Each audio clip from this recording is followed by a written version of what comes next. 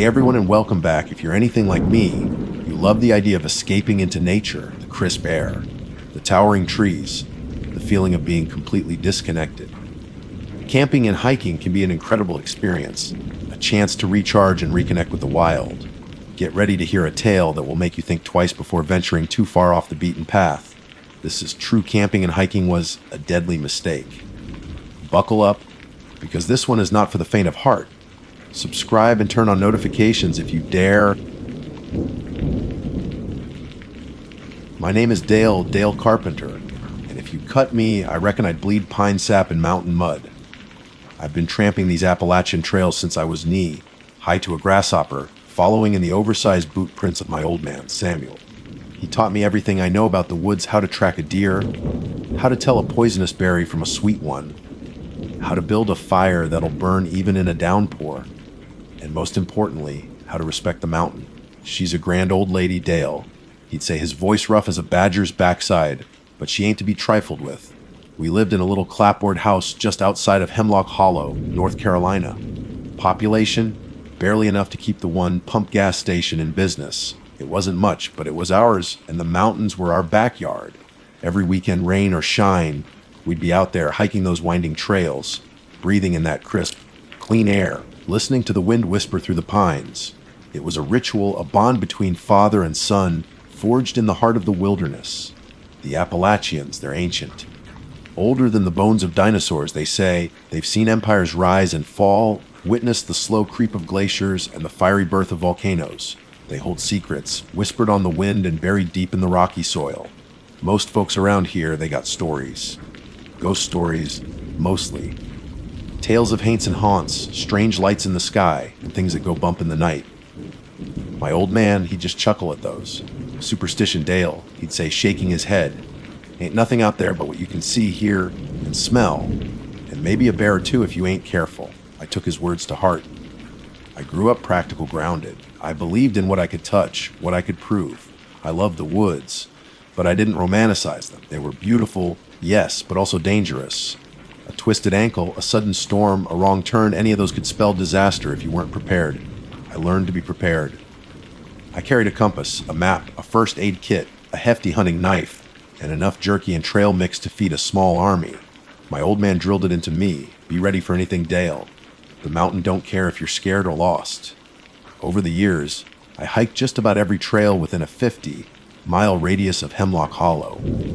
I knew them like the back of my hand, the steep climbs, the hidden waterfalls, the rocky outcrops, where you could get a view that stretched for miles.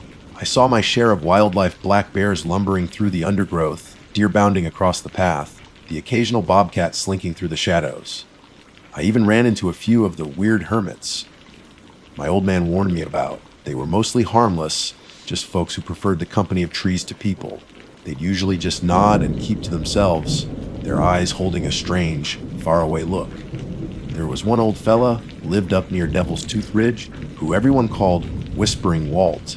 He had a long, tangled beard that reached his waist and wore clothes that looked like they'd been salvaged from a scarecrow. He never spoke, just whispered to the trees. I saw him a few times, always from a distance. He gave me the creeps, I ain't gonna lie, but he never bothered me. My old man said he was just touched in the head, harmless as a newborn rabbit. The only time I ever felt truly uneasy in the woods was when the fog rolled in. It could happen fast, a thick, white blanket that swallowed the trees and turned the familiar trails into a disorienting maze. You couldn't see more than a few feet in front of you, and the silence was deafening, broken only by the drip of moisture from the leaves. Even with a compass, it was easy to get turned around. Those were the times I'd stick to the main trails, double-check my map, and keep my hand on my knife. But even the fog, even the hermits, even the occasional bear encounter, none of it ever truly scared me. I was comfortable in the woods. They were my home, my sanctuary, my escape from the world. I never believed in the ghost stories, the tales of strange creatures and unexplained phenomena. I figured it was all just folklore, campfire tales to spook the tourists. My old man passed away 5 years ago. Heart attack. Took him quick, like a lightning strike. It broke me losing him. He was my best friend, my mentor, my rock. But I kept hiking. It was the only thing that made me feel close to him. To feel his presence in the rustling leaves and the whispering wind.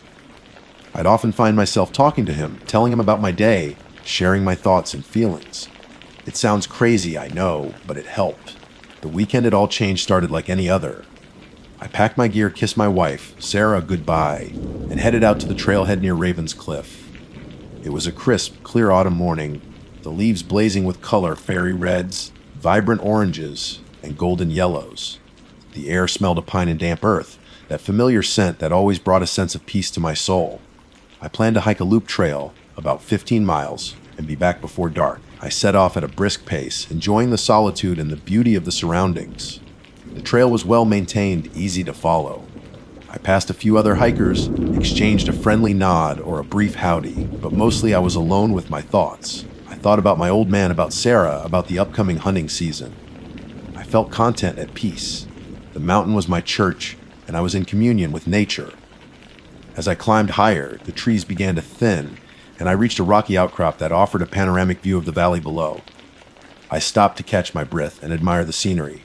The sun was shining, the sky was a brilliant blue, and the mountains stretched out before me like a rumpled green carpet. It was breathtaking. I took a few pictures with my phone, then sat down on a rock to eat my lunch, a simple sandwich of ham and cheese, an apple, and a handful of trail mix. I savored the silence, the solitude, the feeling of being completely disconnected from the world. It was while I was finishing my lunch that I noticed something odd, a flicker of movement in the trees below. I stood up squinting, trying to get a better look. At first, I thought it was a deer, but it was too big, too dark, and it moved with an unnatural fluidity, gliding through the undergrowth with an almost silent grace. I felt a prickle of unease, a sudden chill that had nothing to do with the autumn air. My heart started to beat a little faster. I told myself it was probably just a bear, a big one, but something in my gut told me it was something else, something different. I packed up my lunch, shouldered my backpack, and started to move on. I told myself to keep going, to not dwell on it. It was probably nothing, just my imagination playing tricks on me. But the feeling of unease lingered, a nagging sense of being watched, of not being alone. The rest of the afternoon passed without incident, but the feeling never completely left me. I kept glancing over my shoulder, scanning the trees, listening for any unusual sounds. The woods, which had always felt so familiar and welcoming, now seemed to hold a subtle menace, a hidden threat. I was starting to understand why people told ghost stories about these mountains. And for the first time in my life, I was starting to wonder if maybe, just maybe, there was something more to them than just superstition. The sun was getting low in the sky when the real trouble. It was still a few miles to the car and the trailhead. The sun dipped below the ridge, casting long, skeletal shadows that stretched and twisted across the trail. The vibrant colors of the autumn leaves deepened, shifting from fiery hues to dusky purples and somber browns. The air, which had been crisp and cool, now held a distinct chill, the kind that seeps into your bones and makes you shiver, even through layers of flannel. I quickened my pace, wanting to reach the trailhead before complete darkness fell. I kept telling myself it was just the approaching night, the natural drop in temperature, that was making me feel so on edge. But the feeling of being watched persisted, growing stronger with every step. It was like a weight on my chest, a pressure in my ears. I could feel eyes on me, unseen, unblinking, following my every move. I started to whistle, a tuneless melody my old man used to hum when he was working in the woods. It was a silly thing, but it helped to break the silence, to reassure myself that I was still in control. The whistling, however, seemed to amplify the unsettling quiet of the forest. It echoed back to me, distorted and hollow, as if the trees themselves were mocking my attempt at bravery. I reached a section of the trail that I knew well, a narrow path that wound its way through a dense stand of hemlock trees. The branches were so thick that they blocked out most of the remaining light, creating a tunnel of near total darkness. Normally, I wouldn't have hesitated to enter. I'd hiked this trail dozens of times, even at night. But tonight, something felt different. A primal fear, a deep-seated instinct, screamed at me to stop, to turn back. I ignored it. "Don't be a damn fool, Dale," I muttered to myself. "It's just the dark. You're letting your imagination run wild." I took a deep breath and plunged into the darkness. The air immediately grew colder, heavier, and the scent of pine needles intensified, almost overwhelming. The only sound was the crunch of my boots on the fallen leaves and the frantic thudding of my own heart. I pulled out my headlamp, strapped it on, and flicked the switch. The beam of light cut through the darkness, illuminating a small circle of the trail ahead. It didn't offer much comfort. The shadows seemed to dance and swirl just beyond the reach of the light, taking on grotesque and menacing shapes. I walked faster, my boots hitting the ground with a frantic rhythm. I wanted out of this tunnel of trees, out into the open where I could see what was around me. Then I heard it. A sound, so faint at first that I almost dismissed it as the wind, but it came again closer this time. A low, guttural growl, a sound that seemed to vibrate in the very air around me. My blood ran cold. I stopped dead in my tracks, my heart pounding like a drum against my ribs. I slowly scanned the darkness, the beam of my headlamp darting from tree to tree. I saw nothing. Hello. I called out, my voice trembling slightly. Is anyone there? Silence. Only the rustling of leaves and the frantic pounding of my own heart. I waited, holding my breath, listening intently. The growl came again, closer still, and this time there was no mistaking it. It was the sound of something large, something predatory, something unnatural. It wasn't the growl of a bear. I'd heard bear growls before, and they were deep and rumbling, but this was different. This was lower, more guttural, and it seemed to carry a note of malice. Panic surged through me. I turned and ran. I didn't care about the trail, about staying on the path. I just wanted to get away, to put as much distance as possible between me and whatever was making that sound. I stumbled and fell, scraping my hands and knees on the rough ground. I scrambled back to my feet, ignoring the pain, and kept running. Branches whipped at my face, roots snagged at my feet, but I didn't slow down. I could hear it behind me, gaining on me. The growling was louder now, punctuated by the snapping of twigs and the rustling of leaves. I could feel its presence, its hot breath on the back of my neck. I burst out of the hemlock grove and into a small clearing. The moon, which had been hidden behind the clouds, suddenly emerged, bathing the clearing in a pale, ethereal light. I glanced back, expecting to see a bear, a wolf, maybe even a mountain lion. What I saw made my blood freeze. It wasn't any of those things. It was something else.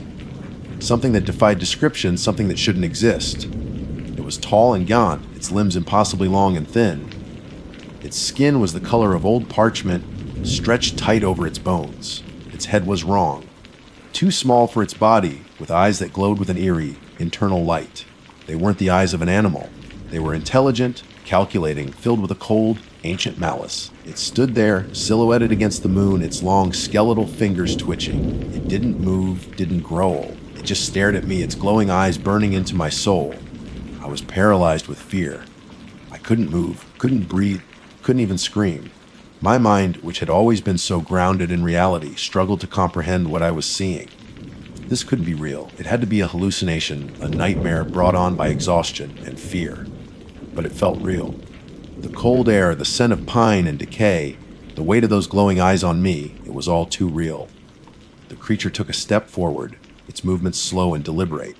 It was like watching a puppet being manipulated by unseen strings, its joints moving in ways that seemed unnatural, impossible. I finally found my voice, a strangled whimper escaping my lips. What are you?" The creature didn't answer. It just kept coming, its eyes fixed on me, its long, skeletal fingers reaching out. I knew with a certainty that chilled me to the core that if it touched me, I was dead. Not just physically dead, but something more, something worse. My soul would be consumed, devoured by this thing. I stumbled backward, desperate to escape, to put some distance between us. My foot caught on a root, and I fell, sprawling on the ground. I scrambled to get up, but it was too late. The creature was upon me. It loomed over me, its shadow engulfing me, its glowing eyes burning down at me. I could smell its breath, a foul, putrid odor that made me gag. I closed my eyes, waiting for the end. I braced myself for the pain, for the darkness, for the oblivion that awaited me. But it didn't come. Instead, I heard a sound, a high-pitched, keening wail that echoed through the clearing. It was a sound of pure terror, of unimaginable pain. I opened my eyes cautiously and saw the creature recoiling, its skeletal hands clutching at its head.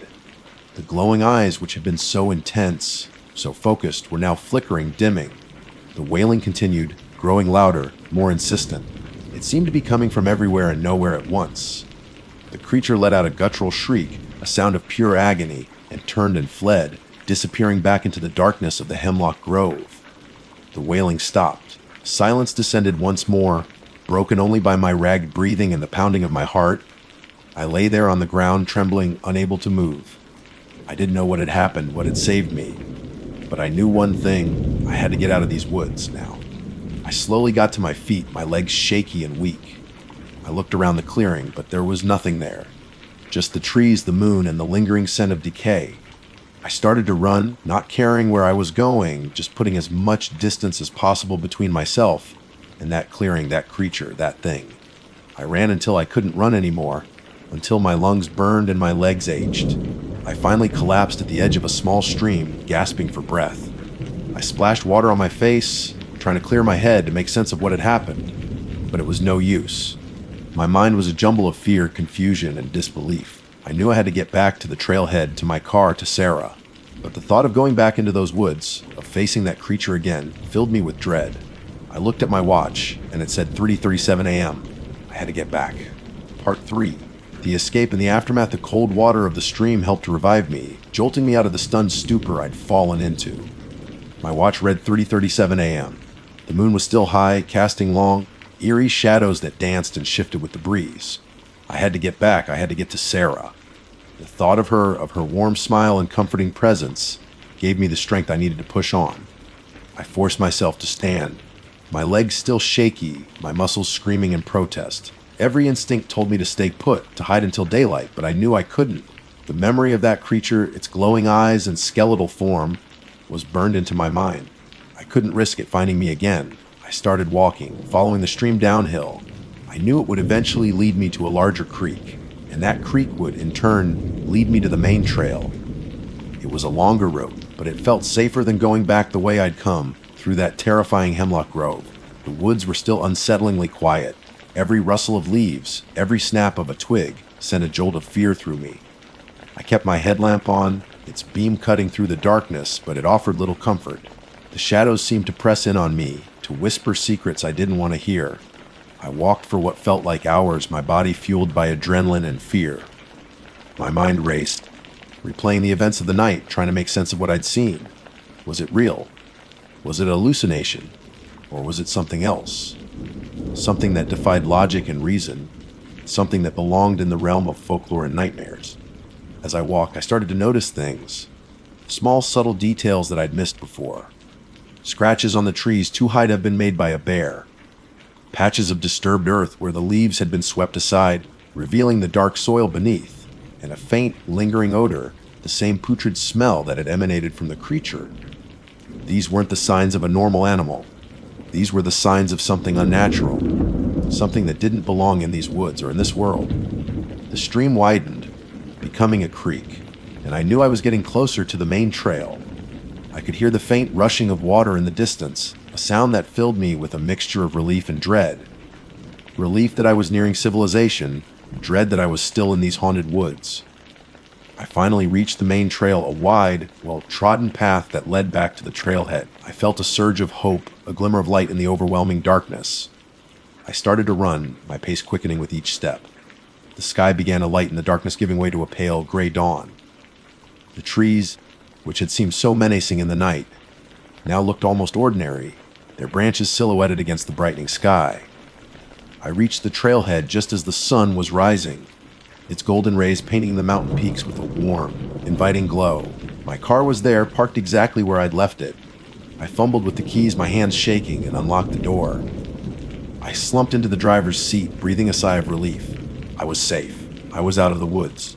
I started the engine and drove, driving faster than I should have, desperate to get home, to see Sarah, to feel the warmth of her embrace. I arrived home to find Sarah frantic with worry.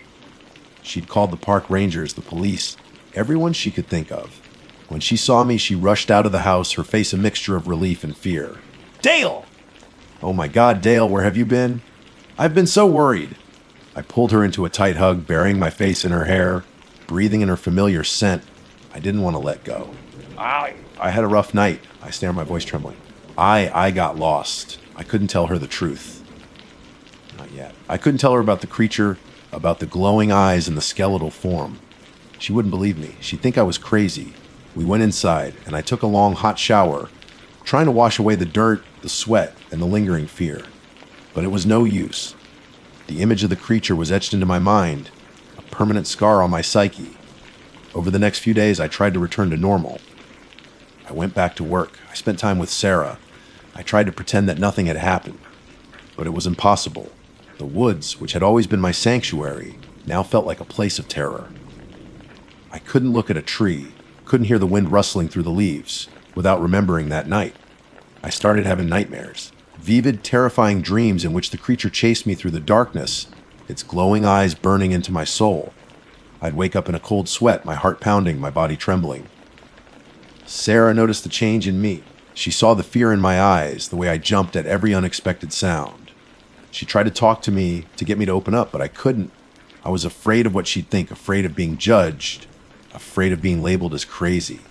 One evening, a week after my ordeal, I finally broke down. Sarah found me sitting on the porch, staring out at the woods, my face pale and drawn. "Dale," she said softly, sitting down beside me, "you have to tell me what happened. I can't help you if I don't know." I hesitated for a moment, then I told her. I told her everything, about the feeling of being watched, about the growl, about the creature, about the wailing that had saved me. To my surprise, she didn't laugh. She didn't dismiss me as crazy. She just listened, her eyes filled with concern and something else, something that looked like understanding.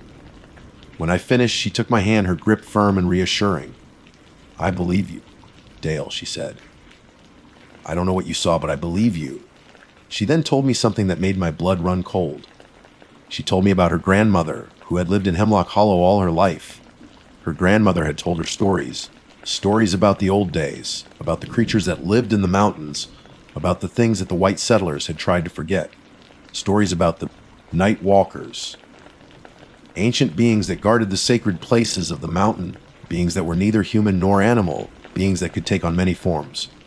My grandmother said they were protectors of the mountain, Sarah said, but they could also be dangerous, especially to those who disrespected the land or disturbed their sacred places. Her words resonated with my own experience, with the feeling of ancient malice I'd sensed in the creature's eyes. Had I somehow stumbled upon one of these sacred places? Had I unknowingly angered these night walkers? I didn't know. But I knew one thing: I would never go back to those woods. Not alone, not ever. The Appalachians, which had once been my refuge, were now a place of fear, a place of nightmares. The experience changed me. It shattered my sense of reality, my belief in the mundane, the practical. It opened my eyes to a world beyond my understanding, a world of ancient secrets and hidden dangers. I still hike sometimes, but I stick to well-worn trails, close to civilization, and I never ever go out after dark. The memory of that night, of the creature, of the glowing eyes, will haunt me forever.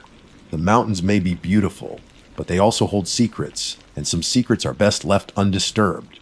And some, it seems, have a way to make you see things that aren't there. Or are they? I am not quite sure yet. My name's Tess, but around these parts, folks just call me Trailblazer. Being sectioned hiking the Appalachian Trail for longer than I care to count, probably close to 15 years now, snatching a week here, a long weekend there, whenever life lets me off the leash. I reckon I've seen just about everything the AT has to throw my way. Trail magic from the kindest souls you'll ever meet. The kind who leave coolers full of cold drinks and snacks just where you need them most. I've weathered torrential downpours that turned the trail into a muddy slip and slide, and I've woken up to the breathtaking silence of a fresh snowfall, the whole world looking brand new and untouched. I've even had my fair share of close calls with wildlife, black bears rummaging through my food bag. Lesson learned: always hang it right. Deer leaping across my path, and once a grumpy-looking bobcat that gave me a wide berth after I let out a holler that probably scared half the county. Yeah, the AT is my happy place, my reset button. City life back home in Asheville can get suffocating sometimes. The constant noise and the endless to-do lists. Out here, it's just me, my pack, and the rhythm of my boots on the dirt. It's where I feel most alive, most connected to something bigger than myself. I know every twist and turn of the trail like the back of my hand, from the smoky haze of the Great Smokies to the rolling hills of Virginia. I've got stories for days, enough to fill a whole damn book. Maybe someday I'll even get around to writing it all down. But this one's different. This ain't about a particularly scenic vista or a funny encounter with a squirrel trying to steal my granola bar. This is about something that happened near Fontana Dam, something that still gives me the chills when I think about it, even after all this time. It wasn't natural, not by a long shot. I've tried to rationalize it, to tell myself it was just the exhaustion playing tricks on my mind, or maybe I'd had one too many cups of lukewarm instant coffee that morning. But deep down, I know what I saw, what I felt, and it ain't something you can just shrug off. Fontana Dam, for those who haven't been, is a beast of a structure. It's the tallest dam east of the Mississippi, a concrete giant holding back a huge, sprawling lake. The trail actually crosses the top of the dam, and it's a pretty impressive sight, especially on a clear day when the sun glints off the water. Usually, it's a welcome break in the hiking, a chance to stretch your legs on a flat surface and take in the views. There's a shelter not too far from the Fontana Dam Visitor Center, and it's often a popular spot for hikers to spend the night, resupply if they need to, and maybe even grab a shower if the Fontana Village Marina is open. I rolled into the Fontana Dam area in late October a few years back. The leaves were just past their peak, but there were still splashes of vibrant color on the mountainsides, a fiery mix of reds, oranges, and yellows against the deep green of the evergreens. The air was crisp and cool, that perfect hiking weather where you can feel the sun on your face, but don't break a sweat climbing those steep Appalachian climbs. I'd been looking forward to this section for a while. I'd heard stories from other hikers about the stunning views from Shuckstack Tower, a decommissioned fire tower a few miles north of the dam, and I was eager to see it for myself. The day I arrived was fairly uneventful. I chatted with a few other hikers at the shelter, sharing trail stories and comparing notes on the latest weather forecast. We cooked our dinners, hanging our food bags as the last light faded from the sky, and then settled into our sleeping bags for the night. The usual sounds of the woods lulled me to sleep, the gentle rustling of leaves, the distant hoot of an owl, the soft snoring of my fellow hikers. Nothing out of the ordinary. It was the next morning when things started to feel off. I woke up before dawn as I usually do. I like to get an early start, especially when I've got a good climb ahead of me. The air was still and quiet, the kind of silence that feels heavier than usual. As I started packing up my gear, I noticed a strange smell in the air, something I couldn't quite place. It wasn't the usual earthy scent of the forest, or the dampness of the morning dew. It was sweet, almost cloying like overripe fruit, but with an undercurrent of something else, something vaguely metallic that made the hairs on the back of my neck prickle. I didn't think too much of it at the time, figuring maybe some animal had left a carcass nearby. I made my coffee and ate a quick breakfast, eager to get moving and shake off the lingering grogginess of sleep. The other hikers were still asleep, their forms bundled up in their sleeping bags. I didn't want to wake them, so I slipped out of the shelter quietly and headed towards the dam. As I walked along the path leading to the dam, the smell grew stronger, more intense. It was definitely coming from that direction. I scanned the woods on either side of the trail, trying to see if I could spot anything unusual, but everything looked normal. Just the trees, the undergrowth, the occasional fallen leaf. When I finally reached the top of the dam, the sun was just starting to peek over the horizon, casting long shadows across the concrete. The lake was still and glassy, reflecting the soft hues of the sunrise. It was a beautiful sight, the kind that usually fills me with a sense of peace and wonder. But this morning, the beauty felt tainted, overshadowed by that strange, unsettling smell. I paused in the middle of the dam, taking in the view, trying to ignore the nagging feeling of unease that was starting to creep in. The wind picked up slightly, carrying the scent even more strongly. It was almost sickeningly sweet now, and the metallic undertone was more pronounced, like the smell of old blood. That's when I saw it. At first, I thought it was just a trick of the light, a shadow playing on the surface of the water. But as I looked closer, I realized it was something else entirely. Something moving. Just below the surface of the lake, near the base of the dam, there was a shape. It was large, elongated, and it seemed to be writhing. My heart started to pound in my chest. What was it? A log, some kind of large fish. But the way it moved, it wasn't like anything I'd ever seen before. It was too fluid, too sinuous, almost like a giant snake, but thicker, wider. And the color, it was a sickly pale white, almost translucent in the dim morning light. I stood there, frozen, my eyes fixed on the shape in the water. It moved slowly, deliberately, seeming to glide just beneath the surface.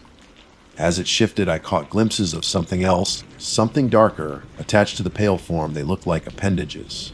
Long, thin, and disturbingly like fingers. A wave of nausea washed over me, and I instinctively backed away from the edge of the dam. My mind was racing, trying to make sense of what I was seeing. This couldn't be real. This had to be some kind of hallucination, brought on by exhaustion or lack of sleep. But the smell was real. I could taste it in the back of my throat. The shape in the water continued to move, slowly making its way towards the shoreline. I watched in horror as it reached the shallows, and a portion of it rose out of the water. It was even more grotesque up close. The pale skin glistened in the morning light, and the dark finger like appendages twitched and wreathed. There was no head, no discernible features, just this pale, elongated mass with those awful, twitching fingers. Then it started to make a sound. It wasn't a growl or a hiss, or any animal sound I'd ever heard. It was more like a wet, sucking sound, a sort of slithering gurgle that seemed to come from everywhere and nowhere at once. The sound vibrated in the air, and I felt it deep in my bones, a primal sense of fear that I had never experienced before. I knew I had to get out of there, now. I turned and ran, my boots pounding on the concrete of the dam. I didn't look back, didn't dare to see if it was following me. I just ran as fast as I could, my breath catching in my throat, the image of that pale, writhing shape burned into my mind. The sickeningly sweet, metallic smell clung to me, filling my nostrils, a constant reminder of what I had seen. I didn't stop running until I reached the woods on the other side of the dam, plunging onto the familiar dirt path of the Appalachian Trail. I kept going, pushing myself harder than I ever had before, not stopping until it was miles away from Fontana Dam, my legs burning, my lungs aching. Even now, years later, I can still picture it so clearly.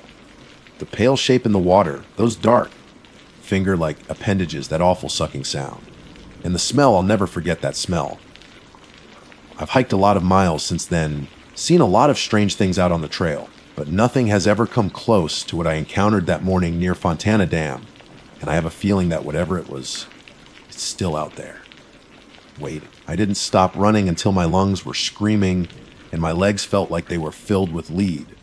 I finally stumbled to a halt on a rocky outcrop overlooking a small valley, gasping for air, my heart hammering against my ribs like a trapped bird. I leaned against a weathered old oak tree, trying to catch my breath and get my bearings.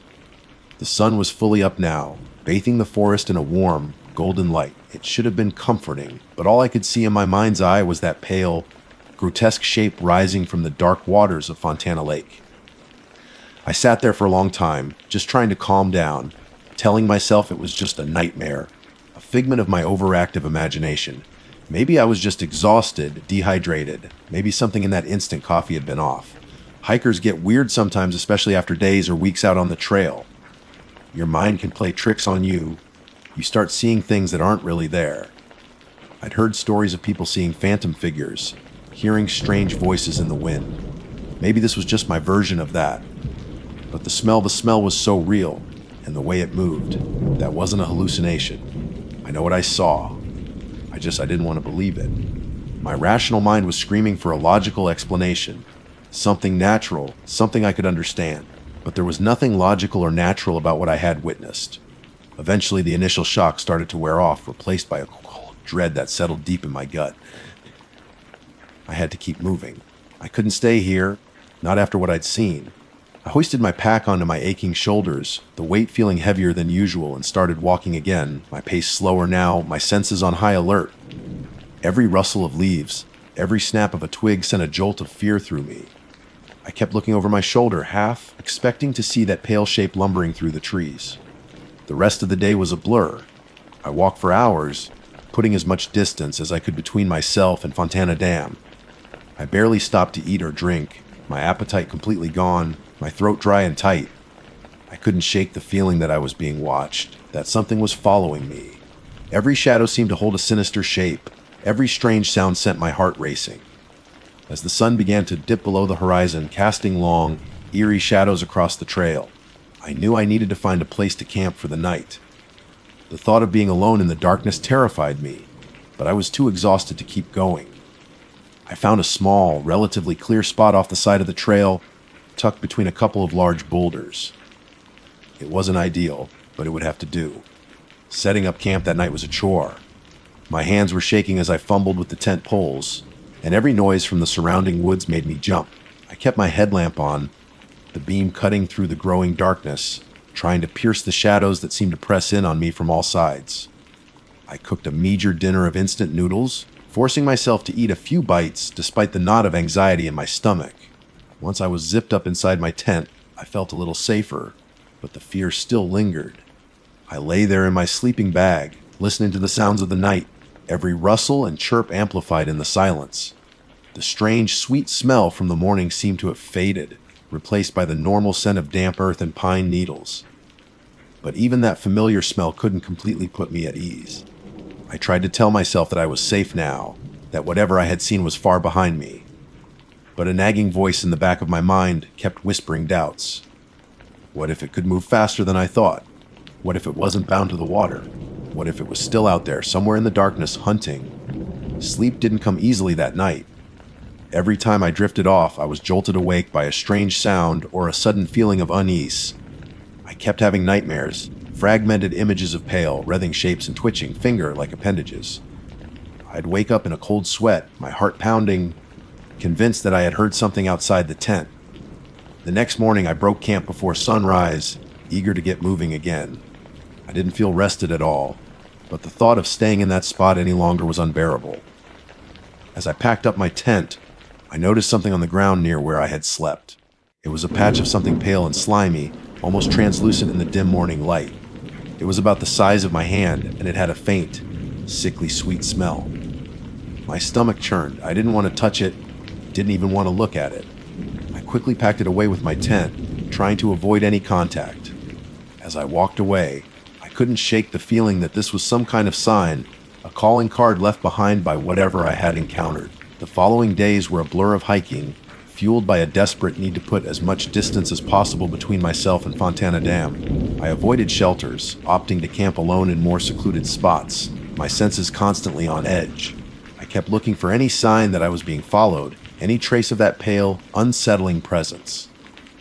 One afternoon about a week after the incident at the dam, I stopped to refill my water bottles at a small spring. As I knelt down by the water, I noticed something odd. There were several small animal tracks in the mud around the spring: deer, raccoons, squirrels, the usual woodland creatures. But mixed in with them were other tracks I couldn't identify. They were larger than any paw print I'd ever seen, and they had a strange, almost hand-like shape to them, with long, slender indentations that looked disturbingly like fingers. My blood ran cold. I quickly filled my water bottles and scrambled away from the spring, my heart pounding in my chest. This was it. This was proof. It wasn't just my imagination. Something had followed me.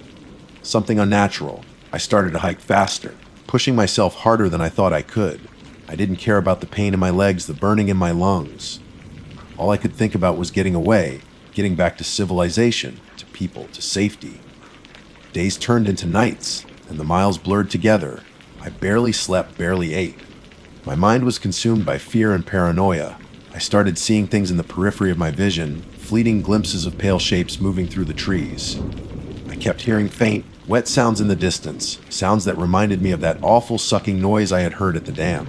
One evening, as I was making camp in a particularly dense section of forest, I heard it again. The sucking sound. It was faint at first, barely audible over the chirping of the crickets. But then it grew louder, closer. I froze, my headlamp fixed on the darkness surrounding my tent. The sound seemed to be coming from just beyond the trees. I held my breath, listening intently. The sucking sound came again, followed by a soft rustling in the undergrowth. It sounded like something large was moving through the woods, slowly, deliberately. Terror gripped me. I fumbled for my knife, my hand shaking so badly I could barely hold it.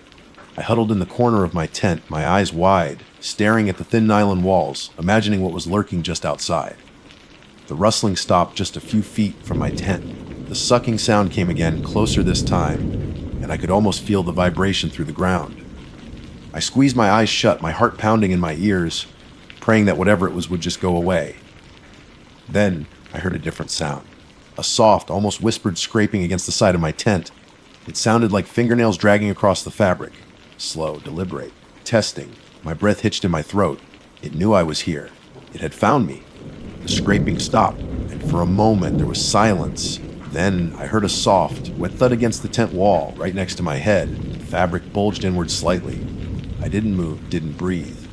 I was paralyzed with fear. I could feel something on the other side of the tent, something close, something listening. The silence stretched on, each second feeling like an eternity. Then slowly, agonizingly slowly, the scraping started again, moving down the side of the tent, closer to the zipper. My mind screamed. It was trying to get in. I had to do something. I couldn't just lie there and wait.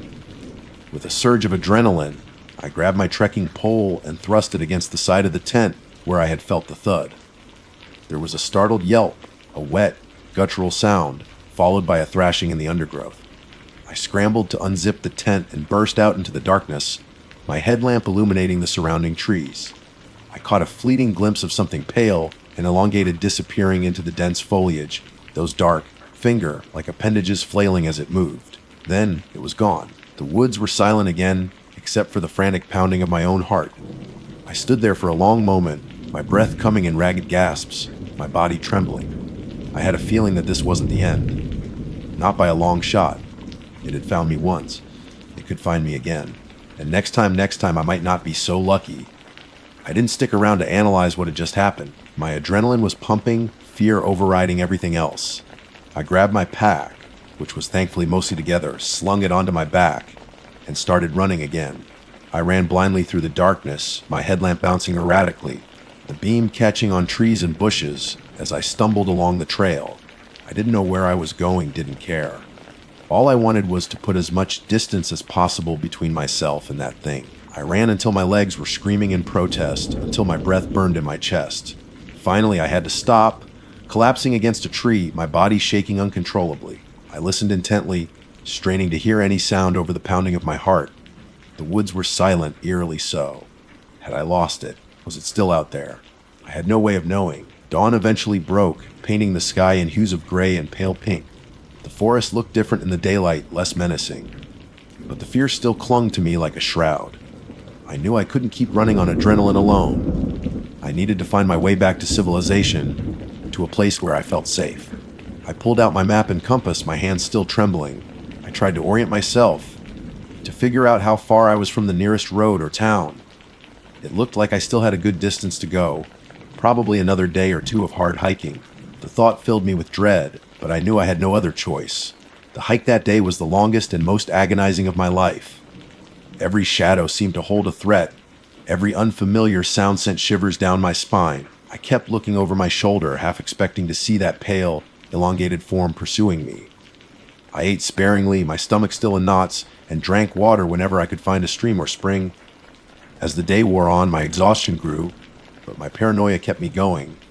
I couldn't shake the feeling that I was being watched, that something was tracking me. I noticed more of those strange, hand-like tracks in the mud, sometimes closer together, as if it was gaining on me. And the smell, the faint, sickly sweet smell would occasionally waft through the air, a chilling reminder of my encounter. That night was even worse than the last.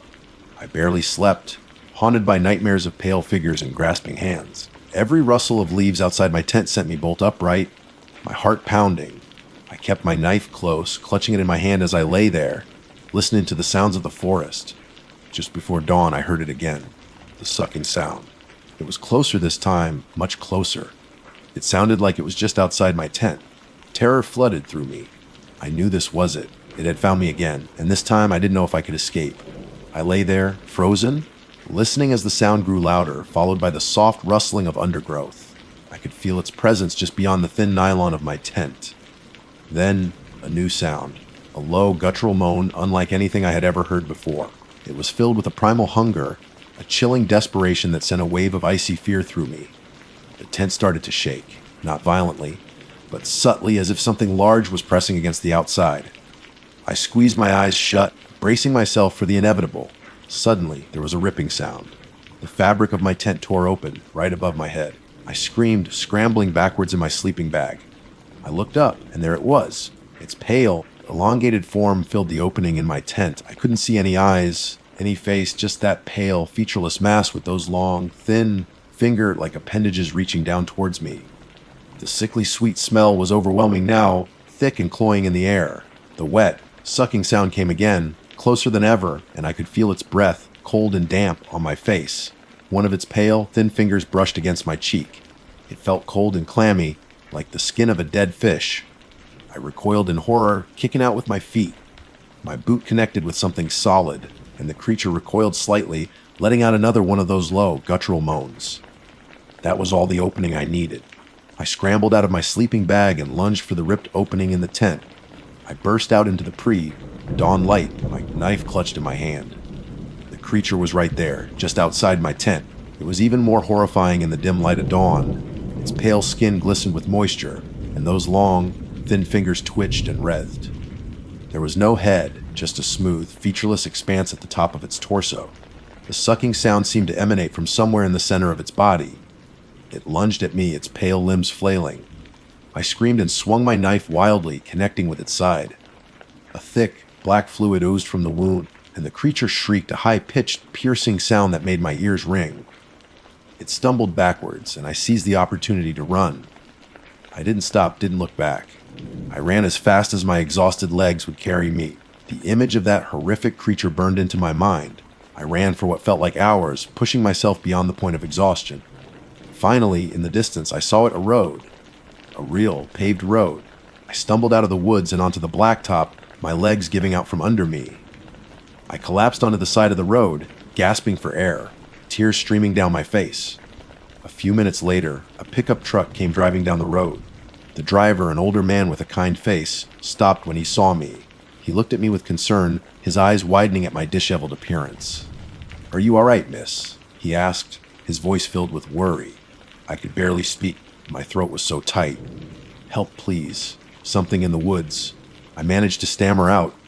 The man helped me into his truck, and I told him everything about Fontana Dam, the pale shape in the water, the tracks, the smell, the encounter in the woods.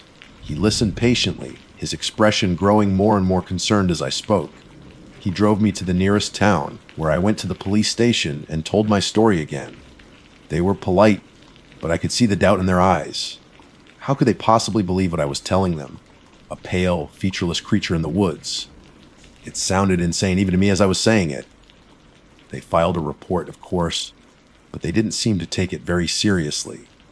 They probably chalked it up to hiker fatigue or some kind of delusion. I didn't stay in town for long. As soon as I could, I got a bus ticket back to Asheville. I couldn't wait to get home, to be surrounded by familiar sights and sounds, to feel safe again. But even now, back in my apartment with the city noise filtering through the windows, I still don't feel completely safe. Every time I close my eyes, I see that pale, writhing shape. I still smell that sickly sweet odor in my nightmares. And I can still hear that wet, sucking sound in the quiet moments before I fall asleep. I haven't been back to the Appalachian Trail since then. I don't know if I ever will. The woods used to be my sanctuary, my escape. Now they just remind me of what I saw near Fontana Dam, of the thing that is still out there lurking in the shadows. My name is Tess, but around these parts, they called me Trailblazer. I thought I'd seen it all in the AT. I was wrong. Some things you can't unsee. Some things aren't natural. And sometimes the trail leads to places you never want to go. I didn't stick around to analyze what had just happened. My adrenaline was pumping, fear overriding everything else. I grabbed my pack, which was thankfully mostly together, slung it onto my back, and started running again. I ran blindly through the darkness, my headlamp bouncing erratically, the beam catching on trees and bushes as I stumbled along the trail. I didn't know where I was going, didn't care. All I wanted was to put as much distance as possible between myself and that thing. I ran until my legs were screaming in protest, until my breath burned in my chest. Finally, I had to stop, collapsing against a tree, my body shaking uncontrollably. I listened intently, straining to hear any sound over the pounding of my heart. The woods were silent, eerily so. Had I lost it? Was it still out there? I had no way of knowing. Dawn eventually broke, painting the sky in hues of gray and pale pink. The forest looked different in the daylight, less menacing, but the fear still clung to me like a shroud. I knew I couldn't keep running on adrenaline alone. I needed to find my way back to civilization, to a place where I felt safe. I pulled out my map and compass, my hands still trembling. I tried to orient myself, to figure out how far I was from the nearest road or town. It looked like I still had a good distance to go, probably another day or two of hard hiking. The thought filled me with dread, but I knew I had no other choice. The hike that day was the longest and most agonizing of my life. Every shadow seemed to hold a threat. Every unfamiliar sound sent shivers down my spine. I kept looking over my shoulder, half expecting to see that pale, elongated form pursuing me. I ate sparingly, my stomach still in knots, and drank water whenever I could find a stream or spring. As the day wore on, my exhaustion grew, but my paranoia kept me going. I couldn't shake the feeling that I was being watched, that something was tracking me. I noticed more of those strange hand-like tracks in the mud, sometimes closer together, as if it was gaining on me. And the faint, sickly sweet smell would occasionally waft through the air, a chilling reminder of my encounter. That night was even worse than the last. I barely slept, haunted by nightmares of pale figures and grasping hands. Every rustle of leaves outside my tent sent me bolt upright, my heart pounding. I kept my knife close, clutching it in my hand as I lay there, listening to the sounds of the forest. Just before dawn, I heard it again. The sucking sound. It was closer this time, much closer. It sounded like it was just outside my tent. Terror flooded through me. I knew this was it. It had found me again, and this time I didn't know if I could escape. I lay there frozen, listening as the sound grew louder, followed by the soft rustling of undergrowth. I could feel its presence just beyond the thin nylon of my tent. Then a new sound. A low, guttural moan unlike anything I had ever heard before. It was filled with a primal hunger, a chilling desperation that sent a wave of icy fear through me. The tent started to shake, not violently, but subtly, as if something large was pressing against the outside. I squeezed my eyes shut, bracing myself for the inevitable. Suddenly, there was a ripping sound. The fabric of my tent tore open right above my head. I screamed, scrambling backwards in my sleeping bag. I looked up, and there it was. Its pale, elongated form filled the opening in my tent. I couldn't see any eyes, any face, just that pale, featureless mass with those long, thin finger-like appendages reaching down towards me. The sickly sweet smell was overwhelming now, thick and cloying in the air. The wet, sucking sound came again closer than ever, and I could feel its breath cold and damp on my face. One of its pale, thin fingers brushed against my cheek. It felt cold and clammy, like the skin of a dead fish. I recoiled in horror, kicking out with my feet. My boot connected with something solid, and the creature recoiled slightly, letting out another one of those low, guttural moans. That was all the opening I needed. I scrambled out of my sleeping bag and lunged for the ripped opening in the tent. I burst out into the pre-dawn light, my knife clutched in my hand. The creature was right there, just outside my tent. It was even more horrifying in the dim light of dawn. Its pale skin glistened with moisture, and those long, thin fingers twitched and writhed. There was no head, just a smooth, featureless expanse at the top of its torso. The sucking sound seemed to emanate from somewhere in the center of its body. It lunged at me, its pale limbs flailing. I screamed and swung my knife wildly, connecting with its side. A thick, black fluid oozed from the wound, and the creature shrieked a high-pitched, piercing sound that made my ears ring. It stumbled backwards, and I seized the opportunity to run. I didn't stop, didn't look back. I ran as fast as my exhausted legs would carry me. The image of that horrific creature burned into my mind. I ran for what felt like hours, pushing myself beyond the point of exhaustion. Finally, in the distance, I saw it, a road. A real, paved road. I stumbled out of the woods and onto the blacktop, my legs giving out from under me. I collapsed onto the side of the road, gasping for air, tears streaming down my face. A few minutes later, a pickup truck came driving down the road. The driver, an older man with a kind face, stopped when he saw me. He looked at me with concern, his eyes widening at my disheveled appearance. "Are you all right, miss?" he asked, his voice filled with worry. I could barely speak. My throat was so tight. "Help, please, is something in the woods." I managed to stammer out. The man helped me into his truck, and I told him everything about Fontana Dam, the pale shape in the water, the tracks, the smell, the encounter in the woods. He listened patiently, his expression growing more and more concerned as I spoke. He drove me to the nearest town, where I went to the police station and told my story again. They were polite, but I could see the doubt in their eyes. How could they possibly believe what I was telling them? A pale, featureless creature in the woods. It sounded insane even to me as I was saying it. They filed a report, of course, but they didn't seem to take it very seriously. They probably chalked it up to hiker fatigue or some kind of delusion. I didn't stay in town for long. As soon as I could, I got a bus ticket back to Asheville. I couldn't wait to get home, to be surrounded by familiar sights and sounds, to feel safe again. But even now, back in my apartment, with the city noise filtering through the windows, I I still don't feel completely safe. Every time I close my eyes, I see that pale, wreathing shape. I still smell that sickly sweet odor in my nightmares, and I can still hear that wet, sucking sound in the quiet moments before I fall asleep. I haven't been back to the Appalachian Trail since then. I don't know if I ever will.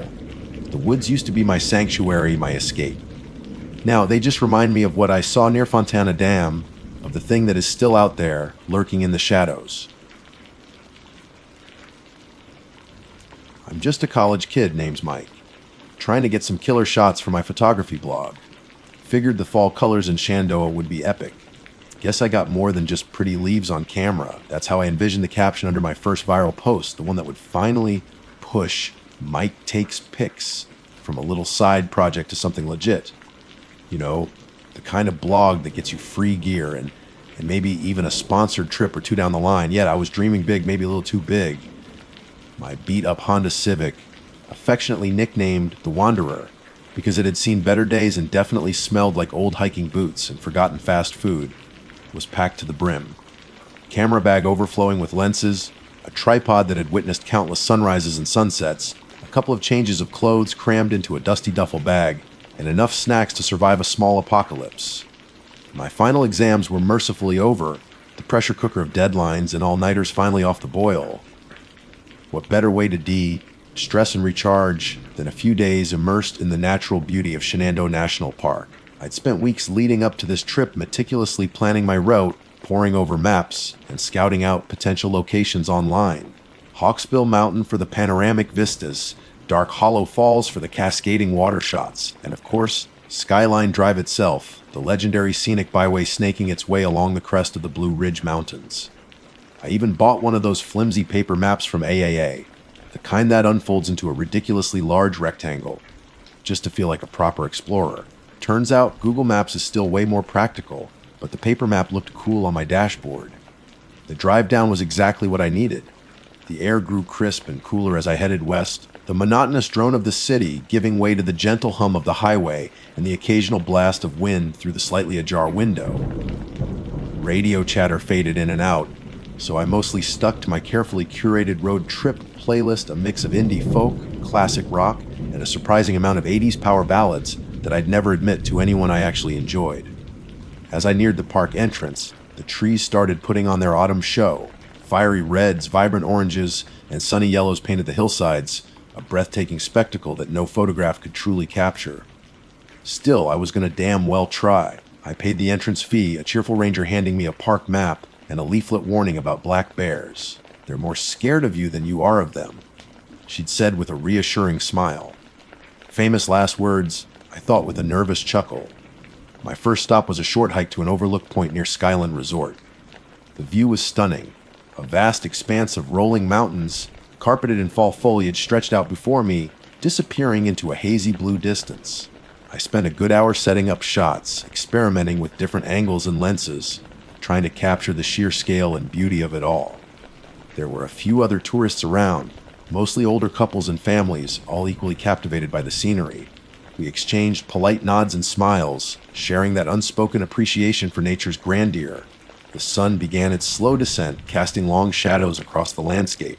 The air grew cooler, and the crowd started to thin out. I decided to move on to my next location, a secluded spot I'd found on a hiking trail off Skyline Drive, promising a perfect view of the sunset. The trail was less crowded, winding through a dense forest that still held on to some of its summer greenery beneath the vibrant fall colors. The only sounds were the crunch of my boots on the fallen leaves and the occasional rustle of unseen creatures in the undergrowth. It was peaceful, almost eerily so. As I ventured deeper, the sunlight filtering through the canopy became more and more fragmented, casting dancing patterns of light and shadow on the forest floor. I reached my chosen spot, a rocky outcrop that jutted out over a small valley. The view was even better than I had hoped.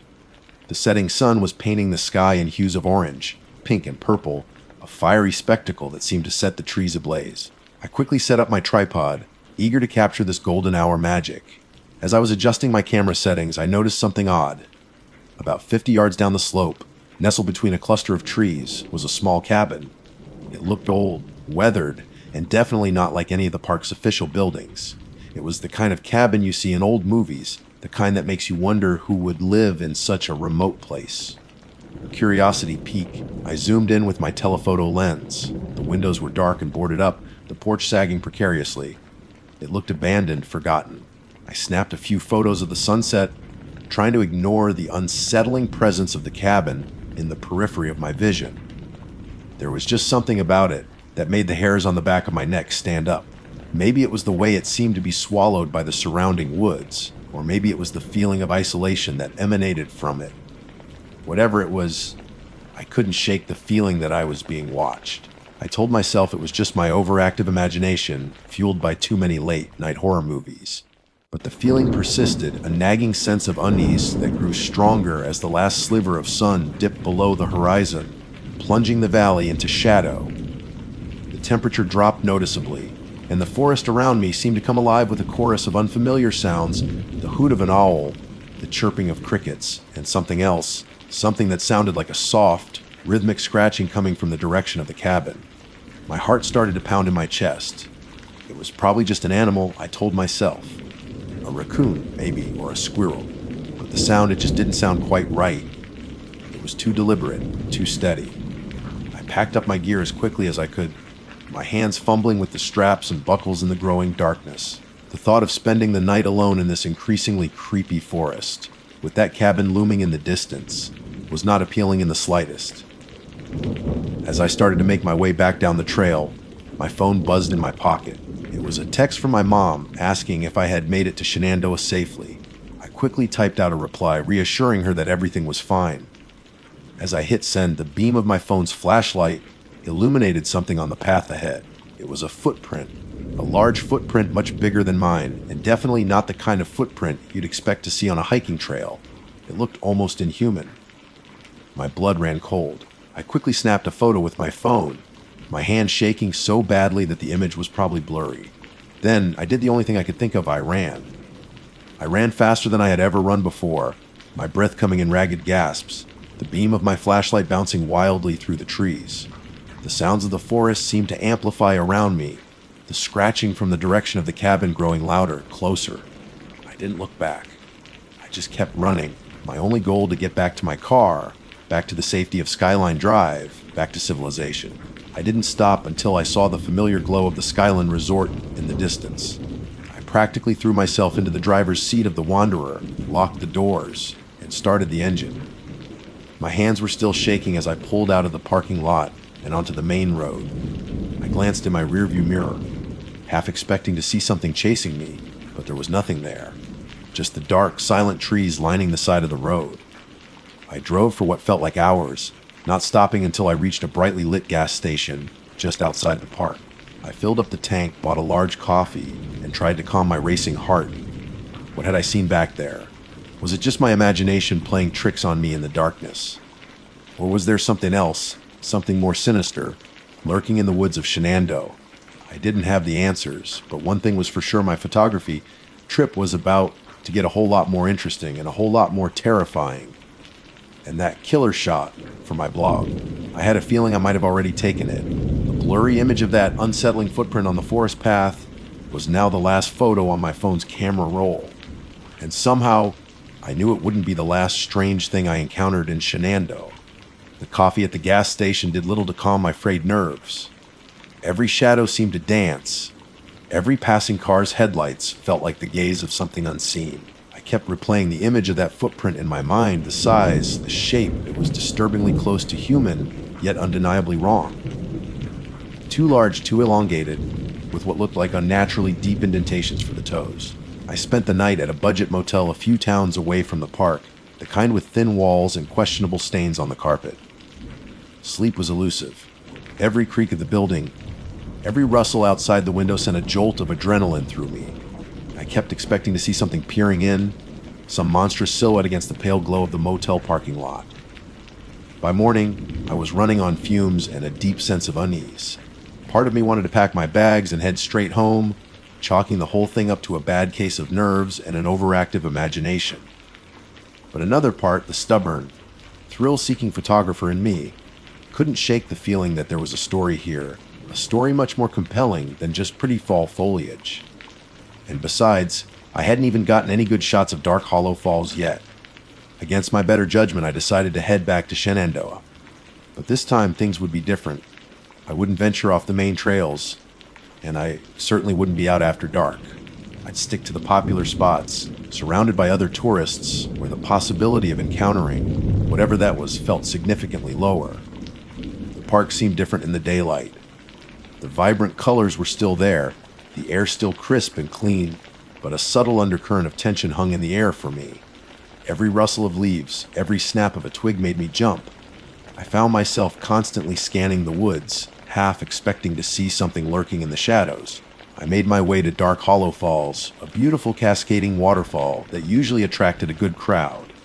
There were a few people scattered around, taking pictures and enjoying the scenery, which did help to ease my anxiety. I spent a couple of hours photographing the falls, trying to lose myself in the technical aspects of aperture and shutter speed, but the image of that footprint kept creeping back into my thoughts. As the afternoon wore on, the crowds began to thin out. I decided to hike back up to the parking lot, my initial enthusiasm for photography slowly being replaced by a growing sense of foreboding. I kept glancing back at the woods, a prickling sensation on my skin as if I were being watched. It was on the way back that I saw it. A flash of white through the trees off to the side of the trail. My heart skipped a beat. I stopped dead in my tracks, peering through the dense foliage. It was a small piece of fabric, snagged on a low, hanging branch. White and torn, it looked like a piece of clothing. Curiosity overriding my fear, I cautiously stepped off the trail and made my way towards it. As I got closer, I saw more. Another piece of white fabric, then another. They seemed to be leading deeper into the woods, away from the marked path. My mind raced. Had someone gotten lost? Injured? The rational part of me screamed to stay on the trail to go get help. But the photographer in me, the one always searching for a story, felt a pull, an almost irresistible urge to follow the trail of white. Ignoring the warning bells in my head, I pushed through the undergrowth, following the scattered fragments of fabric. The woods grew darker and denser, the sounds of the waterfall fading behind me. The air felt heavy, still. It was as if the forest itself was holding its breath. The white fabric led me to a small clearing. In the center of the clearing stood the cabin, the same cabin I had seen from the overlook the previous evening. It looked even more dilapidated up close, the wood warped and rotting, the windows like vacant eyes staring out into the wilderness. The porch sagged at an alarming angle, and the front door hung crookedly on its hinges, as if it had been forced open. A wave of nausea washed over me. This was wrong. Every instinct in my body screamed at me to turn around and run. But I was frozen, my feet rooted to the spot, a morbid curiosity holding me captive. Slowly, cautiously, I approached the cabin. The silence was deafening, broken only by the gentle creak of the wind rustling through the trees. I reached the porch and peered through the gap in the door. The inside of the cabin was even more unsettling than the outside. Dust motes danced in the faint light filtering through the cracks in the walls. Cobwebs draped across every surface like macabre decorations. The air was thick with the smell of damp wood and something faintly metallic like old blood. My stomach churned.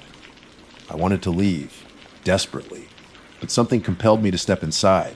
With a deep breath, I pushed the door open wider and stepped into the darkness. The floorboards creaked ominously beneath my weight. I took a few tentative steps, my eyes struggling to adjust to the gloom. I could make out the shapes of furniture, a rickety wooden table, a couple of overturned chairs, a dusty old cot in the corner. On the table, there was something glinting in the dim light. I cautiously approached the table. It was a photograph, an old, faded black and white photograph of a family, a man, a woman, and two young children, all smiling happily at the camera.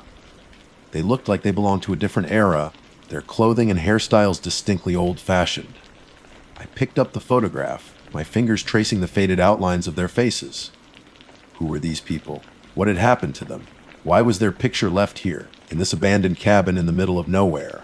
As I turned the photograph over, I saw something scrawled on the back in faded ink. A name, the Miller family, and a date, October 19, 1978. A shiver ran down my spine. This cabin wasn't just abandoned. It felt like it had been left in a hurry. Like the people who lived here had suddenly vanished, leaving their belongings behind. I placed the photograph back on the table and continued to explore the cabin. In the corner, next to the cot, I found a small, leather-bound journal. Its pages were yellowed and brittle with age. Hesitantly, I opened it.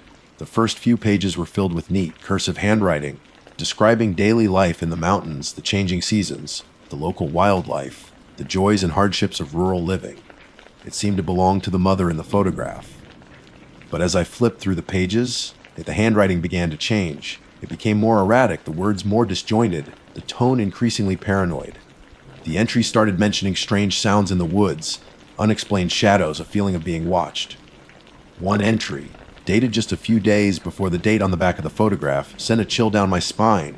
It read, "He's getting closer. I can hear him at night scratching at the door. The children are scared. John says it's just animals, but I know it's more. Something is out there, something unnatural." The last entry was just a single, hastily scribbled sentence. "His inside." My blood ran cold. I slammed the journal shut, my heart pounding in my chest. I had to get out of here now. As I turned to leave, I heard it. A soft, rhythmic scratching coming from the other room. The same sound I had heard in the woods the previous night. My breath caught in my throat. I froze, listening intently. The scratching continued, closer now, more insistent. It sounded like something was dragging its claws against the wooden walls. Slowly, cautiously, I turned towards the sound. The other room was small and dark. As my eyes adjusted, I could make out a shape in the corner. Tall and gaunt, its back to me. The scratching stopped. The figure slowly turned its head, and I finally saw its face. It wasn't human. Its skin was pale and stretched taut over sharp, angular bones. Its eyes were large and black, reflecting the faint light like pools of ink. And its mouth was stretched into a wide, grotesque smile, revealing rows of jagged, needle-like teeth. A low growl rumbled from its chest. It took a step towards me, its long, spindly limbs moving with an unnatural grace. I didn't scream. I couldn't. Fear had choked the sound in my throat. I just stood there, paralyzed, staring into the abyss of those black eyes. Then, instinct took over. I stumbled backward, knocking over a chair. The sound seemed to startle the creature, or perhaps it just realized I was trying to escape. It lunged at me, its long, clawed hands reaching out. I ducked just in time. Scrambling out of the way, I turned and fled, bursting out of the cabin and back into the daylight. I didn't stop running until I was back on the main trail, my lungs burning, my legs aching. I glanced back, but the creature wasn't following me. Not yet, anyway. I stumbled back to my car, my mind reeling from what I had just seen. I didn't know what that thing was, but it was real. And it had been in that cabin. With the Miller family. I fumbled with the keys, my hands shaking so badly I could barely get them into the ignition. I started the engine and slammed the car into reverse, not caring if I backed into a tree. I just needed to get away. As I sped down Skyline Drive, my eyes darted nervously to the rearview mirror. Every shadow in the woods seemed to hold a potential monster. The beautiful scenery of Shenandoah had transformed into a terrifying backdrop for a nightmare I couldn't seem to escape. I knew one thing for sure. My photography blog was about to get a story no one would ever believe. And I had a feeling my life would never be the same. The drive away from Shenandoah felt surreal. The sun was fully up now, bathing the familiar landscapes in a seemingly normal, comforting light. But the image of that creature's face, those black eyes and jagged teeth, was burned into my mind. Every time I glanced in the rearview mirror, I expected to see it there, leering from the back seat. I didn't stop driving until I reached my dorm room, my hands still trembling slightly on the steering wheel. The familiar clutter of textbooks, dirty laundry, and half-eaten bags of chips felt strangely comforting, a stark contrast to the terrifying silence of the cabin. I locked the door, drew the blinds, and collapsed onto my bed, the events of the past 24 hours replaying in my head like a gruesome movie. I had gone to Shenandoah for pretty pictures. I had come back with a story that sounded insane even to my own ears. After a few hours of restless sleep, punctuated by nightmares of shadowy figures and scratching sounds, I finally forced myself to get up. The logical part of my brain was desperately trying to rationalize what I had seen. Maybe it was a hallucination, stress, a vivid nightmare brought on by too much gas station coffee. But the memory of the footprint, the torn white fabric, the faded photograph, the journal, it all felt too real, too tangible to be just a figment of my imagination. I decided to look up the Miller family. I typed their name in the year 1978 into my laptop, adding Shenandoah National Park to the search terms. It took a while, sifting through old newspaper archives and local history websites, but eventually I found something. An article from the October 20th, 1978 edition of a local paper detailed the disappearance of the Miller family, John, Sarah, and their two young children, Emily and Thomas, who had been vacationing in a rented cabin in Shenandoah. The cabin was described as being in a remote, off the beaten path location. Despite an extensive search, no trace of the family had ever been found. The case had gone cold, becoming one of the park's enduring mysteries. The details in the article matched everything I had found in the cabin, the year on the photograph, the number of family members. It couldn't be a coincidence. A wave of guilt washed over me. Had I stumbled upon the scene of some horrific tragedy? Had that thing been responsible for what happened to the Miller family? I thought about calling the park authorities, telling them what I had seen. But who would believe me? A college kid claiming to have encountered a monster in an abandoned cabin. I could just imagine the looks on their faces. Then I thought about my blog, Mike Takes Pics. It was about photography, about capturing moments in time. But what if I could use it to tell a different kind of story? The story of the Miller family, the story of the creature in the cabin, my story. I spent the next few days poring over my photos from the trip. The vibrant landscapes now seemed tainted, overshadowed by the memory of what I had found. I even looked at the blurry photo of the footprint, trying to make out more detail. Then I remembered the white fabric. I hadn't taken any pictures of that, but I had taken a picture of the cabin from the overlook the previous evening. I scrolled through my photos until I found it. Zooming in, I could just make out the dark silhouette of the cabin nestled amongst the trees. And if I squinted, really focused, could that be something white hanging from the porch? It was too far away and the resolution wasn't great, but it looked suspiciously like the torn fabric. That was it. That was my proof. Not concrete, maybe, but enough to pique people's interest. I decided to write about my experience. I started with my initial excitement for the photography trip, the beauty of the fall colors, the peacefulness of the woods. Then I slowly introduced the unsettling feeling I had at the overlook, the discovery of the cabin, and finally, the terrifying encounter inside.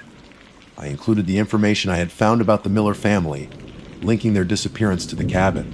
I even uploaded the blurry photo of the footprint and the picture of the cabin with the possible white fabric. I titled my post, "What I Found in Shenandoah Was Not Meant to Be Seen." I hesitated before hitting publish, a knot of anxiety tightening in my stomach. What if people thought I was crazy? What if I was putting myself in danger? But the need to share my story, to warn others, outweighed my fear. I clicked the button. The response was immediate and overwhelming. My blog, which usually got a handful of views a day, suddenly exploded with traffic. People were fascinated, horrified, skeptical. The comments section was a chaotic mix of believers and debunkers. Some shared their own strange experiences in national parks, tales of unexplained noises and unsettling encounters. Others called me a liar, a hoaxer trying to get attention. But there were also those who were genuinely disturbed by my story, who felt a sense of unease after reading about the Miller family and the creature in the cabin. Some even started their own online investigations, digging deeper into the history of Shenandoah, searching for similar disappearances or local legends. Days turned into weeks. My blog gained a significant following. I did interviews with online paranormal magazines and even a local news channel. I became the Shenandoah Monster Guy, a label I both embraced and secretly dreaded. Then I received an anonymous message through my blog. It was short, cryptic, and sent a fresh wave of terror through me. "You shouldn't have gone looking," it read. Some things are best left hidden. I tried to trace the message, but it came from an untraceable IP address. I started looking over my shoulder again, the feeling of being watched returning with a vengeance. Had I stirred something up? Was that creature or whatever else might be out there aware of my blog? Were they coming for me? One evening, a few months later, I received another message. This one was different. It was from a user with a strange nature-themed username. It contained a single line. "The scratching has started again." I replied immediately asking for more information, but there was no response. I tried to track the user, but their profile was empty. I haven't heard anything since. But every now and then, late at night, when the wind howls outside my window, I hear it. A soft, rhythmic scratching, and I can't help but wonder if it's just the branches against the glass or something else. I still update my blog mostly with my photography from other, less eventful trips. But I haven't been back to Shenandoah. Not yet. Sometimes, though, I find myself looking at the map, my fingers tracing the winding path of Skyline Drive, the dark, unlabeled areas deep within the park.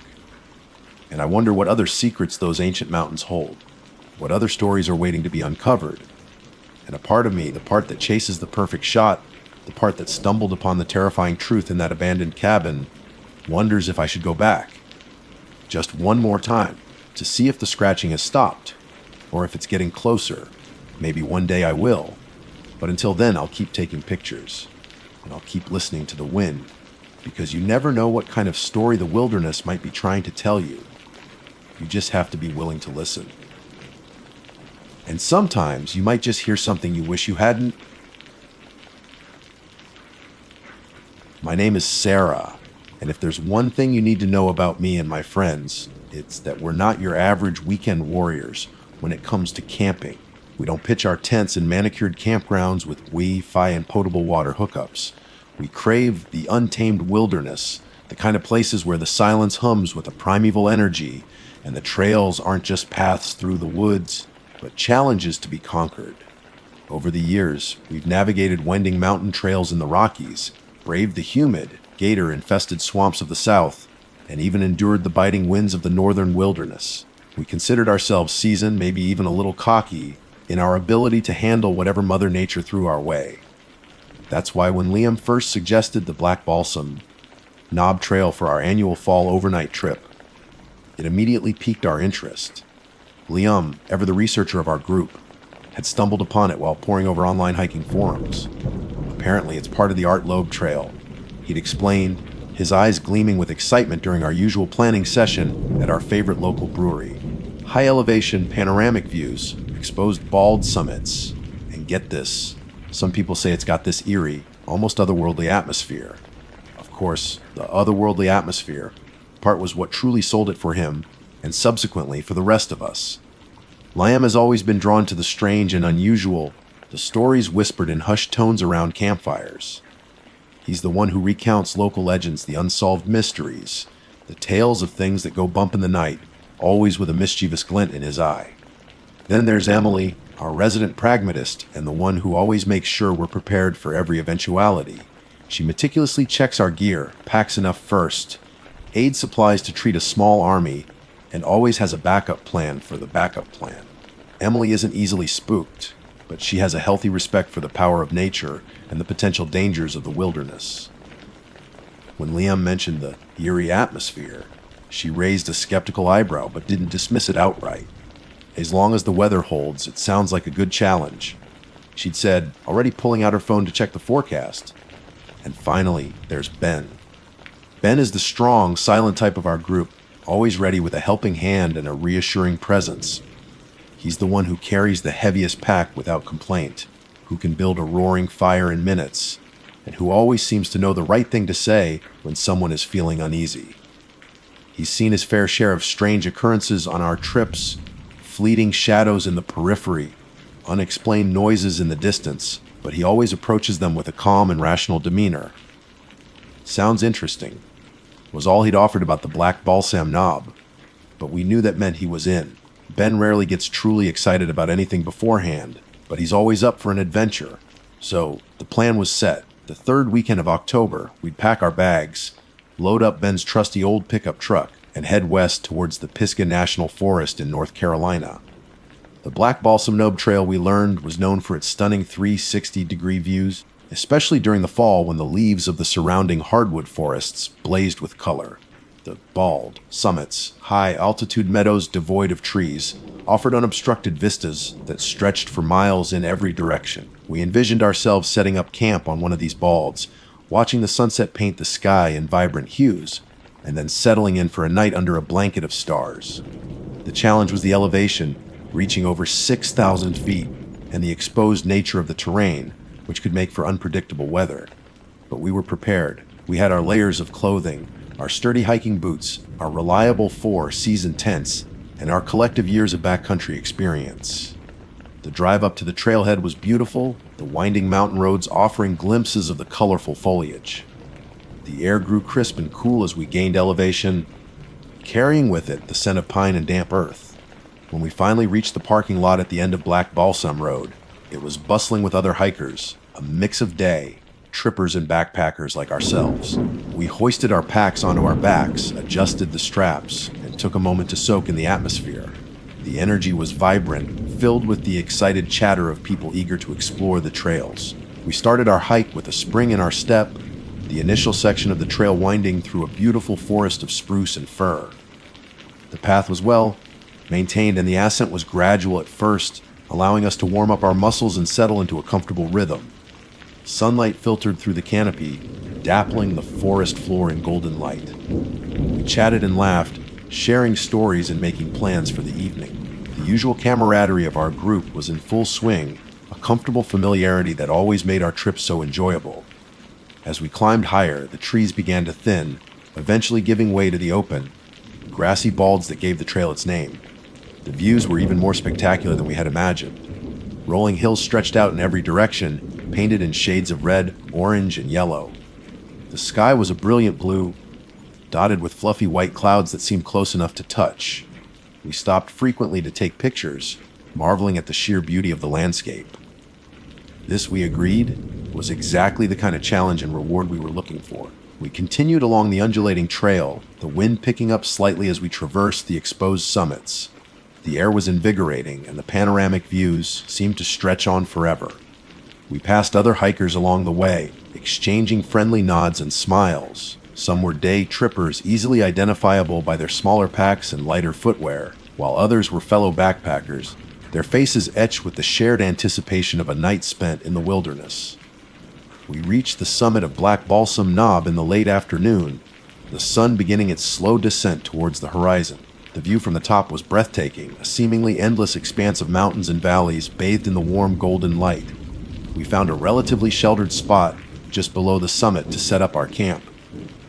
The ground was uneven and rocky, but we worked together, our movements practiced and efficient, soon having our 2 tents pitched and our gear organized. With camp established, we gathered some fallen branches for a fire and started preparing our dinner. Tonight's menu consisted of dehydrated chili, a backcountry staple that was always satisfying after a long day of hiking. As we waited for the water to boil, we sat on some rocks, sipping on our water bottles and taking in the stunning scenery.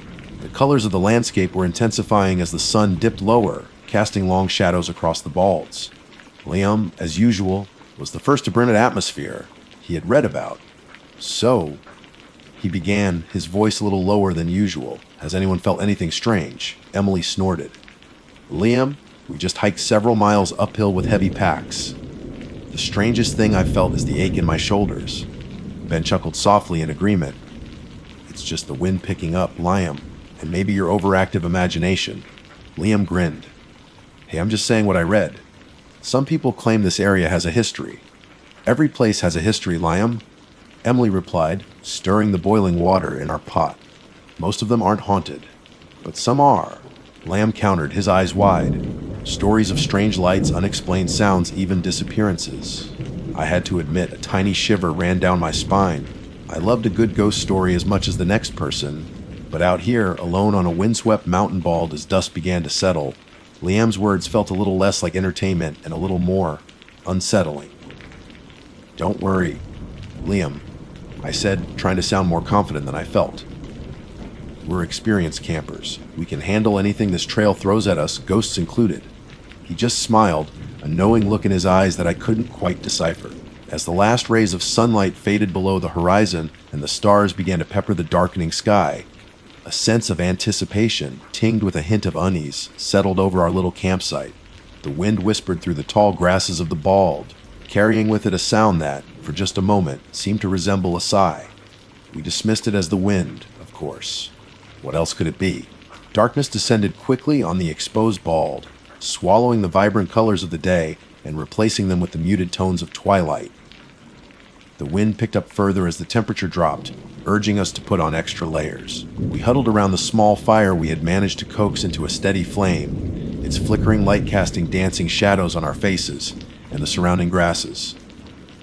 The chili was hot and comforting, and for a while, the shared meal and the crackling fire helped to ward off the growing chill, both physical and psychological.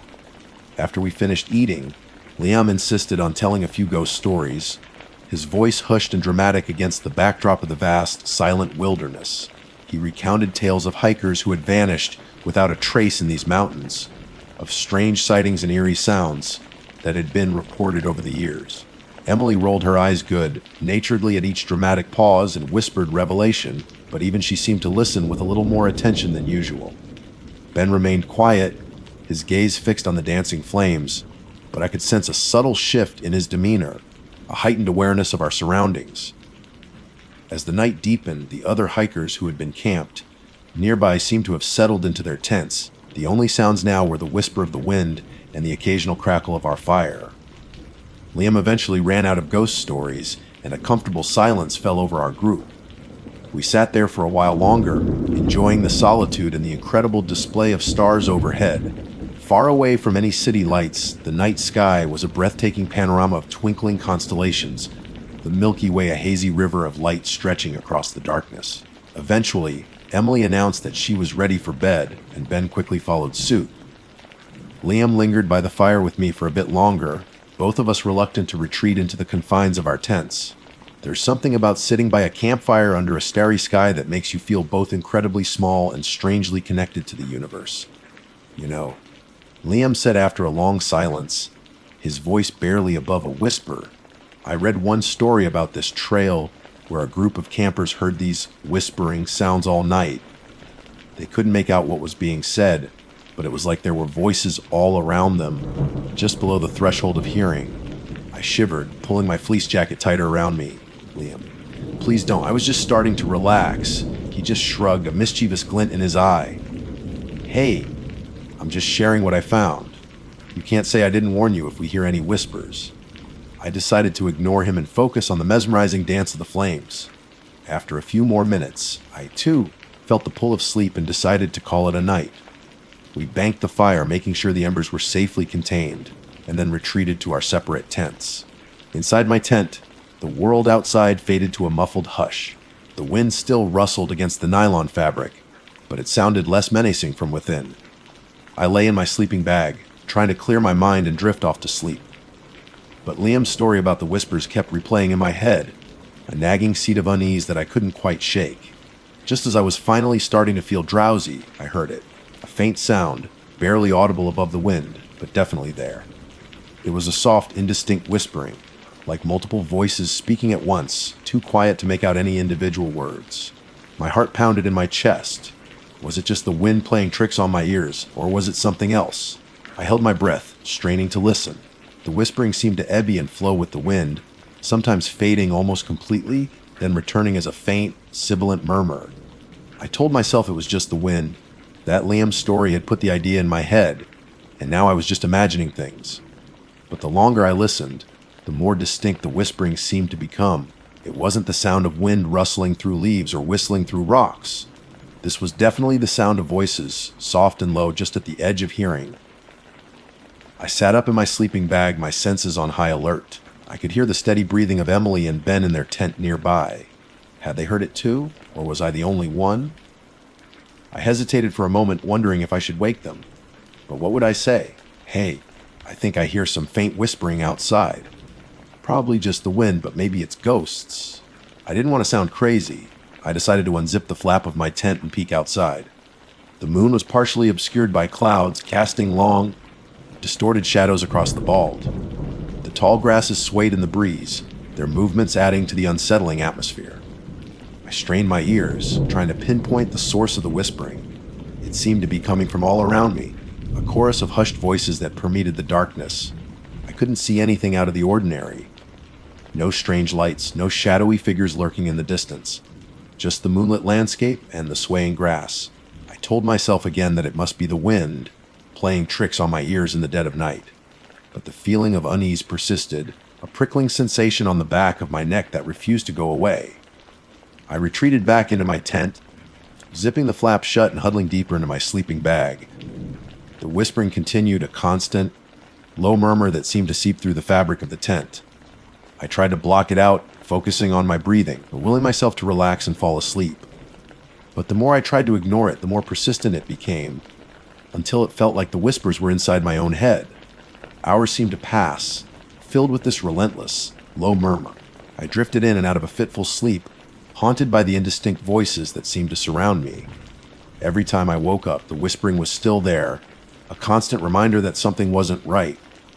Just before dawn, the whispering finally began to fade, gradually replaced by the sounds of the waking wilderness, the chirping of birds, the rustling of small animals in the undergrowth.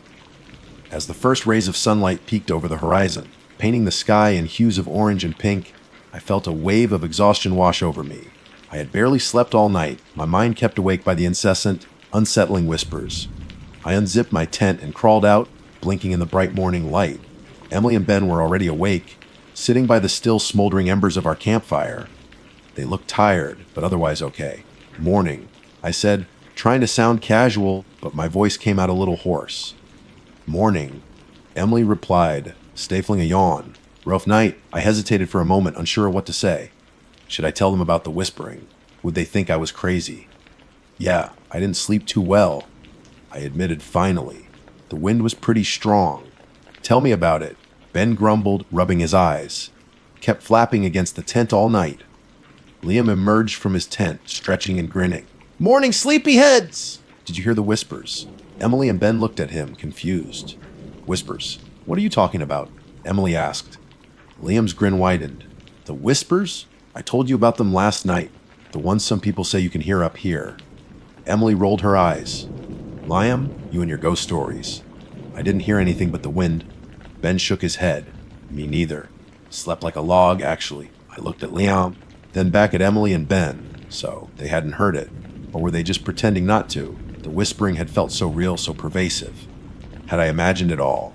Liam, sensing my confusion, looked at me intently. "Sarah, did you hear them?" I hesitated again, then nodded slowly. "Yeah, I did.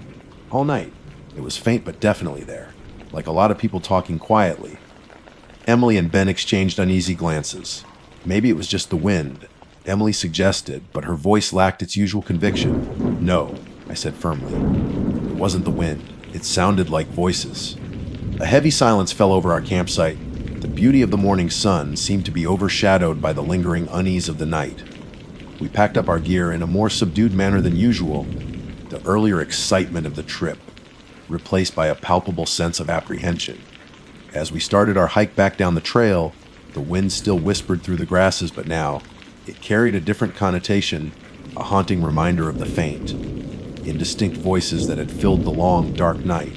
And I couldn't shake the feeling that whatever we had heard on Black Balsam Knob was not just the wind, and that our challenging overnight trip had taken a dark and unexpected turn. The hike back down the Black Balsam Knob trail was markedly different from our ascent. The initial enthusiasm and lighthearted banter were gone, replaced by a quiet, almost somber atmosphere. Each rustle of leaves, each snap of a twig underfoot, seemed amplified in the silence, making us jumpy. We walked closer together than before, our eyes constantly scanning the surrounding woods, as if expecting something to emerge from the shadows. Liam, surprisingly, was the quietest of us all. The usually boisterous storyteller seemed lost in thought, his earlier excitement about the eerie atmosphere now replaced by a more contemplative expression. Emily kept glancing over her shoulder, her pragmatic facade showing subtle cracks of unease. Even Ben, our rock of stoicism, seemed a little more tense, his grip on his hiking poles a bit tighter than usual. As for me, the memory of those whispers clung to me like a persistent shadow. I kept replaying the sound in my mind, trying to make sense of it, to find a rational explanation. But the more I thought about it, the more convinced I became that it wasn't just the wind. There was a deliberate quality to the sound, a sense of voices just beyond comprehension. We passed a few more hikers on their way up, their cheerful greetings feeling strangely out of place in our current state of mind. We offered polite nods in return, but didn't stop to chat, eager to put as much distance as possible between ourselves and the bald summit where the unsettling whispers had surrounded us. The higher we had climbed the previous day, the more exposed the terrain had become. Now, as we descended, the trees gradually grew taller and thicker, the canopy overhead offering a sense of enclosure, but also a feeling of being watched. The sunlight filtered through the leaves in dappled patterns, creating shifting shadows that played tricks on our eyes. Every unusual shape in the periphery, every unexpected sound, sent a jolt of adrenaline through me. At one point, as we were navigating a particularly rocky section of the trail, Liam suddenly stopped, his hand raised to signal us to halt. Did you hear that? He whispered, his eyes wide with a mixture of fear and morbid curiosity. We all stood still, listening intently. The only sound at first was the gentle murmur of the wind through the trees. Then, faint but distinct, we heard it, a soft, rhythmic tapping sound, like someone gently knocking on wood. It seemed to be coming from somewhere off the trail. "What is that?" Emily asked, her voice barely above a whisper. Ben frowned, his gaze fixed on the dense foliage. "I don't know. It could be an animal. But it sounds so regular," I said, the hair on the back of my neck prickling, like someone is actually knocking. Liam's eyes darted around nervously. "Maybe it's the people who disappeared," he began, but Emily quickly cut him off. "Liam, stop it. You're not helping." We stood there for a few more moments, listening to the tapping sound, which continued its steady, unsettling rhythm. It wasn't loud, but it was persistent, and its unnatural regularity in the heart of the wilderness sent a fresh wave of unease through our group. Finally, Ben made a decision. "Let's just keep moving," he said, his voice firm but with a hint of underlying tension. "Whatever it is, we're not going to find out by standing here." We reluctantly agreed and continued down the trail, the tapping sound eventually fading into the distance. But the encounter had further frayed our nerves, adding another layer of mystery to the strange events of the trip. As we descended even lower, the forest grew denser, the trees towering above us like silent sentinels.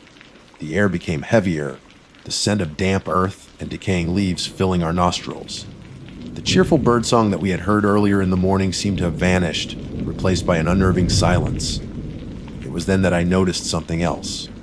A faint, sickly, sweet odor hung in the air, almost like rotting fruit, but with an underlying metallic tang that made my stomach churn. I glanced at Emily and Ben, and they both seemed to notice it too, their faces wrinkling in distaste. "What is that smell?" Emily asked, her voice low. Ben shook his head. "I don't know. Something dead, maybe." But the smell wasn't quite right for decaying animal matter. It was too sweet, too cloying, with that unsettling hint of metal that made me think of something else entirely, something I didn't want to put into words. The smell grew stronger as we continued our descent, becoming almost overwhelming in some sections of the trail. It was thick and heavy, making it difficult to breathe, and it seemed to cling to the back of my throat. I started to feel a wave of nausea, and I noticed that Emily and Ben looked equally uncomfortable. Liam, surprisingly, didn't seem as affected by the smell. He was walking slightly ahead of us, his gaze fixed on the trail, his earlier fear seemingly replaced by a strange kind of detached curiosity. Then he stopped abruptly again, this time pointing to something on the side of the trail. "Look at this," he said, his voice devoid of emotion. We approached him cautiously and saw what he was pointing at. Partially hidden beneath a layer of fallen leaves was a small, intricately woven doll. It was made of twigs and pieces of fabric, its face crudely fashioned from what looked like animal bones, and its eyes were two shiny black buttons. It was unlike anything we had ever seen on a hiking trail before. A wave of revulsion washed over me. There was something deeply unsettling about the doll, something ancient and malevolent. I instinctively took a step back, wanting to put as much distance as possible between myself and the strange object. Emily gasped, her hand flying to her mouth. "What is that thing?" she whispered, her eyes wide with fear. Ben stared at the doll in silence for a long moment, his usual calm demeanor finally breaking. "I don't like this," he said, his voice low and serious. "Not one bit." Liam reached down and picked up the doll, turning it over in his hands. "Interesting craftsmanship," he murmured, a disturbing fascination in his voice. "Liam, put that down," I exclaimed, my voice filled with urgency. "Don't touch it." He ignored me, continuing to examine the doll with a strange intensity. The sickly, sweet smell seemed to emanate from it, growing stronger as he held it. Suddenly, he looked up at us, and his eyes were different. They were wider than usual, pupils dilated, and they held a vacant, almost glazed over expression that I had never seen before. His smile stretched too wide, his lips pulling back to reveal his teeth in a disturbing, unnatural grin. "We should stay here," he said, his voice flat and toneless. "We're not supposed to leave." A cold dread washed over me. This wasn't Liam. Something was wrong, terribly wrong. "Liam, that's not funny," I said, my voice trembling slightly. "Put the doll down, we need to go." He didn't respond, his vacant gaze fixed on something beyond us, something we couldn't see. He began to hum a low, tuneless melody, the sound sending shivers down my spine. Ben stepped forward, his face grim. Liam, snap out of it. Let's go. He reached out to take the doll from Liam's hand, but Liam recoiled violently, his eyes snapping to Ben with a sudden flash of anger. No, he hissed, his voice distorted and guttural, barely recognizable as Liam's. It's ours now. We have to stay. A struggle ensued, Ben trying to pry the doll from Liam's grasp, Liam resisting with surprising strength. Emily and I stood frozen for a moment, paralyzed by fear and disbelief. Then I snapped out of it. Ben, Emily, help me. I yelled, rushing forward to try and assist Ben. We managed to wrestle the doll away from Liam, but as soon as it was out of his hands, he collapsed to the ground, his body convulsing violently. We quickly rolled him onto his side, fearing he was having some kind of seizure. His eyes were still wide and unfocused, and he was muttering incoherently under his breath. The sickly, sweet smell emanating from the doll was now almost unbearable. Without a word, Ben threw the doll as far as he could into the dense undergrowth. As soon as it was gone, Liam's convulsions stopped, and he lay still, breathing heavily. We stared at him for a long moment, our hearts pounding in our chests, trying to comprehend what had just happened. It felt like something out of a nightmare. Finally, Ben spoke, his voice low and shaken. We need to get out of here. Now, we didn't need any further convincing. We helped Liam to his feet, supporting him as we practically ran down the remaining section of the trail. He was still dazed and disoriented, but the vacant look in his eyes had faded, replaced by a confused and frightened expression. We didn't stop running until we reached the parking lot, the familiar sight of our truck a welcome beacon of safety. We quickly bundled Liam into the back seat and piled into the cab, Ben starting the engine with trembling hands. As we drove away from the Black Balsam Knob trailhead, I looked back at the seemingly innocent mountains in the rearview mirror. The vibrant colors of the fall foliage no longer seemed beautiful, but menacing, a deceptive mask hiding something ancient and evil. The whispers of the wind seemed to follow us, a haunting reminder of the terror we had experienced. We never spoke much about what happened on that trip. Liam remembers feeling unwell and disoriented, but nothing more. Emily and Ben prefer to pretend it never happened, chalking it up to exhaustion and overactive imaginations. But I know what I heard, I know what we smelled, and I will never forget the look in Liam's eyes when he held that doll.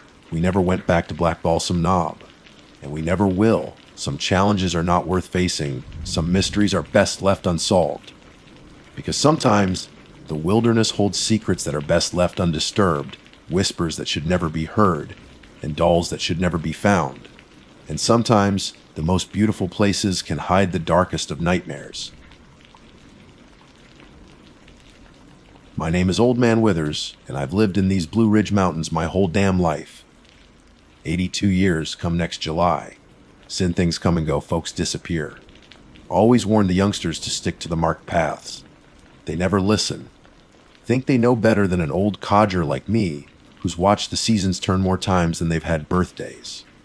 This ain't no place to be wandering off the beaten track, not if you value your hide. The Blue Ridge, they're beautiful, I'll grant you that. Green as emeralds in the summer, fiery with reds and oranges in the fall, stark and silent under a blanket of winter snow. But don't let that pretty face fool you. And these mountains got teeth, and they've chewed up more than their fair share of souls over the years. Folks come here for the hiking, the fresh air, the peace and quiet. They see the brochures, the glossy pictures of waterfalls and overlooks, and they think they're in paradise. They don't see the shadows that cling to the hollows, the way the wind whispers secrets through the trees, the ancient things that sleep beneath the soil. I was just a boy when I first learned about the dangers of these hills. My grandpappy, a man who smelled of pipe tobacco and wood smoke, told me stories. Stories about creatures that roam these woods long before any of us set foot here. Stories about strange lights flickering in the distance and voices carried on the wind that weren't human. He told me about folks who went into the woods and never came out, their disappearances chalked up to accidents or getting lost. But Grandpappy knew better. He saw the fear in the eyes of the families left behind, the unspoken dread that settled over the community like a shroud. He taught me how to read the signs. The way the birds would suddenly fall silent, the frantic chattering of squirrels, the unnatural stillness in the air. He showed me tracks in the mud that were too big, too wrong to belong to any animal I knew. He warned me about certain places deep in the woods where the trees grew twisted and gnarled, and an oppressive silence hung heavy. Places where the ground felt cold even in the summer, and a sense of unease would prickle the back of your neck. He called them touch. Places tainted by something old and malevolent. My own daddy, he was a practical man. Didn't hold much stock in Grandpappy's stories. Said it was just folklore, old wives' tales meant to scare children. But even he wouldn't venture too far from the familiar trails, especially after dark. There was a respect, maybe even a fear, that ran deep in the veins of everyone who lived here, passed down through generations. They might not talk about it openly, but they knew. The mountains demanded a certain reverence, a caution that went beyond just respecting nature. Over the years, I've seen things that made Grandpappy stories seem tame. I've heard sounds that I can't explain, seen shadows move when there was no light to cast them. I've known good, sensible people who wandered off for just a few minutes, a little curiosity leading them astray, and they were never seen again. Their families searched, the sheriff organized posses, but the mountains kept their secrets. Eventually, people moved on.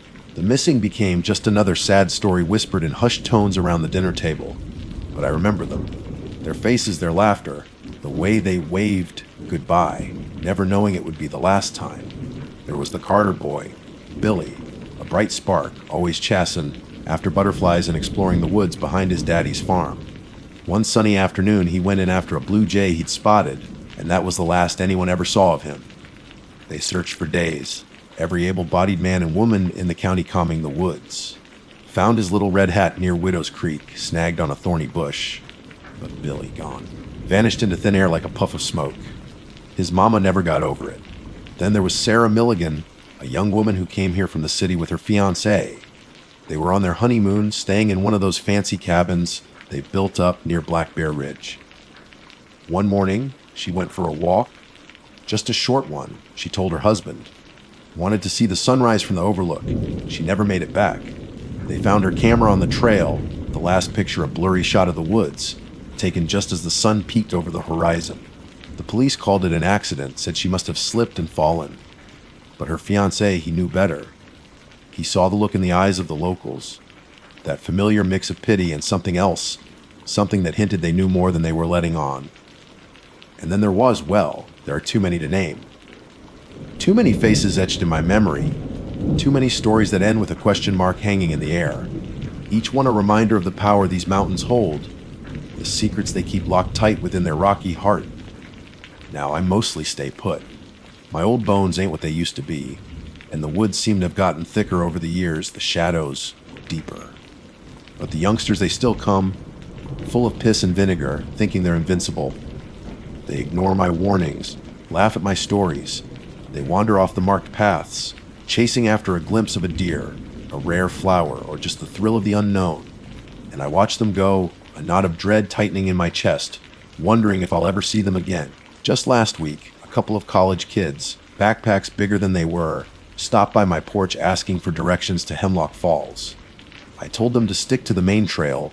It was clearly marked and would get them there safe and sound. They nodded, all smiles and youthful confidence. But I saw the way they looked at the unmarked paths branching off into the trees, the glint of adventure in their eyes. I knew they wouldn't listen.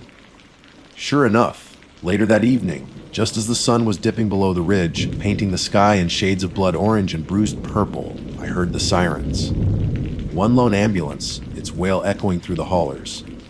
They found one of the kids, a boy, near Panic Creek. Said he was delirious, babbling about something he'd seen in the woods, something that scared him half to death. The girl, his friend, was still missing.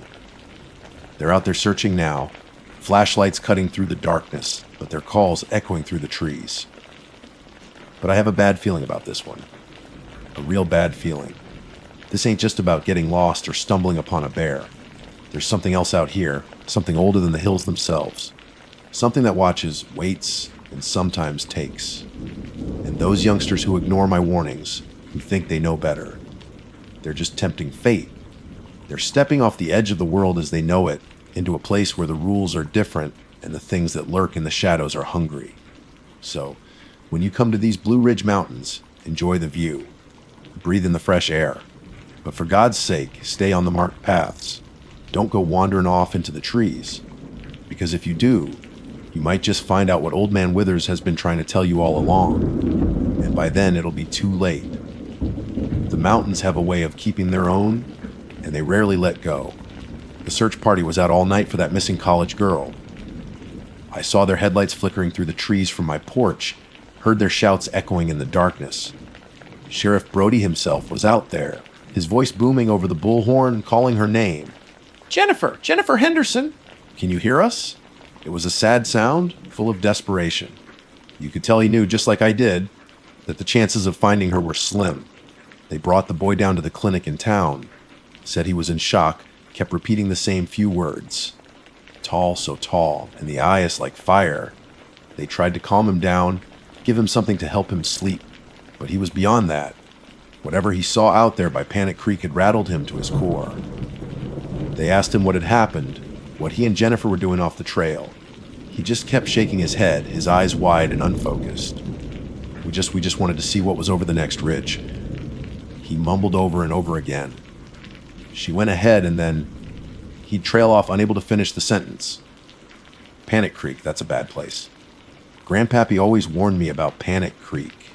Said the name came from the way folks felt when they got too close to it, a sudden, overwhelming wave of fear that would grip your heart and make you want to run screaming in the opposite direction.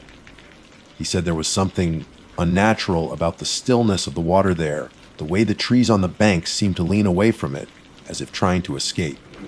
I've always given Panic Creek a wide berth, never had any desire to see what lay hidden in its shadowed depths. By morning, the search party was back out in force, but their hopes were fading with the rising sun. They brought in dogs, helicopters even, their rotors chopping through the early morning mist. But the woods just swallowed everything up. No sign of Jennifer, no footprints, no dropped belongings. It was like she had simply vanished, the mountains claiming another one of their own. The boy, they finally managed to get some sense out of him. He said they'd been hiking for a few hours, enjoying the scenery, when they decided to take one of the old logging trails that branched off the main path. He admitted they knew they weren't supposed to, but curiosity got the better of them. The trail had been overgrown in places barely visible, but they pushed on, thinking they were discovering something new, something no one else had seen. Then they came to Panic Creek. He said it was eerily quiet there, not a bird singing, not even the rustling of leaves in the wind. The air felt heavy, like a storm was brewing, even though the sky was clear. Jennifer had wanted to cross the creek, see what was on the other side. He hesitated, said he felt uneasy, but she'd already started picking her way across the slippery rocks. He followed her, reluctantly. They hadn't gone more than a few yards on the other side when they saw it. He couldn't describe it exactly, said it was tall, impossibly tall, and gaunt. Its skin was pale, like bleached bone, and its eyes, he kept coming back to the eyes. They glowed in the dim light filtering through the trees, like embers in a fire. He couldn't make out any features, no nose or mouth that he could recall, just those burning eyes staring at them. He said Jennifer had frozen, her hand clutching his arm, so tight he could still feel the phantom pressure. He tried to yell, to tell her to run, but no sound would come out of his throat. Then, this creature had moved. It was fast, faster than anything he'd ever seen. It lunged at Jennifer, and that's when he broke free and ran. He didn't look back, didn't stop running until he stumbled out of the woods hours later, near the creek where the search party found him. Sheriff Brody, he listened to the boy's story, his face grim. He's a good man, Brody, but he's a man of logic and reason. He tried to explain it away, said the boy was probably delirious from dehydration and fear, that he'd seen a bear, or maybe even imagined the whole thing. But I saw the doubt in his eyes. He's lived here long enough to know that there are things in these mountains that can't be explained away so easily. They kept searching for Jennifer for a few more days, but it was no use. Eventually, they called it off. Another one lost to the Blue Ridge, another mystery added to the long list. The college boy, he went back home, his face pale and haunted. I doubt he'll ever forget what he saw by Panic Creek. I know I won't. It brought back memories, you see. Memories of other stories I'd heard over the years, stories that sounded eerily similar to what the boy had described. Whispers of a tall, pale figure seen deep in the woods, its eyes burning like fire in the darkness. Stories dismissed as folklore, as the ramblings of frightened folks. But maybe, just maybe, there was more to them than that. Old Man Hemlock, who lived up in the highest reaches of the mountains, used to tell tales around the campfire. He was a strange old fellow, even by mountain standards, with eyes that seemed to hold the wisdom of centuries. He spoke of the skinwalker, a creature of legend, a shapeshifter that could take on the form of animals or even people. He said it roamed the deepest parts of the forest, drawn to fear and despair. He warned us never to speak its name aloud after dark, never to venture into the woods with fear in our hearts, for that would only draw its attention. Then there were the stories my Cherokee neighbors used to share. They spoke of spirits that dwelled in the mountains, ancient beings that guarded their sacred lands. They called them the Unsi, fearsome creatures with immense power. They said these beings didn't take kindly to outsiders trespassing on their territory, especially those who showed disrespect for the natural world. I never put much stock in those old legends, figured they were just stories to keep children from wandering off into the dangerous woods. But after hearing that boy's description, a seed of doubt began to sprout in my mind. What if there was some truth to those tales? What if there were things lurking in these mountains that science couldn't explain, things that had been here long before us and would remain long after we were gone? The silence in the woods seems different now, heavier, more watchful. The shadows appear deeper, more menacing. Every rustle of leaves, every snap of a twig makes me jump. I find myself looking over my shoulder more often, even in broad daylight. It's like that boy's fear has become contagious, spreading through the mountains, settling in the hearts of those who know the truth, that we are not always the top of the food chain out here. The tourists, they'll keep coming, of course. They'll read the news stories about the missing girl, maybe offer a moment of silence, but they won't truly understand. They'll still venture off the marked paths, still seek out the thrill of the unknown, convinced that nothing bad could ever happen to them. And Old Man Withers will just sit here on his porch, watching them go, a familiar sadness washing over him. Because I know the mountains don't give up their secrets easily, and sometimes they demand a terrible price for our curiosity, and I can't help but wonder who will be next to disappear into the silent, watchful embrace of the Blue Ridge. The thought keeps me up at night, the image of those burning eyes seared into my mind. This ain't over. Not by a long shot. Weeks turned into months. The leaves on the trees changed, the air grew colder, and the story of Jennifer Henderson faded from the headlines, becoming just another local legend whispered about in hushed tones. The college boy never came back, and Sheriff Brody eventually closed the case, marking it as a tragic hiking accident. But I knew better. The mountains had claimed her, just like they'd claimed so many others before her. Winter settled in, covering the Blue Ridge in a thick blanket of snow. The woods became eerily silent, the only sound the crunch of my boots on the frozen ground when I ventured out to gather firewood. Most folks stayed indoors, huddled by their fires, waiting for the thaw. But I still went out. Couldn't help it. The mountains called to me, even in their frozen slumber, and I felt a strange obligation to keep watching, to keep listening. One particularly cold afternoon, as the sun was beginning its slow descent behind the western peaks, I decided to take a walk up to Widow's Creek. It was a place I hadn't visited since they found Billy Carter's hat there all those years ago. There was a stillness about the place in the winter, a quiet dignity that seemed to hold the echoes of all the lost souls. The snow was deep and the going was slow. The air bit at my exposed skin, but I bundled up tight in my old wool coat and kept going. As I got closer to the creek, I noticed something odd. There were tracks in the snow, big ones. Too big for a deer, too wide for a bear. They were vaguely humanoid in shape, but elongated, almost distorted. And they were fresh, made since the last snowfall. A shiver ran down my spine despite the cold. These weren't ordinary tracks. These were the kind of tracks Grandpappy used to warn me about, the kind that belonged to something else. I followed them cautiously, my heart pounding in my chest. The tracks led away from the creek, deeper into the woods, towards Panic Creek. That's when I saw it. In the distance, through the bare branches of the trees, a flicker of light. It wasn't the steady glow of a lantern or a flashlight. It was a pale, ethereal light, like moonlight trapped in a jar. It moved slowly, erratically, weaving through the trees. My blood ran cold. I knew deep down in my bones that this was it. This was the source of the stories, the thing that the boy had seen, the thing that had taken Jennifer. I should have turned back, should have gone home and locked my doors. But Curiosity, that old devil, had its hooks in me. I had to know, I had to see. I crept forward, moving as silently as I could through the snow. The tracks led me closer to the light, and as I got nearer, I began to hear a sound. It was faint at first, a low, mournful hum, but as I drew closer, it grew louder, resolving into a sort of chant ancient and unsettling. It sounded like no language I'd ever heard, yet somehow I understood the feeling behind it, a deep, primal sorrow. Finally, I reached a small clearing, and there it was. The light emanated from a tall, gaunt figure standing in the center of the clearing. It was even taller and more emaciated than the boy had described. Its skin was indeed pale as bone, stretched tight over what looked like a skeletal frame, and its eyes, they glowed with that same eerie light I had seen from a distance, burning with an ancient intensity.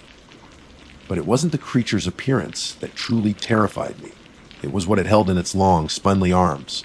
It was Jennifer. Her body was limp and lifeless, but the creature held her as gently as a mother cradles a sleeping child. And as it chanted, that pale light seemed to pulse, flowing from the creature into Jennifer's still form. I stood there, frozen in fear and disbelief, watching this unholy scene unfold before my eyes. I wanted to run, to scream, but I couldn't move. My feet felt rooted to the ground. It was like I was caught in a nightmare, unable to wake up. Then, the creature turned its head, its glowing eyes fixing on me. There was no malice in its gaze, only a profound sadness. It was as if it knew I was there, had known all along. The chanting stopped, and a strange silence fell over the clearing. For a long moment, we just stood there, staring at each other. Me, a frightened old man, and this thing holding the body of a lost girl. Then, slowly, deliberately, the creature laid Jennifer down in the snow. It knelt beside her for a moment, its head bowed, as if in mourning. When it rose, it looked at me again, and then it turned and walked away, disappearing silently into the trees, the pale light fading with it. The chanting started up again, fainter this time, carried away on the cold winter wind. I don't know how long I stood there in that clearing. The cold seeped into my bones, but I couldn't bring myself to move. Eventually, I found my legs and stumbled back towards my cabin, my mind reeling from what I had witnessed. I never told anyone what I saw. Who would believe me? They'd say I was just an old man whose mind was starting to go. But I know what I saw. I know what's out there in the Blue Ridge Mountains. It's not just about getting lost or encountering a wild animal. There's something else, something ancient and unknowable that dwells in these woods. I don't know what it is or what it wants. Maybe it's the skinwalker old man Hemlock used to talk about. Maybe it's one of the Cherokee's Unsi. Or maybe it's something else entirely, something that has been here since the beginning, a part of the mountains themselves. All I know is that it's out there. And sometimes, when the moon is full and the wind whispers through the trees just right, I can still hear that faint, mournful chant echoing through the hollows. And I remember the pale light, the glowing eyes, and the gentle way that creature held the lost girl. So, when you come to these Blue Ridge Mountains, enjoy the beauty, hike the trails. But remember Old Man Wither's warning. Stick to the marked paths. Don't go wandering off into the trees. Because you never know what you might find waiting for you in the shadows. And some things, once seen, can never be unseen. Some secrets are best left undisturbed. Because the mountains, they're always watching. And they never forget. My name is Alex. Just Alex. No fancy last name, no complicated backstory, at least not yet. Right now, all you need to know is that I'm a solo hiker. Always have been, probably always will be. There's a certain kind of peace you find out in the woods, a silence that speaks volumes louder than any city noise. It's just you, the rustling leaves, the crunch of your boots on the trail, and maybe the occasional chirping of birds. That's my kind of symphony. I live for those moments when the sunlight filters through the canopy, painting dappled patterns on the forest floor. I crave the scent of pine needles and damp earth after a rain shower. The woods aren't just a hobby for me, they're a part of me. They're where I feel most at home, most connected to something bigger than myself. Usually, my best buddy Buster comes with me on these adventures. Buster's a scruffy mutt I rescued from a shelter a few years back. He's got this goofy grin and an endless supply of energy.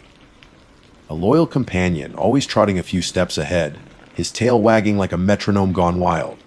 He's good company out there, and honestly, having him around makes me feel a little safer. You never know what you might encounter in the deep woods. But my last trip was different. It was a few weeks ago, late October. The air was crisp, carrying the scent of decaying leaves, and the colors of the foliage were breathtaking vibrant reds, oranges, and yellows splashed across the hillsides like a painter's masterpiece. I decided to hike a section of the Appalachian Trail near the Roan Highlands. It's a beautiful area known for its stunning views and challenging terrain. I'd hiked there plenty of times before, always with Buster, and never had any issues. This time, though, something felt off from the moment I parked the car. It wasn't anything I could put my finger on, no specific sound or sight that triggered an alarm. It was more of a feeling, a subtle unease that settled in the pit of my stomach and refused to leave. The air felt heavy, almost stagnant, even though there was a gentle breeze rustling the leaves. The usual sounds of the forest, the chatter of squirrels, the distant drumming of a woodpecker, seemed muted, as if the woods themselves were holding their breath. I tried to shake it off. Maybe I was just tired, or maybe the change in the season was getting to me. I geared up, double-checking my backpack to make sure I had everything I needed: water, snacks, first aid kit, map, compass. Everything was in order. Still, that nagging feeling persisted. I leashed Buster up, ready to start our hike. He was his usual excited self, tail thumping against the car, eager to get going. But as I opened the car door, I hesitated. I looked at Buster, his happy, trusting eyes looking back at me, and a wave of protectiveness washed over me. It was a strange feeling, almost like I knew something was wrong, even if I couldn't articulate what it was.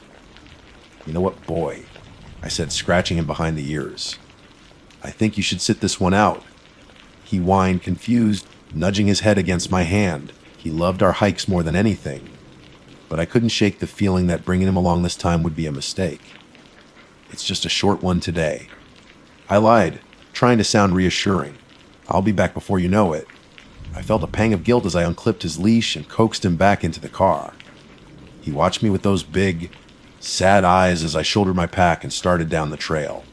It felt wrong leaving him behind, but the feeling of unease was stronger. The first mile or so was uneventful, yet the unsettling feeling didn't dissipate. If anything, it intensified. The woods seemed unusually quiet. The air grew colder, and a strange, almost metallic scent hung in the air, faint but noticeable. I kept looking over my shoulder, half expecting to see something, but there was nothing. Just the trees, the trail, and the growing sense of dread in my gut. As I ventured deeper into the woods, the sunlight began to fade, even though it was still mid-afternoon. The canopy overhead seemed thicker here, blocking out most of the light, casting long, eerie shadows that danced and shifted with the breeze. Every rustle of leaves, every snap of a twig underfoot made me jump. My senses were on high alert, scanning my surroundings for any sign of what was making me so uneasy. I told myself it was just my imagination, that I was letting the solitude and the changing atmosphere get to me. But the feeling persisted, a cold knot of fear tightening in my chest. It felt like I was being watched, though every time I stopped and looked around, I was alone. Then I saw it, just a glimpse out of the corner of my eye. Something moved in the undergrowth to my left, a flash of dark color against the muted tones of the forest floor. I stopped dead in my tracks, my heart pounding in my chest. I waited, listening intently, but there was only silence. "Hello," I called out, my voice barely a whisper in the oppressive quiet. "Is anyone there?" No response. Just the rustling of leaves in the wind. I told myself it was probably just a deer, or maybe a bear. This was their territory after all. But the feeling that washed over me wasn't one of encountering wildlife. It was something darker, something unnatural. I started walking again, my pace quickening. I wanted to get out of this section of the woods, back to the open trail where I could see what was around me. But the feeling of being watched intensified. It felt like something was keeping pace with me, just out of sight, moving silently through the trees. Then I heard it, a sound that sent a shiver down my spine, a sound that had no place in the natural symphony of the woods. It was a soft, rhythmic clicking sound, like bones tapping together. It was faint at first, barely audible over the sound of my own breathing, but it grew louder as I continued to walk. I stopped again, my breath catching in my throat. The clicking sound seemed to be coming from the woods to my right, closer now. I strained my ears, trying to pinpoint the source. The sound was unsettling, disturbing, and it filled me with a primal fear that I had never experienced before. I slowly turned my head, peering into the dense undergrowth. The shadows seemed to deepen here, making it hard to see anything clearly.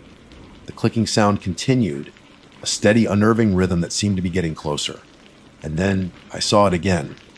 Another glimpse of movement, this time a flash of white against the dark backdrop of the trees. It was long and slender, and it moved with an unnatural fluidity. It disappeared behind a thicket of bushes before I could get a good look, but the image was burned into my mind. Whatever it wasn't a deer or a bear. It was something else, something wrong. And the clicking sound, it seemed to be coming from that same direction. That was it. I didn't need to see any more. Every instinct in my body screamed at me to get out of there, to run as fast as I could. I turned and practically sprinted back the way I came, my heart pounding in my chest, the image of that fleeting white shape, and the unsettling clicking sound echoing in my mind. I didn't stop running until I reached my car, my lungs burning, my legs aching. I fumbled with the keys, unlocking the door and practically collapsing into the driver's seat. I sat there for a moment, catching my breath, my eyes darting around, expecting to see something emerge from the trees. But there was nothing, just the silent woods, deceptively peaceful under the fading light. I started the car, my hands shaking on the steering wheel, and drove away as fast as I could, not daring to look back. I didn't stop until I was miles away, the unsettling feeling slowly starting to recede, replaced by a cold, lingering fear. I never went back to the Roan Highlands after that, and Buster. He seemed different too for a few days. He would often sit by the window looking out towards the woods, a low growl rumbling in his chest. It was like he felt it too, whatever that off feeling was. So yeah, that's me. Alex, the solo hiker who usually brings his dog. But after that day, I'm not so sure about going back into the woods alone. And I definitely won't be leaving Buster behind again. Because whatever was out there in the Roan Highlands, I have a feeling it's still there, waiting. And I don't want to find out what it is. Weeks turned into months, and the memory of that unsettling hike in the Roan Highlands started to fade around the edges, like a photograph left out in the sun. Life went back to normal. Work was the usual grind, the days blurring into a predictable routine. I still went hiking, of course. The woods were in my blood, and no single creepy experience was going to change that. But I stuck to familiar trails, places I'd been countless times where I felt safe. And Buster, he was back to being my trusty hiking companion, his happy panting and the jingle of his collar a comforting presence beside me. But even on those familiar trails, a part of me couldn't shake off the memory of that day. Sometimes when the woods grew particularly quiet, or when a gust of wind rustled the leaves in a way that sounded eerily like that clicking, a shiver would run down my spine. I'd find myself glancing around nervously, half expecting to see that fleeting white shape again. It was like a seed of unease had been planted that day, and it was slowly, stubbornly taking root. I tried to rationalize what had happened. Maybe it was just stress getting to me. Or maybe I just encountered some nocturnal animal I hadn't recognized, and the clicking was just the sound of it moving through the underbrush. My mind would offer up logical explanations, trying to soothe the lingering fear. But deep down, I knew it was more than that. The feeling that day had been too intense, too wrong. One particularly dreary Saturday, I was sitting at home, flipping through old photo albums, when I stumbled upon some pictures from my hikes in the Roan Highlands. There were shots of stunning vistas, vibrant fall foliage, and of course, plenty of goofy photos of Buster posing with his tongue hanging out. As I flipped through them, I paused on a photo I'd taken on that very last hike, just a little while before things started to feel strange. It was a shot of a particularly twisted and gnarled old tree, its branches reaching up towards the sky like skeletal fingers. I remembered being struck by its unique shape and how the light filtered through its leaves. I zoomed in on the photo, just out of curiosity, and that's when I saw it. At first, I thought it was just a trick of the light, a shadow playing across the bark, but the more I looked, the more certain I became. There, nestled in the crook of one of the branches, was a small white object. It was hard to make out the details, but it looked long and slender, almost like a bone. My blood ran cold. Could it be? Was this what I had seen? That flash of white in the undergrowth? And could the clicking sound have been coming from something like that, perhaps hanging and swaying in the breeze? The rational part of my brain tried to dismiss it. It could be anything, a piece of driftwood that had somehow gotten lodged in the tree, or maybe just a strangely shaped piece of bark. But the unease that had been simmering beneath the surface ever since that hike suddenly boiled over. I couldn't shake the feeling that this was connected to what I had experienced. I spent the rest of the day lost in thought. The image of that white object in the tree burned into my mind. I even tried to find the exact location on a map, thinking maybe I could go back and investigate. But the photo wasn't clear enough to pinpoint the exact spot, and the thought of returning to those woods filled me with a deep sense of dread. As the weeks passed, I found myself researching the Rhone Highlands. I read articles about its history, its flora and fauna, even local folklore. I was looking for something, anything, that might explain what I had seen and felt that day. I stumbled upon some old legends about strange creatures said to inhabit the more remote parts of the Appalachian Mountains, tales of shadowy figures and unsettling sounds in the deep woods. Most of it seemed like just that old wives' tales and campfire stories, but some of the descriptions, they resonated with the feeling of wrongness I had experienced. One legend, in particular, stuck with me. It spoke of a creature called the Bone Whisperer, a gaunt, pale entity said to roam the high ridges of the mountains. It was said to lure lost hikers deeper into the woods with a soft, rhythmic clicking sound, and those who followed the sound were never seen again. The description was vague, often contradictory, but the mention of the clicking sound sent a shiver down my spine every time I read it. I knew it was probably just my imagination running wild, fueled by a stressful experience and some old local legends. But the image of that white object in the tree, coupled with the unnerving clicking sound, kept drawing me back to these unsettling thoughts. Then, a few weeks ago, I had a strange encounter while hiking on one of my usual familiar trails. It was a sunny afternoon, and the woods felt peaceful and welcoming. Buster was happily sniffing around in the undergrowth, and I was enjoying the warmth of the sun on my face. We were about halfway through our usual loop when Buster suddenly stopped dead in his tracks, his ears perked up, a low growl rumbling in his chest. I looked around trying to see what had caught his attention. There was nothing out of the ordinary, just the usual trees and undergrowth. "What is it, boy?" I asked, gently pulling on his leash. He didn't respond, his gaze fixed on a point deep in the woods to our left. His growl intensified and the hair on his back bristled. I felt a prickle of unease. Buster was usually so friendly, so laid back. He only acted like this when he sensed something was truly wrong. I followed his gaze, scanning the trees. And then I heard it, faint at first, but unmistakable. The clicking sound. It was the same sound I had heard in the Rhone Highlands. That soft, rhythmic tapping, like bones gently knocking together. My heart leaped into my throat. It couldn't be. This was a completely different location, miles away from where I had that experience. Buster started to bark, a deep, frantic sound that echoed through the silent woods. He was pulling on his leash, clearly agitated, wanting to move away from the source of the sound. I didn't hesitate. I grabbed Buster's leash firmly and started to back away slowly, my eyes fixed on the spot where I thought the sound was coming from. The clicking continued, steady and unnerving. As we moved further down the trail, the sound began to fade. Buster gradually calmed down, his growls subsiding, though he still kept looking back nervously. Once we were a good distance away, I picked up the pace, practically jogging back towards the trailhead. We didn't stop until we were back at the car.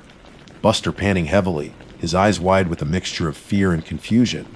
I felt shaken to my core. What were the odds of hearing that same strange sound in two different locations so far apart? I drove home in a daze, my mind racing. Was it possible that there was something out there, something real, that made that sound? Something that followed me. The thought sent a fresh wave of fear washing over me. I haven't been back to that trail since. In fact, I haven't been hiking alone at all. Even with Buster, I feel a sense of unease in the woods now, a constant feeling of being watched. I find myself listening more intently, my ears always straining to catch any unusual sounds. The peace and solitude I once found in the woods have been replaced by a persistent feeling of dread. I keep thinking about that white object in the tree, the clicking sound and Buster's reaction. It all points to something unnatural. I try to tell myself it's just my overactive imagination, that I'm letting a couple of strange incidents blow out of proportion. But the feeling of wrongness is still there, lurking in the back of my mind. And every now and then, when the house is quiet, I swear I can still hear it, that faint, rhythmic clicking. Maybe I'm losing it. Maybe it was all just a coincidence. But a part of me knows better. A part of me knows that something is out there in the woods, something I don't understand. And whatever it is, I have a feeling our paths might cross again someday. And I'm not sure I'll be so lucky the next time. The unease that had settled over me after those experiences started to bleed into other areas of my life. I found myself more jumpy, more easily startled by sudden noises. Sleep became a restless affair, filled with fragmented dreams of dark forests and the unsettling rhythm of clicking sounds. I started avoiding going out at night, and even during the day, I couldn't shake the feeling of being watched, especially when I was near any wooded areas. Buster, thankfully, seemed to be getting back to his old self, though he still occasionally would fixate on the trees outside our window, letting out a low, warning growl. I started taking him for walks in more open areas, parks and fields where we could see our surroundings clearly. It helped a little, but the memory of those eerie moments in the woods lingered like a shadow. Then, a few weeks ago, I had a vivid dream. I was back in the Rhone Highlands, the air heavy and cold. The woods were silent, eerily so. I was walking along the trail, but Buster wasn't with me. The twisted, skeletal trees loomed over me, their branches like grasping claws. Then I heard the clicking. It was closer this time, louder, more insistent. I turned, trying to locate the source, and I saw it. It wasn't just a glimpse this time. Standing in the shadows between two trees was a figure, tall and gaunt, its skin pale and almost translucent, like bone. Its limbs were long and spindly, and its head was oddly shaped, elongated. It had no discernible features, just dark, empty sockets where its eyes should have been. And in its hands it held two long, slender bones, which it was rhythmically tapping together, creating that chilling clicking sound. I tried to scream, but no sound would come out. The figure started to move towards me, its movements jerky and unnatural. The clicking grew louder, echoing in the silent woods. I tried to run, but my legs felt like lead. The figure was getting closer, its empty gaze fixed on me. I could feel a cold dread washing over me, a sense of utter helplessness. Then I woke up. I sat bolt upright in bed, my heart pounding, my body covered in a cold sweat. The room was dark, but the faint moonlight filtering through the window cast long shadows on the walls, making them seem to writhe and twist like the trees in my dream.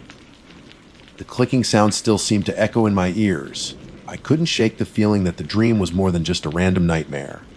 It felt too real, too vivid. It felt like a warning. After that dream, I decided I couldn't ignore what was happening anymore. I needed to know what I had encountered in the Rhone Highlands, what was making that clicking sound, and why it felt like it was still somehow connected to me. I started doing more research, delving deeper into the local folklore and legends. I spent hours online, scouring forums and message boards dedicated to strange and unexplained phenomena in the Appalachian region. I found other stories, whispers of strange encounters, unsettling sounds, and fleeting glimpses of pale figures in the woods.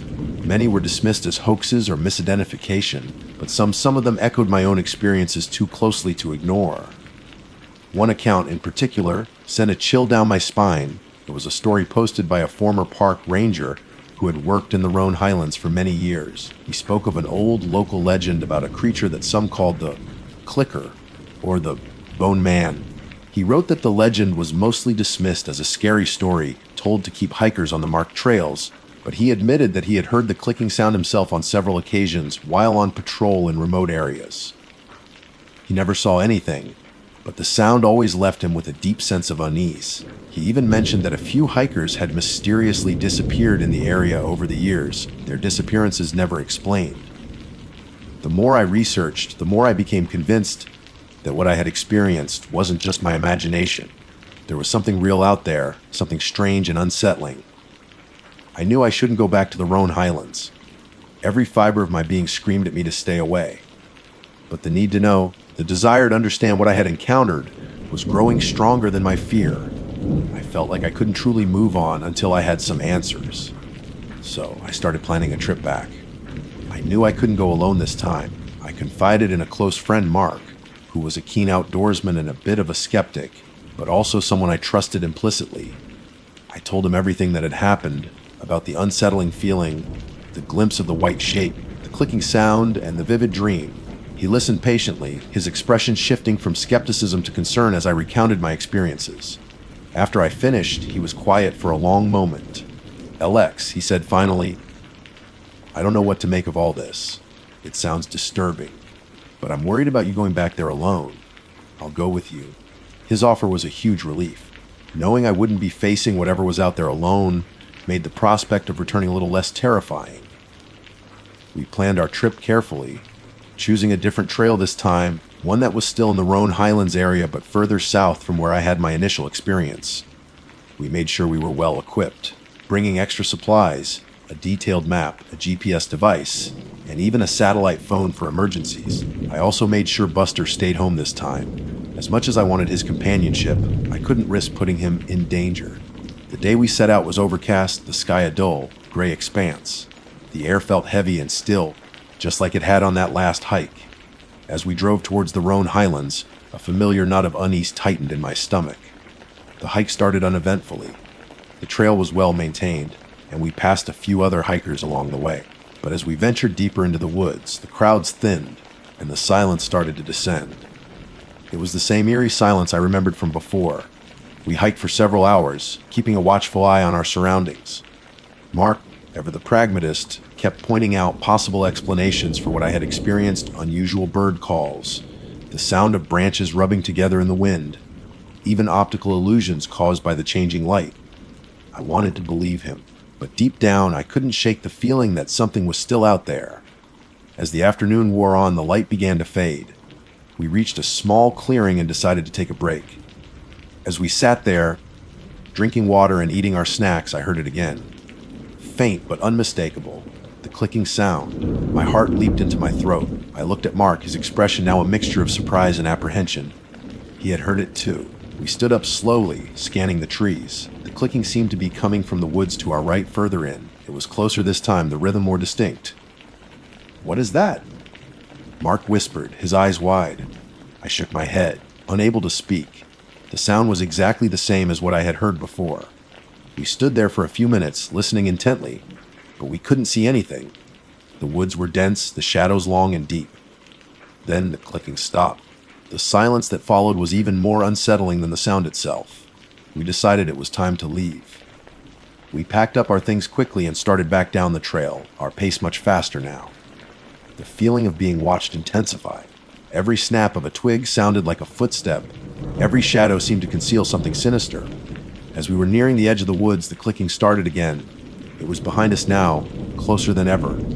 We turned, our hearts pounding in our chests, and then we saw it. Just a fleeting glimpse, but enough to confirm my deepest fears. A tall, pale figure standing in the shadows between the trees. It was holding something long and slender in its hands, and even from a distance, I could see the rhythmic movement as it tapped them together. We didn't wait to get a better look. We turned and ran, not stopping until we burst out of the woods and into the open field where we had parked the car. We didn't speak much on the drive home. Mark was clearly shaken, his skepticism replaced by a stunned silence.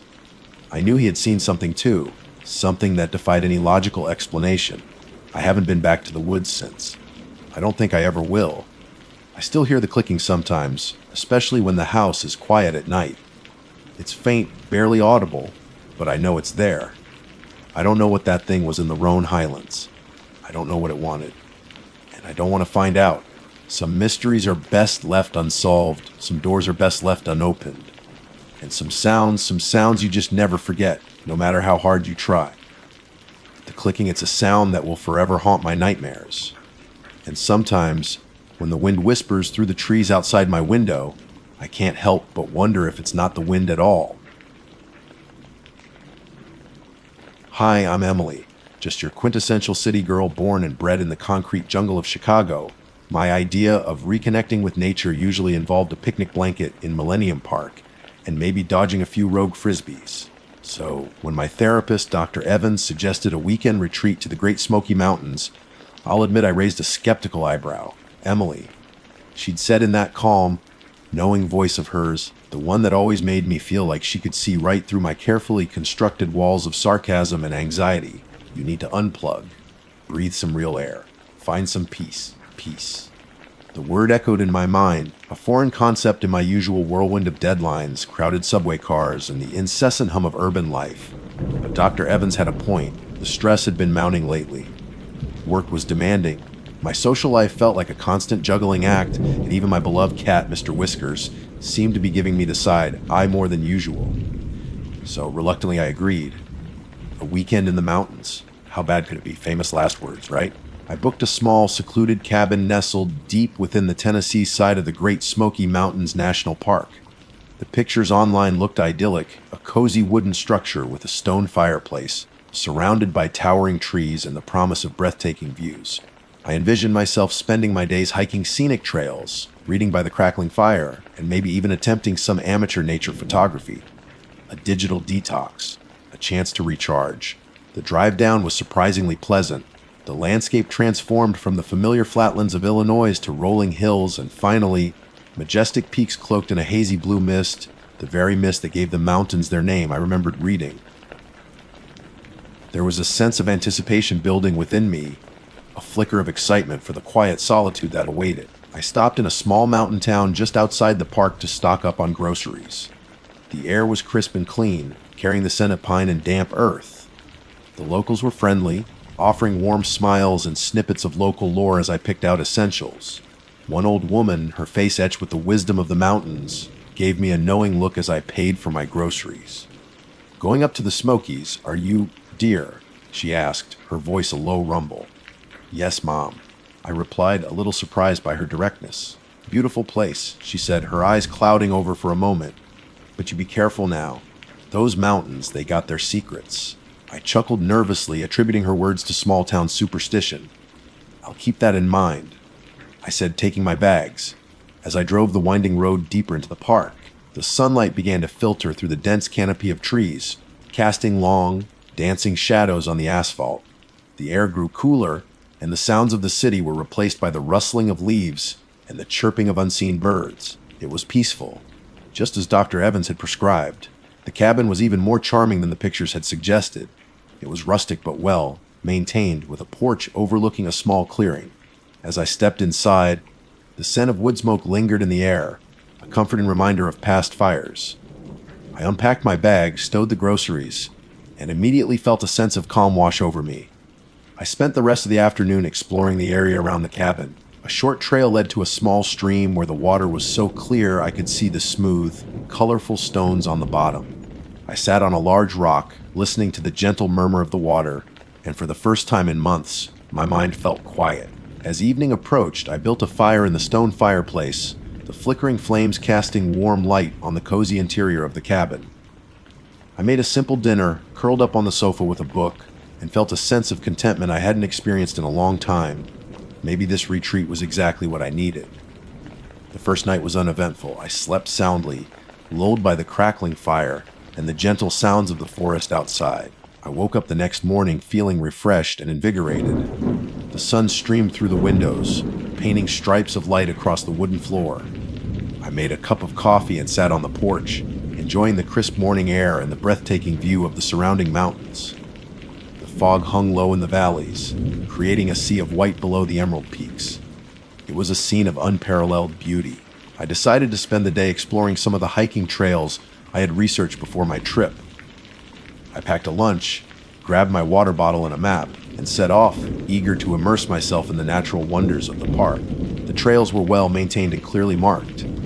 I hiked for hours, marveling at the towering trees, the vibrant wildflowers, and the occasional glimpse of wildlife. I even spotted a black bear in the distance, foraging for food, a thrilling reminder of the wildness of this place. As the afternoon wore on, the trails became less crowded, and a sense of deeper solitude settled around me. The sounds of the forest intensified, the rustling of leaves, the chirping of insects, the distant call of a bird. It was a symphony of nature, both calming and a little unnerving. I ventured off the main trail onto a smaller, less traveled path that promised a more secluded waterfall. The path narrowed, winding deeper into the woods. The trees grew denser, blocking out much of the sunlight, and the air became cooler and damper. An unsettling feeling began to creep into the edges of my peacefulness. It was the kind of feeling you get when you sense you're being watched, even though you know you're alone. I pushed the feeling aside, attributing it to my overactive city brain, still adjusting to the quiet isolation of the wilderness. I rounded a bend in the path, and there it was, the waterfall. It wasn't a grand, thundering cascade, but a gentle stream of water spilling over moss-covered rocks into a small, clear pool. It was beautiful, serene. I sat on a rock near the pool, ate my lunch, and enjoyed the tranquil atmosphere. The only sounds were the gentle rush of the water and the occasional rustle in the undergrowth. I tried to relax to soak in the beauty of the moment, but that unsettling feeling lingered, a persistent little knot in my stomach. As I finished my lunch, I noticed something odd. On one of the large flat rocks near the edge of the pool, there was a small pile of bones. They were small and white, and at first, I thought they might be from a bird or a small animal. But as I looked closer, I noticed something disturbingly familiar about their shape. They looked like fingers. Tiny, delicate finger bones. A chill ran down my spine despite the warm afternoon air. I stood up quickly, a sense of unease now turning into genuine alarm. I told myself it was probably just some animal remains, that my imagination was running wild. But the image of those tiny finger bones was seared into my mind. I decided it was time to head back to the cabin. The peaceful serenity of the woods had been replaced by a growing sense of dread. The shadows seemed darker now, the sounds of the forest more ominous. Every snap of a twig, every rustle in the leaves made me jump. I quickened my pace, my heart pounding in my chest. The path back seemed longer, the trees closing in around me like silent, watchful sentinels. I couldn't shake the feeling that I was no longer alone in these woods. As I finally emerged back onto the main trail, the relief was palpable. The familiar markers and the wider path felt like a return to safety. I hurried back towards the cabin, my earlier enjoyment of the hike completely forgotten. When I reached the cabin, I locked the door behind me, even though I knew it wouldn't offer much protection against anything truly determined to get in. I peered out the windows, scanning the surrounding woods, but saw nothing. I tried to rationalize what I had seen. Animal bones? That's all it was. My city girl nerves were just getting the better of me, but the image of those tiny finger bones kept flashing in my mind, and the unsettling feeling in my stomach refused to go away. I spent the rest of the day inside the cabin, trying to distract myself with a book and the warmth of the fire. But every creak of the floorboards, every rustle of leaves outside the window, sent a jolt of fear through me. The peace and tranquility I had felt just the day before had vanished, replaced by a gnawing anxiety. As dusk began to fall, casting long, eerie shadows across the clearing, I couldn't shake the feeling that something was wrong. Terribly wrong. The woods outside seemed to hold their breath, the usual sounds of nighttime creatures strangely absent. An unnatural silence had descended, a silence that felt heavy and pregnant with something unknown. I double-checked the locks on the doors and windows, even though I knew it was probably futile. I huddled by the fire, clutching a mug of tea, my eyes darting nervously towards the windows, watching the deepening darkness. This was no longer the relaxing escape I had envisioned.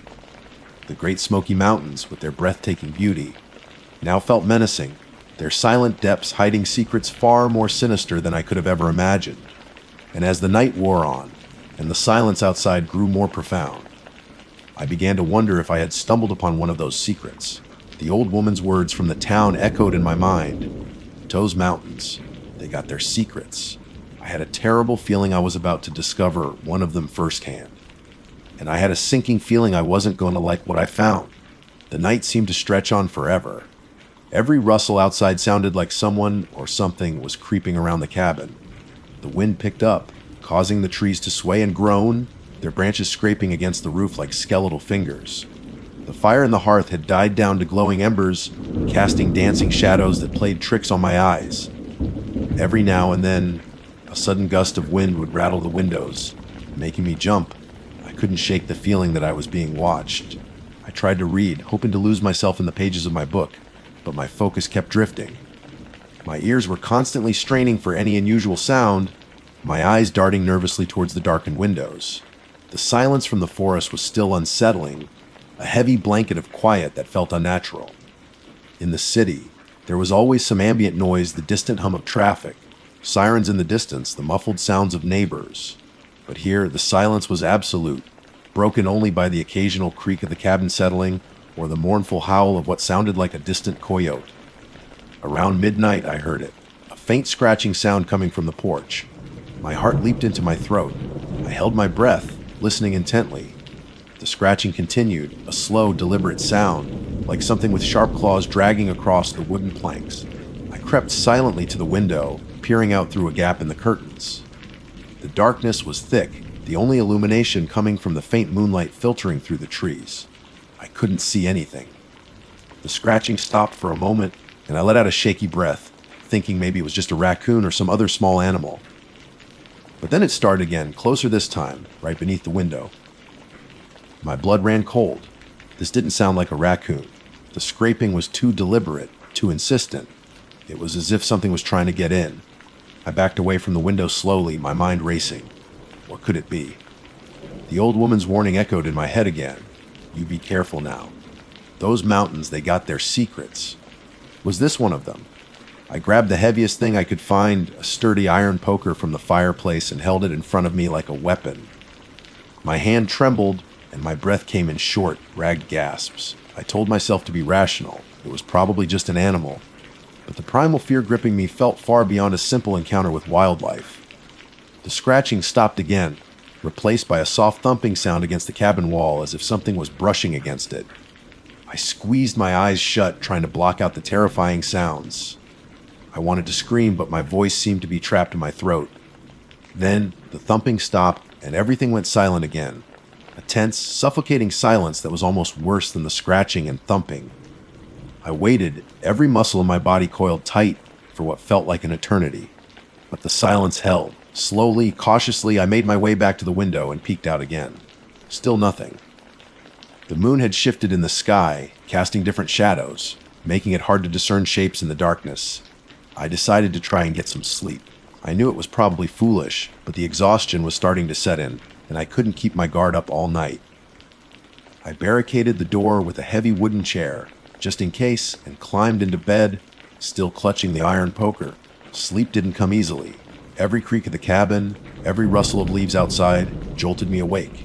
I kept imagining things lurking just outside the windows, their eyes glinting in the darkness. It was a long, restless night filled with fear and unease. When dawn finally broke, painting the sky in hues of orange and pink, I felt a wave of relief wash over me. The light seemed to dispel some of the oppressive dread that had filled the cabin all night. I got out of bed, my body stiff and sore, and went to check the porch. There was nothing there. No tracks, no signs of whatever had made those terrifying sounds in the night. I felt a moment of doubt. Had I imagined it? Had the stress and isolation just played tricks on my mind? But as I looked closer at the wooden planks of the porch, I saw them. Faint, almost imperceptible scratches running in long, deliberate lines near the edge. They were definitely new, and they definitely hadn't been there yesterday. A fresh wave of fear washed over me. I hadn't imagined it. Something had been out there, something with sharp claws, and it had been trying to get into the cabin. I knew I couldn't stay here another night. As beautiful as the mountains were, as much as Dr. Evans thought this retreat would do me good, I had to get out. I had to go back to the safety of the city, back to the noise and the crowds, where the things that went bump in the night were usually just the garbage truck. I packed my bags quickly, my hands shaking. I didn't bother with breakfast. I just wanted to get away as soon as possible. As I was loading my suitcase into the car, I noticed something else on the ground near the porch. It was small and white, and my blood ran cold as I recognized the shape. Another bone. This one was slightly larger than the ones I had seen by the waterfall, but the shape was unmistakable. It was a finger bone. This wasn't just my imagination playing tricks on me. Something was happening here, something sinister. I got into my car, locked the doors, and started the engine. I put the car in reverse, my eyes glued to the rearview mirror as I backed out of the driveway. I wanted to leave this place as quickly as possible to put as much distance as I could between myself and the creepy cabin in the woods. As I reached the end of the driveway and started to turn onto the main road, I saw it, standing in the middle of the road blocking my path. It was tall and gaunt, its body unnaturally thin and elongated. Its skin looked pale and stretched taut over its frame, and its limbs were long and spindly, ending in sharp, claw-like hands. Its face was hidden in shadow, but I could see two glowing red eyes staring directly at my car. I slammed on the brakes, my heart pounding in my chest. This wasn't a bear. This wasn't a deer. This was something else. Something unnatural. Something terrifying. The creature didn't move. It just stood there, its red eyes burning into me, its silent presence radiating a palpable sense of menace. I tried to put the car in reverse again, to back away and turn around, but my hands were shaking so badly I could barely grip the steering wheel. Panic seized me. I had to get out of here. I had to escape this nightmare. I honked the horn hoping to scare it away, but the creature didn't even flinch. It It just continued to stare, its glowing red eyes fixed on me. I knew I couldn't stay here. I had to do something. I took a deep breath, put the car in drive, and slowly, cautiously started to move forward. The creature remained in the middle of the road, unmoving. As I got closer, I could see more details. Its mouth was stretched into a wide, unsettling grin, revealing rows of sharp, jagged teeth. Its head was oddly shaped, elongated and narrow, with what looked like small, pointed ears sticking out from the sides. Fear threatened to overwhelm me. I wanted to scream, to close my eyes and make it all go away, but I knew I had to stay focused. I had to get past this thing. I pressed down on the accelerator, slowly at first, then a little faster. The creature still didn't move. It was like it wanted me to hit it. At the last possible moment, just as I thought I was going to crash into it, the creature finally moved. It didn't step to the side. Instead, it lunged. Its long, spindly arm shot out, its sharp claws raking across the hood of my car with a sickening screech. I gasped, my foot instinctively slamming down on the accelerator. The car lurched forward, and I swerved around the creature, narrowly avoiding a collision. I didn't look back. I just kept driving, my hands gripping the steering wheel so tightly my knuckles were white. I drove as fast as I could, the image of that gaunt, red-eyed creature burned into my mind. I didn't stop until I was miles away from the cabin, back on the main highway, surrounded by other cars. Only then did I finally allow myself to breathe. I pulled over to the side of the road, my body shaking uncontrollably. I looked at the scratches on the hood of my car, deep gouges in the metal, a terrifying reminder of what I had just encountered. What was that thing? It wasn't an animal. It wasn't a person. It was something else. Something that shouldn't exist.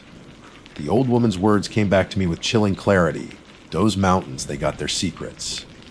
I had come to the Great Smoky Mountains looking for peace and relaxation. Instead, I had found something terrifying, something that had scratched at my door in the night and then stood in the middle of the road, its red eyes burning into my soul. I looked down at my hands. They were still trembling. I would never look at the woods the same way again. And I knew, with a certainty that chilled me to the bone, that whatever I had seen in those mountains, it would never truly leave me. The peace I had sought was shattered, replaced by a fear that would likely haunt my nightmares for years to come. The city didn't seem so bad after all. At least the monsters there were usually just metaphorical. The ones in the Smoky Mountains were horrifyingly real, and I had a feeling my encounter with them was far from over. The drive back felt like a blur. I didn't stop until I reached the outskirts of Knoxville, the familiar sight of chain restaurants and gas stations a stark contrast to the terrifying wilderness I had just fled. I pulled into a brightly lit parking lot, my hands still shaking as I turned off the ignition. I couldn't believe what had happened. It felt like some kind of twisted nightmare, but the scratches on my car hood were a grim reminder that it was all too real. I sat there for a long time, just trying to catch my breath and process what I had seen. That creature, it defied any logical explanation. It wasn't an animal I had ever seen or heard of. It looked like something out of a horror movie, a grotesque figure with glowing red eyes and razor-sharp claws. Eventually, I managed to pull myself together enough to drive to a motel. I checked in under a false name, not wanting to leave a trace of where I was. I needed time to think, to try and make sense of everything. The motel room felt sterile and impersonal, a stark contrast to the rustic charm and hidden horrors of the cabin. I took a long, hot shower, trying to wash away the feeling of being watched, the lingering sense of dread that clung to me like a shroud. I spent the rest of the day and night in the motel room, the curtains drawn, the television playing softly in the background for some semblance of normalcy. I tried to research what I had seen online, searching for descriptions of strange creatures or local folklore of the Great Smoky Mountains. I typed in keywords like creepy mountain creatures, unexplained sightings, Smoky Mountain monsters, but all I found were the usual Bigfoot sightings and ghost stories. Nothing matched the gaunt, red-eyed figure that had blocked my path. The lack of information only made my fear worse. It was like my experience was so far outside the realm of normal that no one else had ever encountered it, or if they had, they hadn't lived to tell the tale. Sleep was fitful and plagued by nightmares. I kept seeing those glowing red eyes in the darkness, that wide, unsettling grin, those sharp claws raking across my car. I would wake up in a cold sweat, my heart pounding, convinced that the creature was somehow in the room with me. The next morning, I knew I couldn't stay in the motel forever. I had to go home. I called Dr. Evans, telling her I had cut my retreat short due to an unexpected issue. Didn't go into details. How could I possibly explain what had happened? She would think I was having a breakdown. The drive back to Chicago was long and uneventful. The familiar flatlands of Illinois were a welcome sight after the terrifying terrain of the mountains. As I drove, my mind kept replaying the events of the past few days. Had it all been real, or had the stress and isolation finally pushed me to the brink of sanity? But then I would look at the scratches on my car, still visible even after a quick wash at a gas station, and I knew it had been real. Something terrifying lived in those mountains, something that preyed in the darkness. Back in my Chicago apartment, surrounded by the familiar sounds of the city, I tried to settle back into my old routine. I went back to work. I saw my friends. I even spent some quality time with Mr. Whiskers. But everything felt different now. A shadow had been cast over my life, a lingering fear that I couldn't shake. I started having nightmares more frequently, vivid and terrifying visions of the creature in the mountains. I would wake up screaming, convinced that it was standing in my bedroom, its red eyes glowing in the dark. I became obsessed with trying to understand what I had seen. I spent hours online, delving into the darker corners of the internet, searching for any mention of similar creatures or experiences. I stumbled upon forums dedicated to cryptids and paranormal phenomena, reading countless stories of strange encounters in the wilderness. One night I found a thread that sent a shiver down my spine. It was a discussion about Appalachian folklore, and someone mentioned a creature known as a night hag, or a raw head and bloody bones. The descriptions were vague and often contradictory, but some spoke of a tall, gaunt figure with pale skin and glowing eyes that roamed the forests at night. Some legends even mentioned sharp claws and an unsettling grin. Could this be what I had seen? The descriptions weren't a perfect match, but they were disturbingly close. The thought that there might be a name, a history, to the creature I had encountered was both terrifying and strangely comforting. As the weeks passed, the nightmares continued, and my anxiety grew. I felt like I was constantly looking over my shoulder, afraid that the creature might somehow find me here in the city. It was irrational, I knew, but the fear was real. Then one evening, as I was scrolling through social media, I saw a post that made my blood run cold. It was a picture taken by a hiker in the Great Smoky Mountains, posted just a few days ago. In the background, partially obscured by trees, was a tall, gaunt figure. Its face was hidden, but I could see the unnatural thinness of its body and the long, spindly limbs. And even though the picture was blurry and taken from a distance, I could almost swear I saw the faint glow of red eyes. The caption of the post read, "Anyone know what kind of animal this is? Saw it on the trail near Klingman's Dome." It looked kind of creepy. I clicked on the comments, my heart pounding. People were speculating about bears, deer with mange, even some kind of weird scarecrow. No one seemed to recognize what it truly was. I typed a comment, my fingers trembling. Be careful. It's not an animal. But I deleted it before posting. What could I say? How could I explain what I had seen without sounding completely insane? I saved the picture, zooming in on the figure in the background. It was undeniably similar to the creature I had encountered. It confirmed that I wasn't crazy. It confirmed that something was really out there. A few days later, I saw another post. This one was a news article shared by a local Tennessee station. It reported that a hiker had gone missing in the Great Smoky Mountains National Park. They had been hiking alone near Klingman's Dome. The search and rescue teams hadn't found any trace of them. A cold dread washed over me. Klingman's Dome was the highest point in the park, not far from where I had seen the creature. Could there be a connection? I started following the news closely, but there were no further updates on the missing hiker. The story eventually faded from the headlines. But for me, it didn't fade. It stayed with me, a constant reminder of the terror I had experienced in those mountains. I still have nightmares. I still jump at every shadow and every strange sound. I still look at the scratches on my car hood and remember those glowing red eyes. I tried to reconnect with nature. My therapist suggested a weekend retreat in the Great Smoky Mountains. Let's just say it wasn't the relaxing escape I envisioned. It was a descent into a nightmare, a terrifying glimpse into a world beyond my understanding. And I have a feeling that the secrets of those mountains are still out there, lurking in the shadows, waiting for the next unsuspecting city girl to wander off the beaten path. I know I'll never go back, And sometimes late at night, when the city noises quiet down, I still hear that faint scratching sound, and I wonder if it has somehow followed me home. My name's Jake, and I'm a bit of a history buff. Always have been. While most folks my age were glued to sports or the latest video games, I found myself drawn to dusty old books, forgotten maps, and the untold stories that lingered in the quiet corners of the world. There's something about stepping back in time, piecing together the lives and events of those who came before us, that just fascinates me. It's like being a detective, but instead of solving a crime, you're uncovering a lost piece of our collective human experience. Lately, my historical curiosity had been particularly fixated on the Appalachian region, specifically West Virginia.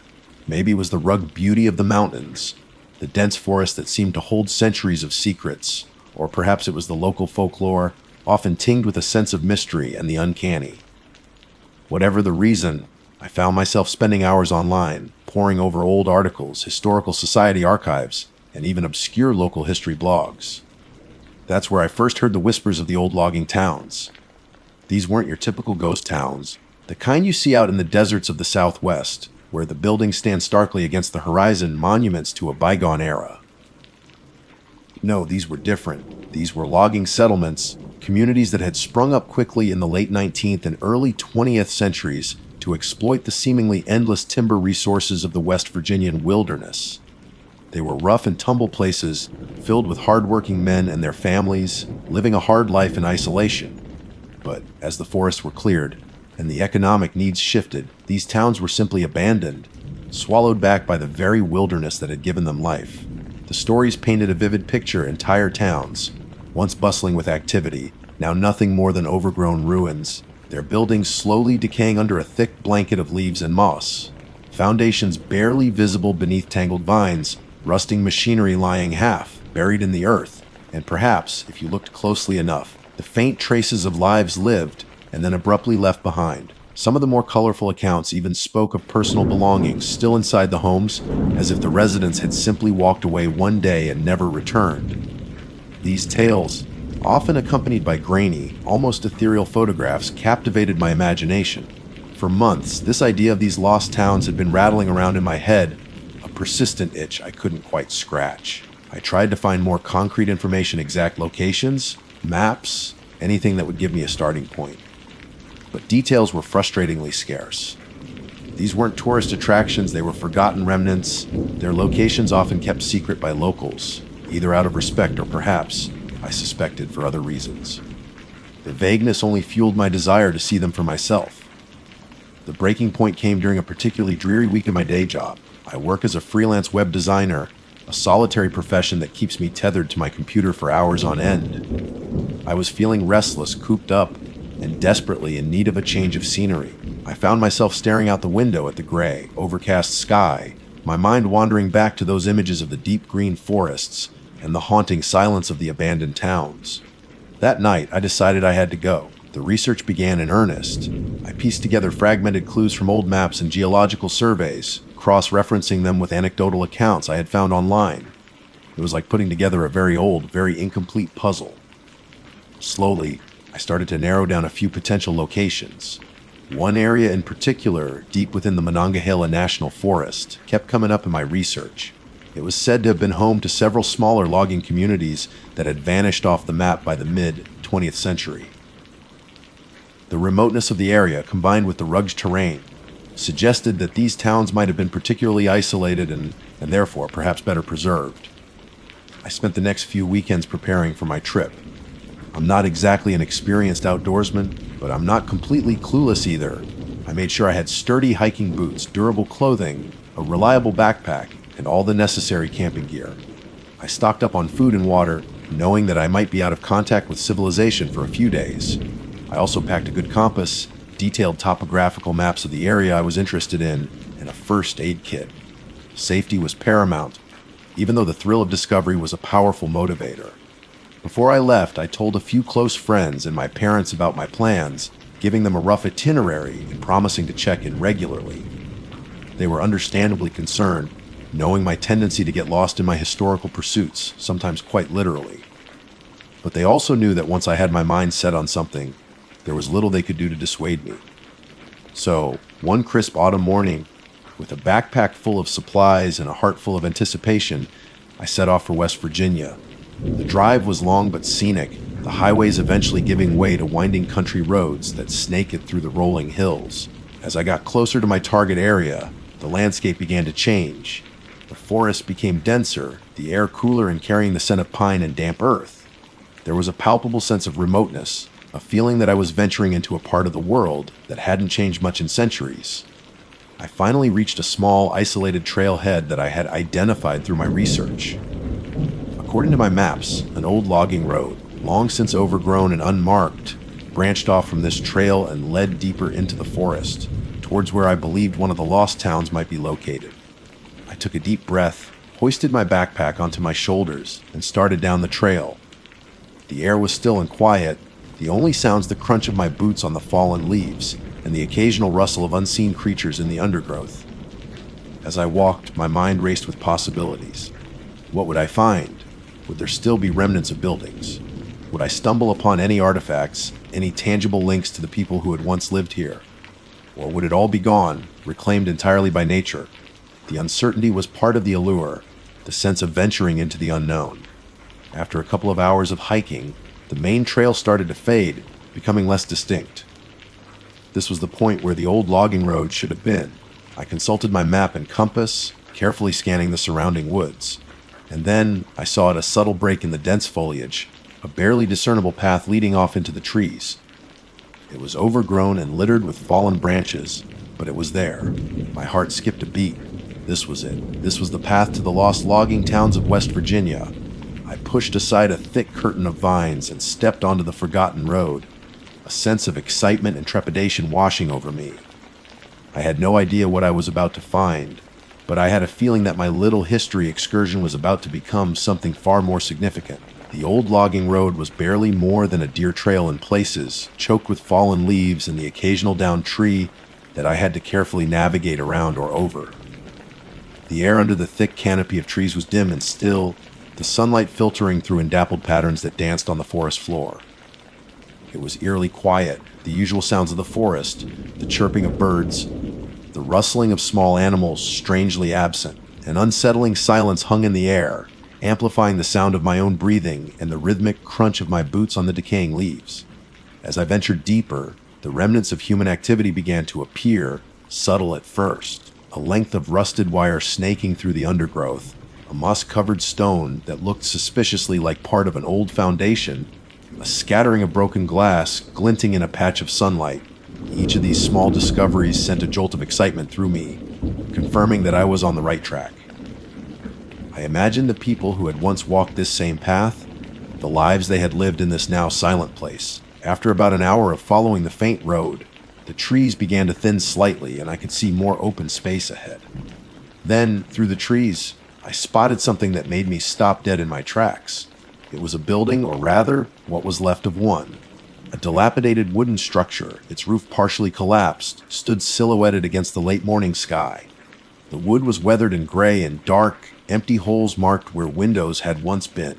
It looked like something out of a forgotten photograph, a relic of a bygone era slowly being consumed by the relentless march of nature. A sense of anticipation mixed with a healthy dose of unease washed over me. This was it. I had found one of the lost logging towns.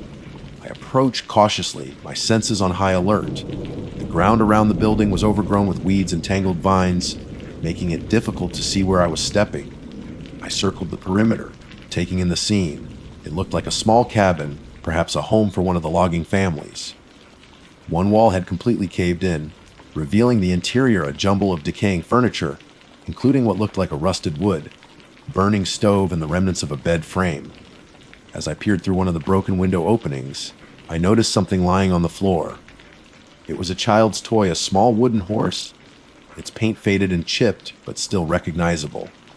A lump formed in my throat. This wasn't just a collection of old buildings. This was a place where people had lived, where children had played. The thought brought a sudden, poignant sense of connection to the past. Emboldened by my discovery, I continued to explore the area. It soon became apparent that this wasn't just a single cabin. As I pushed my way through the dense undergrowth, I found more structures, each in varying states of decay.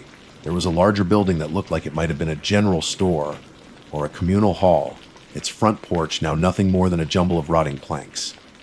Further on, I discovered the remnants of several more homes, their outlines barely visible beneath the thick vegetation. It was like walking through an open-air museum, but one that had been forgotten by time. The silence here was even more profound than in the surrounding forest. It was a heavy, oppressive silence, the kind that seems to swallow sound. I couldn't shake the feeling that I was being watched, though there was no sign of any other living creature. The wind, which had been absent until now, suddenly picked up, rustling through the leaves and causing the branches of the trees to sway. The sound, which should have been comforting, instead sent a shiver down my spine. It sounded like whispers, faint and indistinct, carried on the breeze.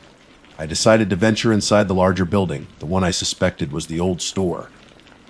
The doorway was still somewhat intact, though the door itself was long gone. I stepped inside, careful of where I placed my feet. The interior was dark and damp, the air thick with the smell of decaying wood and mold. My eyes slowly adjusted to the gloom. The shelves that had once lined the walls were now empty, but I could still see the faint outlines where they had been attached. In one corner, a pile of rusted cans lay scattered on the floor. I picked one up carefully. The label had long since disintegrated, but I could make out the faint impression of the word, beans. A small, insignificant object, yet it spoke volumes about the everyday lives of the people who had lived here. As I moved further into the building, I noticed something carved into one of the wooden support beams. It was a name crudely etched into the wood, Elias 1917. Underneath the name was a simple drawing of a heart. It was a fleeting glimpse into the past, a small testament to a moment of human connection in this now desolate place. I traced the letters with my fingers, feeling a strange sense of melancholy. I spent the next few hours exploring the remnants of the town, meticulously documenting my findings with photographs and notes. I found broken tools, pieces of pottery, fragments of old newspapers, all slowly being reclaimed by the earth. Each discovery added another piece to the puzzle, helping me to build a picture of what life might have been like in this forgotten community. As the afternoon wore on, the shadows in the forest grew longer, and a sense of unease began to creep into my thoughts. The silence of the town, which had initially been intriguing, now felt heavy and oppressive. The whispers of the wind seemed to have grown louder, more insistent, though I still couldn't make out any discernible words. I decided to start heading back towards the logging road and my way out. I had seen a good portion of the town, and the fading light was a reminder that I needed to make my way back to the trailhead before nightfall. As I turned to leave the old store, I noticed something I hadn't seen before. Scrawled on the inside of the doorway, in what looked like faded charcoal, were a series of symbols. They weren't letters or numbers that I recognized. They were strange, almost geometric shapes, unlike anything I had ever seen before. I frowned, trying to make sense of them. They looked old, perhaps as old as the town itself. Could they be some kind of local folklore or superstition? Or something else entirely? I took several photographs of the symbols, intending to research them later. As I stepped back outside, the wind suddenly died down, and the forest was once again enveloped in an unnerving silence. The sun was beginning to dip below the trees, casting long, distorted shadows that seemed to writhe and twist in my peripheral vision. I quickened my pace, eager to get back to the familiar trail. But as I made my way through the overgrown streets of the abandoned town, I started to notice something else. Small, almost imperceptible at first, but growing more frequent as I continued. I would catch a glimpse of something out of the corner of my eye, a flicker of movement in the shadows, a brief flash of white behind a tree. Every time I turned to look directly, there was nothing there. I told myself it was just my imagination, the play of light and shadow in the fading daylight. But the feeling of being watched intensified. It felt like there were eyes on me, unseen but definitely present, following my every move. Then I heard it. A sound that made the blood run cold in my veins. It was a soft, shuffling sound coming from the woods just beyond the edge of the town. It sounded like something moving through the underbrush, slowly but deliberately. I stopped and listened, my heart pounding in my chest. The shuffling continued closer now. I strained my eyes, trying to see through the dense trees, but I couldn't make out anything. "Hello," I called out, my voice sounding weak and shaky in the oppressive silence. There was no response, only the continued shuffling sound, now accompanied by a faint snapping of twigs. My breath hitched in my throat. I didn't know what was out there, but every instinct in my body told me that it wasn't friendly.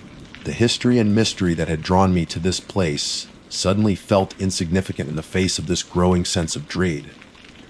I turned and started to run, my boots pounding on the uneven ground, the sound echoing through the silent woods. The shuffling sound behind me seemed to quicken, as if whatever was out there was now pursuing me. I didn't dare to look back. I just ran, my lungs burning, my mind screaming for escape from this forgotten corner of the West Virginian wilderness. I didn't stop running until my lungs felt like they were on fire and my legs screamed in protest. Branches whipped at my face, and I stumbled over unseen roots and rocks, the darkness closing in around me as the last vestiges of daylight faded beneath the trees. The shuffling sound behind me persisted, relentless and unnervingly close. Whatever it was keeping pace with me, its movements strangely silent now, the snapping of twigs replaced by a soft, almost gliding sound. Panic clawed at my throat. My mind raced, trying to make sense of what was happening.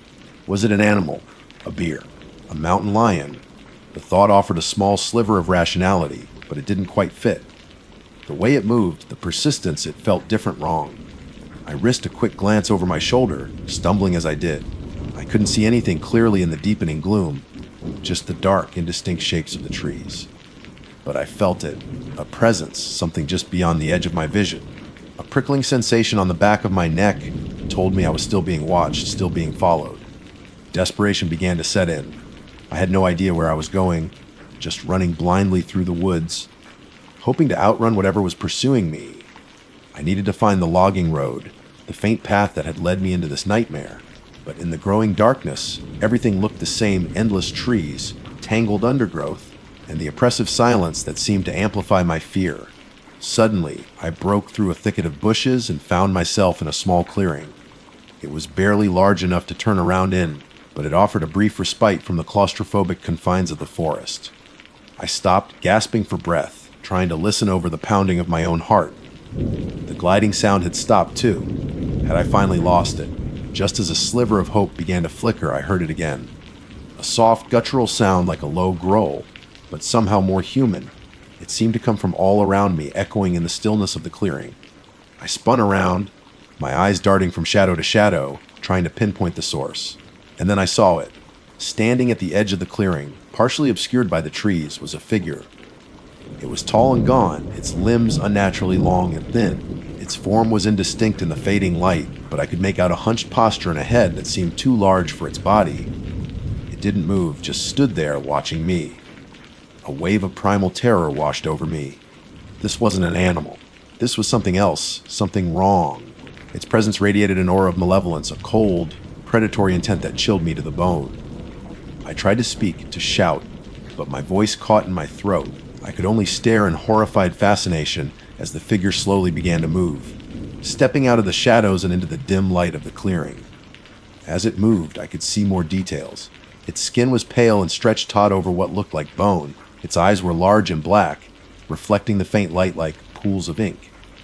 And its mouth was stretched into a grotesque, fixed grin, revealing rows of sharp, pointed teeth. The sight of it sent my mind reeling.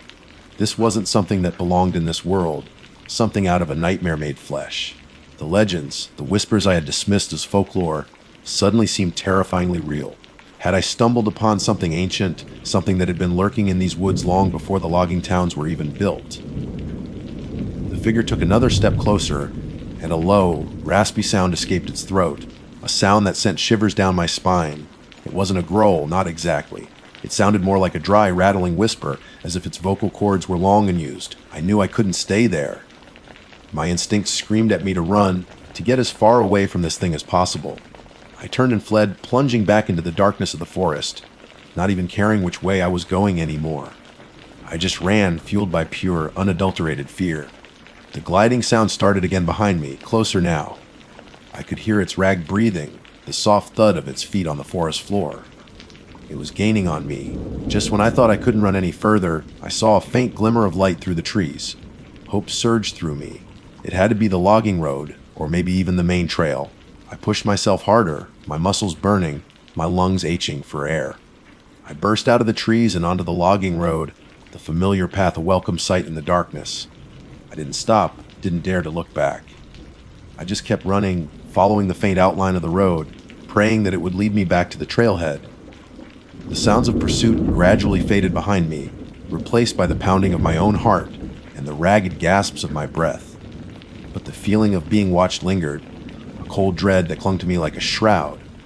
I ran for what felt like hours, stumbling and falling in the darkness, but always getting back up and pushing forward.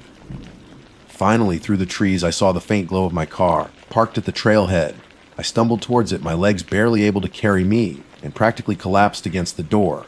I fumbled with the keys, my hands shaking so badly I could barely grip them. Finally, I managed to unlock the door and practically fell into the driver's seat. I slammed the door shut, locked it, and started the engine, not even bothering to fasten my seatbelt. I put the car in drive and sped away, my headlights cutting through the darkness, illuminating the empty road ahead. I didn't slow down until I was miles away from the forest. The image of that gaunt figure burned into my mind. I didn't stop driving until I reached the nearest town, a small, brightly lit gas station where I could finally catch my breath and try to make sense of what had happened. But even under the fluorescent lights and surrounded by the mundane normalcy of the late night convenience store, the fear still lingered. I never went back to West Virginia. I never tried to find those lost logging towns again. The allure of history had been replaced by a chilling reminder that some stories are best left untold, some secrets best left buried in the silence of the wilderness. I still think about it sometimes, especially when the wind whispers through the trees at night. I see that gaunt figure in my nightmares, its black eyes, staring, its grotesque grin fixed in place. And I can't help but wonder what ancient horror still lurks in the forgotten corners of the Appalachian wilderness. I tried to research the symbols I had seen carved into the doorway, but I could never find anything that matched them. They remain an unsettling mystery, a final piece of the puzzle that I don't think I ever want to solve. My name's Jake, and I'm a bit of a history buff. I used to be anyway. I prefer to stick to the documented pages of history books, the stories safely confined to the past. Because sometimes the past reaches out, and what you find in the forgotten corners of the world is more terrifying than you could ever imagine. And sometimes those discoveries follow you home. They call me Ranger Rick. Been patrolling these parts of the Appalachian Trail for 20 years now. 20 long years of sunrises over misty valleys, the rustle of leaves underfoot, and the quiet symphony of the woods. I've seen my share of strange occurrences, that's for sure. You spend enough time alone in the wilderness, you start to see things, hear things that can't quite be explained by logic or the wildlife guide. A fleeting shadow just at the edge of your vision, a whisper carried on a wind that shouldn't be blowing, the unnerving silence where there should be the chirping of crickets and the hoot of an owl. Most times, it's just the woods playing tricks on you, the mind filling in the blanks when you're too tired or too isolated. But every now and then you get a feeling deep down in your gut that something ain't right. My territory stretches across a particularly remote section of the trail, a good 50-mile loop that sees its fair share of through hikers, weekend backpackers, and the occasional lost soul who wandered off the beaten path. I know every twist and turn of this trail like the back of my hand, every familiar landmark, every babbling brook, every ancient, gnarled tree that stands like a silent sentinel. I've helped countless hikers over the years bandage blisters, shared my water, pointed them in the right direction when their maps failed them. You become a sort of guardian out here, a reassuring presence in the vast, untamed wilderness. I'm not a young man anymore. The lines on my face are etched by years of sun and wind, and my knees creak a little louder with each passing season. But I still love it out here. There's a piece to the woods, a connection to something ancient and powerful that you just can't find in the hustle and bustle of city life. Most days, my only companions are the deer that graze in the meadows at dawn, the curious squirrels that chatter from the branches overhead, and the soaring hawks that circle lazily in the sky. And that's just fine by me. I've always been more comfortable in my own company, with the quiet understanding of the natural world as my backdrop. My routine is usually pretty predictable. Wake up before sunrise in my small cabin just off the trail, brew a pot of strong coffee, and listen to the morning sounds of the forest awakening. Then I'd saddle up my old mule, Bess, she's seen more miles of this trail than most folks, and we'd head out. We'd patrol the marked paths, check for any fallen trees or trail damage, make sure the shelters are in good repair, and generally keep an eye out for anyone who might need assistance. Most days are uneventful, just the rhythmic clop of Bess's hooves and the whisper of the wind through the trees. But last Tuesday was different. The day started out like any other. The sky was a clear, brilliant blue, the air was crisp and cool, and Bess was her usual stubborn but reliable self. We'd been out on the eastern loop, about halfway through my usual route, when my radio crackled to life. It was dispatch, their voice tight with an unusual urgency. "Ranger Rick, do you copy?" I keyed the microphone. "Copy that, dispatch. Rick here. Rick, we just received a distress call." It was fragmented, barely audible, but we managed to pull a location from the signal. "It's in your sector, about 10 miles north of your current position near Blackwood Creek." Blackwood Creek. Even the name sent a shiver down my spine. It's a rugged, isolated area, thick with dense undergrowth and shadowed by towering pines. Hikers tend to avoid it, and for good reason. The trail through that section is steep and treacherous, and there's always been a sense of unease about that place, a feeling of being watched by something unseen.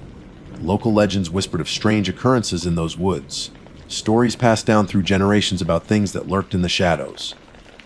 I never paid them much mind, chalking it up to folklore and campfire tales. But hearing that location now in the context of a distress call made the hairs on the back of my neck stand on end. "What kind of distress call, dispatch?" I asked, my voice betraying a hint of the apprehension I felt. There was a brief pause on the other end. "That's the thing, Rick. We're not entirely sure." It sounded like screaming, but distorted, almost inhuman, and then static. The line went dead, inhuman screaming. The words echoed in my mind, painting a grim picture. I'd heard my share of screams in these woods, the panicked cry of someone who'd taken a fall, the terrified shriek of an animal caught in a trap. But inhuman. That was something else entirely. "Any idea who it was?" I pressed. "A hiker, camper?" "No identification," dispatch replied. "The signal was weak, and the connection was lost before we could get any details. We're sending a search and rescue team, but they're coming from the south and won't be able to reach the area for several hours. You're the closest one, Rick. We need you to head to Blackwood Creek and see if you can find anything. A search and rescue operation." That meant someone was in serious trouble, and the mention of that ungodly scream, it didn't sit right with me at all, but duty called. People were potentially in danger, and I was the only one who could reach them quickly. "All right, dispatch," I said, trying to keep my voice steady. "I'm on my way. Blackwood Creek, 10 miles north. ETA approximately 2 hours. Copy that, Rick. Be careful out there." I unclipped the radio from my belt and looked at Bess. Her big, brown eyes seemed to look back at me with a knowing gaze, as if she sensed the change in the air, the shift from the ordinary to something far more unsettling. I patted her neck reassuringly. "Come on, girl," I murmured. "Looks like we've got a situation." I turned Bess off the main trail and onto a less maintained path that would take us in the direction of Blackwood Creek. The trees here were thicker, their branches intertwining overhead like skeletal fingers, casting long, eerie shadows on the forest floor. The air grew heavy, the cheerful birdsong I'd been hearing earlier replaced by an unsettling silence. Even Bess seemed more skittish, her ears twitching nervously as we made our way through the dense undergrowth. As we ventured deeper into the woods, the familiar comfort of the trail faded, replaced by a growing sense of foreboding. Every rustle of leaves, every snap of a twig under Bess's hooves seemed amplified in the oppressive silence. I gripped the reins tighter, my senses on high alert. I'd been doing this job for a long time, and I trusted my instincts. And right now, every fiber of my being was screaming that something was terribly wrong in the woods around Blackwood Creek. This wasn't just another lost hiker. This felt different. This felt like something I hadn't encountered in all my 20 years on the Appalachian Trail. And the thought of what might be waiting for me in those shadowed woods sent a cold dread creeping into my heart. Okay, here is part 2 of your creepypasta story. The path to Blackwood Creek was even more overgrown and treacherous than I remembered. It had been years since I'd last patrolled this specific route, and nature had certainly taken its course in my absence. Thorny brambles clawed at my clothes, and fallen logs lay like obstacles across the narrow track. Bess, bless her stubborn heart, navigated the rough terrain with surprising agility, her hooves finding purchase on loose rocks and slippery roots. But even her usual steady pace was slower than usual, and I could feel her unease in the way. She kept flicking her ears and occasionally letting out a soft, worried snort. The deeper we ventured, the more oppressive the silence became. The usual sounds of the forest, the chirping of birds, the buzzing of insects, the gentle rustling of leaves in the breeze, were completely absent. It was a silence that felt heavy, expectant, like the calm before a storm, and it was far more unsettling than any cacophony of natural sounds. It felt like the woods themselves were holding their breath, waiting for something to happen. The air grew colder too, a damp, bone-chilling cold that seemed to seep into my very marrow despite the exertion of the ride. A thick fog began to roll in, tendrils of mist snaking through the trees, obscuring the path ahead and turning the familiar landscape into a ghostly, ethereal realm. Visibility dropped to mere feet, and I had to rely on Bess's instincts and my own ingrained knowledge of the terrain to keep us on track. The fog played tricks on my eyes, turning familiar shapes into monstrous figures. Every twisted tree stump looked like a hunched-over creature. Every shadow seemed to writhe and shift in the periphery of my vision. I found myself constantly scanning the woods around me, my hand resting on the worn handle of my trusty sidearm. I'm not usually one for jumpy nerves, but the combination of the eerie silence, the chilling fog, and the memory of that distorted scream from the radio had me on edge. We passed a few landmarks I recognized, a peculiar rock formation shaped like a sleeping bear, a lone, lightning-struck pine that stood like a skeletal finger pointing towards the sky. But everything seemed different in the fog, distorted and unfamiliar. It felt like we were entering a different world, a place where the normal rules of nature didn't apply.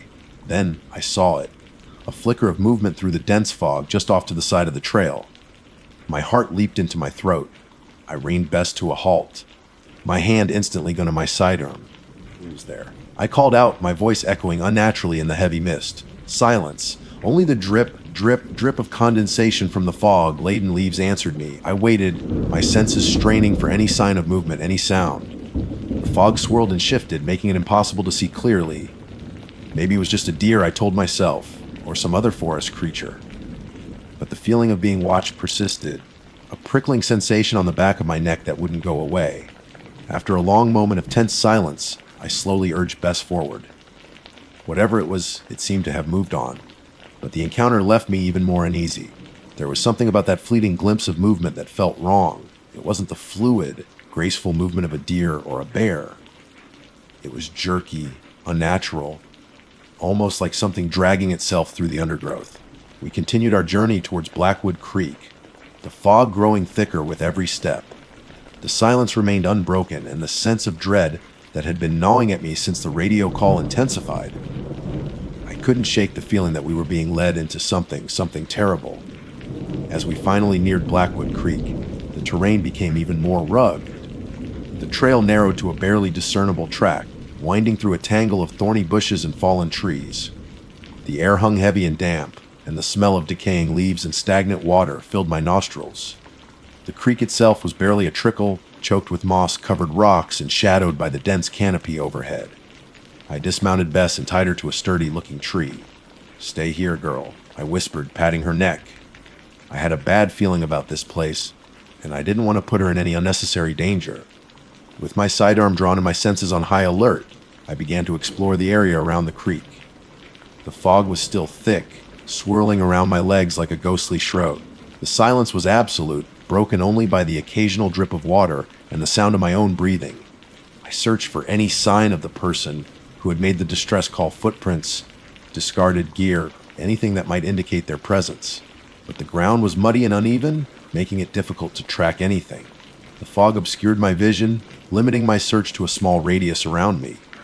"Hello," I called out, my voice barely a whisper in the oppressive silence. "Is anyone there? Ranger Rick here. Can you hear me?" Only silence answered me. I moved cautiously along the creek bank, my eyes scanning the dense undergrowth on either side. The shadows seemed to deepen and twist in the fog, creating an unsettling atmosphere of hidden menace. I felt like I was being watched from every direction, unseen eyes peering at me from behind the trees. Then I saw it, partially hidden beneath a thicket of ferns, something that made my blood run cold. It was a boot. A hiking boot lying on its side in the mud. It looked relatively new, maybe only a few months old, but it was what was inside the boot that made my stomach churn. There was no foot. The top of the boot was torn and ragged, as if something had ripped the foot clean off. And the inside of the boot, it was stained a dark, viscous red. My breath hitched in my throat. This wasn't just a lost hiker. Something terrible had happened here. Something violent. I knelt down beside the boot, my hand trembling slightly as I reached out to touch it. The leather was cold and damp. A wave of nausea washed over me as I imagined the pain and terror the owner of this boot must have felt. I stood up, my eyes scanning the surrounding area with renewed urgency. I had to find out what had happened here. I had to find the person who had worn this boot. "Hello," I called out again, my voice louder this time, filled with a growing sense of dread. Can't anyone hear me? This time there was a response, a sound that made the blood in my veins turn to ice. It wasn't a human voice. It wasn't the cry of an animal I recognized. It was a low, guttural moan, a sound of unimaginable pain and suffering that seemed to emanate from the depths of the fog-shrouded woods. The sound sent a shiver down my spine, a primal fear that I hadn't felt in years. It was a sound that spoke of a horror far beyond anything I had ever encountered in my 20 years on the Appalachian Trail. And in that moment, I knew that my routine patrol had just turned into something far more sinister, something that would forever haunt the quiet solitude of these woods. The guttural moan echoed through the fog, closer now, sending a fresh wave of fear washing over me. It wasn't just the sound itself, but the sheer agony it conveyed, a raw, primal suffering that resonated deep within my bones. I clutched my sidearm tighter, my knuckles white against the cold steel. Whatever was out there was in immense pain, or maybe it was causing immense pain. I slowly moved forward, my boots sinking into the soft, muddy ground. The fog was so thick now that I could barely see a few feet in front of me. The moans grew louder, interspersed with what sounded like heavy, ragged breathing. The smell of decay was stronger here, mixed with a metallic tang that made my stomach churn. Then, through the swirling mist, I saw a shape. It was hunched over, partially obscured by the fog and the dense undergrowth. It was roughly humanoid in form, but impossibly thin and elongated, its limbs bent at unnatural angles. Its skin appeared pale and slick, glistening in the damp air, and it was making that sound, that unearthly moan that seemed to claw its way out of the depths of some unimaginable torment. As I cautiously approached, the creature slowly turned its head. Its face, it was a mangled mess, a grotesque parody of human features. Its eyes were wide and vacant, milky white orbs that seemed to stare right through me without seeing. Its mouth was stretched into a silent scream, revealing rows of sharp, jagged teeth that looked far too numerous and far too cruel to belong to any natural creature of these woods. In its hands, it clutched something that made the blood in my veins freeze solid. It was a human leg, severed just above the knee, and attached to the end of the leg, still wearing the matching hiking boot I had found earlier, was a mangled, bloodied foot. The creature seemed oblivious to my presence, lost in its own private torment, or perhaps its own gruesome feast. The sight was so horrific, so utterly unnatural, that for a moment I was paralyzed with disbelief and terror. This wasn't a bear or a mountain lion, or any other wild animal I ever encountered. This was something else entirely, something wrong. The moan turned into a wet, gurgling sound as the creature began to devour the foot. The crunching of bone and tearing of flesh echoed in the oppressive silence, a sound so sickening that I almost lost my footing. That's when the adrenaline finally kicked in, shattering my paralysis. This abomination, was responsible for the distress call. It had clearly attacked the hiker, and who knew what else? My training took over, pushing back the sheer horror of the scene. I had to act. "Hey!" I yelled, my voice cracking with a mixture of fear and authority. The creature stopped its gruesome meal and slowly turned its head towards me again. The vacant eyes fixed on me, and for a fleeting moment, I thought I saw a flicker of something recognition. Hunger. It was impossible to tell. It dropped the severed leg and slowly, unnaturally unfolded its long, spindly limbs. It rose to its full height, which was far taller than any man I'd ever seen, maybe 7 or 8 feet tall. Its movements were jerky and erratic, like a puppet with tangled strings, and then it lunged. It moved with surprising speed for its size, its elongated arms reaching out towards me like skeletal claws. I reacted instinctively, raising my sidearm and firing. The shot echoed through the fog, the sound momentarily deafening. The bullet struck the creature in the chest, and it recoiled slightly, a strange, wet sound escaping its mangled mouth. But it didn't fall. It didn't even seem to be significantly injured. It just kept coming, its vacant eyes fixed on me, its movement still jerky but relentless. I fired again, and again, the shots ripping through the fog. Each bullet struck the creature, but it seemed to have little effect.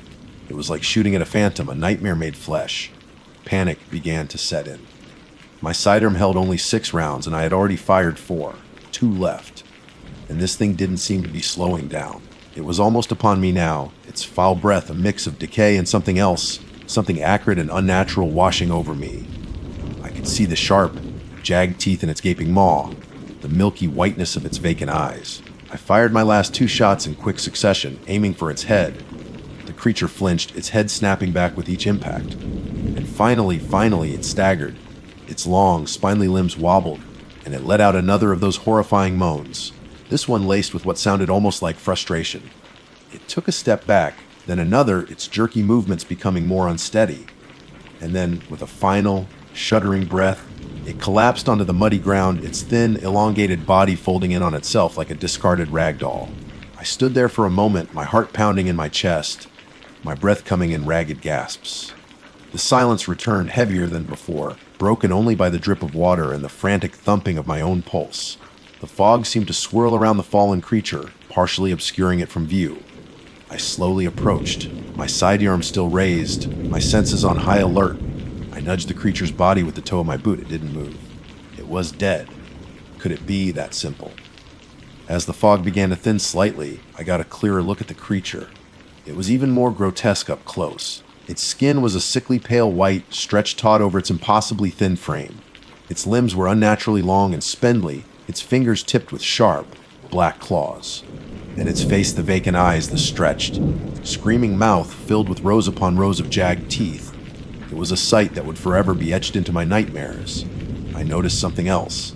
There were markings on its skin, strange symbols that looked almost carved into its flesh.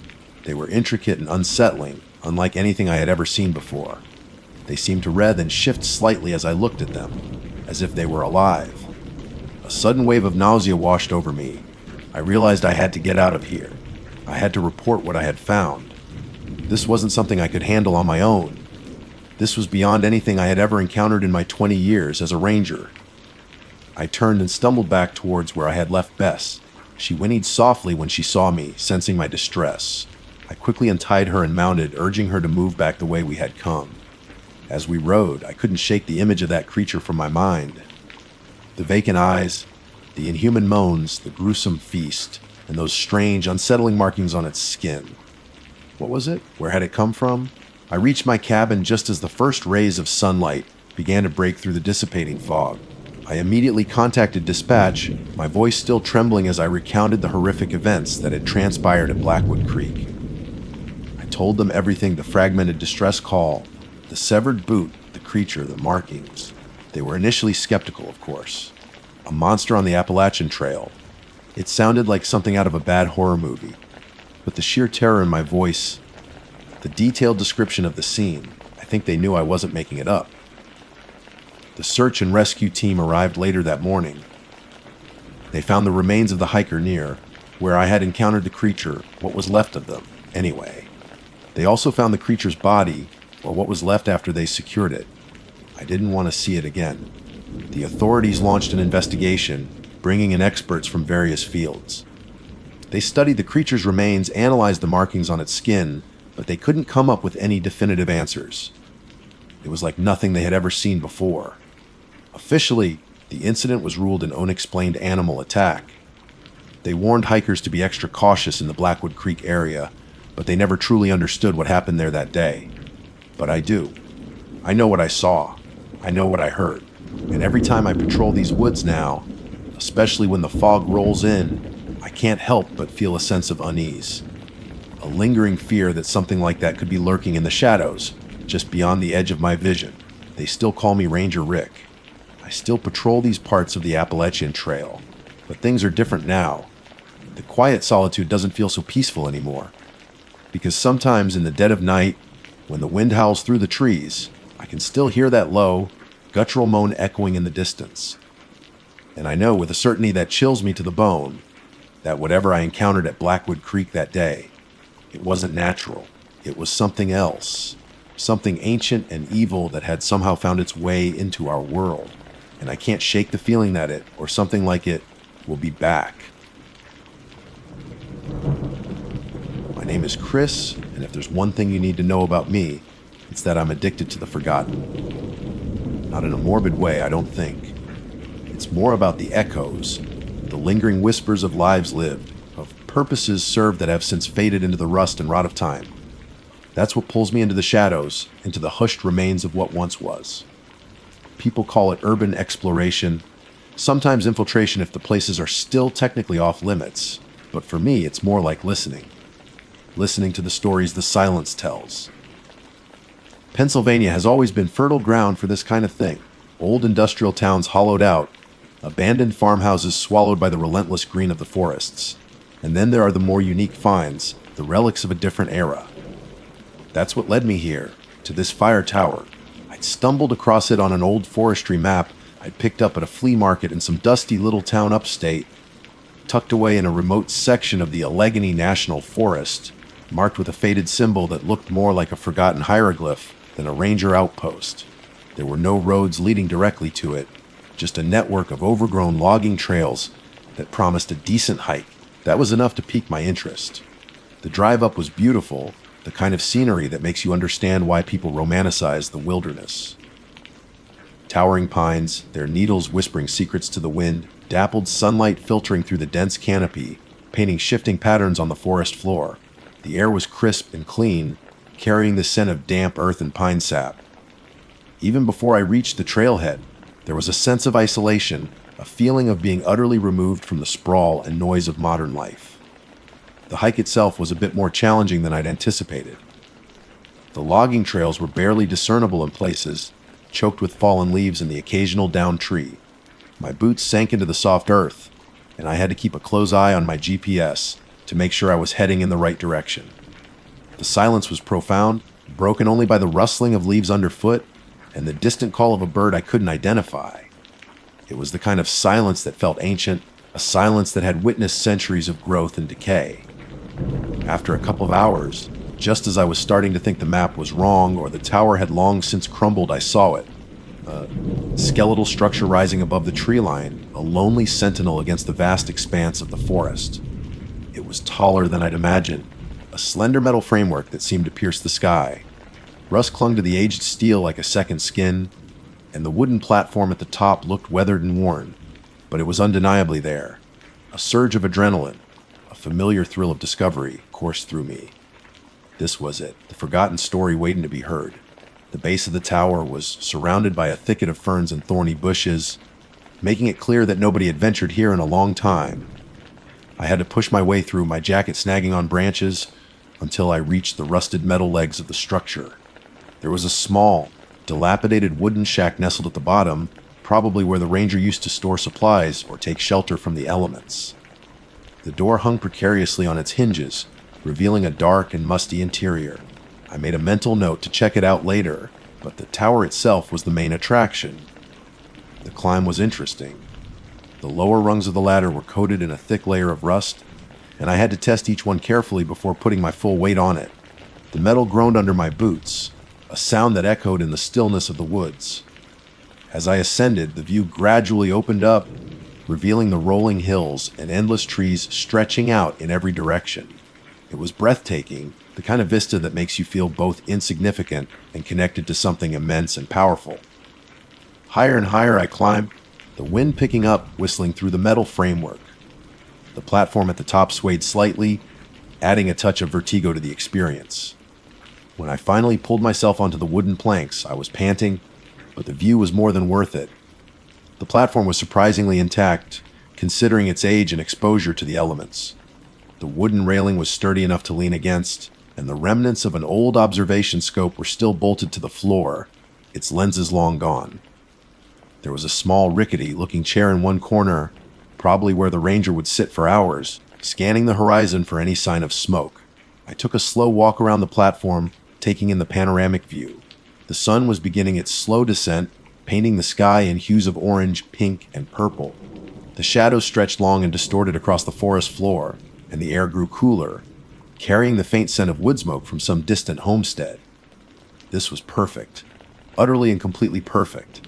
I'd brought my sleeping bag, some food, and a few essentials, intending to spend the night up here, to watch the stars emerge, to feel the wind on my face, to experience the solitude in its purest form. As the last sliver of sun dipped below the horizon, the forest began to transform. The vibrant colors faded into shades of gray and black, and the sounds of the day gave way to the nocturnal symphony of crickets and owls. The wind picked up, swirling around the tower, causing the metal to creak and groan in protest. I unrolled my sleeping bag in the lee of the old shack on the platform, the thin wood offering a minimal barrier against the growing chill. I'd brought a headlamp and a book, but for a while, I just sat there, watching the stars begin to pepper the inky sky. There was a sense of peace, of being utterly alone and insignificant in the face of the vastness of the universe. But as the night deepened, a subtle shift began to occur.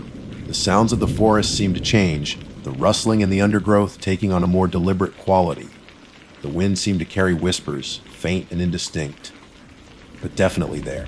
I told myself it was just the natural sounds of the woods, amplified by the darkness and my own heightened senses. But a prickle of unease began to crawl up my spine. It was a feeling I knew well from countless other explorations, a sense that I wasn't as alone as I thought. I flicked on my headlamp and scanned the surrounding darkness. The beam cut through the night, illuminating the dense foliage below. Nothing, just trees and shadows. I settled back down into my sleeping bag, trying to ignore the growing sense of unease. Maybe it was just the isolation getting to me. Maybe I should try to get some sleep. But then I heard it. A faint sound, carried on the wind. It wasn't the hoot of an owl or the rustling of leaves. It was something else. Something softer, a footstep. Or at least, what sounded like a footstep. A faint crunch of leaves, somewhere in the darkness below. My heart pounded in my chest. I sat bolt upright in my sleeping bag, my headlamp beam fixed on the direction of the sound. Silence. Maybe I'd imagined it. Maybe it was just an animal. A deer, maybe. But then I heard it again, closer this time, and it wasn't a clumsy, four-legged rustle. It was the distinct sound of something walking on two legs, carefully navigating the undergrowth. I held my breath, straining my ears. There was a pattern to it, a deliberate rhythm. Step, pause, a step. My mind raced. Who would be out here in the middle of the night? This place was miles from anywhere. It wasn't a hiking trail. Nobody just stumbled upon an abandoned fire tower in the middle of the night. Unless someone else knew about it. Someone else had the same idea as me. Another urban explorer. A local kid looking for a thrill. I told myself it was probably something harmless. But the way the sound moved, the way it seemed to circle the base of the tower, sent a shiver of genuine fear down my spine. Then I heard something else. A new sound. Faint at first, but growing steadily louder. A humming. A low, guttural hum that seemed to vibrate through the very air. It wasn't mechanical. It sounded organic, wrong. I gripped the small knife I always carried for protection, my knuckles white in the beam of my headlamp. The humming grew louder, closer. It seemed to be coming from directly below the tower. I leaned over the railing, peering into the darkness. The beam of my headlamp danced across the trees, but I couldn't see anything. The humming intensified, and then just as suddenly as it started, it stopped. Silence descended again, but this time it was different. It was a heavy, expectant silence, a silence that felt like it was holding its breath. And then I saw it, a flicker of movement in the darkness below. A pale shape moving silently between the trees. It was too tall to be a deer, too slender to be a bear. It moved with an unnatural grace, gliding through the undergrowth as if it were weightless. And as it stepped into a small patch of moonlight, I saw its face, or what I assumed was its face. It was pale, almost translucent, with large, dark eyes that seemed to reflect no light. Its mouth was a thin black line stretched into something that might have been a smile. But it wasn't smiling at the forest, it was looking up, directly at me. A jolt of pure terror shot through me. This wasn't another explorer. This wasn't a local kid, this was something else, something wrong. And as it continued to stare up at me, its head tilted slightly, the humming started again, louder this time, closer. I wasn't alone. I was definitely not alone, and whatever was down there in the darkness, it knew I was here too. My adventure in the Pennsylvania wilderness had just taken a very dark turn. Panic seized me, a cold, paralyzing wave that threatened to send me tumbling off the narrow platform. My breath hitched in my throat, and my heart hammered against my ribs like a trapped bird. The pale figure below continued to stare, its dark eyes fixed on me with an unnerving intensity. The humming resonated in the stillness of the night, a low, persistent drone that seemed to vibrate in my very bones. I wanted to scream, to shout for help, but the words caught in my throat, choked by a primal fear I'd never experienced before. This wasn't a spooky old house or a crumbling factory. This was something else entirely, something that felt ancient and malevolent. My rational mind struggled to catch up. What was I seeing? Was it some kind of animal I'd never encountered before? Some nocturnal creature adapted to these remote woods? But the way it moved, the unnaturally pale skin, and the unsettling intelligence in its dark eyes, it defied any logical explanation. The humming stopped abruptly, and the figure below took a step forward, emerging fully into a patch of moonlight. It was humanoid in shape, but gaunt and elongated, its limbs too long and thin, its movements too fluid, too silent. It wore what appeared to be tattered clothing, dark and indistinct, clinging to its emaciated frame. Its face, God, its face. The eyes were large and black, devoid of any discernible pupil or iris, just vast, empty voids that seemed to swallow the light. The thin, black line of its mouth remained fixed in that unsettling smile, a silent, mocking expression that sent a fresh wave of terror through me. It raised one long, spindly hand, the fingers unnaturally long and slender, and pointed directly at me. That's when I knew. It wasn't just aware of me, it was acknowledging me. It knew I was here watching. My fight or flight response finally kicked in.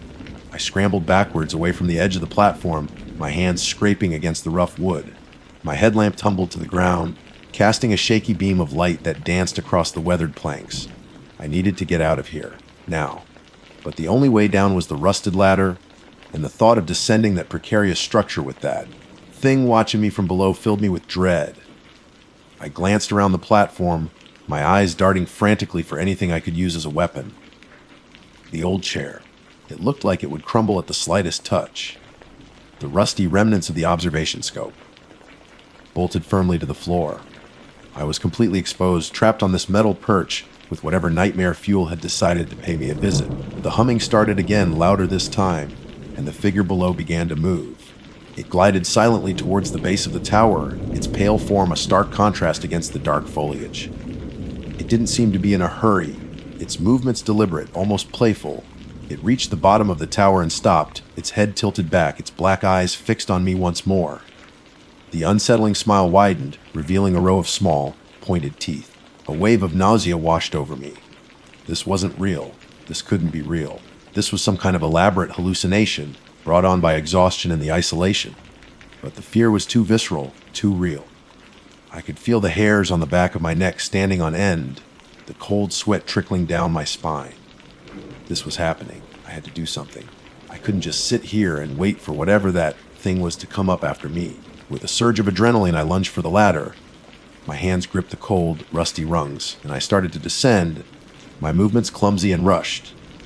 The metal groaned and swayed under my weight, and the wind seemed to mock my desperate attempt to escape. I didn't dare to look down, my eyes fixed on the next rung, my muscles screaming with the effort. The humming from below seemed to intensify, and I could hear faint rustling sounds as the figure moved around the base of the tower. Each step felt like an eternity. My fingers ached, my arms burned, and the fear of falling was almost as strong as the fear of what was waiting for me at the bottom. Finally, my feet touched the ground. I didn't hesitate. I scrambled away from the tower, pushing through the thick undergrowth, my breath coming in ragged gasps. I didn't look back. I just ran. I plunged into the darkness of the forest, branches whipping at my face, my feet stumbling over unseen roots and rocks. The humming followed me, a persistent drone that seemed to emanate from everywhere and nowhere at once. I ran until my lungs burned and my legs felt like lead. I ran until the trees started to blur in my vision and a stitch formed in my side. I ran until I couldn't run anymore. Collapsing against a thick tree trunk, I gasped for air, my body trembling uncontrollably. The humming had faded, replaced by the sounds of my own ragged breathing and the pounding of my heart. I was alone, or at least I couldn't see or hear anything else. But the feeling of being watched, the chilling memory of those black eyes, and that unsettling smile lingered in my mind. I didn't know what that thing was. I didn't know what it wanted. but I knew I couldn't stay here. I fumbled for my phone in my pocket, my hands shaking so badly I could barely grip it. No signal. Of course, there was no signal. I was miles from civilization, deep in the heart of the Pennsylvania wilderness. My headlamp was still up on the platform, lost in my panicked escape. I was alone, unarmed, and in the dark. Taking a deep breath, I tried to calm my racing thoughts. Panic wouldn't help me now. I needed to think, to come up with a plan. My car was a few hours' hike away. If I could just make it back to the trailhead, I could get out of here. Forget about spending the night. Forget about the urban exploration. This place was cursed. I started to walk, slowly at first, my senses on high alert. Every rustle of leaves, every snap of a twig, sent a jolt of fear through me. The darkness seemed to press in on all sides, filled with unseen threats. The woods that had seemed so beautiful just hours ago now felt menacing, the towering trees like silent, watchful sentinels. The sounds of the night, once soothing, now seemed filled with sinister whispers. I tried to stay on the logging trails, but in the darkness it was difficult to tell where they were. I stumbled frequently, my ankles twisting on uneven ground. After what felt like an eternity, I saw a faint glimmer of light through the trees. Hope surged through me. Was it a house? A road? As I got closer, the light grew stronger, revealing a small clearing. And in the center of the clearing was another fire tower. It was identical to the one I had just fled, its skeletal frame reaching up into the darkness, the same dilapidated shack at its base. But this one didn't feel abandoned. A dim light flickered in the windows of the shack, casting long, distorted shadows across the clearing, and as I watched, the humming started again, faint at first, but growing steadily louder. A figure emerged from the shack, silhouetted against the dim light. It was tall and gaunt, its movements fluid and silent, and as it stepped into the moonlight, I saw its face. The same pale skin, the same black eyes, the same unsettling smile. It raised a long, spindly hand and pointed directly at me. This wasn't just one of them. There was more, and they were waiting. My blood ran cold. This wasn't a random encounter. This felt intentional. Like I had stumbled into something I wasn't supposed to see, something that was now very aware of my presence. I didn't wait to find out what they wanted. I turned and ran back into the darkness, the humming echoing in my ears. The image of that pale face burned into my mind. I ran blindly, not caring where I was going, just needing to get away. The forest seemed to twist and turn around me, the trees like grasping claws trying to pull me back. I could hear them moving behind me, their silent, gliding footsteps a terrifying counterpoint to my own frantic flight. The humming grew louder, closer, and I knew they were gaining on me. Just as I thought I couldn't run any further, I burst out of the trees and into another clearing. This one was different. It was smaller, and in the center stood a single ancient-looking oak tree, its branches gnarled and twisted like the limbs of some grotesque creature. And beneath the tree, bathed in the pale moonlight, was a circle of stones. They were rough and uneven, like they had been placed there a long time ago, by hands that understood things I couldn't even begin to imagine. As I stumbled into the clearing, the humming stopped. The silence that followed was even more terrifying than the sound. The figures emerged from the trees, surrounding the clearing, their pale faces turned towards me, their black eyes gleaming in the moonlight. There were more of them than I could count, their unsettling smiles all focused on me. I was trapped. There was nowhere left to run. And then the one that I had first seen on the fire tower stepped forward, its gaunt form casting a long, distorted shadow in the moonlight. It raised its long, spindly hand and beckoned me towards the circle of stones. Fear had pushed me this far, but now a strange sense of resignation washed over me. I knew, somehow, that I wasn't going to make it out of these woods. Not tonight. Slowly, hesitantly, I started to walk towards the ancient oak tree, towards the circle of stones, towards the waiting figures. Their unsettling smiles seemed to widen as I approached, their black eyes filled with an unreadable anticipation. The air grew cold, a bone, chilling cold that had nothing to do with the night air. An oppressive silence descended, broken only by the faint rustling of leaves in the wind. As I reached the circle of stones, the figures closed in around me, their pale, gaunt forms pressing in, their cold breath on my face. The unsettling smiles were inches away, those black eyes staring into my very soul. And then the humming started again, louder than ever before, a deafening, all-encompassing drone that filled my head, my body, my entire being. The world began to spin, the trees blurring, the pale faces swirling around me. A sharp pain shot through my head, and I stumbled, collapsing onto the cold, rough stones. As my vision faded, the last thing I saw was the circle of pale faces leaning over me, their black eyes filled with a chilling hunger. And the last thing I heard was the humming growing louder and louder, until it consumed everything. The humming, it was the last sensation I registered before the world dissolved into a swirling vortex of darkness and sound. Then nothing. A void where fear, pain, and even thought ceased to exist. How long I was in that void, I can't say. Time seemed to have no meaning there, but eventually, a flicker, a faint spark in the darkness. It grew slowly like a nascent flame until it bloomed into a dull, hazy light. My senses returned gradually, like waking from a deep, dreamless sleep. First, the feeling of cold, hard stone beneath me. Then, the faint smell of damp earth and something else, something metallic and vaguely sweet. Finally, the sound. The persistent low hum, still present but now somehow integrated, a part of the background noise of this new reality. My eyelids felt heavy, but I forced them open. The hazy light above me resolved into the underside of the ancient oak tree, its gnarled branches reaching towards the sky like skeletal fingers. I was still lying in the circle of stones, or at least what I thought were stones. They seemed to glow faintly in the dim light, an unnatural luminescence that pulsed gently in time with the humming. The air around me felt thick, heavy, almost viscous. I tried to sit up, but a wave of dizziness washed over me, accompanied by a sharp, throbbing pain in my head. I groaned and fell back against the cold stones.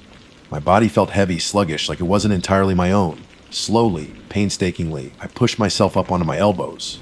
The clearing was still there, the trees forming a silent ring around the ancient oak. But something was different. The pale figures were gone. Or were they?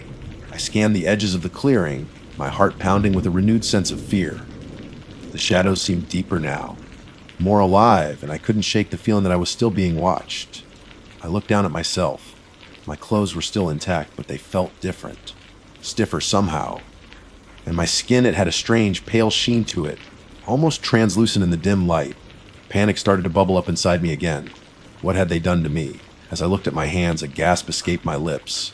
They were longer, thinner than before, the fingers elongated and almost skeletal, and my skin, it wasn't quite the same color anymore. It was paler, almost translucent. My reflection in the darkness of one of the glowing stones confirmed my horrifying suspicion. The face that stared back at me was vaguely familiar, the features still recognizably mine, but changed. My skin was unnaturally pale, my eyes larger and darker, reflecting no light, and my mouth, it was stretched into a thin, black line. A permanent, unsettling smile. I was one of them. A wave of nausea and despair washed over me. This couldn't be happening. This had to be a nightmare. I pinched myself hard, but the pale skin didn't even redden. It remained cold and lifeless. The humming intensified, and I felt a strange pull, a subtle urging in the back of my mind. It was a beckoning, a silent invitation. I stood up, my limbs feeling stiff and awkward. As I moved, I realized I was no longer alone in the clearing. Other figures emerged from the shadows of the trees, their pale forms gliding silently towards me. They were like me now. Their skin had the same unnatural pallor, their eyes the same empty darkness, their mouths fixed in the same unsettling smile. They moved with the same fluid, silent grace I had witnessed the night before. They surrounded me, their cold breath on my face, their black eyes staring into mine. But there was no malice in their gaze now, only recognition, acceptance. The humming resonated within me, a comforting vibration that seemed to fill the empty spaces inside. The urging in my mind grew stronger, and I knew what I had to do. We moved together, a silent procession, towards the edge of the clearing. The trees seemed to part before us, revealing a narrow, overgrown path leading deeper into the woods. As we walked, I felt a strange sense of peace descend over me. The fear was gone, replaced by a quiet resignation. I no longer felt like Chris, the urban explorer. That life, that identity seemed distant and irrelevant now. I was something else. Something part of this place. Part of the silent, watchful woods. We walked for what seemed like hours, the humming our only companion. The path led us through dense undergrowth, past towering trees that had stood for centuries. We moved with an effortless grace, our pale forms blending seamlessly with the shadows. Eventually we reached another clearing. In the center stood another fire tower, identical to the first two I had encountered. But this one was different. It didn't look abandoned. A faint light glowed in the windows of the shack at its base, and a thin wisp of smoke curled from a small chimney. The figures stopped at the edge of the clearing, their black eyes turned towards the tower. The humming intensified, and I felt the familiar pull, the urging in my mind. I knew what I had to do. Silently, I walked towards the tower, my pale feet making no sound on the forest floor. The door to the shack stood slightly ajar, and I could hear faint sounds coming from within. A low, rhythmic clicking, like the ticking of an old clock. Hesitantly, I pushed the door open and stepped inside. The air was thick with the smell of dust and old wood. The room was small and sparsely furnished, with a cot in one corner, a small table and chair in the center, and a strange-looking device on the table. It was made of wood and metal, with various dials and wires connected to a small humming box. And sitting in the chair, his back to me, was another figure. He was taller and broader than the others, but his skin had the same unnatural pallor, his hair long and white, his clothes tattered and worn. As I stepped into the room, he slowly turned around. His eyes were the same deep, empty black as the others, but there was something else in them, something ancient and knowing. And his mouth, it was stretched into the same unsettling smile, but on him it seemed somehow wiser. He gestured to the chair opposite him, and the humming in my mind grew louder, more insistent. Slowly, I sat down. He didn't speak, but I understood. This was where I belonged now. This was my purpose. To watch, to wait, to hum with the others in the silent woods. He picked up a small, worn book from the table and held it out to me. The cover was blank, but as I took it, words began to appear on the page, written in a spidery, almost illegible script. It was a list of names. Familiar names, the names of other urban explorers, of hikers who had ventured too deep into the woods, of curious souls who had stumbled upon their secret. And at the bottom of the list, just below the last entry, was my own name, Christopher Miller. A faint smile touched my lips, mirroring the one on the face of the figure across from me. I understood now. This wasn't an ending. It was a transformation. The humming filled the small shack, and I knew my watch had begun. The watch for the next curious soul who would wander into our woods, seeking the forgotten stories. They wouldn't be alone for long.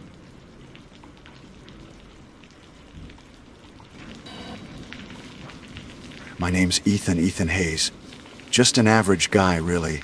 Mid-20s, stuck in a soul-crushing cubicle job back in Phoenix, dreaming of something more, or maybe just less. Less concrete, less traffic, less of the endless, mind-numbing drone of city life. That's what led me here, to this cabin tucked away, so deep in Arizona's White Mountains, you'd think civilization was just a rumor. The rental listing practically screamed, too good to be true. A rustic cabin, fully furnished, surrounded by acres of untouched apache, Segrave's National Forest, all for a price that barely dented my meager savings. Pictures showed a cozy, if slightly dated, log structure with a wide porch overlooking a dense stand of ponderosa pines. Secluded paradise, the ad proclaimed. Your escape awaits. Escape was exactly what I needed. An escape from deadlines, from my perpetually disappointed boss, from the ghost of a relationship that had flatlined months ago. I booked it for 2 weeks, packed my hiking boots, a stack of paperbacks I'd been meaning to read for years, and enough non-perishable food to survive a minor apocalypse. The drive up was long, wending through switchbacks that climbed steadily higher, leaving the desert heat shimmering far below. Cell service vanished about an hour before I even reached the turn-off, a barely marked dirt track that rattled my old seat and suspension for a solid 30 minutes.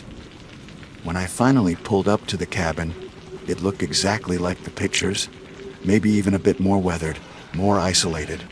The air was crisp, smelling sharply of pine and damp earth. Silence, thick and profound, pressed in from all sides, broken only by the sighing wind in the treetops and the distant caw of a raven. It was perfect, or so I thought. The first few days were idyllic. I hiked miles of trails without seeing another soul, the only company the scolding chatter of squirrels and the occasional glimpse of a guarding through the undergrowth. I read on the porch, drank cheap beer, and let the silence soak into my bones, washing away the city grime. The cabin itself was comfortable enough. Dark wood paneling, slightly musty furniture upholstered in faded plaid, a stone fireplace that dominated the main room. It had character, the kind that comes from decades of occupancy, of untold stories absorbed into the very logs. It felt lived in, but also strangely empty, like it was holding its breath. There were oddities, of course. The way the floorboards creaked in the dead of night, even when I was lying perfectly still. The feeling, sometimes intense, of being watched when I stood by the windows looking out into the impenetrable darkness. Beyond the porch light's feeble glow, the way shadows in the corners of my eyes seemed to twist and shift just before I turned to look directly at them. Standard old cabin. The wood stuff, I told myself. My city, frayed nerves playing tricks on me, amplified by the solitude and the unfamiliar sounds of the forest. Nothing to worry about. It was on the fourth night that things started to get genuinely weird. I was rummaging through the back of a deep, dusty closet in the spare bedroom, looking for extra blankets because the temperature dropped sharply after sunset up here. My fingers brushed against something hard and metallic tucked beneath a pile of moth-eaten quilts. Curious, I pulled it out. It was an old police scanner. Not the sleek digital kind you see now, but a chunky, beige plastic box with a telescoping antenna, a dial tuner, and a row of crystal slots. It looked like something straight out of the 80s, maybe early 90s. It was grimy, coated in a thick layer of dust, the label partially peeled off.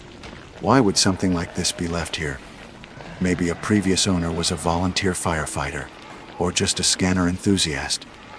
Shrugging, I set it on the nightstand, figuring it was just another piece of forgotten junk. I found the blankets and forgot about it. Until later that night, I was drifting off to sleep, the only sounds the crackling of the dying embers in the fireplace downstairs and the rhythmic sigh of the wind. Then another sound joined the mix, a low, intermittent crackle like static electricity. It seemed to be coming from the spare room. Annoyed, thinking maybe I'd left a window unlatched, I got up and padded down the short hallway. The sound was definitely coming from the scanner on the nightstand. But it wasn't just static anymore. Through the fuzz, I could hear faint voices, clipped and official sounding. Repeat, code 1077, vicinity marker 84, Alpine sector. Negative contact. K9 unit en route.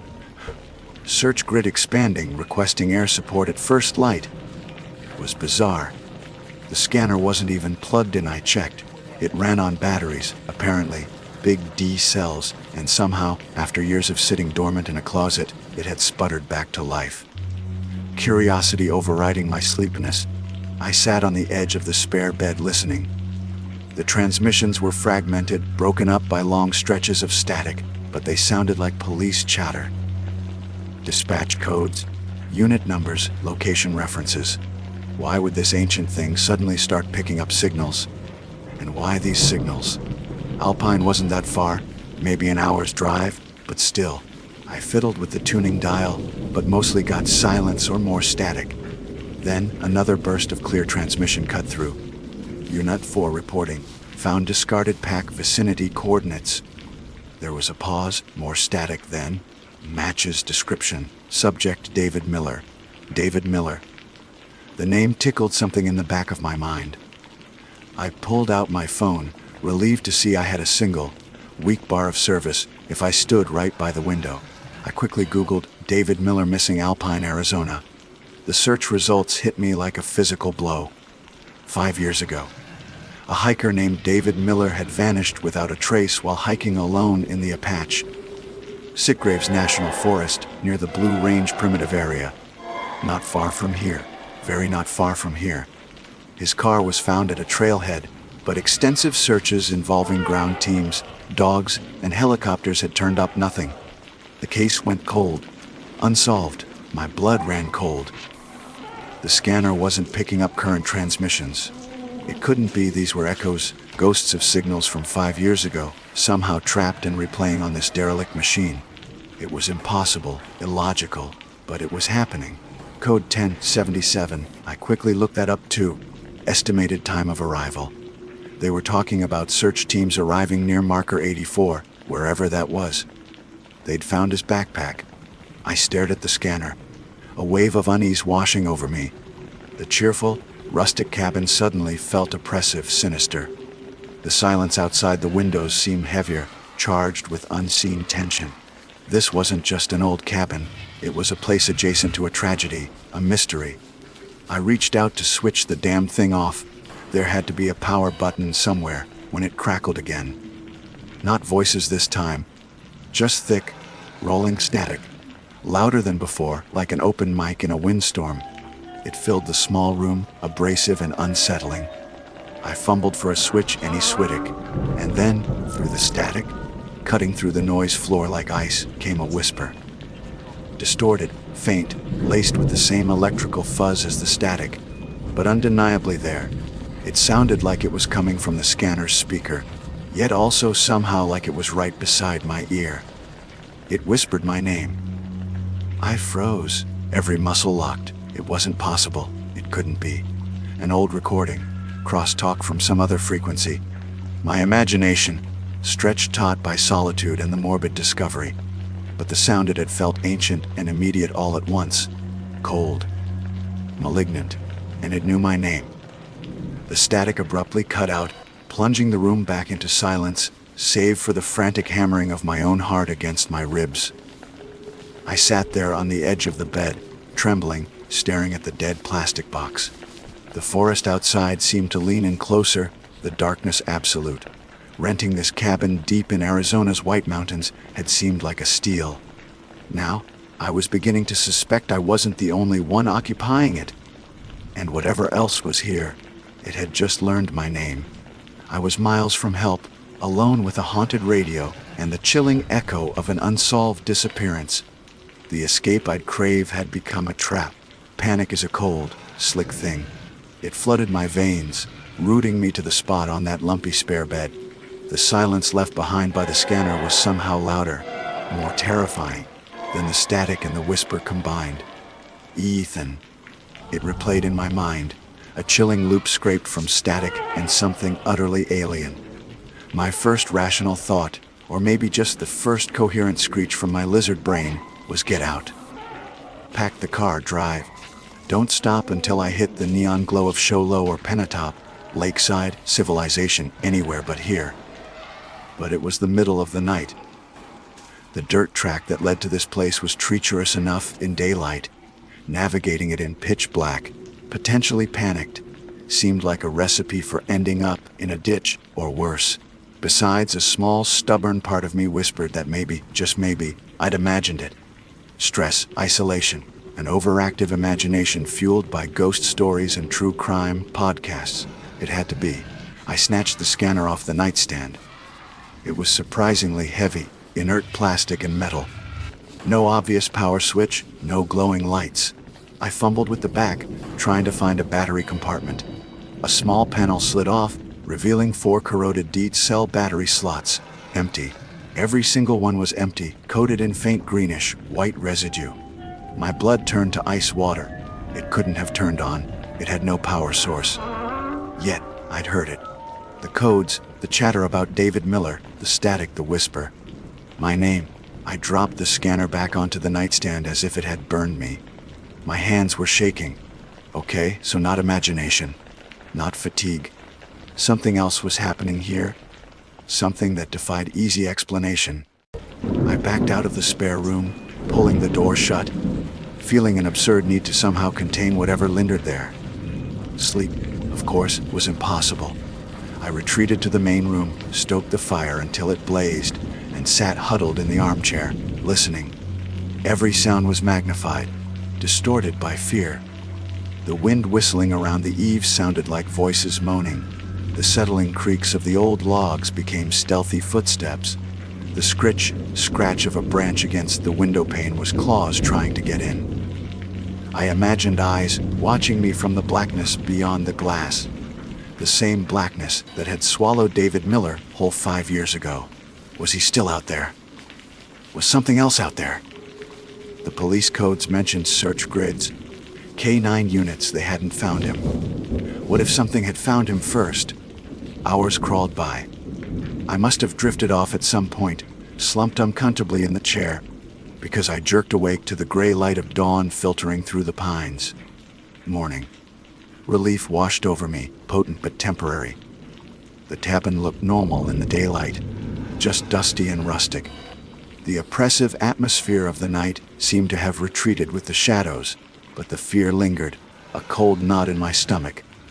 I needed to think. I made coffee with trembling hands, the familiar ritual grounding me slightly. The scanner. It was the key, the focal point of this strangeness. Empty batteries. How? Could it function like some kind of primitive crystal radio, picking up stray frequencies without a dedicated power source? Highly unlikely, especially with that kind of clarity and specificity. And that didn't explain the whisper. Forcing myself, I went back into the spare room. The scanner sat innocently on the nightstand, a dusty relic. I picked it up again, examining it closely in the daylight. It was definitely old. A sticker remnant mentioned a manufacturer long since defunct. There were no hidden wires, no modifications I could see. Just an empty, dead piece of electronics. Except it wasn't dead. Not entirely. I spent the morning in a haze of anxiety. I tried reading on the porch, but the words blurred. The silence of the forest no longer felt peaceful. It felt watchful, waiting. I kept glancing towards the trees, half expecting to see movement. A figure standing just beyond the edge of the clearing. I considered hiking, hoping activity would clear my head, but the thought of venturing deeper into the woods that might have claimed David Miller, the woods where something knew my name, was paralyzing. Instead, I paced the confines of the cabin like a caged animal. I checked the doors and windows, locking them even though it was broad daylight. Irrational, I knew, but it made me feel marginally safer. I noticed things I hadn't before. A faint, dark stain on the floorboards near the hearth, partially hidden by a rug. How one of the heavy wooden chairs in the dining area seemed slightly askew, as if recently moved. Cold spots that drifted through the cabin, raising goosebumps on my arms despite the warmth of the fire I'd rebuilt. Probably drafts in an old building, I told myself. But the explanations felt increasingly hollow. Around noon, my morbid curiosity, or perhaps a desperate need for answers, drove me back to the scanner. I placed it on the heavy wooden table in the main room. If it was going to talk, I wanted it out in the open, not hidden away in a back room. I stared at it, half willing it to do something, half terrified it would. For hours, nothing, just silence. I started to feel foolish again, my fear receding into doubt. Maybe the empty battery thing was a mistake. Maybe I'd overlooked something. Maybe I was cracking up. Then late afternoon, as the sun began to dip behind the tall pines, casting long, distorted shadows across the room, it crackled static again. Low at first, then building. My breath hitched. I leaned closer, straining to hear. This time, it wasn't police codes. It was something else, voice choked with panic, interspersed with gasping breaths and the sound of running, of branches snapping. Can't see, circle, coming back. Static burst obscuring the words. It's not bear. More frantic breathing, a choked sob, eyes.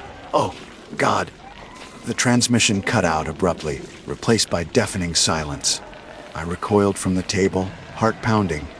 That sounded terrifyingly real, desperate. Could that have been David Miller?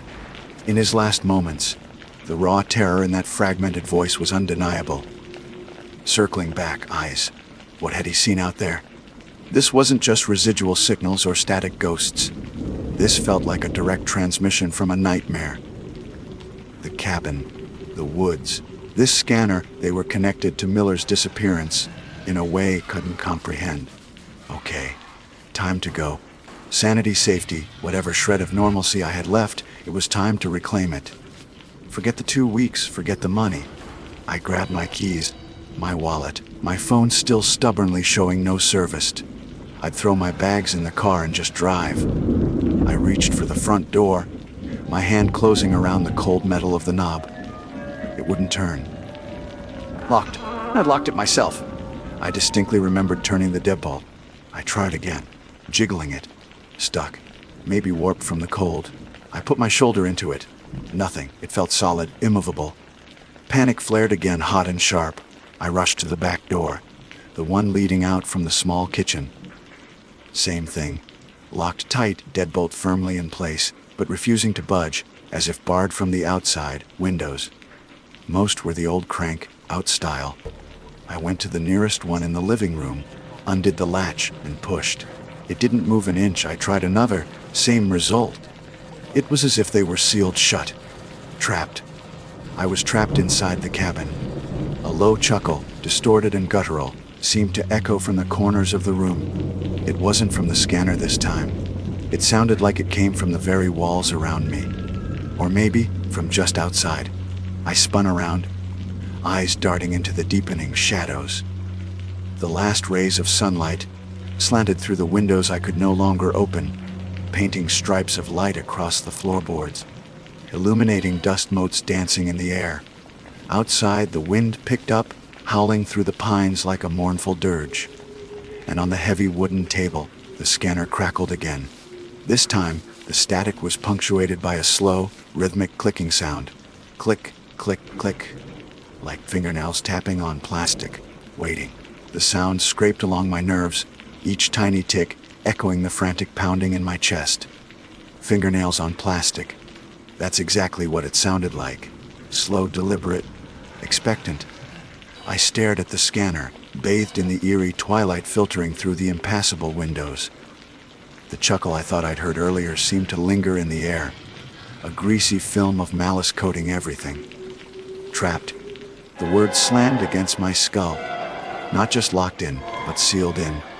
My phone was useless, still no signal. The landline I vaguely remembered seeing tucked away in the kitchen was predictably dead. Miles of forest pressed in on all sides, a suffocating green, black wall under the darkening sky. No one knew exactly where I was, not down to this specific, cursed cabin. I'd been vague, wanting total isolation. Now that isolation was turning into a coffin. The clicking stopped. Silence descended again, heavier this time, pregnant with threat. I backed away from the table, putting the sturdy fireplace poker between myself and the scanner. It felt flimsy, inadequate. What good was a metal stick against whatever this was? Static whispers, locked doors, and impossible radio broadcasting voices from the past. "What do you want?" I yelled, my voice hoarse, cracking. It sounded pathetic, swallowed by the oppressive quiet of the cabin. The only answer was a sudden, violent thump from upstairs, like something heavy had been dropped, or someone had fallen. My mind raced. David Miller. The hiker, the fragmented voice on the scanner circling back eyes. Had he made it back here? Had he been trapped like me? That stain by the hearth, was it just old wood discoloration, or something more sinister? I had to find a way out. Forget the doors. Forget the windows. Was there a cellar? An attic? I scanned the ceiling, no obvious hatch. The kitchen. I moved cautiously, poker held by checking cupboards. The pantry. Nothing but dust, cobwebs, and a few forgotten cans of food. Back in the main room, my eyes fell on the large stone fireplace. Could I climb the chimney? Insane. Probably impossible, likely blocked. But desperation clawed at me. As I approached, I noticed markings on the stones of the hearth I hadn't seen before. Hidden in the shadows until now. They weren't decorative. They looked like symbols, crudely scratched into the rock spirals. Jagged lines, something that looked disturbingly like an eye. They seemed old. The air grew colder. My breath plumed in front of me, despite the residual warmth from the earlier fire. And then, the scanner crackled to life once more. Not static this time, not fragmented voices. It was singing. A child's nursery rhyme, distorted and off-key, like a warped music box recording. It's raining, it's pouring, the old man is snoring. The voice was thin, reedy, and utterly chilling loop, playing over and over, punctuated by faint, wet coughing sounds in the background. "Stop it," I screamed, lunging towards the table. I swung the poker, aiming to smash the cursed plastic box into pieces. Before the poker could connect, the scanner flew off the table, propelled by an unseen force, and slammed against the far wall, falling silent. But the singing didn't stop. It detached itself from the broken device, seeming to emanate now from the very air around me. Louder, more insistent. Went to bed and bumped his head and couldn't get up in the morning. Panic gave way to pure, primal terror. Something was in here with me. It was playing with me, tormenting me. The locked doors, the sounds, the scanner, it was all part of its game. Another thump from upstairs, heavier this time, followed by a slow, dragging sound, like furniture being pulled across the floorboards, towards the stairs. No way. I wasn't going up there, escape. I had to escape now. My eyes darted around the room, finally landing on the largest window, the one overlooking the porch. Sealed tight, yes, but it was glass, it could break. Adrenaline surged. I hefted the poker, reversed it, gripping the heavier end, ignoring the relentless, spectral nursery rhyme echoing around me. Ignoring the dragging sound inching closer from the floor above, I swung. The poker connected with the glass with a sickening crunch. It fractured, spider webbing, but didn't shatter. The glass felt unnaturally thick, resistant. I swung again, harder, putting my whole weight behind it. This time, a piece near the center broke away, falling inward. Cold night air rushed in, carrying the scent of pine and damp earth. Freedom was inches away. The dragging sound upstairs stopped. A floorboard creaked directly above me. I hammered at the window frantically, widening the hole, shards of glass flying. The nursery rhyme faltered, replaced by a low, guttural growl that seemed to vibrate in my bones. It wasn't human. Just as I cleared an opening large enough to squeeze through, something landed heavily on the floor behind me. I didn't turn. I didn't dare. I scrambled towards the broken window, ignoring the sharp edges slicing at my hands and arms. I threw myself through the opening, tumbling onto the porch, rolling, desperately trying to get away from the cabin. I landed hard on the damp ground, gasping, sucking in the cold, clean air. My arms were bleeding, stinging, but I was out. I scrambled to my feet and ran without looking back, stumbling through the darkness towards where I'd left my car. The nursery rhyme pursued me, fainter now, carried on the wind, mixing with the rustle of leaves and the pounding of my own blood in my ears. My car, please let it start. The keys trembled in my hand as I fumbled with the lock. The door clicked open. I threw myself inside, slammed the door, locked it, jammed the key into the ignition. It turned. The engine sputtered, caught, roared to life. Headlights blazed, cutting through the oppressive darkness, illuminating the dirt track leading away from that cursed place. I didn't hesitate. I slammed the car into reverse, spun around and floored it, fishtailing wildly on the loose dirt. Mud sprayed, tires spun, but the car clawed its way forward, away. Only when I hit the paved road, miles later, did I dare to ease off the accelerator, my body shaking uncontrollably. My phone chirped, a single bar of service. Should I call the police? What would I even tell them? A haunted police scanner, a singing ghost, doors that wouldn't open. They'd think I was crazy, high, or both. I drove through the night, stopping only for gas, glancing constantly in the rearview mirror, half expecting to see the cabin receding behind me, or worse, following. I didn't stop until I reached the outskirts of Phoenix, the familiar, ugly glow of city lights a welcome beacon. It's been 3 days since I escaped. The cuts on my arms are healing, but the silence still feels heavy, watchful. Every creak of my apartment building, every burst of static from the radio, sends a jolt of fear through me. I haven't slept properly. When I do, I dream of static, of childish singing, of dark shapes circling in the woods, and eyes watching from the trees. I reported the faulty locks and windows to the rental agency anonymously, mentioning nothing else. I don't know what happened to David Miller 5 years ago. I don't know what was in that cabin. A ghost. Something older, tied to those symbols on the hearth. Something that fed on fear and isolation. All I know is that it knew my name, and it didn't want me to leave. Sometimes late at night, when the city noise dies down, I think I can almost hear it. A faint crackle, like an open frequency, just on the edge of hearing. And sometimes buried deep within the static, I hear a whisper. Ethan, the White Mountains are beautiful, but some places aren't meant to be visited. Some steals cost far more than you bargained for, and some echoes never truly fade. I escaped the cabin, but I don't think I'll ever truly escape the silence or the static. My name is Olivia Vance. Until about 3 months ago, I was just another face in the Phoenix sprawl, working a mind-numbing data entry job and dreaming of, well, anything else. Anything that didn't involve fluorescent lighting and the constant hum of servers. Then came the lawyer's call, the one that flipped my beige life upside down. My great Aunt Eleanor, a woman I barely knew, a whisper from my mother's childhood stories, really had passed away and left me everything. And everything, in this case, meant a cabin. Not just any cabin, but a remote, off-grid property tucked deep in the woods somewhere north of Payson, Arizona. Honestly, my first reaction was disbelief, followed quickly by a surge of something that felt suspiciously like hope. Freedom. Escape. The pictures the lawyer emailed showed a rustic, slightly weathered log cabin nestled amongst towering ponderosa pines, a curl of smoke photoshopped into the chimney for effect. It looked like something ripped from a postcard advertising rugged independence. My great-aunt, Eleanor Dubois, had always been the family enigma. Mom spoke of her in hushed tones, a woman who'd turned her back on city life decades ago, seeking solitude in the mountains.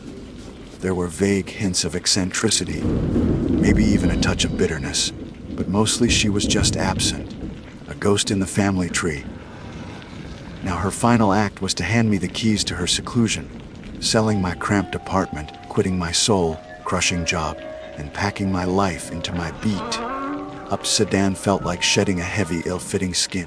The drive up the Beeline Highway, watching the desert landscape slowly morph into forested mountains, was intoxicating. The air grew cooler, cleaner, scented with pine and damp earth. Leaving Payson behind, the paved road turned to graded dirt, then to little more than a rutted track winding deeper and deeper into the Tonto National Forest. By the time I reached the turn off for the cabin, marked only by a faded, barely legible wooden sign, nearly swallowed by overgrown bushes, I hadn't seen another car for almost an hour. The isolation was profound, almost unnerving, but exhilarating too. This was my new beginning. The cabin itself was more rustic than the pictures suggested. Solidly built, yes, but time and the elements had taken their toll. The logs were darkened with age, the porch sagged slightly on one end, and the woods pressed in close on all sides, casting long, deep shadows even in the middle of the day. Inside, it was clean but cluttered, filled with Eleanor's belongings, antique furniture draped in dusty sheets, shelves overflowing with books on herbalism and local folklore, woven baskets, and strange, hand-carved wooden figures. It smelled of wood smoke, dried herbs, and something else, something faintly metallic and unsettling I couldn't quite place. It felt less like a home and more like a hermit's den, a place where the outside world was deliberately kept at bay. I spent the first week just settling in, cleaning, exploring. The silence was the hardest thing to get used to. Not a peaceful quiet, but a heavy, watchful silence, punctuated only by the wind sighing through the pines, the screech of a distant hawk, or the rustle of unseen creatures in the undergrowth. At night, the darkness was absolute, the kind that feels like a physical weight. I'd lie in the unfamiliar bed, listening to the cabin creak and groan around me, my city dweller's imagination conjuring footsteps on the porch or whispers just outside the window. I told myself it was just the adjustment period. Out back, beyond a small, cleared patch of yard choked with weeds, was a dilapidated cornfield. It was small, maybe half an acre, the stalks withered and brown, relics of a long, finished harvest. Why Eleanor, living alone, would maintain even a small cornfield was a mystery. And standing sentinel in the middle of it, perched on a rough wooden cross, was the scarecrow. It wasn't your typical friendly-looking straw man. This thing was genuinely unsettling. It wore faded, patched overalls and a tattered flannel shirt clothes that looked disturbingly like they'd once belonged to a real person. Its head was a stained burlap sack, pulled down tight and stitched crudely around the neck pole. Someone had painted features on it, 2 uneven black circles for eyes, a jagged slash for a mouth, but the effect wasn't cartoonish. It was grotesque. The way the empty eyes seemed to follow you, the way the stitched mouth looked like a silent scream, it made my skin crawl. Straw poked out from the cuffs and collar, like desiccated entrails. I made a mental note to tear it down as soon as I got settled. It just radiated bad energy. The first strange encounter happened about 10 days after I arrived. Sheriff Brody paid me a visit. He drove a dusty county cruiser that seemed too large for the narrow track leading to the cabin. He was a tall man, probably in his late 50s, with a weathered face, sharp blue eyes that missed nothing, and a slow, deliberate way of speaking. He introduced himself, offered condolences about Eleanor, and then started asking questions. "Just checking in on you, Miss Vance," he said, leaning against his car door, thumbs hooked in his belt. "It's pretty isolated out here. Not many folks come this way anymore." "I appreciate that, Sheriff," I replied, trying to sound casual. "I'm still getting my bearings, but I like the quiet." Eleanor sure liked her quiet. He nodded slowly, his gaze drifting past me towards the cabin, then lingering on the woods. "Lived out here a long time, kept to herself mostly." He paused, then his eyes fixed on mine again. "Did she ever mention anyone else? Anyone who might have lived here before her? Or maybe stayed here with her?" The question seemed odd. "Not really," I said. "I didn't know her well. As far as I know, she bought the place decades ago and lived here alone." "Huh," he grunted, chewing on the inside of his cheek. "Right. Well, folks disappear out in these woods sometimes, you know. Hikers, hunters, sometimes people just looking to get lost." He gave me a long, searching look. "You see or hear anything unusual, anything at all, you give us a call. Signal's spotty, but try the landline if you need to." He pointed towards the old-fashioned phone mounted on the kitchen wall, a relic I hadn't even bothered to check. "Just be vigilant. Good to know who your neighbors are, even when they're miles away." He didn't elaborate. He asked a few more vague questions about my plans, whether I intended to stay long-term, if I'd found anything out of the ordinary while cleaning. His demeanor was polite, almost folksy, but there was an undercurrent I couldn't shake, a sense of suspicion that left me feeling uneasy long after his cruiser had rumbled away. Why ask about previous owners? Why the talk of missing people? Later that afternoon, I was on the back porch, trying to scrub some stubborn grime off the railing. I glanced towards the cornfield. The scarecrow stood stark against the gray afternoon sky. I looked away, scrubbing harder, then glanced back a minute later. My breath caught in my throat. I could have sworn its head was tilted slightly more to the left, its empty burlap gaze angled more directly towards the cabin, towards me. My heart hammered. It had to be the wind, or a trick of the light, or maybe Sheriff Brody's visit had just put me on edge. Scarecrows don't move. I stared at it fixedly for a full 5 minutes. It remained perfectly still, a grotesque silhouette against the dying corn. Shaking my head, I told myself I was being ridiculous, spooked by shadows and isolation. I forced myself to go back inside, locking the back door behind me, something I hadn't bothered to do before. But the image of those painted black eyes, seemingly fixed on the porch, stayed with me.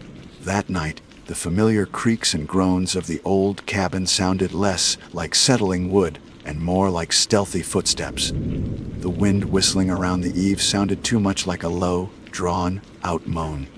And somewhere, out in the suffocating darkness, I couldn't shake the feeling that the scarecrow was waiting, watching, inch by painstaking inch. Sleep became a luxury I couldn't afford. Every creak of the cabin walls, every gust of wind rattling the window panes, sent jolts of adrenaline through me. I found myself compulsively checking the locks, peering through the curtains at the oppressive darkness outside, my gaze inevitably drawn towards the back, towards the dead cornfield, towards him, the scarecrow. I'd stare until my eyes burned, searching for any flicker of movement in the moonlight or the deep pre-dawn shadows. Sometimes I thought I saw it, a shift in its silhouette, a subtle turn of its burlap head, but I could never be sure. The uncertainty was almost worse than confirmation. It gnawed at my sanity, making me question my own perceptions. Was the isolation getting to me? Was I manufacturing scares out of loneliness and an overactive imagination fueled by Sheriff Brody's unsettling visit? But then came the morning I couldn't rationalize away. I woke up late, exhausted from another night of broken sleep. Making coffee, I glanced out the kitchen window towards the field and froze. The scarecrow wasn't just tilted differently. It was closer. Not dramatically so, maybe 10 or 15 feet, but undeniably closer to the edge of the cornfield nearest the cabin. It stood rigidly, arms outstretched on its wooden cross, but its presence felt more potent, more menacing, now that it had encroached further into my perceived safe zone. The wind couldn't have done that. No animal would have dragged the heavy post and re-staked it so firmly in the earth. Panic, cold and sharp, pierced through my exhaustion. It was moving. It was coming closer. Sheriff Brody's words echoed in my mind. Folks disappear out in these woods sometimes. Be vigilant. His strange questions about previous occupants suddenly felt less like idle curiosity and more like veiled warnings. What didn't I know about this cabin? About Eleanor? I spent the next few days in a frenzy, tearing through my great-aunt's belongings with a new, desperate purpose. Her collection of books yielded little beyond folklore and herbal remedies, though one slim, leather-bound volume tucked away on a high shelf caught my eye. It wasn't a published book. It looked like a personal journal. Eleanor's handwriting filled the brittle, yellowed pages, detailing daily observations, weather patterns, recipes for tinctures, and occasional cryptic entries. One entry, dated nearly 20 years ago, read the watcher in the corn returns. Still and silent, but he sees. Must be cautious. The ground remembers. Another, more recent noise again last night. Scratching. Brody came by, asked his questions, knows more than he says. Always watching just like him. Him. Did she mean the scarecrow? Was this paranoia something Eleanor had lived with too? Or was she referring to someone else? The entries were sporadic, maddeningly vague. I found old tax records showing Eleanor purchased the property 30 years ago, but nothing about who owned it before her. There were no photographs, no letters that shed any light on a hidden history. It was as if Eleanor had meticulously curated her recorded life, leaving only the mundane and the obscure. The cabin itself seemed to conspire against me. One evening, the ancient landline phone, the one Brody had mentioned, suddenly emitted a single, jarring ring. I jumped, heart pounding, and stared at it. It hadn't made a sound since I'd arrived. Hesitantly, I picked up the receiver. Dead air, not even a dial tone, just silence. I checked the connection outside. The wire seemed intact, disappearing into the dense woods. Later that night, I woke to a distinct scratching sound. It wasn't the wind or animals. It sounded like fingernails dragging slowly, deliberately, across the wooden siding of the cabin, right below my bedroom window. I lay frozen, barely breathing, until it stopped. When I finally mustered the courage to look outside hours later, at first light, there was nothing there. No footprints, no marks on the wood. Nothing but the ever-present scarecrow, standing silently in the field, had its head turned slightly back towards the center of the cornfield. Or was I just losing my mind? A few days later, Sheriff Brody returned. This time, he didn't wait for me to come outside, but knocked firmly on the front door. His expression was harder, his eyes scanning the cabin's interior over my shoulder. "Vance," he said, his tone flat. "Just making rounds. Everything all right out here?" "Sheriff," I lied, trying to keep my voice steady. "Just quiet." "Good," he nodded, but his eyes lingered on me. "Heard you might have been asking around town about the history of this place." My stomach clenched. I had driven into Payson once for supplies and tentatively asked the elderly woman at the small historical society if they had records on old properties outside town. Mentioning Eleanor's cabin, she hadn't known much. How did Brody know? Just curious about my inheritance, I mumbled. Some history is best left buried, Vance, he said, his voice dropping lower. People out here, they value their privacy. Stirring things up can cause trouble. He paused, letting the veiled threat hang in the air. You haven't found anything unusual, have you? While you've been settling in. I thought about the moving scarecrow, the scratching, the dead phone line. I thought about Eleanor's journal. But looking into Brody's unreadable eyes, I felt a chill that had nothing to do with the mountain air. No, Sheriff, nothing unusual. He gave another slow nod. All right then, just remember what I said. Be vigilant. He tipped his hat and left, leaving me with a profound sense of dread and the certainty that the sheriff was somehow connected to whatever darkness clung to this place. His warning, however, had the opposite effect. I couldn't leave it alone. The scarecrow was the focal point, the nexus of my fear. I had to confront it. The next afternoon, armed with nothing but a heavy iron fireplace poker and a racing heart, I forced myself to walk towards the cornfield. The closer I got, the more repellent the scarecrow became. The stench hit me first, a faint, foul odor beneath the smell of decaying straw and damp earth. It smelled vaguely of rot, chemical, metallic. Its clothes were even more ragged up close, stiff with dirt and God knows what else. The burlap sack head was crudely stitched, the painted eyes seeming to absorb the light, the jagged mouth a black hole. Flies buzzed lazily around it. I circled it warily. The wooden post it was mounted on was thick, sunk deep into the ground. It would take considerable effort to move it. As I came around the back, I saw something tucked to the waistband of the overalls, almost hidden by the folds of the flannel shirt. Heart hammering against my ribs, I reached out hesitantly with the tip of the poker. I snagged the object and pulled it free. It was an old, rusted sheriff's badge. Not like Brody's current one, this looked older, maybe from decades ago.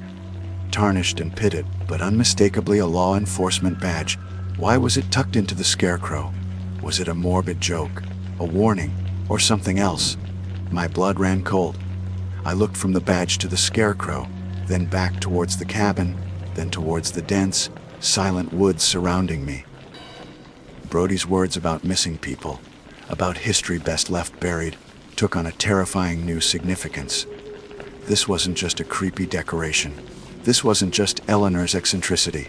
This thing, this watcher in the corn, was tied to something real, something violent. As I stood there, clutching the rusted badge, a sudden gust of wind the dead cornstalks. They whispered secrets I couldn't understand. And then, slowly, deliberately, the scarecrow's right arm, the one that had been rigidly outstretched, began to lower. Fingerless straw, stuffed glove pointing not towards the woods, not towards the cabin, but down. Down towards the disturbed earth at its base. My scream died in my throat, choked off by sheer, paralyzing terror.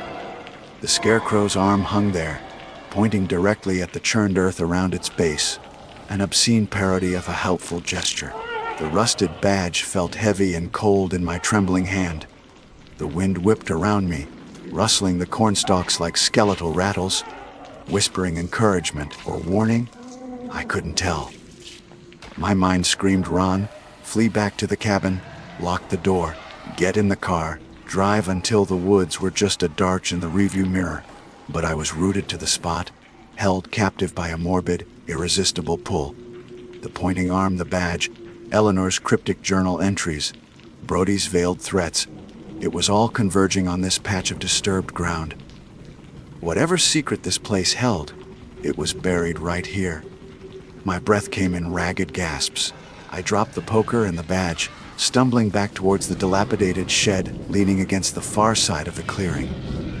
Inside, amongst rusted tools and bags of hardened fertilizer, I found what I needed: a small, sturdy spade with a splintered wooden handle. Clutching it like a weapon, I returned to the scarecrow. It remained motionless, arms still pointing downwards, its painted eyes seeming to bore into me. The foul, metallic, rotting smell was stronger here, clinging to the damp air.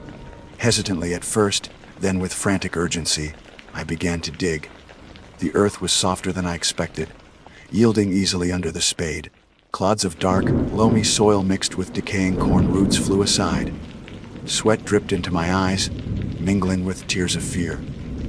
Every scrape of the spade against a stone made me jump. Every rustle in the surrounding woods sounded like footsteps. I glanced constantly over my shoulder, expecting to see Sheriff Brody emerging from the trees, his face hardening with accusation. Or worse, maybe a foot down.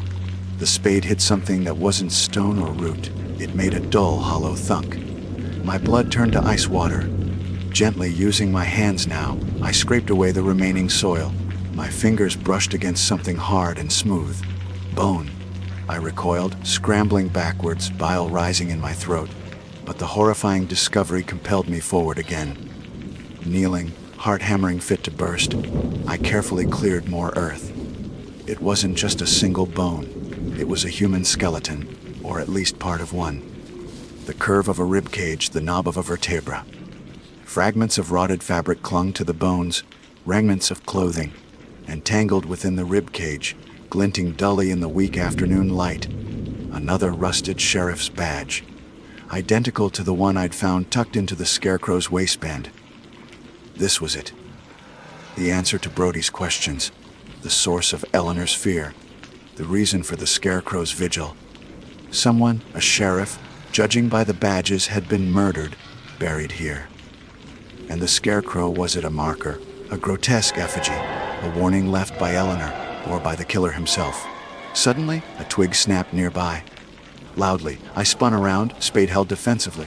Standing at the edge of the woods, partially obscured by the pines, was Sheriff Brody. He wasn't in his uniform. He wore jeans and a dark jacket. His face was unreadable, but his eyes were fixed on the shallow grave at my feet. He took a slow step forward. "Find something interesting, Miss Vance." His voice was quiet, almost conversational, but laced with menace. "Stay back," I stammered, brandishing the spade. "I know what this is. I found the badge." I gestured towards the rusted star line, the hole. He didn't even glance at it. His gaze remained locked on the disturbed earth. Eleanor never could leave well enough alone either. He sighed, shaking his head slowly, always poking around, always watching. He took another step closer. "That scarecrow, she put it up, you know. Right after Deputy Monroe disappeared, 30 years ago. Deputy Monroe." The name hit me like a physical blow. "The owner of the badges. You killed him?" I whispered, horror washing over me. Brody's face tightened. Monroe was ambitious. Stuck his nose where it didn't belong. Asked too many questions about certain local arrangements. He gestured vaguely towards the woods. "Had an accident out here. Unfortunate." Eleanor suspected.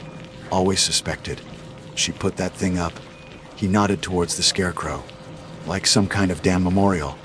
Or a reminder. Moved it around sometimes, messing with my head. Never had proof, though. Never enough to do anything." "And the badge?" I asked, my voice trembling. "The one on the scarecrow." A flicker of surprise crossed his face. "What?" "No, I check on it now and then. Make sure everything's undisturbed. Never saw a badge on it. He didn't put it there. Then, Eleanor, or something else." As if summoned by the thought, the scarecrow seemed to shift in my peripheral vision. I didn't dare look. "Doesn't matter now," Brody said, his voice hardening. He took another step, reaching inside his jacket. "You, like Eleanor, know too much. Can't have you running back to town, stirring things up." Panic surged. He was going to kill me, bury me right here next to Deputy Monroe. I wasn't going to be another missing person swallowed by the Tonto National Forest. I screamed, a raw, primal sound, and lunged, not at Brody, but sideways, towards the dense woods bordering the cornfield. He cursed and moved to intercept me, pulling a heavy revolver from his jacket. As I scrambled into the undergrowth, thorns tearing at my clothes and skin, I risked a glance back. Brody was raising his gun, taking aim, but he wasn't looking at me. He was staring slack-jawed at the scarecrow. It was off its post, standing somehow on its own straw, stuffed legs beside the shallow grave. Its burlap head was turned directly towards Brody, the painted eyes seeming to glint with malevolent intelligence. Its newly freed arm, the one that had pointed downwards, was now raised, pointing straight at the sheriff. Brody fired his revolver, not at me, but wildly at the scarecrow. The shots echoed through the woods. The bullets tore through the straw and faded clothing, but the figure didn't flinch. It took a slow, jerky step towards him. I didn't wait to see more. I turned and ran, crashing blindly through the forest, fueled by pure terror. Branches whipped my face, roots threatened to trip me, but I didn't stop. Behind me I heard another gunshot, then a strangled scream that was abruptly cut off.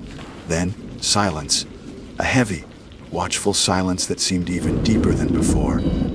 I ran until my lungs burned and my legs gave out, collapsing miles away on the edge of the dirt track, leading back towards Payson. I don't know how long I lay there, sobbing and shaking. Eventually, I stumbled towards the highway, flagged down a bewildered trucker, and left that cabin, that cornfield, and whatever nightmare I'd unearthed behind me. I told the state police everything. They were skeptical, of course. A frantic woman babbling about moving scarecrows, buried bones, and a corrupt sheriff. But they went back. They found the grave, the skeletal remains of Deputy Monroe, the 2 rusted badges.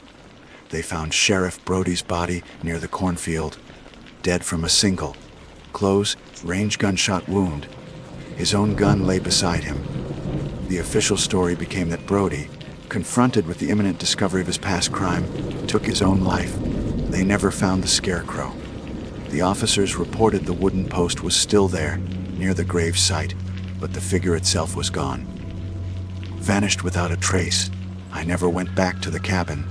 It sits empty, reclaimed by the woods, holding its dark secrets.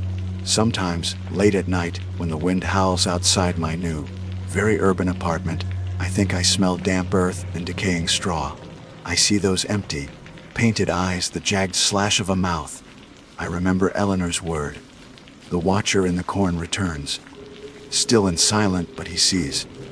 I don't know what that thing was, a ghost, a manifestation of guilt, something ancient woken by violence. But I know it's still out there, watching, waiting, and the ground remembers. My name is Noah. I'm 23, reasonably level-headed, civil, or I thought I was, and currently living what feels like the opening scene of a horror movie I never auditioned for. It all started, as these things often do, with a stupid dare. My buddies Lam, Chris, and Sam, we have this tradition. Every summer, one of us has to do something ridiculous, something that pushes the boundaries. Usually, it involves questionable amounts of alcohol or public embarrassment. This year, Liam, ever the fan of true crime podcasts and morbid local legends, dug up the story of the Whispering Pines cabin. It's this dilapidated A-frame hunkered down in the Coconino National Forest, maybe 45 minutes outside Flagstaff, Arizona. Looks like something out of a postcard from hell. The story goes that back in the early 90s, the Miller family couple, 2 young kids, rented it for a summer getaway. They checked in. Neighbors saw them unpacking the car. Kids playing in the yard, and then silence. A week later, when they didn't check out, the owner went up there. Car was still in the driveway, half-eaten food on the table, beds unmade. But the Millers, gone, vanished. Poof, the police investigation hit a brick wall harder than a woodpecker on steel. No signs of struggle, no ransom notes, no bodies ever found, just gone. Theories ranged from alien abduction, this is Arizona, after all, to a planned disappearance, to something far more sinister hiding in the dense woods. Locals muttered about strange lights, weird noises coming from the cabin, even when it was empty, and a general feeling of wrongness about that patch of forest. The cabin gained a reputation, became that place teenagers dared each other to approach, the subject of campfire ghost stories. It changed hands a few times, but nobody stayed long. Now, it mostly sits empty, owned by some out-of-state holding company that probably doesn't even know its gruesome history. So, Liam finds out the place is technically accessible, though definitely not maintained or officially rentable. The dare: spend a full 7 nights alone in the Whispering Pines cabin. Survive the week, document ecdalgia within reason. Cell service is basically non-existent up there, and win not only eternal bragging rights but also a hefty pot we'd all chipped into, almost $500. Why did I agree? A mix of things, I guess. The money was tempting, sure, but mostly I think I wanted to prove something. I'm usually the cautious one in the group, the guy who points out the flaws in the stupid plans. Part of me was tired of that role, and honestly, a bigger part of me didn't really believe the ghost stories. Missing persons case? Tragic, yes. Creepy? Absolutely. Supernatural? Probably not. I figured it'd be a week of roughing it, dealing with leaky roofs and maybe some squirrels in the walls, and I'd come back with the cash and a story about how boring it actually was. God, I was so wrong. Getting there was the first sign maybe this wasn't just a simple camping trip in a creepy house. The paved road gave way to gravel, then dirt, then finally a barely, their track swallowed by overgrown pines and aspens. My Jeep handled it, but just barely. The air grew colder, the silence thicker, broken only by the crunch of tires and the occasional bird call that sounded more like a warning than a welcome. The cabin itself, it lived up to its reputation. Sagging roof, peeling paint the color of dried blood, windows boarded up haphazardly except for a couple downstairs. The front door looked solid enough, surprisingly, with a heavy deadbolt. There was a padlock on it, rusted almost shut, but Liam had managed to get a key from God knows where's, probably bribed a former caretaker or something equally sketchy. Inside, it smelled like dust, damp, and something else, something vaguely metallic and unpleasant, like old pennies. Furniture was sparse and draped in white sheets, looking like lumpy ghosts in the dim light filtering through the dirty windows. Cobwebs were everywhere. But structurally, it seemed okay. Floorboards creaked but held. There was a fireplace, a small kitchen area with ancient appliances, a bathroom that I decided immediately I would only use in dire emergencies, and a narrow staircase leading up to a loft bedroom. I spent the first day just cleaning enough to make a small space habitable. Swept the main room, wiped down the dusty table, unboarded one of the kitchen windows to let in more light. I set up my sleeping bag and gear in the main room, deciding against the creepy loft. I had my cooler full of food and water, books, a portable charger for my phone, which confirmed the 0 bars of service, a heavy-duty flashlight, a backup lantern, and, tucked away just in case, a can of bear spray and a sturdy camping hatchet. Not for ghosts, I told myself, for actual wildlife, or maybe overly curious locals. The first night was fine, uneventful even. The cabin groaned and settled around me like an old man in his sleep. Wind whistled through the gaps in the boards. Outside, owls hooted, and branches scraped against the roof. Normal creepy cabin sounds. I read for a while, ate a cold sandwich, and eventually smugly confident. See, just an old house. The second night was much the same, maybe a bit colder. I added another layer and slept soundly. I was starting to plan how I'd spend the 500. It was the morning of the third day when things started to get weird. I woke up just after dawn, the gray light filtering through the dirty window panes. I stretched, swung my legs out of the sleeping bag, and my bare feet landed on the dusty wooden floor. I padded towards the kitchen area to get my water bottle, and that's when I saw them. Footprints, small ones, like child-sized small, and they were muddy. They started at the back door, a heavy wooden door with a sturdy bolt on the inside, which I knew I had locked the night before. I checked it religiously. The prints were distinct in the layer of dust near the door, small, bare feet, caked in dark, wet mud. They formed a clear path, leading away from the locked door, across the main room, straight towards the spot where my sleeping bag lay. They stopped about 2 feet from where my head had been. My blood ran cold. My first thought, prank. Liam and the guys had somehow snuck up here, picked the lock. How? Tiptoed in while I was asleep, made the prints, and left. But the drive was treacherous, even in daylight. Doing it silently at night, unlikely. And the lock, it was a heavy interior bolt, not something you pick easily from the outside. I checked them immediately, still bolted shut. Firmly. Windows still boarded or closed tight. Okay, next thought animal. A raccoon, a possum. But the prints didn't look like animal tracks. They were unmistakably humanoid. 5 distinct toes, a clear heel and ball impression. Just small, disturbingly small, and the mud it hadn't rained in days. The ground outside my front door was dry and dusty. Where did the wet mud come from? I spent maybe an hour searching the cabin, top to bottom. Checked every window, every board, the chimney flue. Nothing. No broken glass, no jimmied locks, no hidden entrances. Just the dusty, silent cabin and those impossible, muddy little footprints leading from a locked door to my sleeping spot. Eventually, heart still pounding, I cleaned them up. Swept the floor meticulously, wiping away every trace with a damp cloth.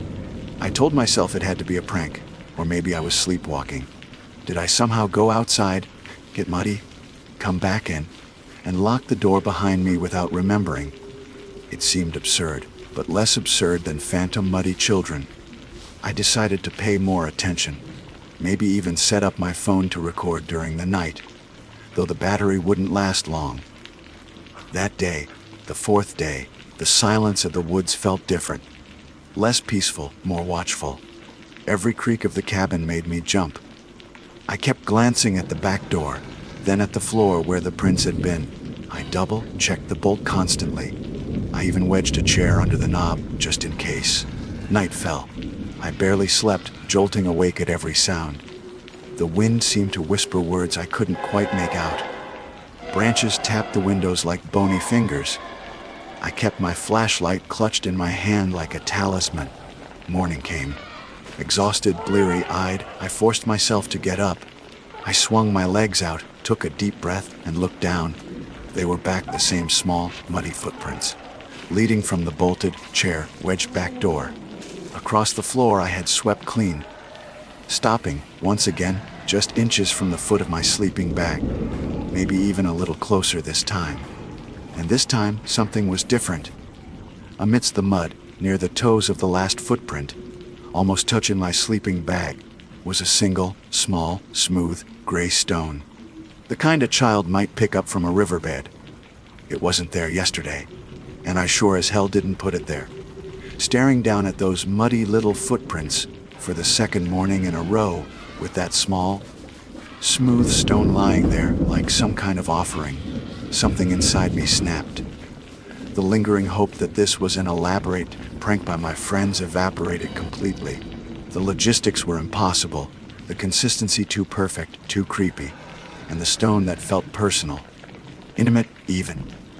Sleepwalking didn't explain the locked door and the muddy tracks and a stone appearing out of nowhere. My hands were shaking as I picked up the stone. It was cool to the touch, almost damp despite the dry air in the cabin. Perfectly ordinary, the kind you'd find in any stream or riverbed around Flagstaff. Why leave it there? A marker, a message, a toy. My mind immediately flashed to the Miller children. How old were they again? Young, I remembered Jan saying. Definitely young enough to carry a favorite stone in their pocket. Fear, cold and sharp, pierced through the exhaustion. This wasn't just an old, creaky cabin. Something was here, something connected to its dark history. And it knew I was here.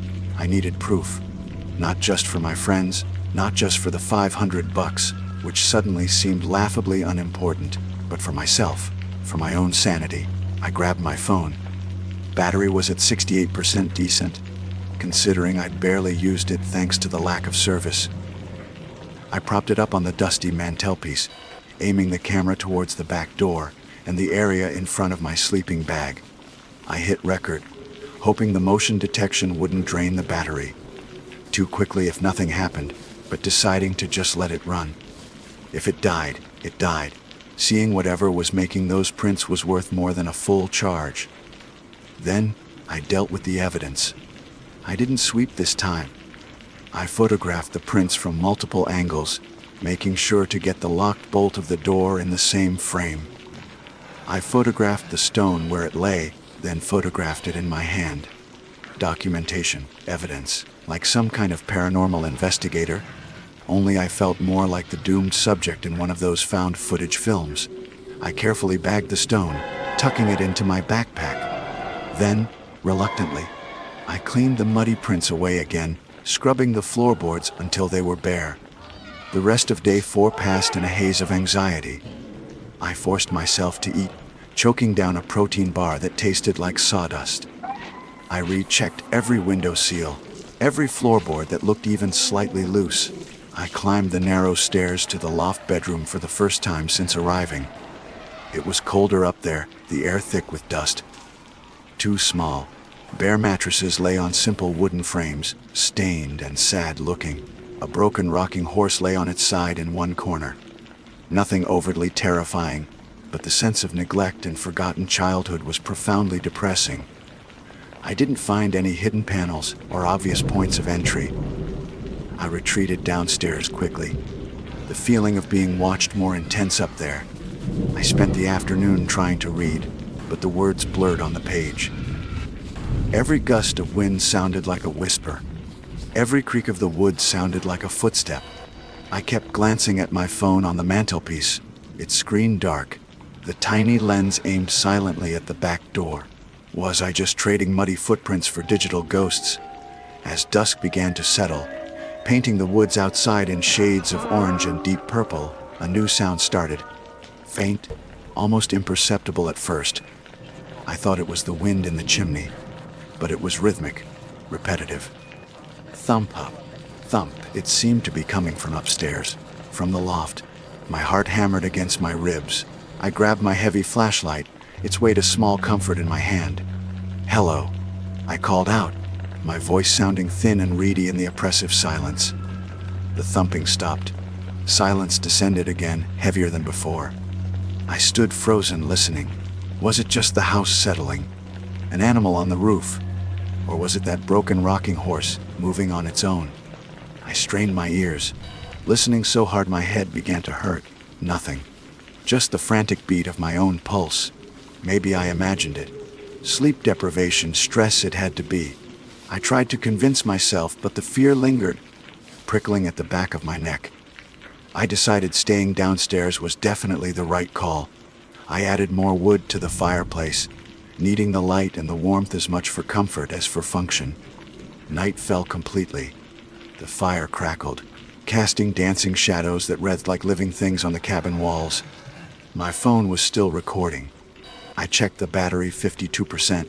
Okay, I sat in the lone armchair, wrapped in my sleeping bag, flashlight beside me, hatchet within easy reach. Sleep felt impossible. Hours crawled by. The fire burned low, casting embers that glowed like malevolent eyes in the darkness. The silence outside was absolute. No wind, no owls, nothing. And then I heard it again. Not the thumping this time. Something else. A sound like crying. A child crying. It was faint, muffled, seeming to come from the very walls around me. A high-pitched, desolate sobbing that rose and fell intermittently. It wasn't the wind. It wasn't an animal. It sounded utterly, heartbreakingly human. A little girl, maybe. "Who's there?" I whispered, flashlight beam cutting through the gloom, sweeping across the empty room, the bolted back door, the stairs leading up to the loft. The crying continued, seeming to ebb and flow, sometimes closer, sometimes further away. Was it coming from upstairs, outside? Inside my own head, I couldn't pinpoint it. It just was. A soundtrack to my mounting terror. I stayed rooted to the armchair, too scared to move, too scared to investigate. Images of the missing Miller children filled my head. Were they trapped here somehow? Was this their sorrow echoing through the years? The sobbing felt ancient, profound, a grief that had soaked into the very wood of the cabin. Then, abruptly as it started, the crying stopped. Silence crashed back in, leaving my ears ringing. I sat there, rigid, for what felt like an eternity, straining to hear anything else. Nothing. Just when I thought maybe, the worst was over the night, something else happened. a distinct creak from the top of the stairs leading to the loft, not the random settling of old wood. This was the sound of weight being placed on a specific step. My blood turned to ice water. I snapped the flashlight beam towards the stairs. Empty. Dust motes danced in the light, but I heard it, clear as day. Another creak, slightly lower down the staircase. Someone, or something, was coming down from the loft. I scrambled out of the armchair, heart pounding so hard I felt dizzy. My hand closed around the handle of the hatchet. Not for ghosts, I'd told myself, but faced with slow, deliberate footsteps descending towards me in the dark. Spectral or not, I wasn't taking chances. Stay back, I yelled, my voice cracking. I know you're there. What do you want? Silence. The footsteps stopped. I held my breath, flashlight beam fixed on the dark opening at the top of the stairs, waiting. Listening. And then, softly, from the darkness just beyond the reach of my light, a little girl's voice whispered, "He's still here." The whisper, soft as dry leaves skittering across the floor, hung in the air, colder than the cabin's perpetual chill. It wasn't accusatory, wasn't threatening, almost resigned, like a child stating a terrible, unavoidable fact, and it paralyzed me more effectively than any scream could have. My knuckles were white on the hatchet handle. My flashlight beam, trembling violently, stayed fixed on the top of the stairs. Who was Hay? The father, Mr. Miller? Some other victim? Or the reason they all vanished? The implications crashed through my panic-addled brain. Who? I managed to croak out, voice barely audible. Who's still here? No answer. Just the oppressive silence returning, pressing in on my ears. But the silence felt different now. Charged, expectant. Whatever was on the stairs hadn't left, and the whisper confirmed I wasn't alone with just the echoes of lost children. There was something else. Hey. Then, the flashlight beam caught it. Movement. Not on the stairs themselves, but in the deep shadows of the loft opening behind the top step. It wasn't distinct. Just a flicker, a brief distortion of the darkness, like heat haze off asphalt, but blacker. A shape that seemed to coalesce and then dissipate almost instantly. Was it the source of the whisper? Or was it him? That flicker, that brief glimpse of something undefined lurking above, shattered my paralysis. The hatchet suddenly felt flimsy, useless against whatever resided in those shadows. My mind screamed one coherent thought, get out. The dare, the money, the bragging rights meaningless. Surviving the next 5 minutes was all that mattered. My eyes darted to the front door. It felt miles away. Between me and it lay the main room, the fireplace with its dying embers, and the stairs where something waited. Another creak from the stairs, closer this time. Midway down, I didn't wait. I spun, stumbling over my own feet, keeping the flashlight aimed vaguely towards the stairs as I backed towards the front door. My other hand fumbled behind me, searching for the deadbolt. Click. The deadbolt slid back. My heart leaped. Freedom was inches away. As my fingers closed around the doorknob, a wave of intense cold washed over me, stealing my breath. It wasn't just the ambient chill of the cabin. This was a penetrating, bone, deep cold that felt malicious. The air thickened, heavy and stagnant, and carried that faint metallic smell I'd noticed on the first day, only stronger now, like rust and old blood. And the crying started again. Not the faint, muffled sobbing from before. This was louder, more frantic, seeming to come from inside the room with me. Two distinct voices, overlapping children's voices, raw with terror.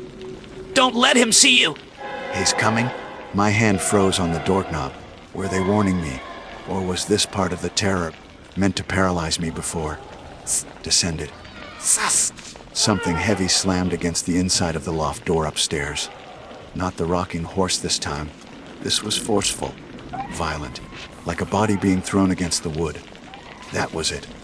I yanked the door open and plunged out into the pre-dawn darkness of the forest. The cold night air hit me like a physical blow, but it was clean, freezing but clean. I didn't stop to close the door, didn't look back. I sprinted, stumbling over roots and rocks, guided only by the weak beam of my flashlight, which I now clutched purely for navigation. The woods, which had felt watchful and menacing before, now felt like a potential sanctuary. Every snap of a twig behind me sent jolts of adrenaline through my system. Was I being followed? Was chasing me? Or were the whispers right? And was he still bound to the cabin? I didn't slow down to find out. My Jeep felt like it was miles away, parked down the barely their track. My lungs burned, my legs ached, but the terror was a relentless fuel. Images flashed through my mind. The muddy footprints, the small gray stone, the flicker of darkness in the loft, the sound of that whisper. I reached the Jeep, keys somehow already in my shaking hand. I fumbled with the lock, threw myself inside, and slammed the door, hitting the power lock button simultaneously. Safe. Not yet. I jammed the key into the ignition, praying the engine would turn over. It sputtered, coughed, then roared to life. Headlights cut through the oppressive darkness, illuminating the dense wall of trees. I slammed the gear shift into reverse, not caring about the overgrown track, scraping branches along the side of the vehicle as I backed out frantically. Once I hit the slightly wider dirt road, I spun the wheel and floored it. I drove like a madman, bouncing over potholes, fishtailing on loose gravel, eyes glued to the rearview mirror. Was anything behind me? Headlights, a running figure, a flicker of unnatural darkness. Nothing. Just the blackness of the forest receding as I put distance between myself and that godforsaken cabin. I didn't stop driving until I hit the main highway outside Flagstaff and saw the blessed glow of streetlights. I pulled over onto the shoulder, engine still running, and just sobbed. Deep, racking sobs of relief and residual terror. My whole body trembled uncontrollably. It was only then, sitting there under the artificial orange glow, safe from the primordial darkness of the woods, that I remembered my phone. It was still in my pocket. I must have grabbed it instinctively when I fled the armchair. With trembling fingers, I pulled it out. The screen was black, battery dead. I'd forgotten to grab the portable charger from the cabin. The recording? Whatever it might have captured, the footprints forming, the crying, the whisper, the thing on the stairs was inaccessible, at least for now. Maybe forever if the file was corrupted or the sudden power loss wiped it. Part of me desperately wanted to see it, to have proof. Another part of me was deeply relieved I couldn't. Some things, maybe, are better left unseen. I never collected the $500. When I finally got service and called Liam, my voice still shaking, telling him a disjointed, frantic version of what happened, he went silent. There was no "I told you so," no disbelief, just quiet concern. The dare was forgotten. They wired me gas money to get home, no questions asked. It's been a few weeks now. I'm back in my apartment, hundreds of miles from Flagstaff. But I don't sleep well. Every creak in my building sounds like a footstep on the stairs. Sometimes, when it's too quiet, I think I can hear faint crying, and I keep finding myself checking the locks, over and over. Even though I know deep down, if something wants to get in, the lock doesn't matter. I still have the small, smooth gray stone. It's sitting on my desk right now. I don't know why I kept it. Maybe as a reminder. Maybe because I feel like I owe something to those terrified voices who whispered a warning. He's still here. I believe them. Whatever happened to the Miller family, whoever or whatever, hef, is it still there in that cabin, in the deep woods outside Flagstaff? Waiting, I disturbed it. I saw a glimpse of it, and I ran. But the Millers didn't get the chance. Don't go looking for the Whispering Pines cabin. Don't be stupid like I was. Some stories are true, some places are wrong, and some doors should never, ever be opened. Hey everyone. Ava here. My hands are still shaking as I type this, and I keep glancing at the flimsy lock on the cabin door, praying it holds. I need to get this down, partly as a warning, partly just to process. Because I don't think I'm processing this right at all. I feel numb and hyper, aware all at once. Like my skin is buzzing, but my brain is wrapped in cotton. It all started because I bought into the dream. You know, the one ditching the soul, crushing commute, The fluorescent hum of the office, the endless gray cityscape.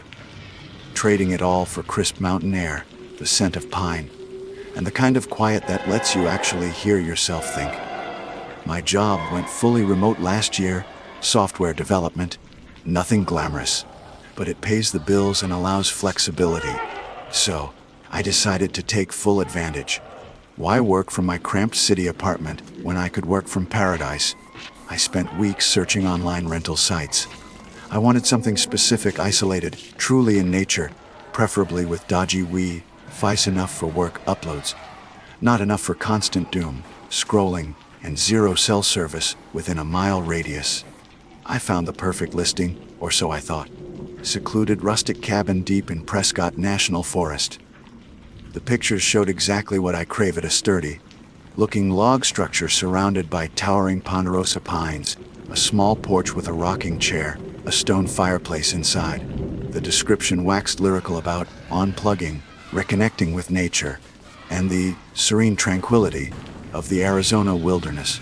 It mentioned spotty satellite internet but promised enough bandwidth for essential tasks. Perfect. The price was almost suspiciously reasonable for a long-term rental, but I chalked it up to the off-season and the extreme remoteness. The drive-up should have been my first clue.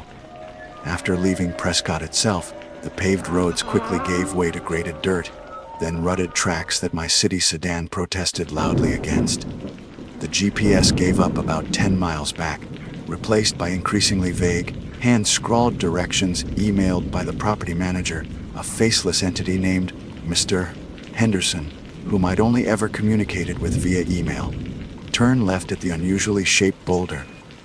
Fork right after the lightning struck pine. You'll know it when you see it. Follow the creek bed until the track climbs sharply.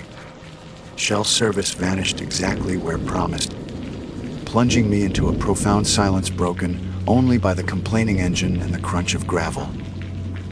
By the time I finally rolled up to the cabin, dust coating every surface of my car, I felt like I traversed into another era. But the cabin, initially, it was idyllic. Exactly like the photos, maybe a little more weathered, a little more worn. The air was thin and cool, smelling sharply of pine resin and damp earth. The silence was immense, broken only by wind sighing through the high branches and the occasional chatter of a squirrel. Inside, it was rustic charm personified exposed beams, a comfortable looking couch facing the massive stone fireplace, a small but functional kitchen, and a cozy sleeping loft. It smelled faintly of wood smoke and something else, something vaguely musty, like old paper and dust, but I figured that was just part of the authentic cabin experience. The first week was bliss. I set up my workstation overlooking the forest, typed code while deer grazed hesitantly outside my window, took long walks on barely trails, and spent evenings reading by the fire. The satellite internet was indeed patchy, cutting out frequently, but it was enough. The lack of cell service felt liberating. I was truly disconnected, focused, breathing clean air. This was exactly what I needed. Sure, there were little oddities. The way the floorboards creaked in a specific pattern upstairs, even when I was downstairs. The scratching sounds inside the walls at night, probably just mice, I told myself, common in old cabins. The feeling sometimes, when I was outside, that I wasn't entirely alone. A prickle on the back of my neck that I dismissed as city, bred paranoia adjusting to true wilderness. The single window in the small pantry off the kitchen seemed wrong. Somehow, it was high up, barred on the outside and looked out onto nothing but a dense thicket of manzanita. The musty smell was strongest near that pantry. It wasn't a food smell, more like damp soil and stagnant air. The pantry itself was unremarkable, rough wooden shelves stocked with a few forgotten cans of beans and some cleaning supplies left by previous tenants, or maybe Mr. Henderson. There was an old, threadbare braided rug covering most of the floor. I didn't think much of it, other than to make a mental note to air the place out. The discovery happened yesterday. It was mundane, almost stupidly so. I was making coffee and dropped the lid to my travel mug. It rolled naturally, under the edge of that damned rug in the pantry. Annoyed, I knelt and pulled the rug back to retrieve it. It snagged on something, a loose floorboard.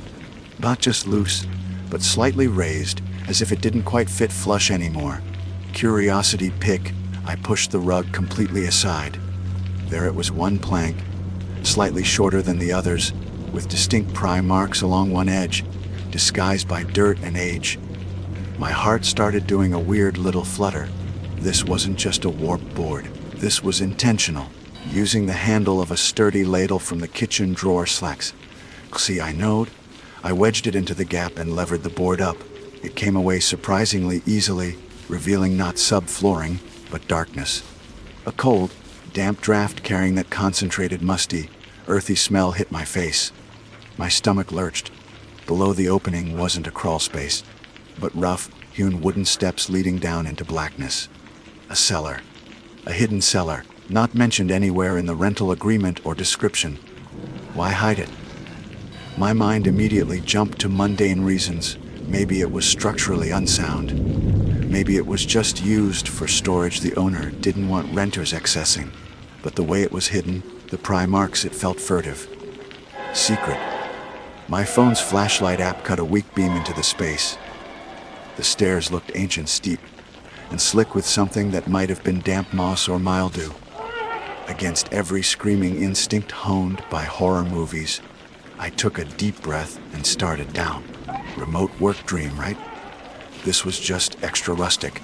The air grew colder, heavier with each step. The smell intensified, rich soil, decay, something metallic, like old pennies. 10 steps down, my feet hit packed earth. The cellar was small, maybe 10 by 10, with a low ceiling where I could barely stand upright. My flashlight beam danced across damp stone foundation walls, cobwebs thick as shrouds, a few forgotten wooden crates crumbling in a corner, some rusted garden tools, and the floor. It was just dirt, unevenly packed, higher in some spots, lower in others. As my light swept across it, something glinted near the far wall, almost directly under that weird, barred pantry window. It wasn't large, just a flicker of reflected light. I moved closer, heart thudding against my ribs now, a cold dread starting to seep into my bones, far colder than the cellar air. I knelt, brushing away the loose topsoil with trembling fingers. Metal, cold, hard metal. I dug more frantically, scraping my nails on embedded pebbles, ignoring the damp chill soaking into my jeans. Slowly, I unearthed it. A metal lockbox, about the size of a shoebox. It was heavy, coated in rust and caked on dirt. A simple, old-fashioned padlock, equally corroded, held it shut. I sat back on my heels, the beam of my phone shaking, illuminating the rusted container sitting in the disturbed earth. A hidden cellar. A buried, locked box. That feeling of being watched. The scratching in the walls, the musty smell, it all crashed together in my mind, forming a terrifying, nascent picture I didn't want to see. What the hell did I just find? I'm still down here, the floorboard propped open above me, letting in a sliver of gray afternoon light. The box sits heavy on my lap. I don't know if I should open it. I don't know if I want to open it. But I don't think I can just put it back. I need to know. Sitting there in the cold, damp earth of the hidden cellar, the rusted lockbox felt like it weighed 100 pounds on my lap. The air was thick with the smell of soil and decay, and the only light was the shaky beam from my phone. Every rational thought screamed at me to put the box back, replace the floorboard, pretend I never found it, pack my car, and drive until I hit pavement and cell signal. But another part of me, the part fueled by a gnawing dread and morbid curiosity, knew I couldn't. Whatever was in this box was hidden for a reason, and finding it might have already made me part of that reason. My fingers traced the corroded padlock. It was fused shut by rust and time. Looking around the dim cellar, my flashlight beam landed on the forgotten tools in the corner. Among them was a small, rusted hand trowel, its edge surprisingly still somewhat sharp. It felt wrong, almost sacrilegious, but I crawled over, grabbed it, and returned to the box. Wedging the tip of the trowel into the shackle of the padlock, I pushed. Nothing. I repositioned it, trying to get leverage against the hasp. The metal groaned in protest. Sweat beaded on my forehead, cold despite the cellar's chill. I put my weight into it, scraping the trowel, my knuckles white. There was a horrible screech of tortured metal, a sudden snap, and the padlock sprang open, disintegrating into flakes of rust and iron. My breath hitched. The box was open. It creaked ominously. Inside, nestled together, was a stack of Polaroid photographs. Dozens of them, maybe 50 or 60. The chemical smell of old photo paper mingled with the cellar's mustiness, hitting me with a wave of nausea. A single, brittle, dried wildflower, maybe a columbine, lay loose on top, its color faded to a dusty purple. I picked it up, it crumbled to dust in my fingers. With trembling hands, I lifted the first Polaroid. It showed a smiling couple, probably in their late 20s, arms around each other on the cabin's porch. The man held up a beer, the woman was laughing. They looked happy, carefree. It could have been a vacation photo. I flipped it over. Nothing written on the back. I picked up the next one. A different woman, maybe mid-30s, asleep on the very couch I'd been sitting on just an hour ago. The photo was taken from the doorway, slightly blurry, as if snapped quickly, furtively. Unease crawled up my spine. Who takes a picture of a stranger sleeping? The next few photos showed different people, all seemingly unaware they were being photographed. A man reading by the fireplace, his face obscured by shadow. A young guy grilling outside, squinting against the sun. A woman chopping vegetables in the kitchen, her back to the camera. All taken here, in this cabin, or just outside it. The knot in my stomach tightened. This wasn't quirky documentation by a previous owner. This felt invasive, predatory. Then the tone of the photos began to shift. A shot of a man, one I hadn't seen yet, standing by the window, looking out nervously, his hand halfway to parting the curtains. The angle was low, as if taken from floor level. Another Polaroid, a woman huddled on the sleeping loft floor, knees pulled to her chest, her face buried in her arms. The lighting was dim, suggesting night. She didn't look asleep. She looked like she was hiding, or terrified. And then I saw her, a young woman, probably early 20s, with vibrant, unmistakable red hair cascading over her shoulders. She was standing near the edge of the woods behind the cabin, looking back towards the photographer, her eyes wide with something that wasn't surprise, but sheer, primal fear. Her mouth was open, as if caught mid-scream. The background was slightly out of focus, but the terror on her face was crystal clear, horribly intimate. My blood ran cold. I knew that face. Not personally, but I'd seen it. When I first arrived in the area, I'd stopped at the only general store for miles to stock up on groceries. Pinned to a corkboard by the counter, amongst flyers for local events and lost pets, was a missing person poster. A plea for information about a young woman who had disappeared while hiking or staying in the area last spring. Her name Melissa Powell, and she had that same cascade of fiery red hair, those same wide now, terrified eyes. Suddenly, the lockbox wasn't just creepy, it was a coffin of memories. Melissa Powell wasn't just missing. She was here, in this photo, captured in a moment of terror by whoever owned this box. And if she was missing, what about the smiling couple, the sleeping woman, the man by the window? Were they all previous renters? Were they all missing too? The Polaroids felt slick with sweat in my hands. These weren't candid shots. They were hunting trophies. Each photo documented a victim, maybe their last moments, taken by someone who had access to this cabin, someone who watched them, stalked them, photographed their fear. Panic, cold and absolute, seized me.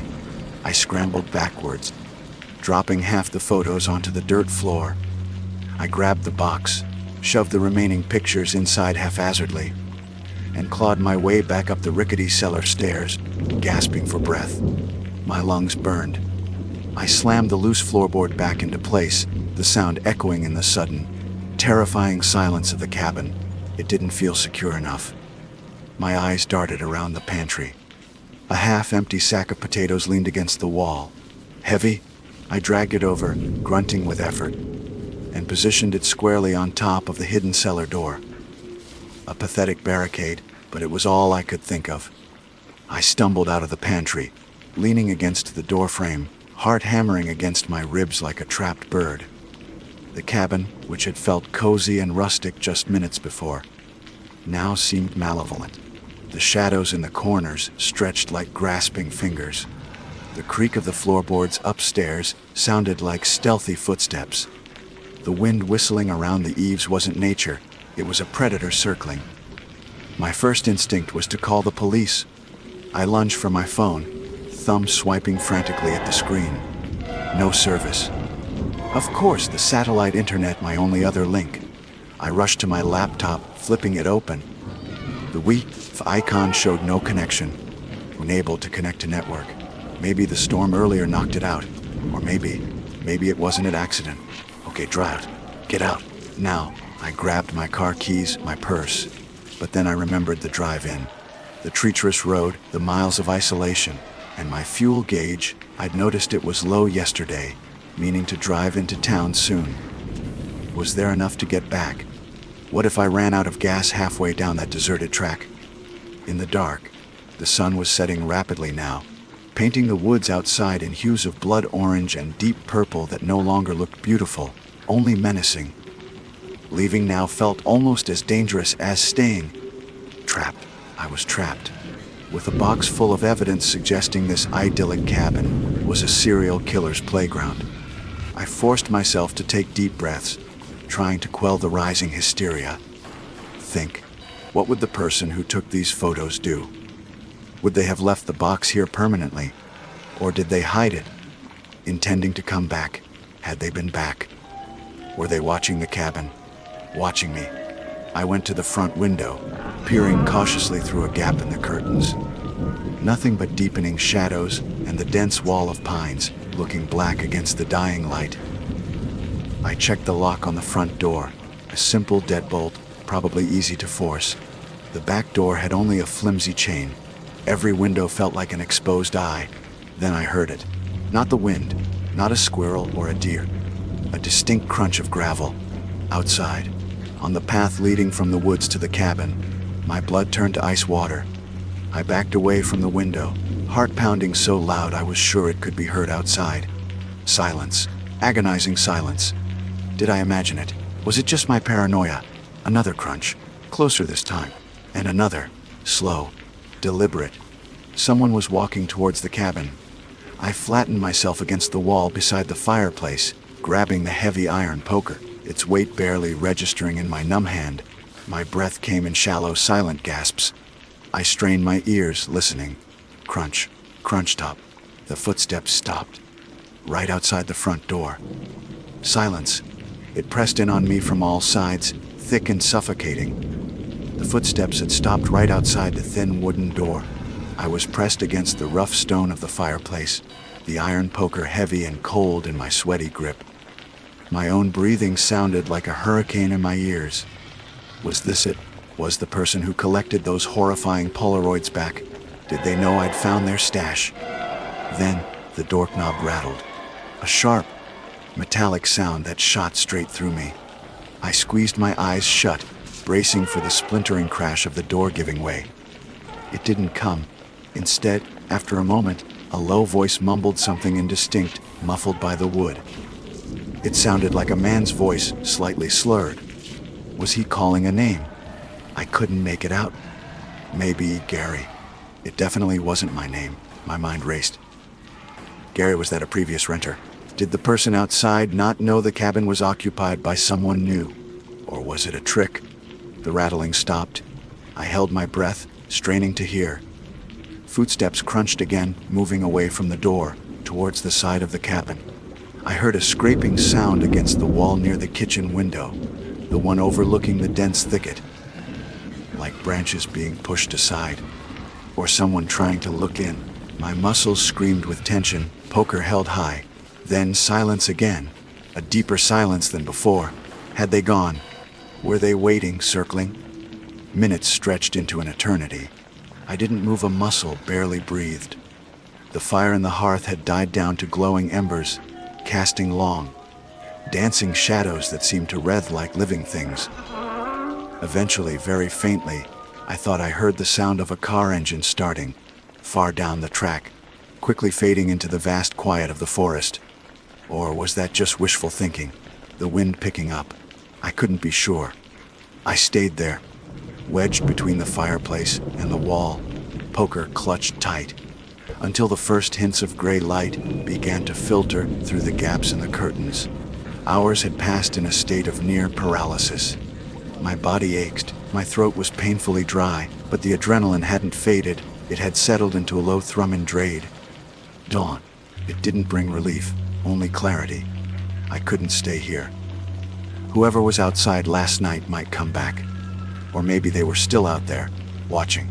And even if they weren't, this cabin wasn't a sanctuary. It was a tomb, a hunting lodge where the prey was human. I had to get out. I had to take the box and get to the police. Moving with a stiff, robotic urgency, I forced myself into action. I stuffed my laptop, phone, wallet, and keys into my backpack. The lockbox, I hesitated for only a second before shoving it in too. It felt dangerous to keep, but leaving it felt worse.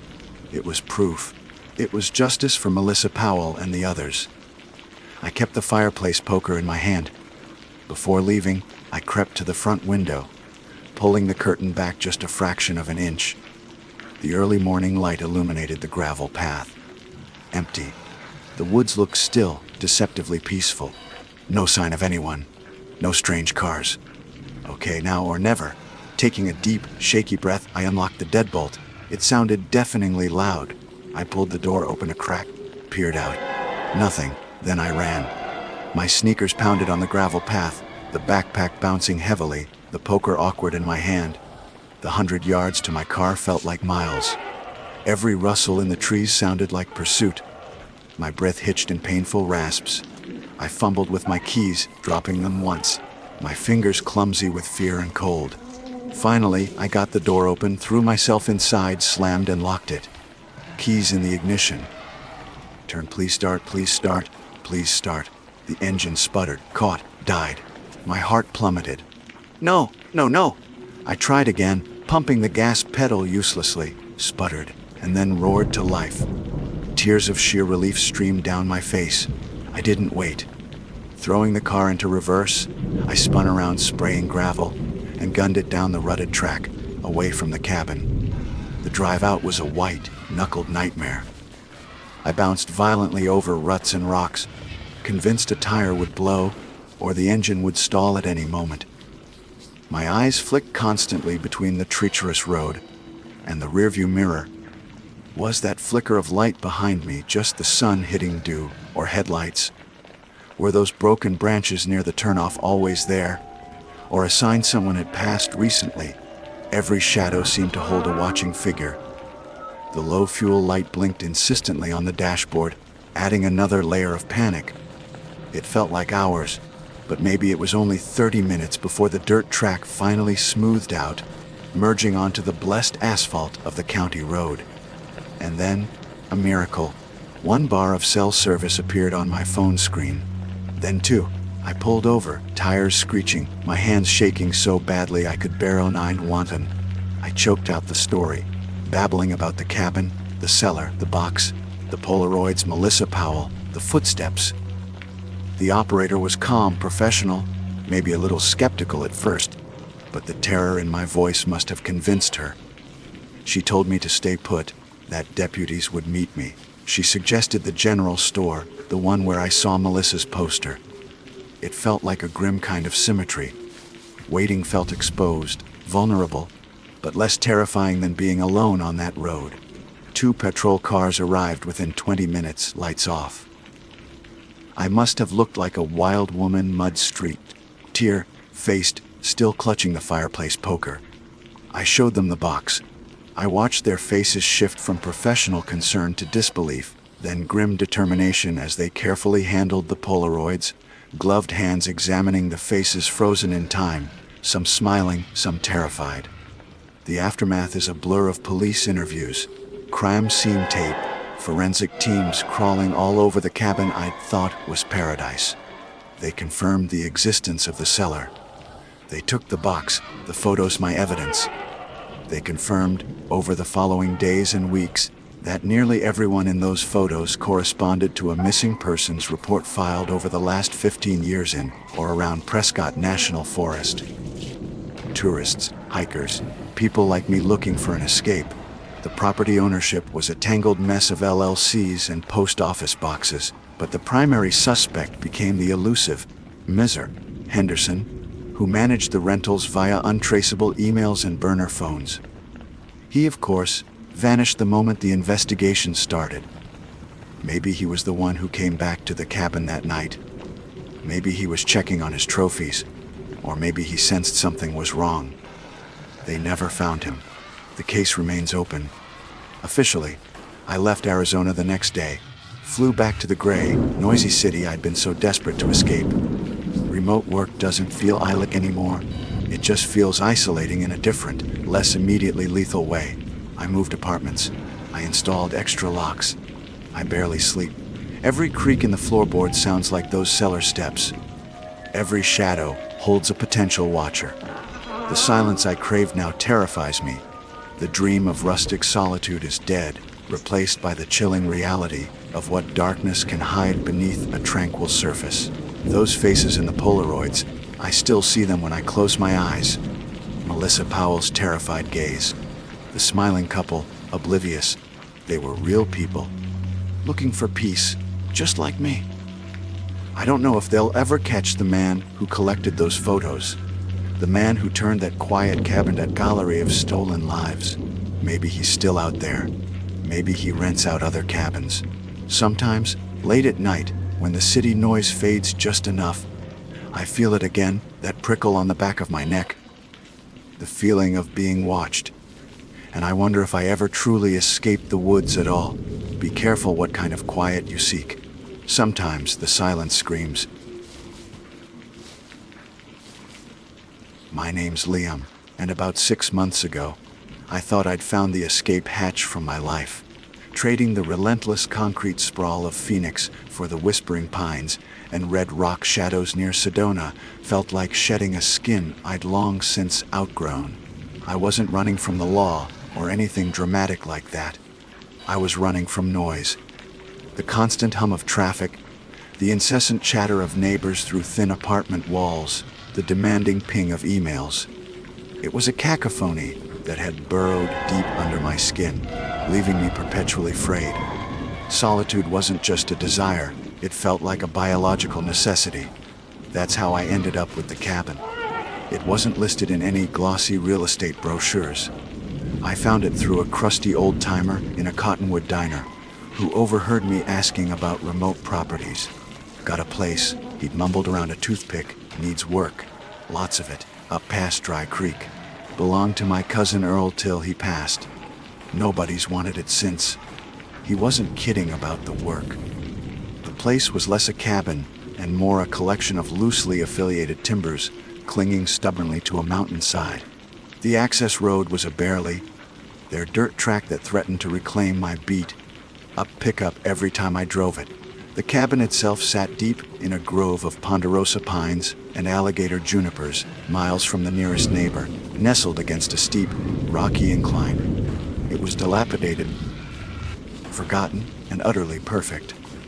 The price reflected its condition, leaving me just enough savings to tackle the most essential repairs: leaky roof, questionable plumbing, windows that rattled like skeletal teeth in the wind. The previous owner, Earl, had apparently been something of a recluse himself. Died of old age, according to his cousin. Natural causes. Just stopped. Found a few weeks later by a hiker who'd wandered off the trail. The cabin had sat empty for years before that, too. Earl hadn't exactly been Mr. Maintenance. Layers of dust coated everything like geological strata, cobwebs draped the rough, hewn beams like macabre decorations, and the air hung thick with the scent of stale wood smoke, decay.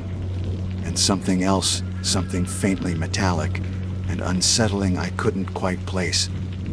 The centerpiece of the main room, the only real room, besides a tiny bedroom and a bathroom that was more suggestion than facility, was a massive stone fireplace. It dominated the far wall, built from dark, heavy river rocks. But it was useless.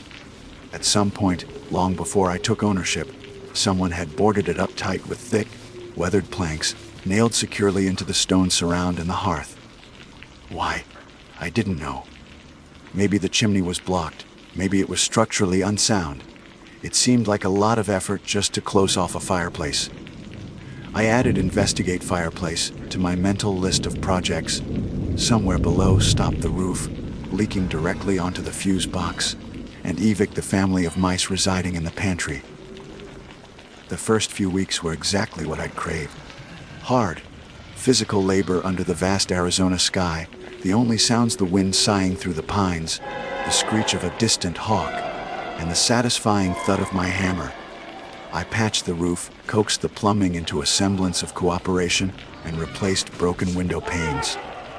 At night, I'd sit on the rickety porch, nursing a cheap beer, watching the stars ignite in a sky unsullied by city lights.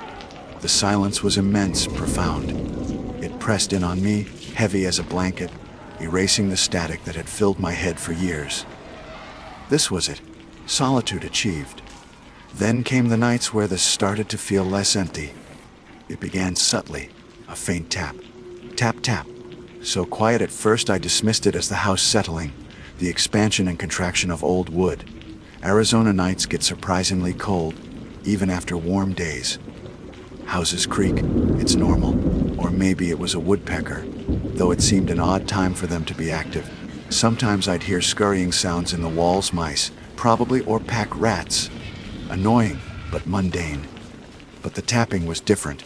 It wasn't the random creak of timber or the frantic scrabble of rodents. It had a pause. A rhythm tap, tap, tap. It always seemed to come when the cabin was at its quietest, usually deep in the night when the wind died down and the world outside held its breath. I'd be drifting off to sleep, that hazy state between consciousness and oblivion, and it would start, faint but persistent. Tap, top, tap, tapping. I tried to pinpoint the source. I'd get out of bed, my feet freezing on the rough wooden floorboards, and listen intently. The sound was maddeningly elusive. It seemed to emanate from the very heart of the cabin. I checked the windows secure. The door locked. I walked the perimeter outside with a flashlight, scanning the walls and roofline, finding nothing. No loose shutters, no branches scraping against the siding. Nothing. One particularly still night, maybe a month after I moved in, the sound was clearer than ever.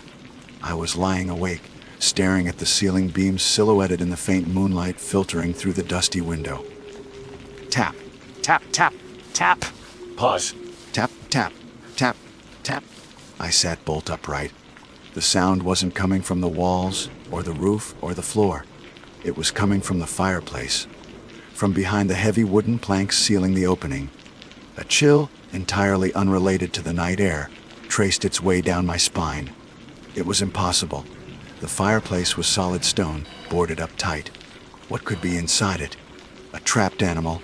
Surely it would have made more noise, more frantic sounds, and wouldn't have survived this long. Besides, the sound wasn't frantic, it's measured. Deliberate.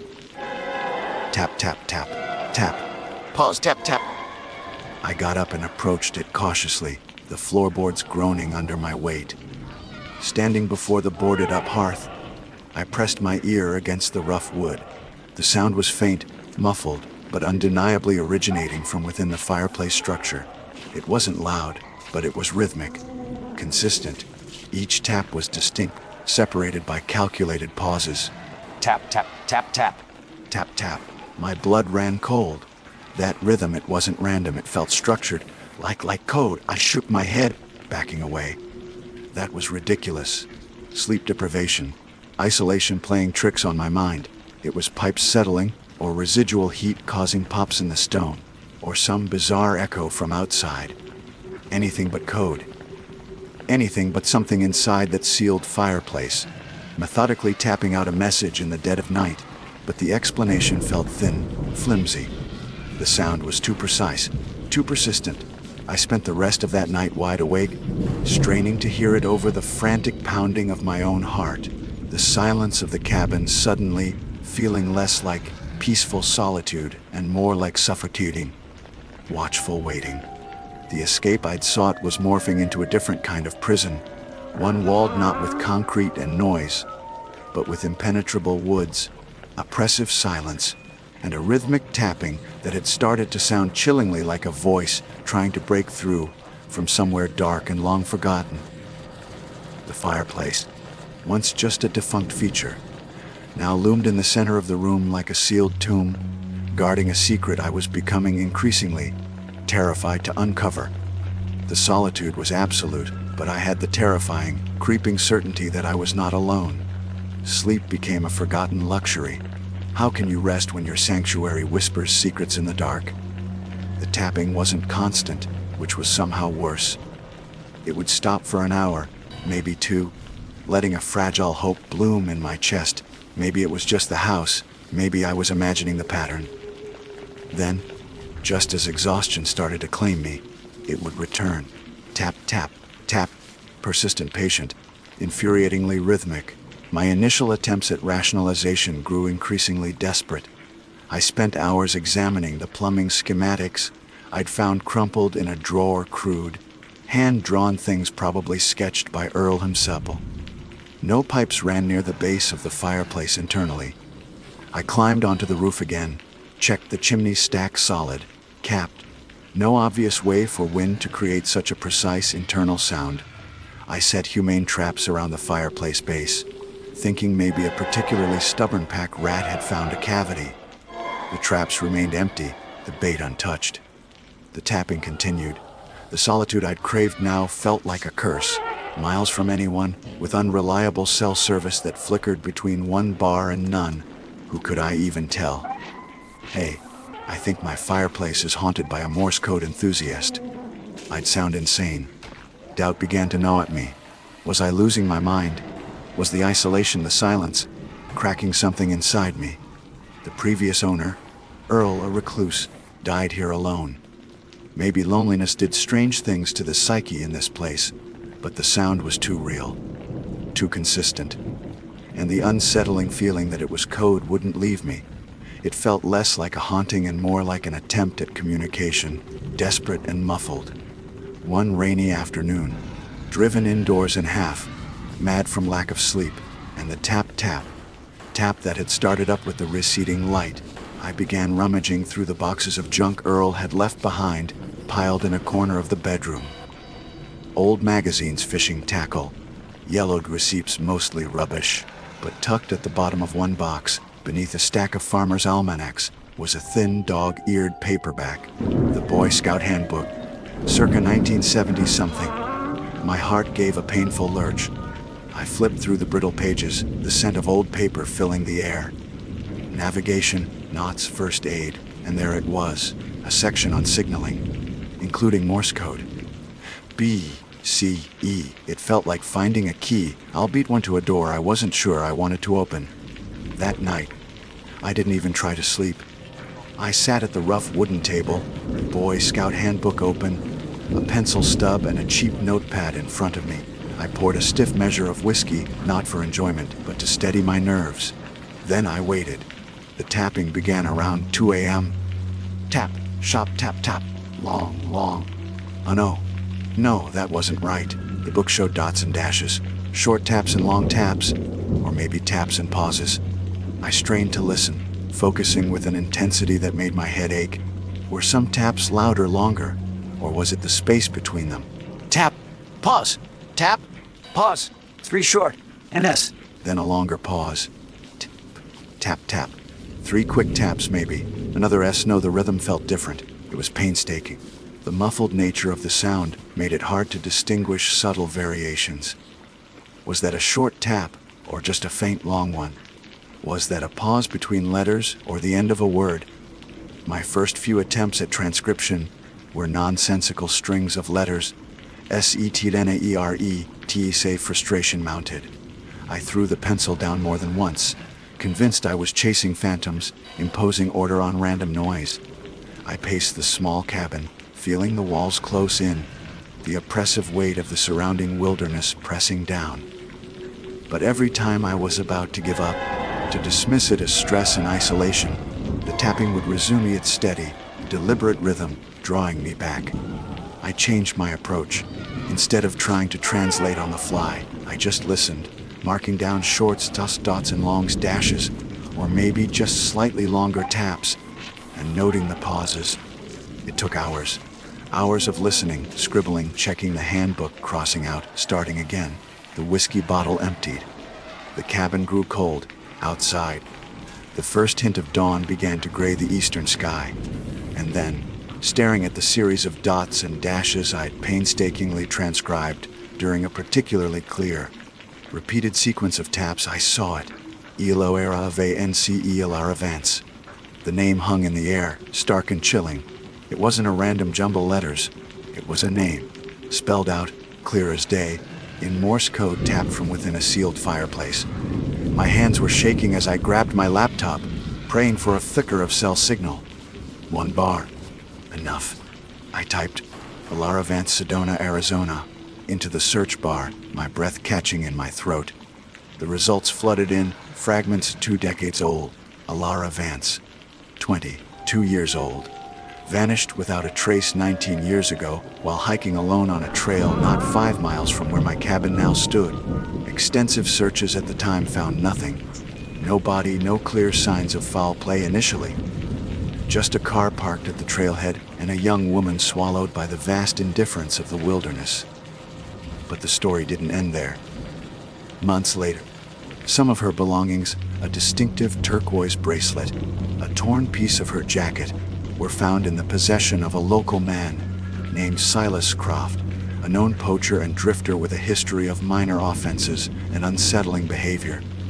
Croft vehemently denied any involvement, claiming he'd found the items near an abandoned campsite deep in the woods. There wasn't enough evidence to charge him with murder, especially with no body, but the cloud of suspicion clung to him. The official investigation stalled, hampered by lack of evidence and Croft's evasiveness. Ellera became another statistic, another face on a cold case file. Then, the articles mentioned, Silas Croft died about 12 years ago, ironically, not from legal justice, but from a knife wound sustained in a drunken brawl outside a bar down in Camp Verde. With Croft dead, the prime suspect was gone. The case, while never officially solved, was effectively closed in the minds of the community and overworked authorities. Alara Vance was presumed dead, another victim claimed by the wilderness, or by a man who took his secrets to the grave. I stared at the screen, then at the boarded up fireplace, then back at the name I had transcribed. Alara Vance. The tapping had stopped with the dawn light filtering through the window. Silence filled the cabin once more, but it wasn't the peaceful silence I'd sought. It was a heavy, pregnant silence, thick with unanswered questions and impossible implications. The official story was neat, if unsatisfying. Girl disappears, troubled local found with her things, suspect dies, case goes cold. But the tapping rewrote the narrative entirely. It suggested Alara, or something connected to her, was here, communicating, trapped. And if Croft didn't kill her, or if the story was more complicated, then what really happened to Alara Vance? The fireplace loomed before me, no longer just a dilapidated feature of a fixer, upper cabin, but a potential crypt, a marker, a desperate beacon. The rhythmic message from within its stone confines wasn't just a creepy anomaly, it was evidence. Evidence that the past wasn't buried, and that the killer everyone assumed was responsible might not have been the end of the story. Evidence tapped out in the lonely dead of night, spelling a name the world had tried to forget. My blood ran cold. The solitude was absolute, but the presence I felt was terrifyingly real, and it had a name. Alara Vance. And she, or something tied to her fate, was inside my fireplace. Knowing the name didn't bring peace, it brought obligation. The tapping hadn't returned since dawn broke, leaving the cabin steeped in a heavy, watchful silence that felt even more unnerving than the rhythmic communication. Alara Vance, a 19-year-old cold case, whispering from behind planks and stone in my living room. I couldn't ignore it. Not anymore. The idea of leaving her message unheard, her final moments sealed away, felt like a profound betrayal. Sleep was impossible anyway. My mind raced with gruesome possibilities, fueled by caffeine and the dregs of last night's whiskey. Waiting for full daylight felt like cowardice, but facing whatever lay within that fireplace in the dark was unthinkable. As the morning sun slanted through the dusty windows, casting long shadows across the floor, I gathered my tools: a heavy crowbar pried through a shed, a claw hammer, work gloves, and my brightest flashlight. My hands felt clumsy, slick with nervous sweat. Every creak of the cabin seemed amplified. Every gust of wind outside sounded like an approaching footstep. Standing before the boarded up fireplace felt like standing at the edge of a grave. The rough wooden planks seemed ancient, immovable. I wedged the tip of the crowbar into the gap between the top board and the stone mantelpiece. Taking a deep breath, I threw my weight into it. The wood groaned in protest, old nails screeching as they fought against release. Dust rained down, thick and choking, smelling of soot, decay, and something else, that faint, metallic tang I'd noticed when I first arrived, now much stronger. One by one, I attacked the boards. It was brutal work. The nails were long, deeply embedded, some rusted firmly into place. Wood splintered, my muscles burned, sweat dripped into my eyes. With each board I rustled free. My heart hammered against my ribs. I half expected the tapping to start again, frantic now, or for something to reach out from the darkness behind the wood. But there was only silence from within, a void that seemed to absorb the violent sounds of my efforts. Finally, the last board splintered and came away in my hands. I dropped it, coughing, waving away the cloud of disturbed dust. Before me lay the fireplace, opening dark, cavernous and choked with accumulated debris. Old leaves, twigs, dust bunnies the size of small animals, and a thick layer of fine gray ash. It smelled cold. Ancient. I shone the flashlight beam inside. The firebox itself was surprisingly intact, built from dark, fire-stained bricks. The chimney flue seemed blocked higher up. A dense plug of nesting material and debris was visible, likely the reason it was boarded up in the first place. A simple, mundane explanation, except for the tapping, except for Ilara Vance. My eyes scanned the interior, the beam cutting through the gloom. Nothing immediately obvious. No human remains, thank God. Just dirt and debris. Disappointment warred with relief. Had I imagined it all? Was the Morse code a product of my stressed, isolated mind interpreting random sounds from the blocked chimney? Then my light caught something. Low down, at the back of the firebox. One of the bricks looked slightly askew, recessed more than its neighbors. Driven by a final surge of adrenaline, fueled certainty, I reached inside, my gloved hand brushing through cobwebs and gritty ash. The brick was loose. With a bit of effort, wiggling it back and forth, it came free in my hand. Behind it was a small, dark cavity, barely large enough to accommodate my fist. And inside that cavity, nestled on a bed of crumbling mortar, was a small, rectangular object, a metal box, something like an old biscuit tin or a large tobacco container, tarnished and dark with age but sealed. My breath hitched. Carefully, heart pounding a frantic rhythm against my ribs, I drew the box out. It was heavier than it looked.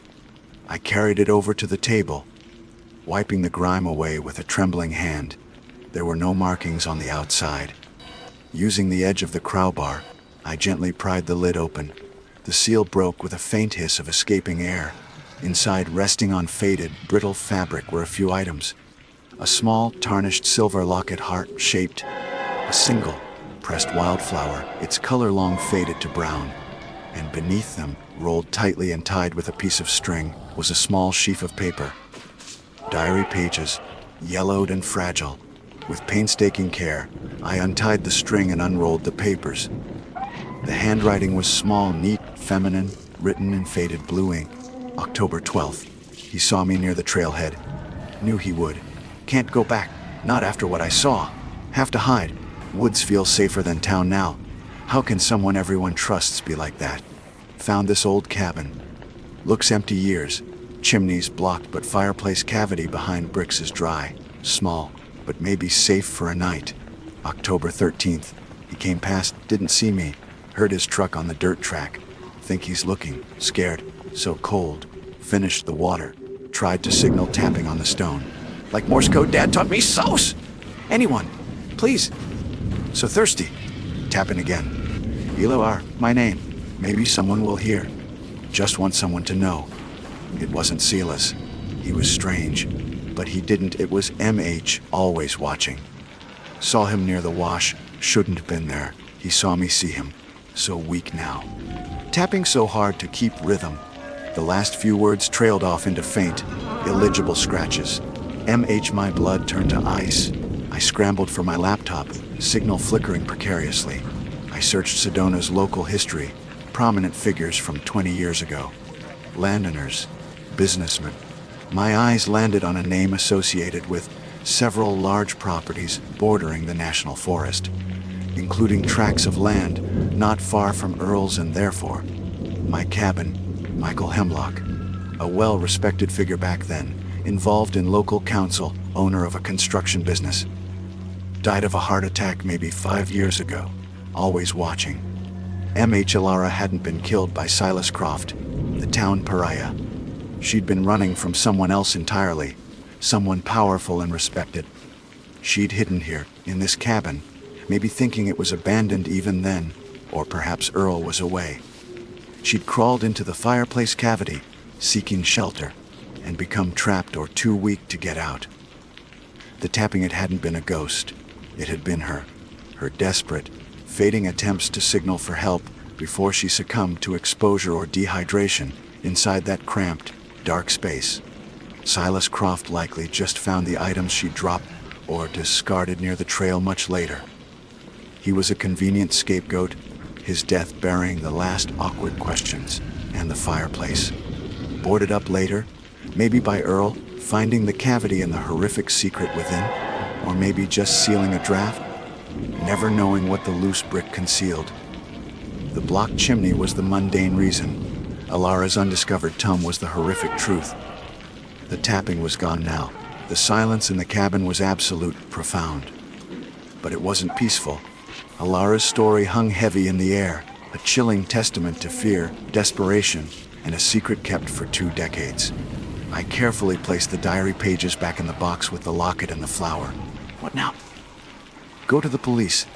With this, evidence implicating a dead man, found based on tapping Morse code from a fireplace. They'd think I was crazy, or worse. As dusk began to settle, painting the sky outside in hues of orange and blood red, a new kind of fear settled over me. The immediate horror of the fireplace had passed, replaced by a sprawling, undefined dread. Michael Hemlock was dead, but he had family, business associates, people who might have known or suspected, people who might want the truth to remain buried, sealed away like Alara had been. I looked out the window, into the deepening shadows beneath the pines. The woods no longer felt empty. They felt watchful. Had Earl known? Had he boarded up the fireplace not just because of the draft, but because he feared the truth Alara represented, or the man she was fleeing? A twig snapped nearby. My head whipped towards the sound. Probably just an animal, a deer, a javelina. But standing there, alone in the cabin that held Alara Vance's final moments, with her desperate words clutched in my hand, every sound seemed loaded with intent. The solitude I'd craved felt like a trap. I had stumbled onto the end of a cold case, but instead of closure, I felt exposed, entangled in something that might not be over. The tapping had stopped, but I had the sickening feeling that I was still listening for something in the silence. And that, this time, I wasn't the only one. The forest watched, the cabin held its secrets close, and the profound quiet felt less like peace and more like the held breath before a scream. I was alone, miles from anywhere, with a truth that might be more dangerous than any ghost. My name's Sophia Bellwether. Don't let the slightly old-fashioned surname fool you. I'm pure 20, first-century pragmatist, born and raised in Phoenix, Arizona, with a healthy dose of skepticism baked in by the desert sun. Or at least I was. Right now, sitting hunched over a rickety pine table in a cabin that smells faintly of bat guano and century-old regrets. Pragmatism feels like a foreign language I barely remember studying. My hands are shaking slightly as I type this, the glow of the laptop screen, the only thing pushing back the oppressive darkness pooling outside the grimy windows. I need to get this down to try and make sense of it, even if it's just for myself. Maybe especially for myself. I'm a PhD candidate in American Studies, focusing on the socio-cultural footprints left by extractive industries in the West. Sounds dry, I know, but for me, it's fascinating. Ghost towns aren't just decaying buildings, they're repositories of dreams, failures, violence, and ambition, all layered under decades of dust. My thesis zeroes in on Arizona's silver and copper booms of the late 19th and early 20th centuries specifically, the folklore and lingering psychological impacts on the tiny communities that clung to life long after the mines petered out. You find the strangest stories in these places, echoes of lives lived at the raw edge of civilization, stories that sometimes feel a little too real. Which brings me here, to this unnamed speck on a topographical map somewhere deep in the Bradshaw Mountains. Let's call the nearest actual ghost town Jackal Gulch, though that's not its real name. Finding reliable information, let alone accommodation, near these truly remote sites is half the battle. Jackal Gulch itself is little more than a few skeletal foundations and a dangerously leaning headframe, miles from the nearest paved road. My research indicated a cluster of smaller, outlying claims nearby, often single, prospector operations swallowed by the desert when the main veins ran dry.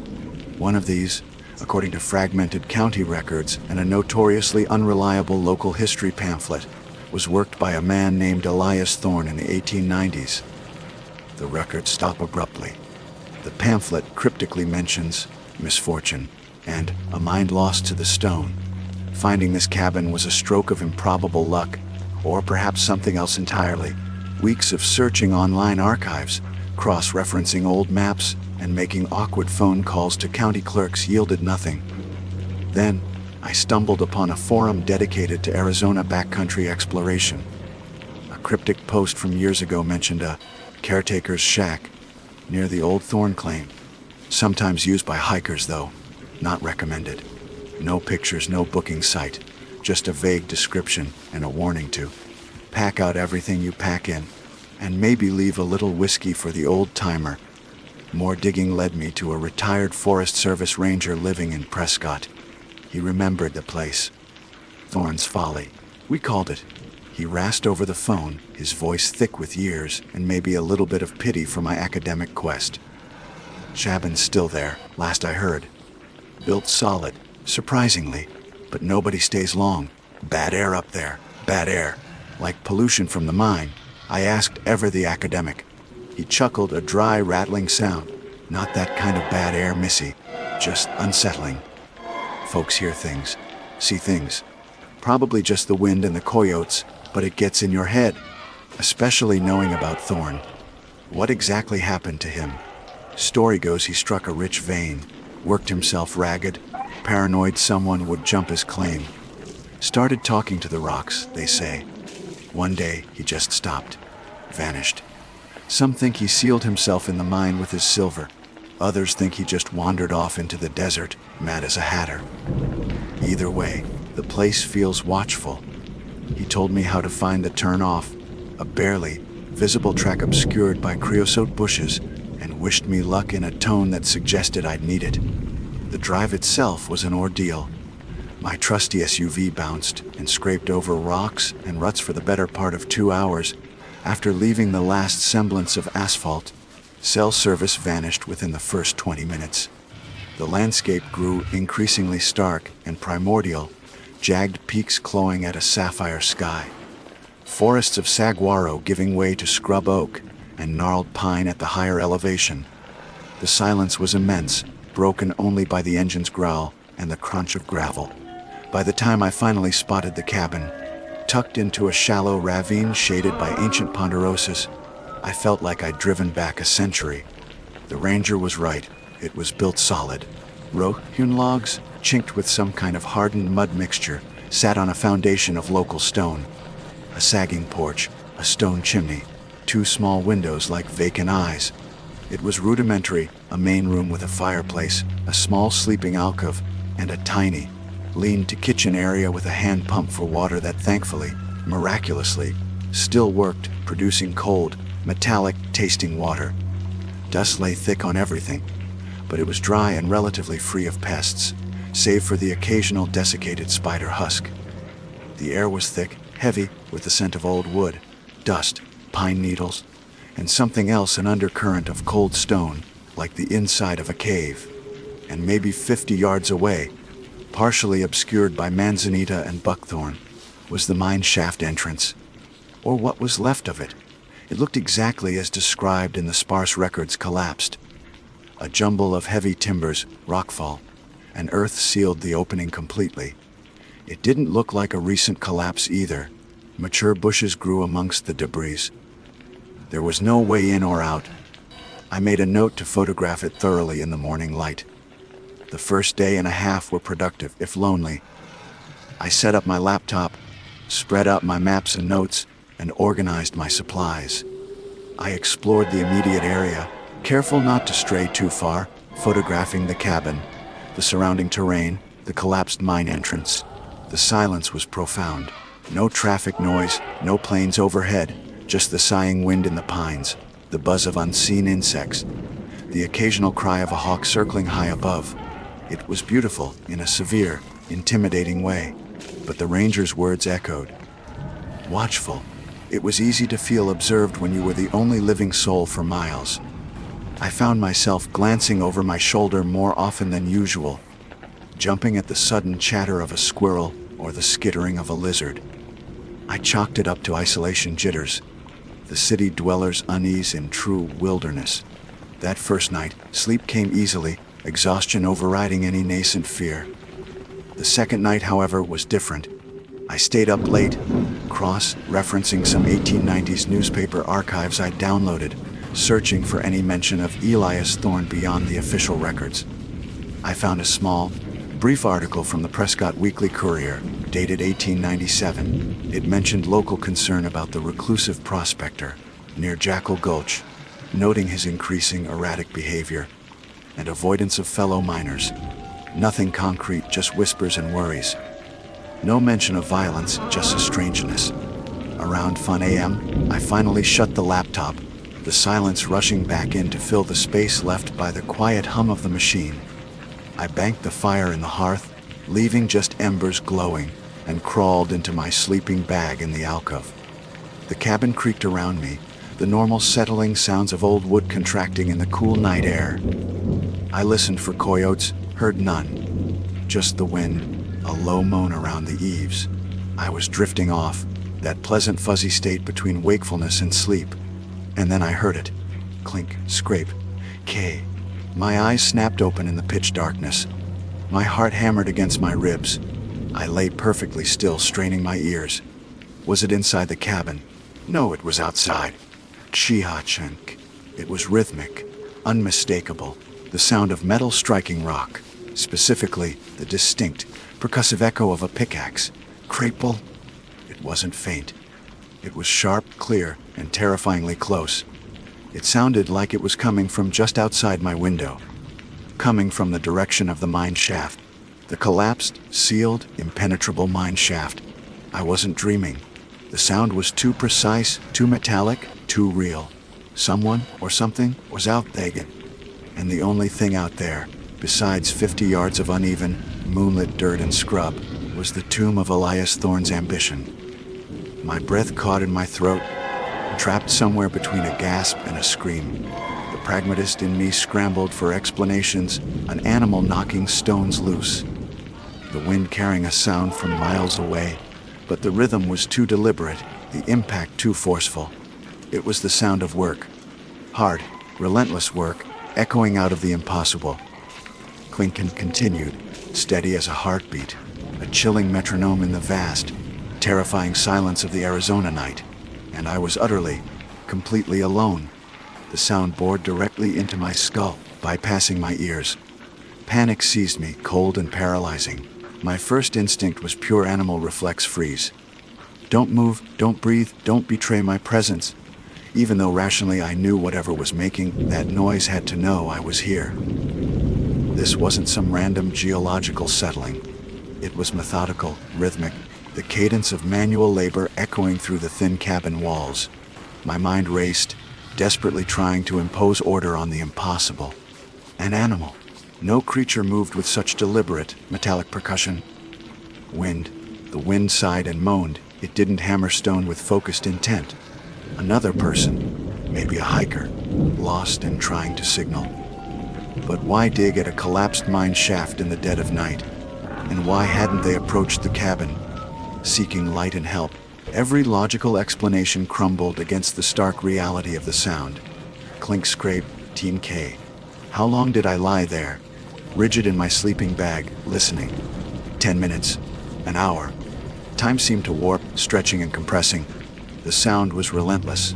It drilled into the silence, amplifying the isolation, making the sturdy log walls feel paper thin. Finally, a different instinct pushed through the fear. The researchers need to observe, to gather data, even if the data was terrifying. Slowly, inch by agonizing inch, I slid out of my sleeping bag. The floorboards were cold beneath my bare feet. I crept towards the nearest window, the one facing the general direction of the mine shaft. My heart felt like it was trying to batter its way out of my chest. My breath hitched with every tanke. I reached the window, the glass frigid against my fingertips. The curtains were thin, flimsy things, offering little more than psychological concealment. Taking a shaky breath, I pulled the edge back just enough to peer out.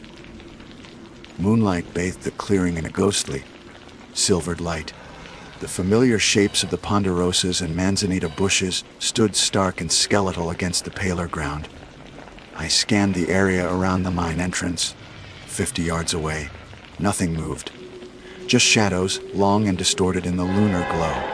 The jumble of rocks and earth sealing the shaft looked undisturbed, exactly as it had in the daylight. And as I watched, the sound stopped, abruptly. Mid-swing, it felt like. The silence that rushed back in was somehow heavier, more menacing than the noise had been. Had I been heard? Seen was something out there, watching me watch it. I stayed frozen at the window, eyes straining, until spots danced in my vision. Nothing. No movement, no sound other than the blood pounding in my ears and the incessant, low sigh of the wind. Did I imagine it? Was it some kind of auditory hallucination brought on by stress and isolation? A hypnagogic jerk amplified by the unfamiliar surroundings. Doubt warred with the visceral certainty I felt. That sound had been real. I retreated from the window, my legs trembling. Barricade the door. With what? The flimsy wooden table. A couple of rickety chairs. It felt futile. Calling for help was impossible. My satellite phone, like my cell, showed zero signal inside the cabin's thick walls, and I wasn't about to step outside into that waiting silence. Sleep was now an impossibility.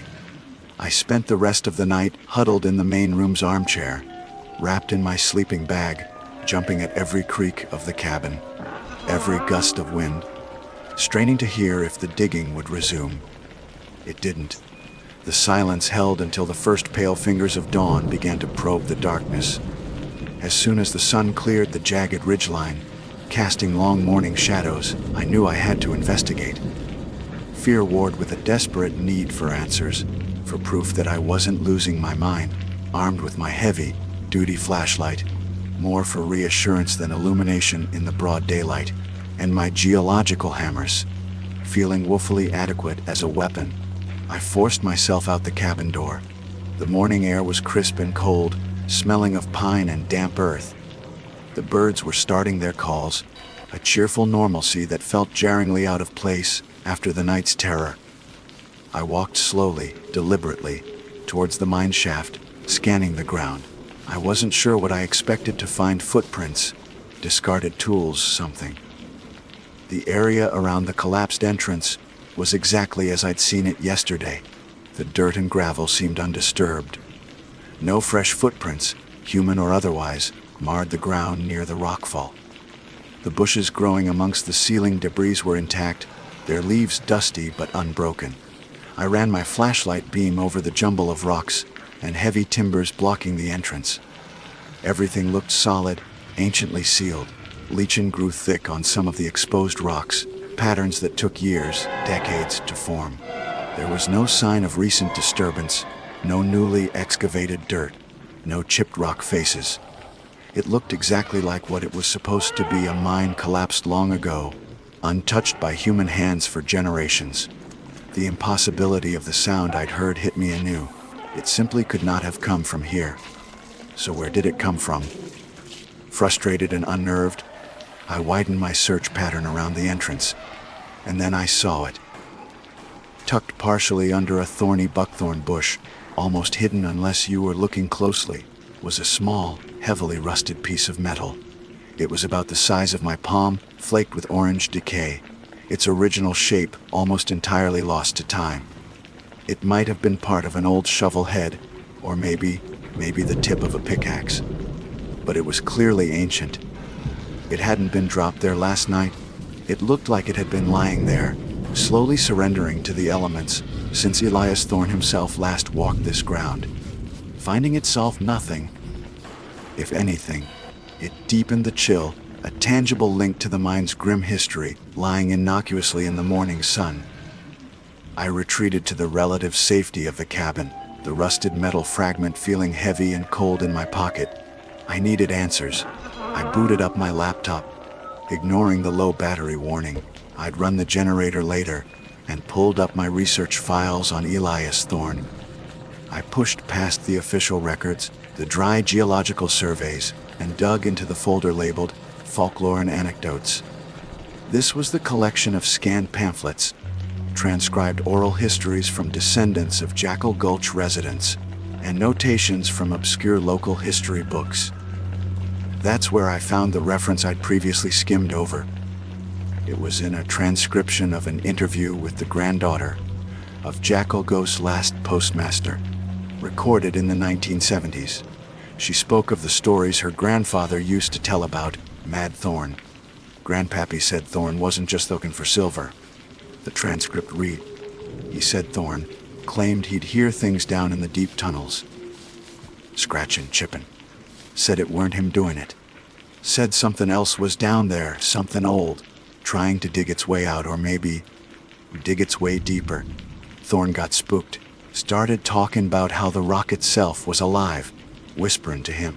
Grandpappy thought he was just hitting the bottle too hard, or breathing bad air from the blasting. But then Thorne vanished, boarded up his shaft tight, folks said, tighter'n any man normally would. Then, gone. Some said they still heard chipping sounds coming from his sealed-up mine years after, like he'd locked something in or locked himself in with it. A cold dread washed over me. Chipping sounds. Something else down there. It aligned too closely with what I'd heard. This wasn't just a ghost story, it felt like a warning. The rest of the day passed in a haze of anxiety. I tried to work, but my focus was shot. Every creak of the cabin made me jump. The wind whistling around the chimney sounded like whispers. I kept glancing at the windows, expecting to see a face peering in. The heavy silence of the place, once profound, now felt suffocatingly expectant. Late in the afternoon, I decided I needed to at least check if I could leave. Better to know now than find out in a panic later. I walked out to my SUV, parked near the cabin, and my stomach plummeted. The front driver's side tire was completely, unequivocally flat. Not a slow leak, flat. As if it had been slashed. I knelt, examining it. No obvious gash, but it was sitting on the rim. Maybe I'd run over something sharp on the drive-in. It was possible. The track was terrible. But the timing felt malicious. Changing it would take time, effort, and require me to be outside, vulnerable, for at least half an hour. And the sun was already beginning its descent towards the western peaks. As dusk began to bleed into the sky, painting the clouds in bruised shades of purple and orange, a new sound started. Faint, at first. Rhythmic thump, thump, thump. It wasn't coming from the direction of the mine shaft this time. It was coming from directly beneath my feet, from the cold, packed earth under the cabin floorboards. Thump, thump, thump, like something heavy, muffled by soil and wood, striking upwards. My blood ran cold. The mine workings, did they extend under here? Was Elias Thorne, or whatever he'd feared, not just haunting the collapsed shaft, but the very ground I stood upon? I backed away from the center of the room, heart pounding, eyes darting towards the door, the windows, the fireplace. The sound persisted, a slow, subterranean heartbeat, and then, through the grimy window facing the mine, I saw it. Just for a second, a flicker at the edge of vision. A tall, impossibly thin silhouette standing motionless near the rockfall of the mine entrance, stark against the fading light. Before I could properly focus, before I could even gasp, it dissolved into the deepening shadows, leaving only the stark shapes of the bushes and the oppressive, watchful silence, and the rhythmic thumping beneath my feet. Getting stronger. Thump, T-H-E-M-P, G-M-P. The sound wasn't just auditory anymore. I could feel it, a low, resonant vibration rising through the soles of my feet, through the rough wooden floorboards. It felt ancient, impossibly strong, like the earth itself had developed a slow, malevolent heartbeat directly beneath me. The image of that impossibly thin silhouette by the mine entrance burned behind my eyelids, not aggressive, just there, a silent sentinel in the deepening twilight, watching. Panic, sharp and electric, finally shattered my paralysis. Stay inside, with that noise coming from below, seeming to get stronger, more insistent. It felt like waiting in a trap. The cabin, my only shelter, suddenly seemed like the most dangerous place to be. The mine, Elias Thorne. The whispers from the transcription, something else was down there, trying to dig its way out. Was it trying to come up? My eyes dotted around the room, searching for, I don't know what, a weapon, an escape route I hadn't considered. My gaze fell on the hearth, cold now except for gray ashes. Beside it lay a heavy iron fireplace poker, probably untouched for decades. I grabbed it, the pitted metal cold and solid in my sweating palm. It wasn't much, but it was better than nothing. T-H-U-M-P, T-H-E-M-P, T-H-U-M-P. Louder now. I could almost feel the pressure building beneath the floor. Was the wood beginning to splinter? My mind screamed guitoed. The flat tire. Right, escape wasn't simple, but staying felt like suicide. Maybe I could drive on the rim just far enough to get a signal. Or maybe, just maybe, I could change the tire. Adrenaline surged, overriding the exhaustion and fear, at least partially. Action felt better than passive terror. I had to go outside, out into the twilight where that thing had been standing, where the pickaxe sounds had originated, where Elias Thorne had lost his mind. Taking a deep breath, clutching the poker like a lifeline, I unlatched the cabin door. It groaned open, revealing a world sinking into shades of deep blue and gray. The air was colder now, carrying the scent of pine and dust and something else. A faint, earthy smell, like damp soil freshly turned. T-H-M-P. The sound followed me out, seeming to emanate from the ground around the cabin itself now. I forced myself not to look towards the mine shaft. Eyes fixed on my SUV, I moved quickly across the uneven ground. Reaching the vehicle felt like crossing a mile-wide battlefield. I fumbled in my pocket for the keys, unlocked the back, and hauled out the spare tire and the jack. Every rustle of leaves, every snap of a twig in the surrounding woods sent jolts of terror through me. The thumping continued its relentless rhythm, a subterranean drumbeat counting down my remaining moments of sanity. Changing a tire on stable, level ground is annoying. Changing one on uneven dirt in fading light, while convinced something ancient and malevolent is about to claw its way out of the earth beneath you, is a particular circle of hell. My hands shook violently. I dropped the lug nuts twice, scrambling in the dirt to find them, the poker lying uselessly beside me. The jack felt unsteady on the soft ground. I kept glancing up, scanning the tree line, the path to the mine shaft, the dark windows of the cabin. Nothing, just the oppressive silence, punctuated by the thump, thump, thumping from the ground, and the frantic rasp of my own breathing. Then, a new sound joined the terrifying symphony, faint at first, carried on the evening breeze. Clink, scrape, my blood froze. It was back. The pickaxe, from the direction of the mine. Clink, scrape, K. It was fainter than last night, more distant maybe, but unmistakable. Two distinct sources of unnatural noise now, the digging from the mine, and the rhythmic thumping from beneath the cabin's footprint. Were they connected? Or was I caught between two separate nightmares? Terror lent me a desperate strength. I worked faster, frantically spinning the lug wrench, ignoring the scrapes on my knuckles. The flat tire came off, heavy and useless. I wrestled the spare into place. The thumping under the ground seemed to intensify, the vibration palpable through the soles of my boots. The pickaxe sound continued its steady, chilling rhythm from the darkness near the shaft. Just tighten the nuts. Just getting tight enough. My internal monologue was a frantic prayer. I tightened the lugs in a star pattern, just like my dad taught me, the mundane action feeling surreal amidst the encroaching horror. Jack down. Throw the flat tire, jack, and wrench into the back. Slam the hatch shut.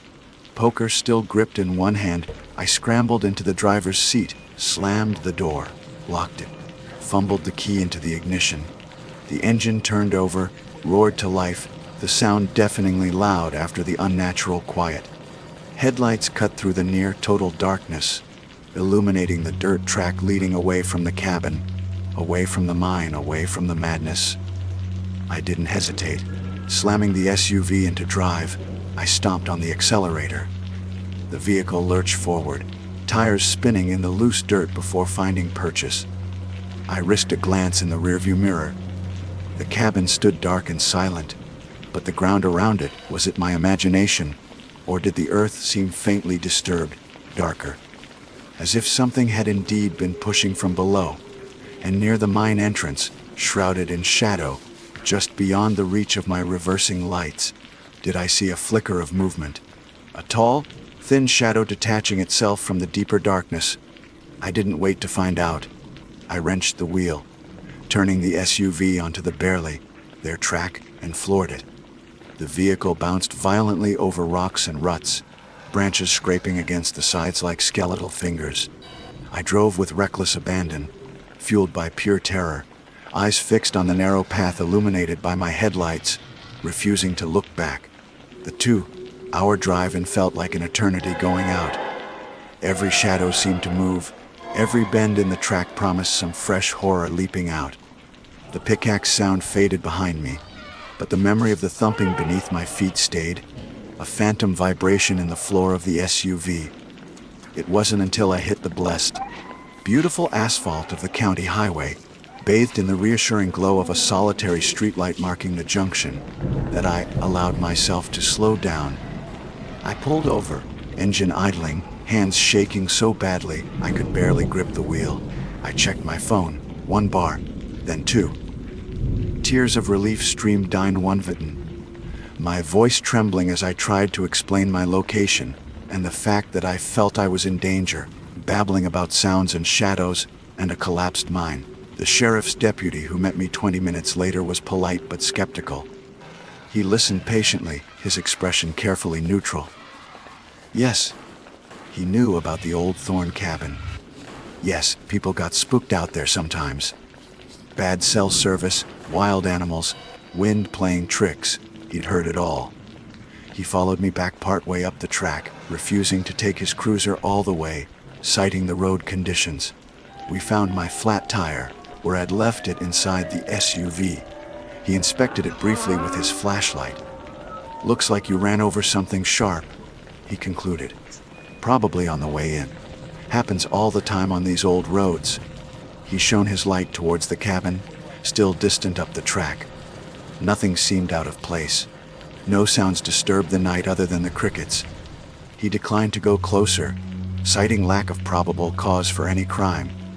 He took my statement, advised me to get the tire properly repaired in Prescott, and suggested I find accommodation in town. His implication was clear: overwrought student, isolation, overactive imagination. He didn't hear the pickaxe. He didn't feel the thumping beneath the floorboards. He didn't see the silhouette. I didn't go back.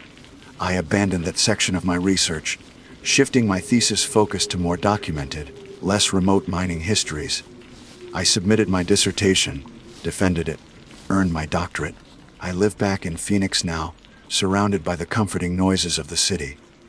But the deputy was wrong. It wasn't just the wind or animals, or my imagination. I have the rusted piece of metal I found near the mine, sitting heavy in a box in my closet. Sometimes I take it out and hold it, the cold, decaying metal a tangible link to that terror. And occasionally, late at night, when the city quiets down and the house settles around me, I hear it, or maybe I imagine I hear it, a faint, rhythmic tapping deep down somewhere, distant, persistent, like something trapped in the dark, still digging. Folks call me Mason, just Mason. Not Matt, not Matthew, though that's what's on my driver's license. Out here, names feel kind of superfluous, like putting a tie on a bear. Doesn't change what it is, doesn't make it any less wild. And wild is precisely what I came looking for, or maybe running from, depending on how you squint at it. That's why I'm holed up in this dusty, time-forgotten family cabin tucked away somewhere, near the base of the Mogollon Rim in Arizona. The Rim, as locals call it, is this colossal escarpment, a geological monster stretching 200 miles, dense with ponderosa pines, scored by canyons, and whispering with legends older than the state itself. It's the kind of place where cell phone signals go to die, where the silence isn't just quiet, it's heavy. It presses in on you, thick with the scent of pine sap, damp earth, and something else, something ancient and watchful. The cabin belonged to my great-uncle, Silas, a man I only knew through faded photographs and hushed family stories, a prospector, a recluse, maybe a little bit crazy, they'd hinted. He built this place with his own two hands back in the 50s, dragging timber up slopes that would make a mountain goat sweat. After he passed, it sat empty for decades, a forgotten relic swallowed by the encroaching wilderness. My dad inherited it, never came up, and now, well, it's technically mine, I guess. A dubious inheritance of warped floorboards, leaky roofs, and enough dust to bury a small horse. I needed an escape hatch from the noise. Not just the city noise, the traffic, the sirens, the endless digital chatter, but the noise inside my own head. The constant hum of anxiety, the replays of conversations I should have had differently, the low thrum of dissatisfaction with, well, everything. My job felt like a slow leak, draining the color out of my days. My relationship had recently imploded, leaving behind the kind of bitter silence that screams louder than any argument.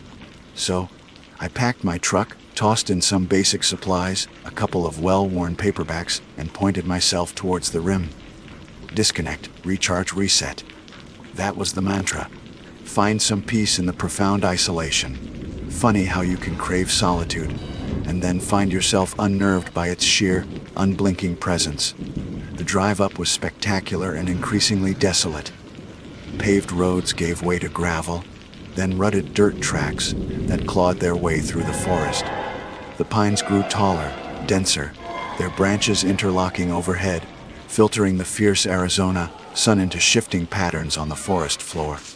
By the time I reached the Barely, their turnoff for the cabin, my truck was coated in red dust, and I hadn't seen another soul for hours. The cabin itself, well, it looked exactly like you'd picture a decades-old, neglected structure in the middle of nowhere. Weather, beaten timber, grayed and splintered by countless seasons. A sagging porch roof held up by leaning posts. Windows like vacant eyes staring out from beneath dusty eaves. The forest crowded right up to its walls, pine needles blanketing the roof, branches scratching against the siding like bony fingers in the wind. It wasn't charmingly rustic, it was stubbornly, almost defiantly, old. Unlocking the stiff, swollen door required a shoulder shove and a muttered curse. The air inside was thick and stale, smelling of dust, mouse droppings, and the faint, lingering scent of wood smoke from a long dead fire. Cobwebs draped every corner like macabre decorations. Furniture huddled under ghostly white sheets. It was less a welcoming retreat and more a mausoleum dedicated to great Uncle Silas's solitude. The first few days were about reclamation, sweeping away layers of dust, patching a leaky spot in the roof with some spare shingles I found in a collapsing shed out back, battling the persistent spiders who seemed to view me as an unwelcome intruder in their domain.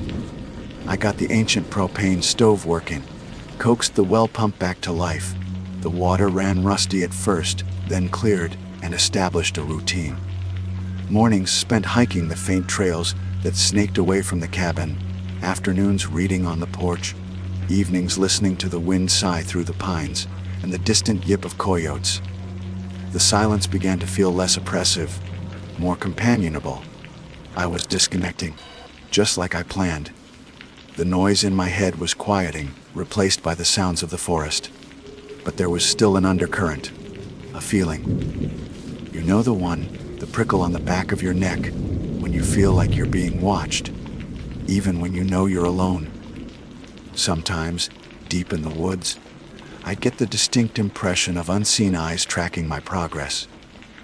In the cabin at night, the normal creaks and groans of an old house settling seemed amplified, more deliberate. A floorboard upstairs would creak when I was downstairs. A door might rattle softly in its frame, even when there was no breeze. I chalked it up to isolation, an overactive imagination fueled by the unfamiliar surroundings and the weight of the silence. Human brains hate a vacuum. They'll fill it with phantoms if they have to.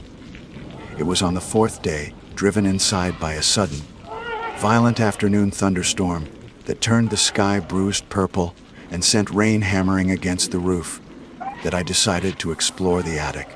I'd noticed the square hatch in the ceiling of the main room, half hidden behind a thick wooden beam. Curiosity, boredom, and the desire to make sure the roof wasn't leaking up there spurred me on. I dragged a rickety wooden chair over, climbed precariously onto it, and pushed the hatch upwards. A cascade of dust, desiccated insects, and insulation rained down. Pulling myself up into the cramped, triangular space was like stepping back another 50 years. The air was suffocatingly hot and thick with the smell of dry rot and something else, something faintly metallic and unpleasant. Rough, sawn beams crisscrossed overhead, draped in thick cobwebs that looked like ancient burial shrouds. The floor was littered with forgotten debris, old canning jars, rusted tools, a disintegrating cardboard box spilling yellowed newspapers from the Eisenhower era. Sunlight filtered weakly through a single grimy window at one end, illuminating dancing dust motes. My eyes scanned the clutter, mostly junk. Then, tucked away in a shadowy corner, half buried under a pile of moth-eaten blankets, I saw it. A sturdy, leatherette, covered case, the kind used for delicate equipment. Intrigued, I carefully navigated the treacherous floorboards and pulled it out. It was heavy. Wiping away a thick layer of grime, I unlatched the tarnished brass clasps. Inside, nestled in faded velvet lining, was an old reel-to-reel tape player, a hefty, serious-looking machine, probably dating back to the 60s or 70s. It looked surprisingly well preserved, protected by the case, and sitting snugly on the spindle was a single, 7-inch reel of magnetic tape. A small, typewritten label was stuck crookedly to the plastic reel. One word, confession. A chill, completely unrelated to the storm raging outside, snaked down my spine. Confession. Whose confession? About what? Great Uncle Silas, the recluse. What secrets had he carried? Or had someone else left it here? The possibilities spun in my head, each more unsettling than the last. Finding a way to power it became an obsession. The cabin ran on a generator system Silas had rigged up, supplemented by some old solar panels that barely seemed functional. After fiddling with corroded connections and topping up the gas, I managed to get the generator sputtering to life, filling the cabin with its guttural roar. Momentarily drowning out the storm, I ran an extension cord up into the attic. My hands trembled slightly as I plugged in the tape player. Would it even work after all these years? A low hum emanated from the machine. A small power light flickered amber. It was alive. With hesitant fingers, I threaded the brittle, looking brown tape through the guides and onto the take-up reel. I took a deep breath, the dusty, metallic attic air filling my lungs. The storm hammered the roof above me, mimicking the sudden frantic beat of my own heart. I pressed the play button. The reels began to turn slowly, almost reluctantly. There was a hiss, the crackle of ancient static, the sound of empty air captured decades ago. Then a voice, trembling, not with age, but with palpable fear. It was thin, reedy, punctuated by ragged breaths and pauses that stretched into agonizing seconds of silence. Is this on? The voice was muffled, distorted by the primitive recording technology and the passage of time, but the terror was crystal clear. Oh God, I have to. I have to get this down. Before I lose my nerve.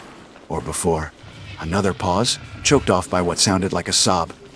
Nobody will find this. Not for years, maybe never. Hidden away. But I can't carry it anymore. The rain lashed against the attic window. The generator rumbled below. The tape hissed. And the voice, raw and strained, continued. It happened right here, in this cabin. Years ago now. Seems like yesterday, seems like a lifetime. She shouldn't have come here. I told her not to, but she wouldn't listen. Stubborn. Always so stubborn. My blood ran cold, right here. In this cabin, we argued. The voice rasped, growing slightly stronger, fueled by a desperate energy.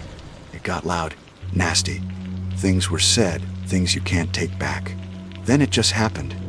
An accident. That's what I told myself. An accident. A hollow, mirthless chuckle echoed from the speakers, a sound devoid of any humor. But it wasn't, was it? Not really. Not when you make it happen. I sat frozen on the dusty attic floor, the tape player humming faithfully, spilling its terrible secrets into the stale air. The voice described the argument, the rising anger, the moment it snapped. Vague details at first, shrouded in fear and self-justification. But then, the description started to become sharper, more specific. Pushed her. She fell back, hit her head. Right there, by the hearth. The big stone hearth downstairs. My eyes widened. I knew that hearth. I'd swept ashes from it just yesterday. Wasn't moving. Panic, pure cold panic. Had to hide her. Had to make it look like she just left. Vanished. People vanish up here all the time, don't they? The remnant swallows people. The voice grew more agitated, the breathing harsher. Needed a place. Somewhere close. Somewhere nobody would ever look. Thought about the woods, but too risky. Animals, weather. Someone might stumble, no. It had to be inside. Part of the cabin itself. The storm raged. And then the voice whispered a location, a hiding spot, described with chilling, intimate detail, a loose floorboard, a hidden crawl space, a section of wall that always sounded hollow, a section of wall I had leaned against just hours before, a floorboard I had noted as needing repair. The hair on my arm stood straight up. This wasn't just a story. This wasn't some abstract confession. The trembling voice on this decades-old tape was describing specifics, landmarks inside these very walls, places I had touched, cleaned, inhabited for the past 4 days. The silence I had craved was suddenly filled with the screaming ghost of this confession. The cabin wasn't just old, it was a tomb, and the weight of its secret was pressing down on me, heavy and suffocating, mingling with the dust and the dark. A loud thump echoed from downstairs, distinct even over the generator's roar and the storm's fury. My heart leaped into my throat. Was it just the wind? Or was the cabin finally revealing more of its secrets? The tape kept turning, the terrified voice relentlessly spooling out its nightmare, right here, in the heart of the silence. The thump from downstairs cut through the storm's roar, the generator's growl, and the chilling narrative spooling from the tape player. It wasn't just a noise. It felt solid, definite. My heart slammed against my ribs like a trapped bird. I ripped my fingers from the play button, plunging the attic into a sudden, tense silence broken only by the rain drumming overhead and the ragged sound of my own breathing. The tape reel spun down, the horrifying voice silenced mid-sentence. Silence. Or was it? My ears strained, trying to pierce the ambient noise. Was that a floorboard creaking below? The scrape of something dragging? Or just the old cabin groaning under the assault of the wind and rain? Paranoia bloomed instantly, fed by the terrible words I'd just heard. Right here, by the hearth. Had to hide her. Part of the cabin itself. Panic warred with a morbid, compelling need to know. Leaving the tape player sitting silently on the dusty floor. Its single reel a dark eye staring up at the rafters, I swung my legs back through the attic hatch. My boots landed heavily on the chair below, which wobbled precariously. I steadied myself, listening again. Nothing but the storm.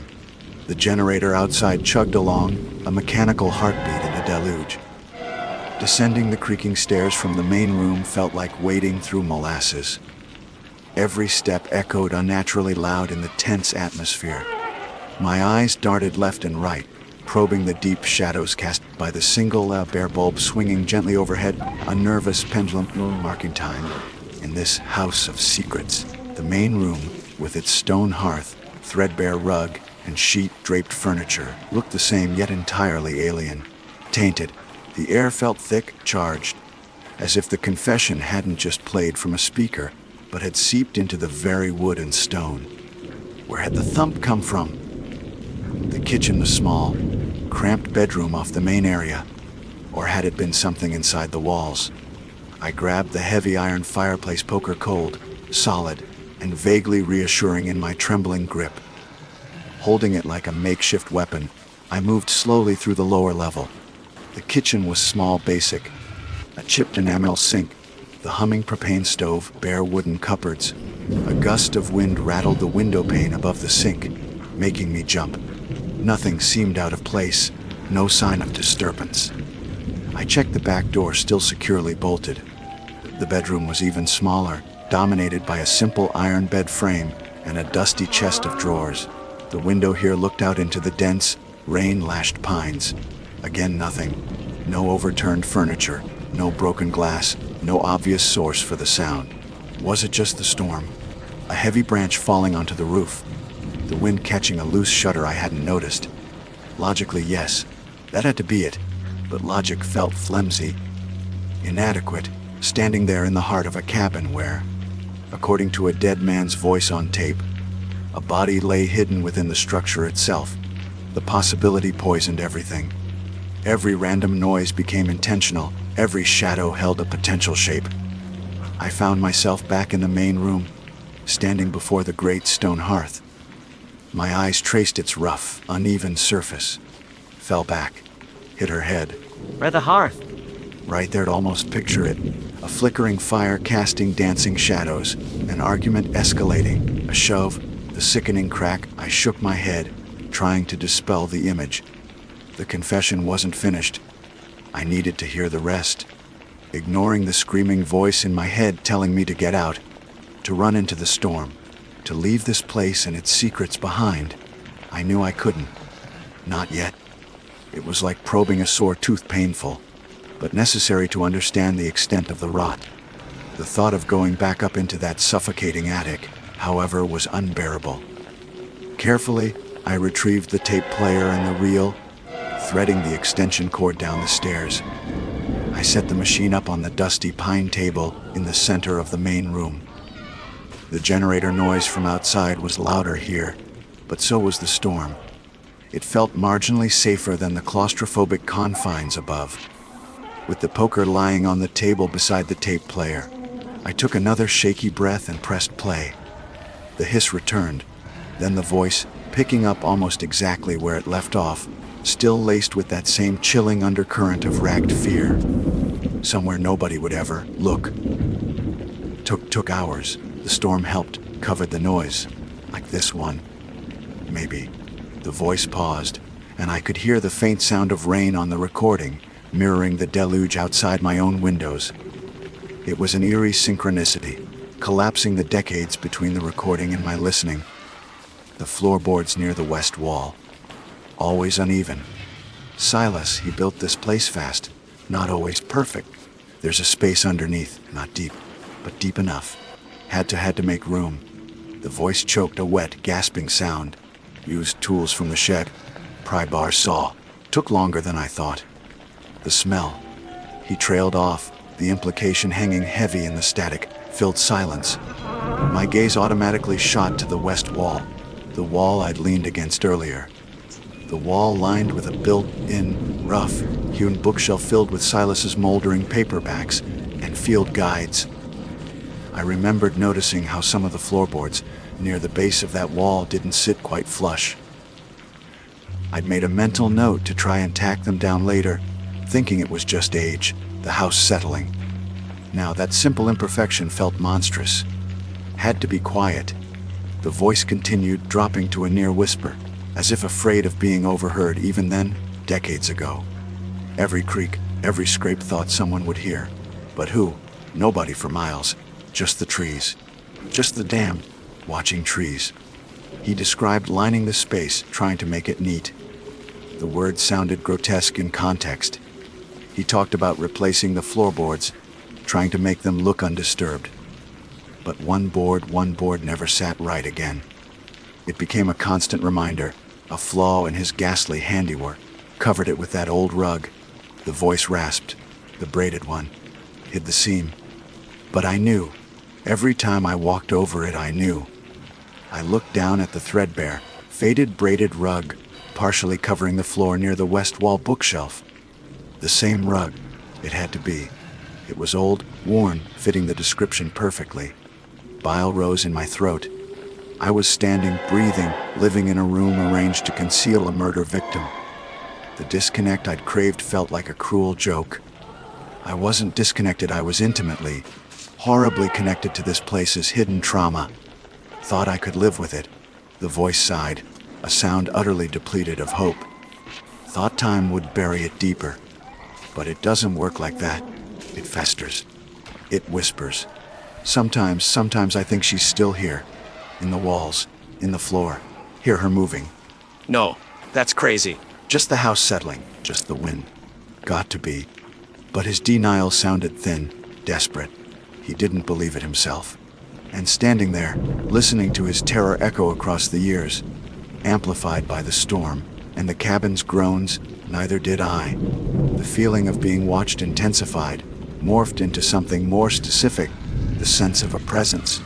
Not just the memory of a crime, but an echo of the victim, trapped here as surely as her physical remains. The tape continued, the confessor spiraling into paranoia and regret. He never named himself. He never named her. He spoke of leaving the cabin shortly after, unable to bear staying, but compelled to leave the confession behind, hidden in the attic, a time bomb of guilt waiting to be discovered. He talked about nightmares, about seeing her face in crowds, about the silence of the rim pressing in on him even miles away. Suddenly, the generator outside sputtered. The lights flickered violently, plunging the room into momentary, heart-stopping darkness before catching again, casting wild, elongated shadows. The tape player faltered, the sound warping, then stabilizing as the power surged back. It was just the generator struggling under the load, low on fuel perhaps, but in that split second of darkness, the cabin felt ancient, predatory. The tape was nearing the end of the reel. The voice was weaker now, almost spent. Left the tape. Don't know why. Maybe someone needs to know. Maybe she needs someone to know. Find it. Or don't. Doesn't matter anymore. Nothing matters. The sound devolved into ragged breathing, then a click followed by the steady, empty hiss of the end of the tape. Silence descended again, heavier than before. The confession was over, but the horror was just beginning. It wasn't abstract anymore. It had a location. Right there, under the braided rug, beneath the loose floorboards by the west wall. My gaze was fixed on that section of the floor. The rug seemed to pulse slightly in the unsteady light. The air around it felt colder. I could hear the rain, the wind, the generator, my own blood pounding in my ears. But beneath it all, I imagined another sound, a faint whisper, A sigh, the rustle of something trapped in the dark, waiting. Slowly, deliberately, I bent down and gripped the edge of the old braided rug. It was heavy, stiff with age and grime.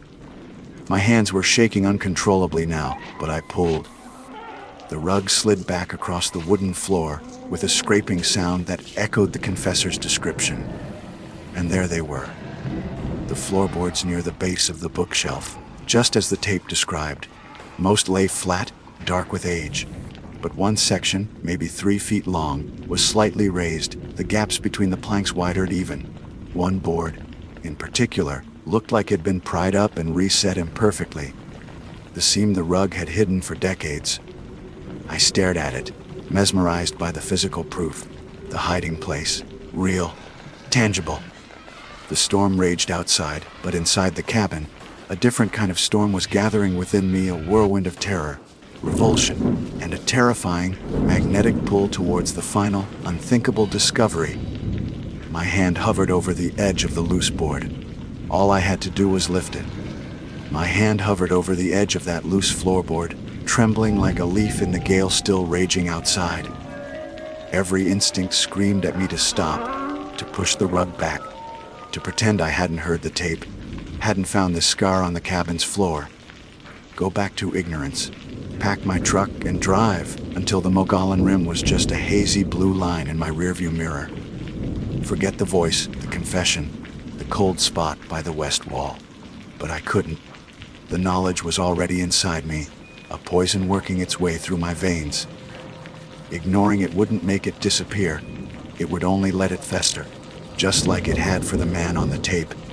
The need to see, to confirm the horrible truth with my own eyes, was a physical compulsion now, overriding fear, overriding reason. This cabin held a secret, a terrible injustice locked away in the dark, and I had stumbled upon the key. Whether I wanted to or not, I had to open the lock. My fingers brushed against the rough, splintery wood. It felt cold, unnaturally so. I tried to lift it, but it was snug, wedged tight by time and the weight of its grim purpose. I needed leverage. My eyes scanned the room, landing on the fireplace poker, still lying on the table where I'd left it. I snatched it up, the iron heavy and cold in my sweaty palm. Returning to the boards, I knelt, the floorboards gritty beneath my knees. I hesitated for only a second, then jammed the pointed tip of the poker into the widest crack alongside the loose board. Taking a deep breath, tasting dust and dread, I leaned back, putting my weight into it. Wood groaned in protest. A high-pitched screeching nails echoed in the room, unnervingly loud over the storm. Splinters flew. I pushed harder, gritting my teeth. The board began to lift, slowly, reluctantly, tearing from the joist beneath. A gap opened, revealing not solid subfloor, but darkness, a deeper, more absolute blackness than mere shadow. And then came the smell. It hit me like a physical blow, a thick, cloying miasma of decay, damp earth, and something else, something sickly sweet and utterly vile. It was the smell of long-forgotten rot, disturbed after decades of confinement. It clawed at the back of my throat, making me gag, my eyes watering stinging tears. This wasn't just an empty space. Something, or the remnants of something, had decomposed in there. With a final, wrenching heave, the longer than I expected, revealing an oblong cavity roughly 6 feet long and maybe 2 feet wide dug crudely into the earth beneath the cabin floor. It wasn't deep, just as the voice had said. Deep enough. My flashlight beam cut through the rising dust motes, shaking violently in my hand. The bottom of the shallow pit was damp soil, but it wasn't empty. Against the packed earth, partially obscured by clumps of dirt and desiccated debris, was a shape, an outline, the unmistakable, brittle curve of bone pale white against the dark soil. Ribs, maybe, further down, tangled in what looked like remnants of rotted fabric, dull gray, almost blending with the dirt, was a clump of dark, matted material. Hair. I didn't see a skull, didn't see a full skeleton laid out like in some museum display. It was worse, somehow, fragmented, disturbed, a suggestion of the horror made more potent by its incompleteness. The smell intensified, thick and suffocating, the undeniable stench of death unearthed. The confession was true, every horrifying word of it. A woman had died here, violently, and she had been buried right here, beneath my feet, concealed by floorboards and a braided rug, while life went on above. While Silas lived here, while the cabin sat empty, while I had been sleeping, eating, reading just yards away. A wave of nausea washed over me. I scrambled backwards, dropping the poker with a clang that reverberated through the cabin. I walked away from the open floor, gagging, bile burning my throat. My back hit the hearth, the other landmark from the confession, and I recoiled as if the stones themselves were burning hot. The room spun. The single bulb overhead seemed to pulse in time with the frantic throbbing in my temples. The storm outside, the generators drone. They faded into roaring in my ears. All I could smell was the grave. All I could see was that fragmented glimpse of bone and hair in the flashlight's unsteady beam. I was in a tomb. Not just Silas's cabin, but her tomb, and I had just disturbed it. Suddenly, the generator outside gave a final, pathetic cough and died. The lights went out. The tape player fell silent, plunging the cabin into absolute, terrifying darkness. Panic surged, cold and overwhelming. My flashlight beam, the only source of light, jittered wildly, casting frantic, dancing shadows that leaped and writhed like living things. The silence that rushed in was profound, broken only by the rain and my own ragged, panicked breaths, and something else, a whisper, indistinct, like the rustle of dry leaves or the sigh of wind through a crack. But the wind wasn't sighing like that inside the cabin. It seemed to come from the direction of the west wall, from the direction of the open grave. Cold? Was it the wind? My imagination, overloaded and snapping. Or was it what the man on the tape had feared, the lingering presence stirred by my intrusion? My flashlight beam snapped towards the west wall, towards the dark cavity in the floor. The light caught something, a glint of metal near the edge of the disturbed earth. Trembling, I forced myself closer, leaning over the pit, holding my breath against the stench. It was a small, tarnished silver locket, half buried in the dirt, probably dislodged, and I pried up the board. Something she might have worn. Another tangible piece of the tragedy.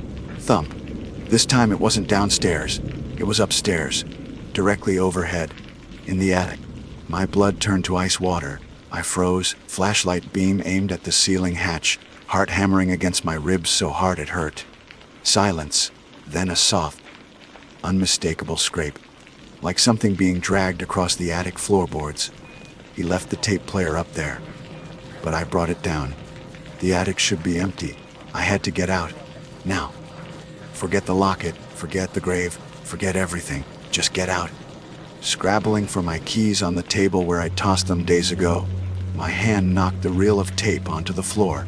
It rolled unevenly, unwinding slightly, a thin brown serpent disappearing into the shadows. I ignored it, keys in hand. I lunged for the front door, fumbling with the deadbolt in the darkness. The bolt slid back with a click that sounded like a gunshot in the silence. I yanked the door open. Rain and wind blasted into the cabin, carrying the scent of wet pine and ozone, momentarily cleansing the air of the grave's stench. Freedom was right there. The dark, rain-lashed forest, my truck parked just yards away. Creak! The sound came from behind me, from the top of the stairs leading down from the main room entrance. Slowly, terrified of what I might see, I turned my head, aiming the flashlight beam towards the stairs. Nothing. Just the empty, dark space at the top of the short staircase. But then, I heard it again. A faint, almost inaudible sound. Breathing. Shallow. Ragged, like the breathing on the tape. Was someone followed me? Had the confessor somehow impossibly returned? Or was the cabin itself, saturated with decades of fear and violence, finally manifesting its ghosts? My flashlight beam trembled, dancing across the doorway, the stairs, the oppressive darkness beyond. I took a step back, out onto the porch, into the driving rain. The cold drops felt good, real, washing the clammy sweat from my face.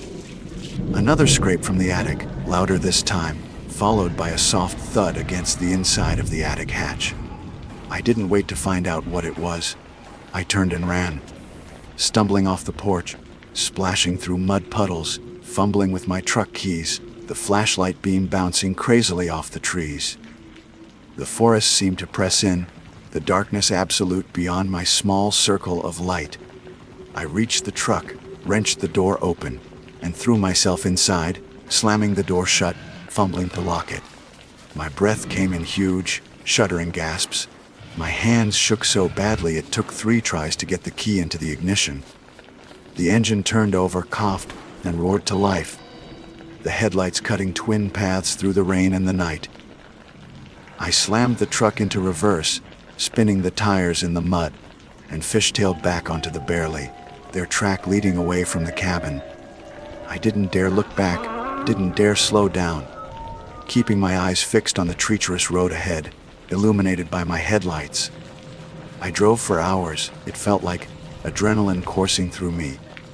The horrifying images from the cabin burned into my mind, the tape player, the trembling voice, the open grave, the glint of bone, the locket, the sounds in the dark. Did I imagine those last sounds? The breathing, the scraping. Was it just fear, isolation, and the power of suggestion from that cursed tape? Or had I truly stirred something in that cabin, something that should have remained buried? I don't know. I never went back. I called the county sheriff from the first town I reached with cell service, told them anonymously about the tape and what I found. Maybe they investigated. Maybe they didn't. Maybe they dismissed it as a crank call. Part of me hopes they found her, gave her peace. Another part of me is terrified of what else they might have found in that cabin on the rim. The confession tape is still there, probably unspooled on the dusty floor. The grave is still open. The locket still lies by its edge. The cabin is still sitting there, swallowed by the pines, guarding its terrible secrets. I tried to disconnect, to find peace in the silence. Instead, I found a voice from the past and a silence filled with screams. The noise in my head isn't gone. It's just different now. It's the hiss of old tape, the scrape of a poker on wood, the imagined sigh of breath in a dark, empty room. The Mogollon Rim is vast, wild, and beautiful. But some places are better left undisturbed. Some secrets should remain buried. Because sometimes when you dig into the past, you don't just find bones. Sometimes the past digs its way into you, and it never lets go. My name is Isabella Rossi. You might know me from my podcast, Crimson Threads, where I unravel the tangled knots of cold cases and unsolved mysteries. It's not just a job, it's an obsession, a relentless itch beneath my skin that only scratching at the surface of the unknown can soothe. I chase echoes, fragments of stories left behind, hoping to piece together a truth someone tried very hard to bury. Which is precisely why I found myself driving deeper and deeper into the Coconino National Forest in Arizona, the GPS on my dashboard, having surrendered to the wilderness miles ago, leaving me with a printed map and a growing sense of profound isolation. The cabin wasn't listed on any trendy rental sites. It took weeks of digging through obscure forums, local historical society records, and finally, a hushed conversation with a retired sheriff whose memory was as sharp as the desert wind to even find proof of its existence. This wasn't just any cabin. This was the cabin, the one whispered about in hushed tones in connection with the Highway 66 hitchhiker killer. Specifically, it was rumored to be the last place Sarah Jenkins, his final known victim, was seen alive before her disappearance became another chilling chapter in his bloody saga. The killer, active in the late 70s and early 80s, had terrorized the iconic stretch of Route 66 that snaked through Arizona. His victims were mostly young hitchhikers, drifters, people easy to pick up and easier to make disappear. He was never caught. The trail went cold after Sarah vanished, almost as if he'd evaporated into the vast, unforgiving landscape. Theories abound he died, he moved on, he was arrested for something unrelated, but nobody knew. And Sarah was just gone. No body, No final message, just an empty space where a vibrant young woman used to be. My podcast thrives on atmosphere, on immersing my listeners in the very locations where darkness unfolded. I needed to feel the place, breathe the same air Sarah might have breathed in her final hours. So, I tracked down the current owner, a descendant of the family who owned it back then, living out of state, and seemingly eager to offload the property's grim legacy for a modest rental fee. He'd been vague, almost dismissive, when I mentioned the history.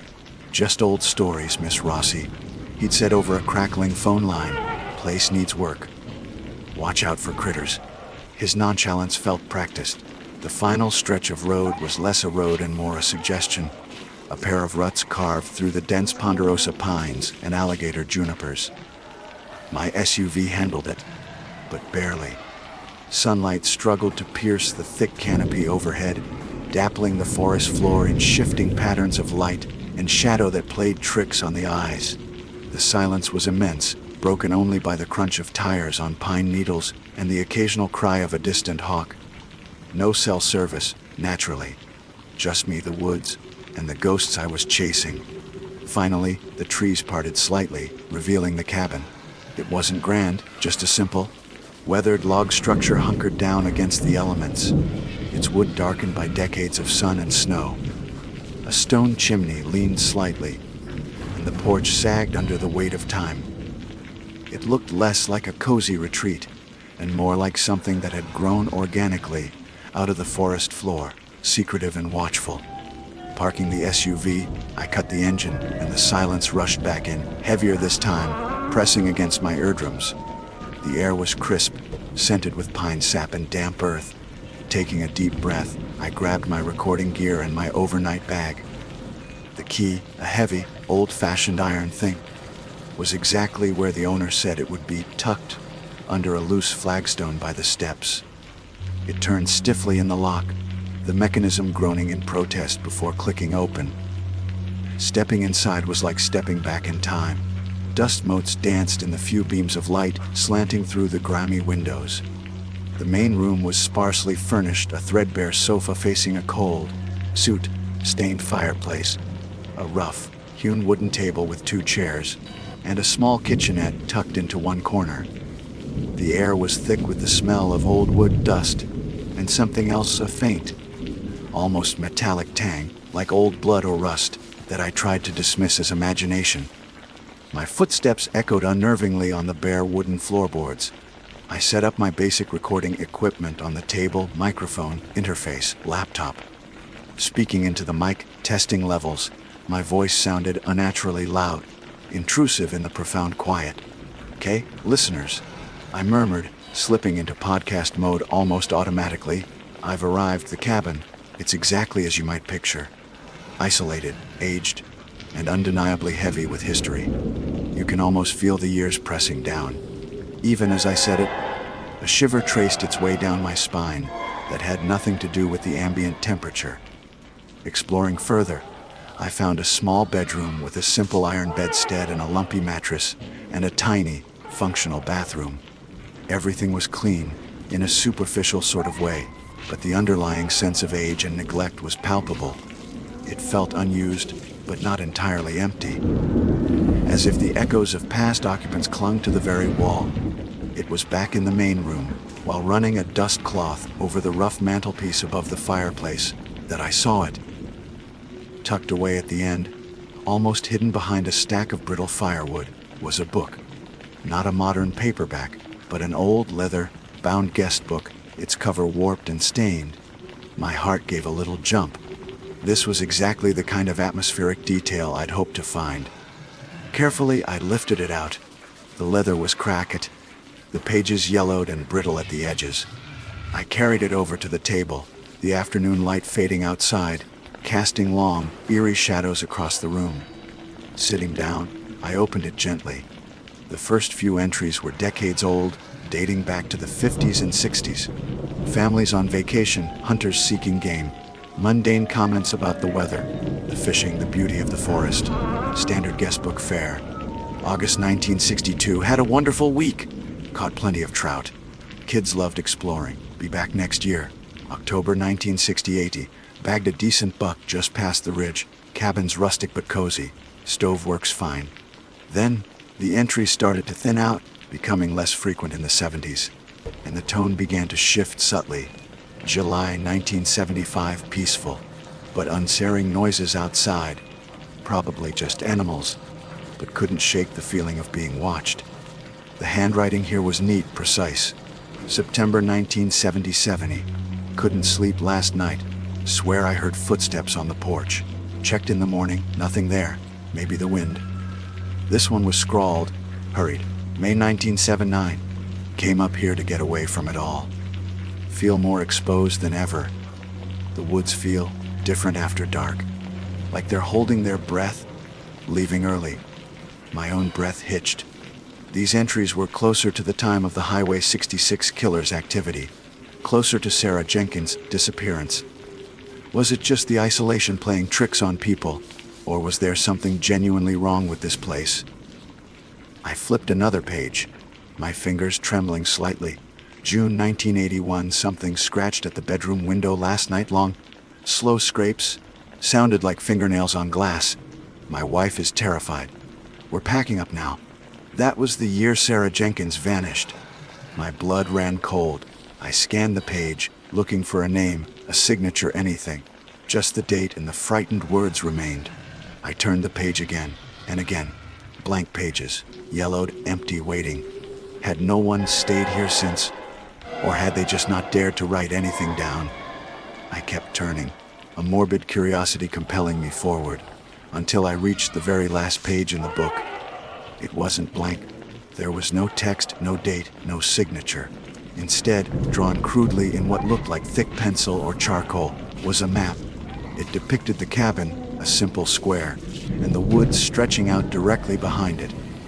A shaky, winding line snaked away from the back of the cabin symbol, deeper into the scribbled trees. It led, after several jagged turns, to a large, clumsily drawn X. Just that, a simple, crude map marked with an F, buried in the back of a guest book, filled with increasingly unnerving accounts, in a cabin tied to the last known victim of a notorious serial killer.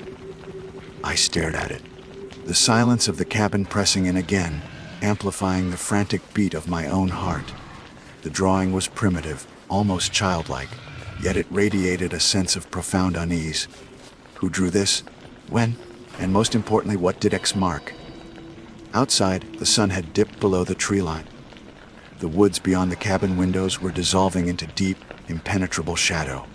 The map felt heavy in my hands, a silent invitation, or perhaps a warning. The story I had come here seeking suddenly felt terrifyingly real, its tendrils reaching out from the past, right here into this dusty, isolated room. There pulsed in my vision, a dark promise waiting in the whispering pines. My quest for inspiration had just taken a sharp, dangerous turn. The X seemed to pulse on the yellowed page, a crude, dark symbol burning itself onto my retinas in the deepening gloom of the cabin. Outside, the Arizona woods were sinking rapidly into night, the shadows stretching like grasping fingers across the dusty floorboards. My logical brain, the part that usually kept my more reckless impulses in check during investigations, was screaming warnings. A crudely drawn map, in a book filled with creepy anecdotes, in a cabin linked to a serial killer. Turn around, Isabella. Go back to Flagstaff, get a motel, analyze this from a distance. But the other part of me, the part that fueled Crimson Threads, the part that needed to know, was already hooked. This was it. The potential break, the tangible clue, the thread that might lead somewhere significant after decades of silence. Sarah Jenkins vanished near here. The killer operated in these woods. What if this X marked something he'd left behind? A dumping ground, a trophy cache, or worse. The possibilities were horrifying, yet undeniably magnetic. Inspiration. This was more than inspiration. This was the raw, beating heart of the story itself. I glanced at my recording gear, then back at the map. The professional choice would be to document, analyze, maybe call the authorities, though what would I tell them? I found a weird drawing. But the podcaster, the storyteller, the obsessive in me, Knew that some truths can only be found by walking the path yourself. And the fading light added an urgency. If I was going to do this, it had to be now. Waiting until morning felt like cowardice, like letting the trail go cold all over again. Okay, I whispered to the empty room, the sound startlingly loud. Okay, let's see what's out there. Decisionable. A nervous energy propelled me into action. I grabbed my sturdy hiking boots from my bag and laced them tight. My phone, despite its uselessness for calls, went into my pocket. The flashlight function was powerful, and the camera might be crucial. I rummaged through my gear bag and retrieved my main flashlight, a heavy-duty beam, checking the batteries compulsively. Water bottle clipped to my belt. A protein bar stuffed into another pocket, and then my hand hesitated over the multi-tool that contained a small, serrated blade, usually for practical purposes on camping trips, but tonight it felt like woefully inadequate armor. I clipped it inside my jacket anyway. Finally, I carefully tore the last page, the map page, from the guest book. Guilt pricked at me, destroying a potential piece of history, but leaving the whole book felt cumbersome, and photographing it with my phone seemed insufficient.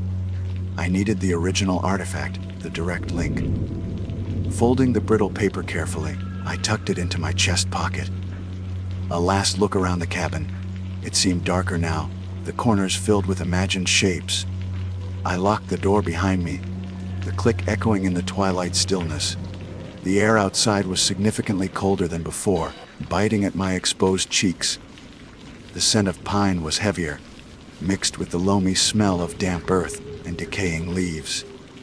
The woods behind the cabin were even denser than those lining the track I'd driven in on.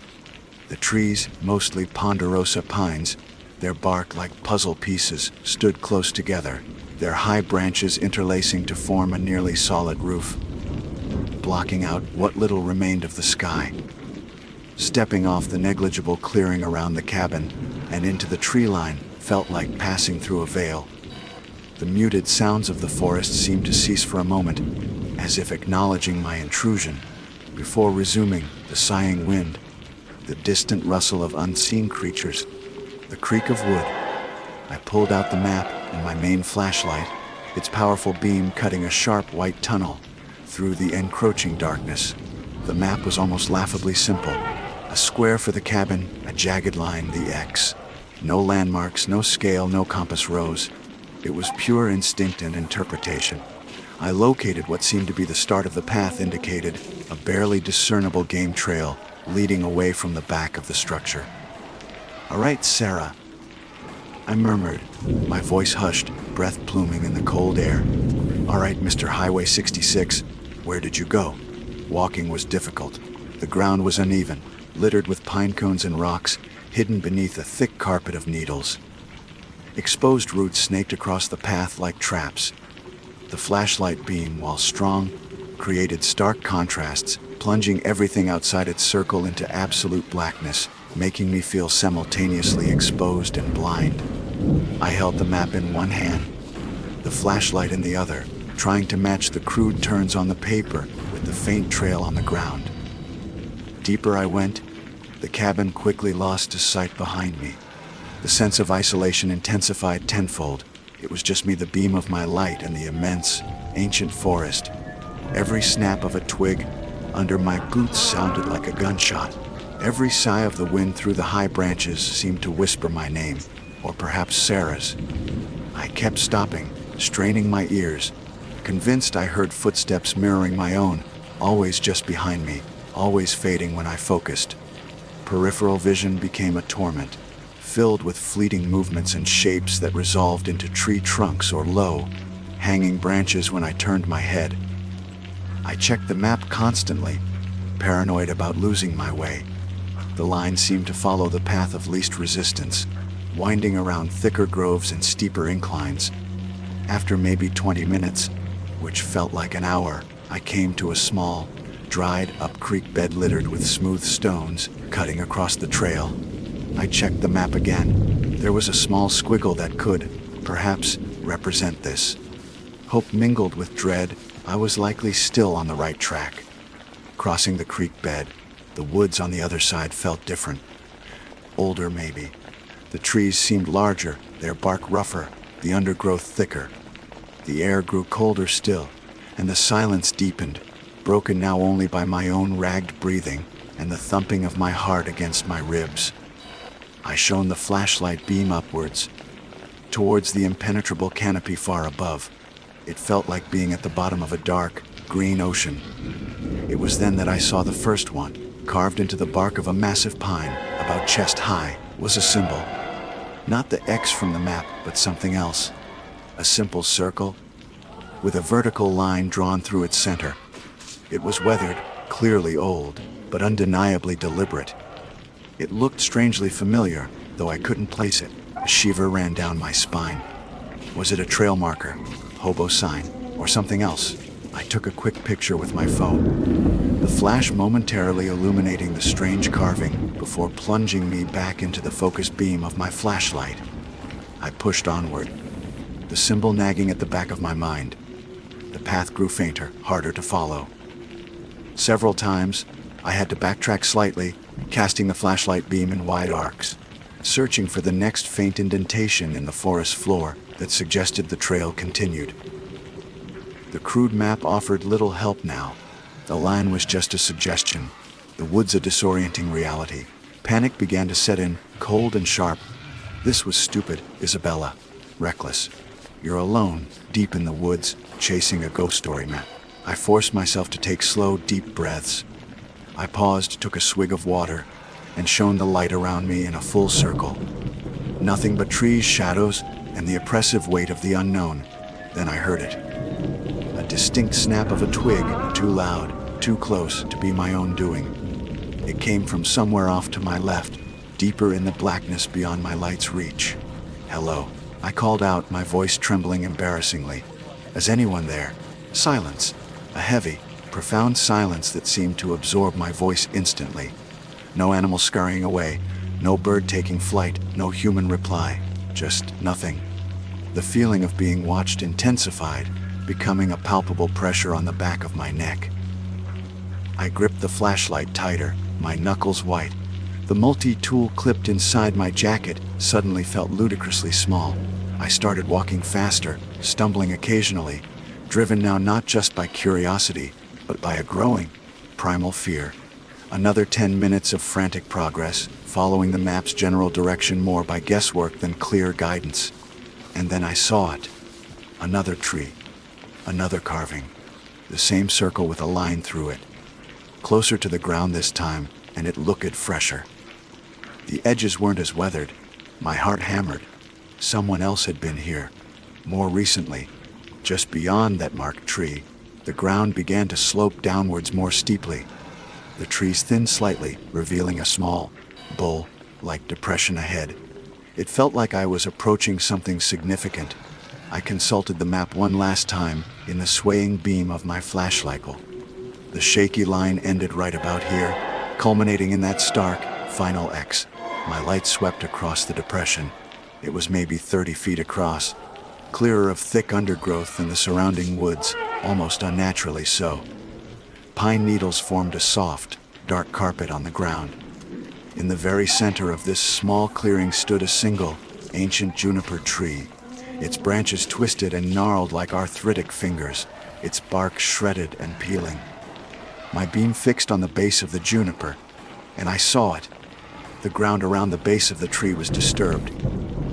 Not by animals, the digging localized, too focused. It looked like someone had been digging there, relatively recently, and then hastily tried to cover it up, scattering pine needles and loose soil over the spot. But the depression in the earth was still visible, and protruding slightly from beneath the disturbed soil and needles, catching the white glare of my flashlight, was something pale and smooth, something that didn't belong, something that looked horribly, unmistakably, like bone. The single word hammered against the inside of my skull, drowning out the frantic thumping of my own heart. My flashlight beam trembled, fixed on that sliver of pale, smooth white protruding from the hastily disturbed earth at the base of the ancient juniper. Bile rose in my throat, hot and acrid. For a moment, I was frozen, caught between the primal urge to flee and the investigator's morbid compulsion to know. Slowly, almost against my will, I knelt closer. The smell of damp earth, richer here, filled my nostrils, mingled with something else, something vaguely sweet and deeply unpleasant, the scent of decay. Reaching out a trembling hand, gloved against the cold but not against the horror, I brushed away more of the loose soil and pine needles. It wasn't just a fragment. Connected to the first piece was more bone, curved and undeniably humanoid. Part of a rib cage, a shoulder blade. I didn't dig further. This was a grave, a shallow, unmarked, horribly recent grave, marked only by a crude X on a map drawn by God knows who in the back of a guest book filled with fear. Sarah Jenkins. Was this her final resting place, lost for decades, only to be disturbed again? Or was it someone else? Another victim the Highway 66 killer had taken. One nobody even knew was missing. The thought that someone had been here, digging, recently evidenced by the freshly disturbed soil, and that fresher carving I'd seen, sent a new wave of icy terror through me. The X wasn't just a relic of the past. It was an active site. And with that realization came another, colder certainty I wasn't alone in these woods. The feeling of being watched, which had been a persistent prickle since I arrived, now became an oppressive weight. A tangible presence pressing in from the darkness, surrounding my small circle of light. I snapped my head up, sweeping the flashlight beam across the edge of the clearing. Trees, shadows, branches like skeletal arms, and was movement. A flicker, just at the edge of my vision, where the light met the solid wall of blackness. Too tall for a deer, too still for the wind. I held my breath, straining my ears. Over the pounding in my chest, I heard it. Faint, but unmistakable. The soft crunch of pine needles underfoot, not my own. And then breathing slow, deliberate, chillingly close. Panic, absolute and electrifying, detonated within me. The investigator vanished, replaced by pure prey instinct. I scrambled backward, away from the grave, away from the unseen watcher, crab walking clumsily before surging to my feet. My flashlight beam waved wildly, momentarily blinding me a foot of close trees. I turned and bolted, crashing back the way I came, abandoning any pretense of following a path. My only direction was away from the clearing, away from the grave, away from whoever or whatever was standing there in the dark. Branches whipped at my face and snagged at my clothes. Roots grabbed at my ankles, sending me stumbling. Once, I fell hard, the impact knocking the wind out of me, the flashlight flying from my grasp and rolling several feet away, its beam pointing crazily up into the canopy. Darkness, absolute and terrifying, enveloped me for a heart-stopping second. Scrabbling frantically on the forest floor, my fingers closed around the cool metal casing of the light. I snatched it up, its beam blessedly still working, though it seemed to flicker ominously. As I pushed myself up, I risked a glance behind me. Nothing, just impenetrable blackness. But the sense of pursuit was overwhelming, a physical pressure on my back. I could feel it gaining. I ran harder, fueled by adrenaline and terror. The woods were a disorienting maze in the dancing beam of the flashlight. Was I even going the right way? The crude map was still tucked in my pocket, useless now. The carved symbols I'd seen earlier flashed in my memory, the circle with the line through.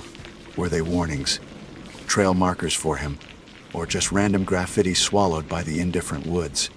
Then, the flashlight flickered again. The beam dimmed, sputtered, threatening to die completely. No, no, no. I whimpered, shaking it uselessly. My phone was in my pocket, but fumbling for it now felt like suicide. The main light flickered back to life, albeit weaker now, more yellow than white. Just ahead, through the trees, I thought I saw it, a faint, rectangular shape, less dense than the surrounding darkness. The cabin. Hope surged, giving my burning legs a final burst of speed. I burst through the tree line, back into the small clearing where my SUV sat like a metal island of potential safety. The cabin stood silent, dark windows like empty eyes staring back at me, Relief warred with a new dread. Was it safe? Was he already there? Had he circled around? But my keys, my laptop, my primary recording, everything was inside. And the SUV was my only way out. No time to think. I sprinted across the clearing, fumbled with the lock, shoved the door open, and plunged inside, slamming and locking it behind me. The familiar dusty air of the cabin felt both cloying and momentarily safe. My gear was still on the table. Keys, where were my keys? I scanned the room, flashlight beam jumping erratically. There, on the table, next to the laptop. As my light swept past the fireplace, it snagged on something. The guest book. It was lying open on the floor near the hearth. Open to the last page. Open to the crudely drawn map. The map I had torn out and taken with me. My blood turned to ice water. It wasn't possible. I had the map page in my pocket. I reached in, my fingers closing around the fold zipper. I pulled it out. There it was. But the guest book was still open. To the same page. With the same map. I didn't try to rationalize. The only thought was GOUT. I grabbed my keys, snatched my laptop bag, instinct overriding logic, the story, and wrenched the cabin door open again. The clearing was empty. The woods stood silent, a wall of impenetrable darkness. But the silence felt predatory, waiting. I scrambled into the SUV, locking the doors with a trembling finger. Keys jammed into the ignition. Turn. Please start, please start. The engine groaned, hesitated, then thankfully roared to life. Headlights blazed, cutting through the night, illuminating the rutted track leading away from the cabin. I slammed the gear shift into reverse, spun the wheel, tires spitting gravel, then shifted into drive and floored it. The SUV bounced violently over the uneven ground, branches scraping against the windows. I didn't slow down. My eyes kept darting to the rearview mirror, expecting to see a figure emerge from the woods, standing silhouetted against the cabin's dark frame. Nothing, just the receding darkness. I didn't dare breathe easily until the tires hit paved road miles later, the reassuring glow of distant streetlights appearing like a miracle. I pulled over, shaking uncontrollably, gulping air. Cell service bars appeared on my phone screen. Who do I call? The police. I found a map, followed it, found a bone, maybe saw someone, and a magic guest book duplicated a page. They'd think I was crazy or worse, involved. I needed proof.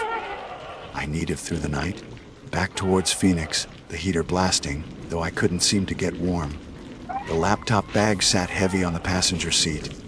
Inside it, my recorder held the audio of my arrival, my initial exploration, maybe even my terrified flight through the woods if I'd accidentally hit record in my panic. And my phone held the pictures of the carved symbols.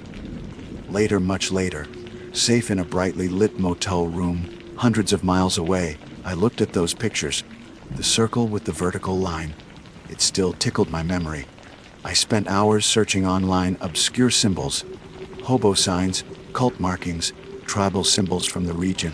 Nothing matched exactly. It remained an enigma, another thread in a tapestry of fear. I never released the episode about the cabin. How could I? The story wasn't complete. It felt dangerously unfinished. I reported the potential grave anonymously to the Arizona State Police, citing the cabin's location and the rumors surrounding Sarah Jenkins. I never heard if they found anything, if they identified the bones, if they encountered the same symbols or the same watching presence. Sometimes, late at night, when the wind sighs outside my window, I think I hear the snap of a twig, the crunch of pine needles. I check my locks. I look over my shoulder. The map page I tore from the guest book. It sits locked away in a safe deposit box, a brittle reminder of the night, the woods, whispered secrets I was never meant to hear. The X still feels like it's burning a hole through the paper, through the metal, a dark beacon calling me back. I chased a ghost story into the woods. I found something real, something terrifyingly tangible. But I also feel like I woke something up. Or maybe it woke up to me. The Crimson Threads podcast continues. But a new thread spools out in the darkness of my mind. One tied to a lonely cabin, a shallow grave, and the chilling certainty that some killers never stop, and some woods hold secrets that refuse to stay buried. The echo of that slow, deliberate breathing in the dark, it never truly fades. Jacob, that's the name. Jacob Riley, just turned 32 last month, trying to put a few thousand miles between me and a life that felt like it was crumbling faster than old drywall. Phoenix was the goal, a vague notion of sunshine, maybe a different kind of heat than the suffocating humidity I'd left behind back east. A fresh start, they call it. Right now. Though start felt like a cruel joke. Stranded was the operative word. Utterly, terrifyingly stranded. The Arizona sun, even in the late afternoon, was a physical weight. It pressed down on the cracked asphalt of this nameless stretch of highway, cutting through the fringes of the Sonoran Desert. Not the picture postcard desert, mind you. No towering saguaros doing their stoic salutes here. This was scrubland, brittle bushes the color of rust, patches of pale, angry sand, and low, gnarled trees that looked like they'd given up centuries ago. Miles from anywhere wasn't an exaggeration. The last sign I'd seen, a faded green rectangle promising a town that probably consisted of a gas station and a graveyard, was a good 50 miles back. Maybe more. My sense of distance had warped along with the heat haze shimmering off the road. My truck, a usually reliable if aging Ford F-150 I'd nicknamed the Mule, had chosen this precise desolate spot to die. It hadn't been a gentle passing. There was a cough, a violent shudder that rattled my teeth, and then a sound like a bag of wrenches being dropped into a running turbine.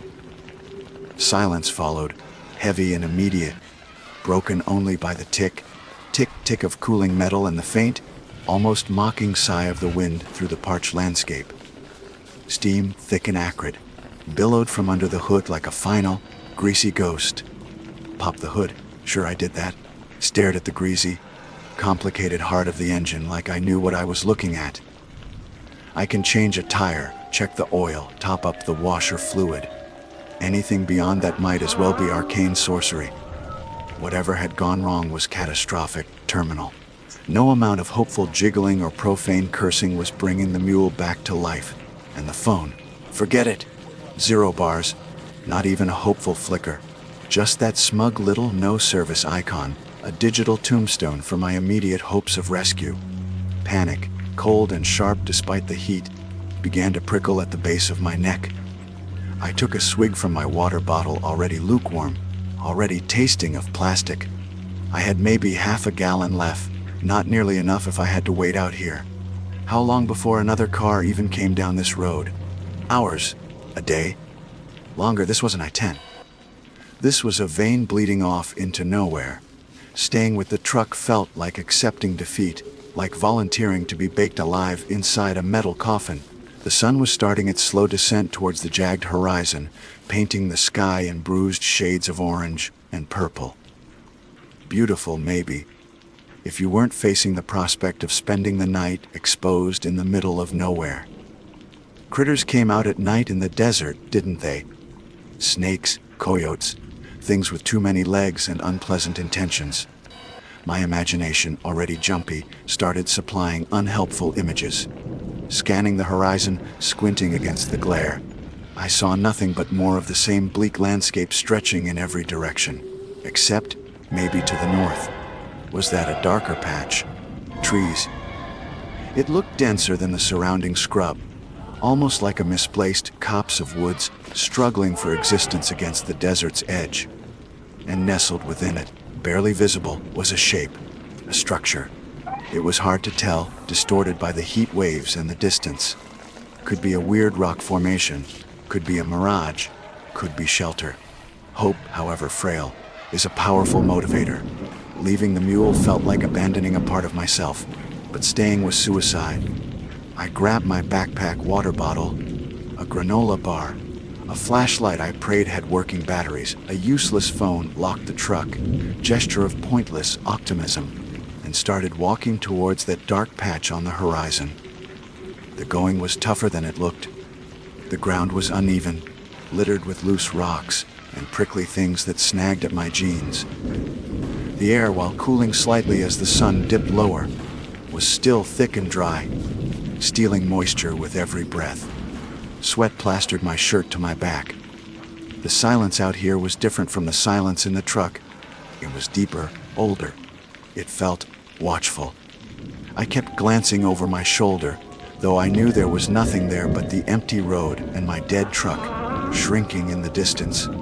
It took maybe 5 minutes, maybe an hour. Time felt slippery before I reached the edge of the trees. They weren't pines or oaks, nothing familiar from back east. These were tougher, stringier things, maybe mesquite or palo verde, growing closer together than seemed natural out here. The air beneath them was immediately cooler, shadier, but also stiller. The faint breeze died. The only sound was my own harsh breathing and the crunch of my boots on dry leaves and fallen twigs. And there it was. Not a mirage. A cabin. Cabin felt like too generous a word. Shack was closer. Hovel might be pushing it. It looked ancient, forgotten. Built from rough hewn logs, chinked with mud that had long since dried and crumbled away in places, leaving dark gaps. The roof, wooden shingles warped and missing in patches, sagged dangerously in the middle. A stone chimney, listing to one side, looked like a strong gust of wind could topple it. A small porch smocked off the front, its floorboards rotten and uneven. One window was boarded up, the other was just a dark, glassless hole. No car, no sign of life, just decay. It looked utterly deserted, like it had been sitting here, slowly surrendering to the elements, for 50 years or more. Why here? So far from the road, hidden in this unlikely cluster of trees. It made no sense. An old prospector's claim, maybe. A hermit's retreat. My initial relief at finding shelter warred with a growing sense of unease. It felt wrong. Too isolated, too dilapidated. But the alternative was spending the night under the stars with the scorpions, and whatever else crawled out after dark. Swallowing my apprehension, I climbed the groaning steps onto the porch. The wood bowed alarmingly under my weight. I knocked. The sound was absorbed by the old wood, dull and unsatisfying. Silence answered. I knocked again, louder. Hello, anybody home? My voice sounded thin, swallowed by the stillness.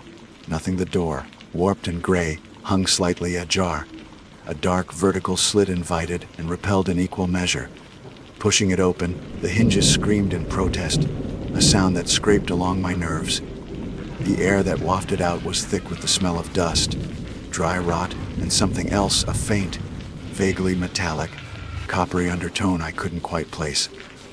It was stale, heavy, the smell of a place long sealed. Stepping inside felt like crossing a threshold into the past. Dust lay thick on everything, coating the floor, the rough wooden walls, the few pieces of broken furniture scattered around the single main room. A collapsed armchair spilled its moldy stuffing onto the floorboards. A simple wooden table, surprisingly sturdy looking compared to everything else, stood near the center of the room. A stone fireplace dominated one wall, its hearth black with ancient soot. Cobwebs, thick as shrouds, draped the corners and hung from the low ceiling beams. Moonlight, now beginning to assert itself as twilight deepened outside, filtered weakly through the grime on the remaining window pane and the gaps in the walls, casting long, distorted shadows. It was utterly silent, save for the frantic thumping of my own heart. Definitely abandoned. For a long, long time. I took a cautious step further in, my boots crunching on debris. My eyes scanned the room, adjusting to the gloom. Just dust, decay, emptiness. A wave of relief washed over me. Creepy, yes. Unsettling, definitely. But empty's safe, for now. I could wait here until morning, then try hiking back to the road, hope for a passing car. My gaze fell back on the table. Unlike the floor, the dust here seemed disturbed. Not wiped clean, exactly, but thinner, as if something had rested there more recently than 50 years ago. And resting there now, fanned out in a deliberate, almost artistic semicircle, was a collection of objects. Small, rectangular. Curiosity overriding caution for a moment, I moved closer, leaning over the table. My breath hitched. They were driver's licenses, Dozens of them. From different states: California, Nevada, Utah, Texas, even a couple from places further east. They spanned decades. Some were faded and peeling, the photos ghostly images of people long gone. Others looked newer, laminated plastic, though still clearly years old. Men, women, young, old, a random, unsettling cross-section of travelers. Why were they here collected? Lost. A cold knot formed in my stomach. This wasn't just an abandoned cabin. This was something else. Something deeply wrong. These weren't just lost items. They felt like trophies. My eyes darted nervously towards the dark corners of the room, towards the crude ladder leading up to what must be loft or second floor, towards the gaping blackness of the empty window frame. Suddenly, the silence didn't feel empty anymore. It felt heavy, waiting. I stood frozen, staring at the faces on those licenses, the names, the birth dates. Each one representing a life, a journey. A journey that somehow had intersected with this desolate, decaying cabin in the middle of nowhere. A journey that, judging by the presence of their licenses here, likely hadn't continued much further. The coppery tang in the air seemed stronger now. My skin crawled. I had to get out. But where could I possibly go? Night had fallen outside, and whatever, or whoever, had collected these, might they still be nearby? The thought sent a jolt of pure, visceral fear through me. This wasn't a refuge. It was a trap, and I had just walked right into it. My blood ran cold, not figuratively. I felt a literal, icy slush move through my veins, chilling me far more effectively than the desert night ever could. The driver's licenses lay fanned out on the table, a silent testament to lives interrupted, radiating a palpable wrongness. Trophies. The word hammered against the inside of my skull. This wasn't a collection, it was a graveyard marker, multiplied dozens of times over. My first instinct was pure, unadulterated flight. Bolt, run out the door, back into the night. Take my chances with the coyotes and the scorpions and the empty, uncaring miles. Anything was better than staying here, in this mausoleum disguised as a cabin. But even as my muscles tensed to obey the primal urge, logic, or maybe just a different flavor of fear, held me rooted. Run where? Back to the truck. It was miles away across rough, unfamiliar terrain, in the dark. I'd break an ankle, get lost, dehydrate. And what if the collector, the owner of these grim souvenirs, was out there? What if they'd simply herded me in here, like a sheep into a pen, leaving the relatives? If deeply compromised shelter of the cabin felt like swapping a cage for an open-air slaughterhouse. My eyes, wide and frantic, scanned the room again, searching for what? A weapon. An escape route I'd missed. The boarded-up window offered no hope. The gaping black frame of the other window seemed to watch me, an empty socket in the cabin's decaying skull. The fireplace was choked with ancient soot and debris. The rickety ladder leading upstairs, I hadn't even considered it properly. Just another dark, unknown space in this house of horrors. My gaze snagged again on the table, on the licenses. And then I saw it. Tucked partially under a faded Michigan license, almost hidden in the gloom, was something else. Something smaller, newer, whiter. My hand trembled as I reached for it, my fingers brushing against the worn plastic of the license next to it. It was a photograph, a Polaroid. The paper felt stiff, glossy, undeniably new. Not something that had been lying here for decades. My heart hammered against my ribs like a trapped bird. With numb fingers, I lifted it. The image was still slightly milky around the edges, the colors just settling, confirming its freshness. It depicted a vehicle. A dark blue Ford F-150 pickup truck, parked on the shoulder of a desolate asphalt road, steam still faintly visible rising from under its hood. My truck, the mule. Nausea surged hot and acidic, into the back of my throat. I recognized the precise angle of the dent on the rear bumper, the slight sag of the suspension on the driver's side. It was undeniably mine, exactly as I had left it perhaps an hour, maybe 90 minutes ago. But it was the angle of the shot that made my breath catch, that turned the ice in my veins to Arctic slush. The perspective was elevated, looking slightly down, taken from inside, from an upstairs window. This wasn't just a collection of past horrors. This was active, happening now. Someone had been here. Someone had watched me arrive, watched my truck die, watched me trek across the scrubland towards this cabin. Someone had stood, perhaps right above where I was standing now, raised a camera, and captured my vulnerability. And then they had come downstairs and placed this photo here, for me. A welcome note written in chemicals and captured light. A declaration: I see you. The cabin, which had felt menacingly empty moments before, now felt terrifyingly occupied, or at least recently vacated by something that knew I was inside. The silence pressed in, thick and suffocating, no longer empty but pregnant with unseen presence. Were they still here, hiding in the shadows upstairs? Or had they slipped out after leaving their little gift, intending to return? Were they outside now, watching the door, waiting? The ladder creaked. I jumped, spinning around, flashlight beams slashing wildly through the darkness. Nothing, just the settling of old wood. The whir. My skin prickled, every nerve ending screaming. The metallic, coppery smell I'd noticed earlier seemed stronger now, mixed with the faint, chemical tang of the fresh Polaroid. Upstairs. The word echoed in my mind. No longer a place to avoid, but a place I had to go. The photograph was taken from up there. The watcher had been up there. Maybe there were answers up there. Maybe there was danger up there, but staying down here, waiting in ignorance, felt like a death sentence. Steeling myself, gripping the flashlight like a weapon, a pathetic defense against whatever might lurk in this place, I moved towards the ladder.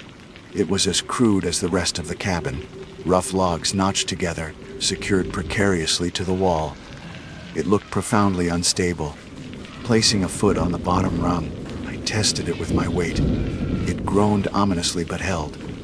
Taking a deep breath, I began to climb, the flashlight held awkwardly in my teeth, casting a jittery beam upwards into the oppressive darkness of the loft. Each rung seemed to protest my ascent. Creaks, groans, the scrape of my boots on dry wood, every sound echoed unnaturally loud in the confined space, broadcasting my presence. The air grew thicker, dustier, the metallic tang intensifying as I climbed higher.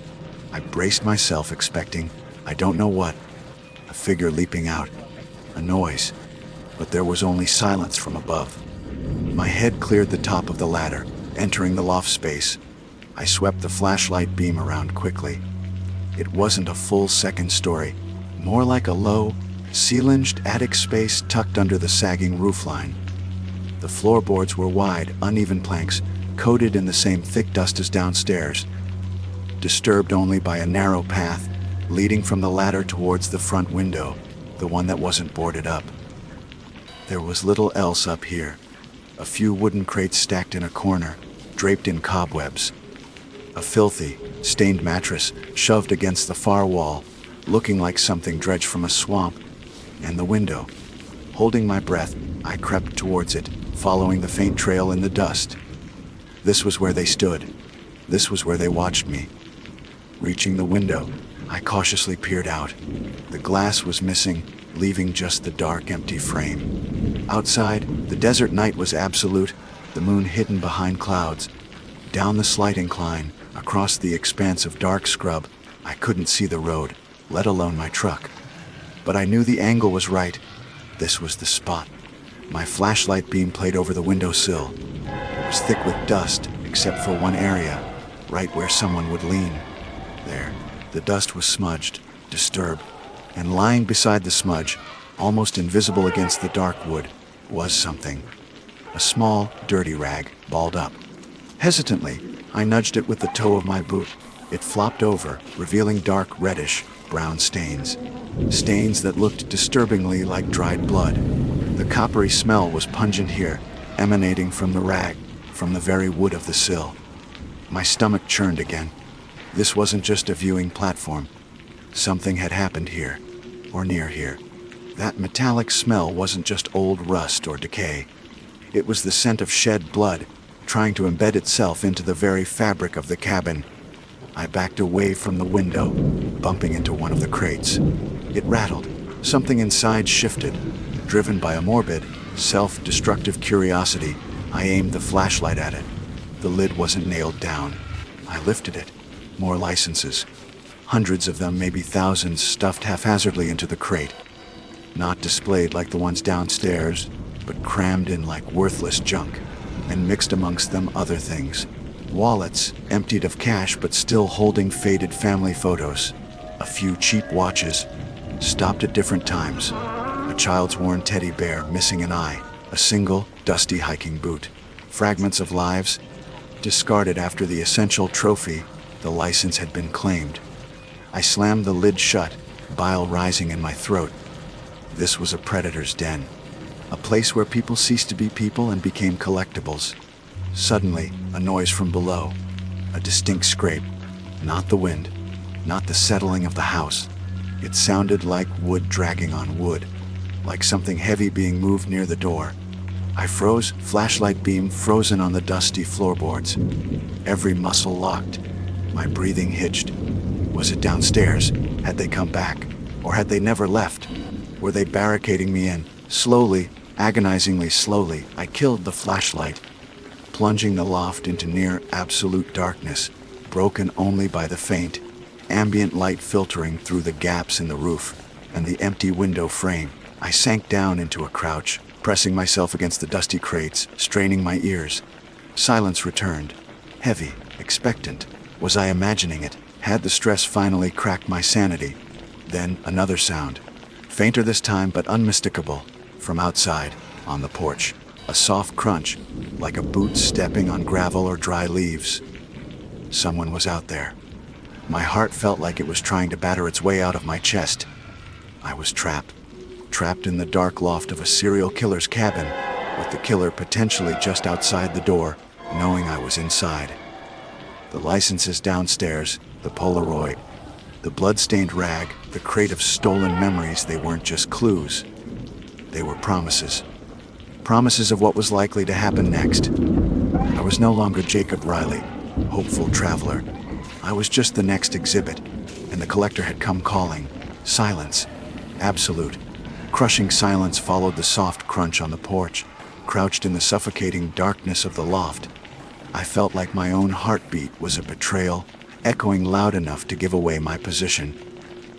Every nerve ending was alight, straining to catch the slightest sound over the frantic thumping in my ears. Was that the whisper of cloth brushing against the rough wood of the door, the faint click of a latch, or just the wind breathing through the thousand gaps in this decrepit tomb? My imagination, fueled by terror, painted vivid scenarios, the door easing open, a silhouette filling the frame, eyes adjusting to the darkness, finding me. Time stretched, becoming thick and syrupy.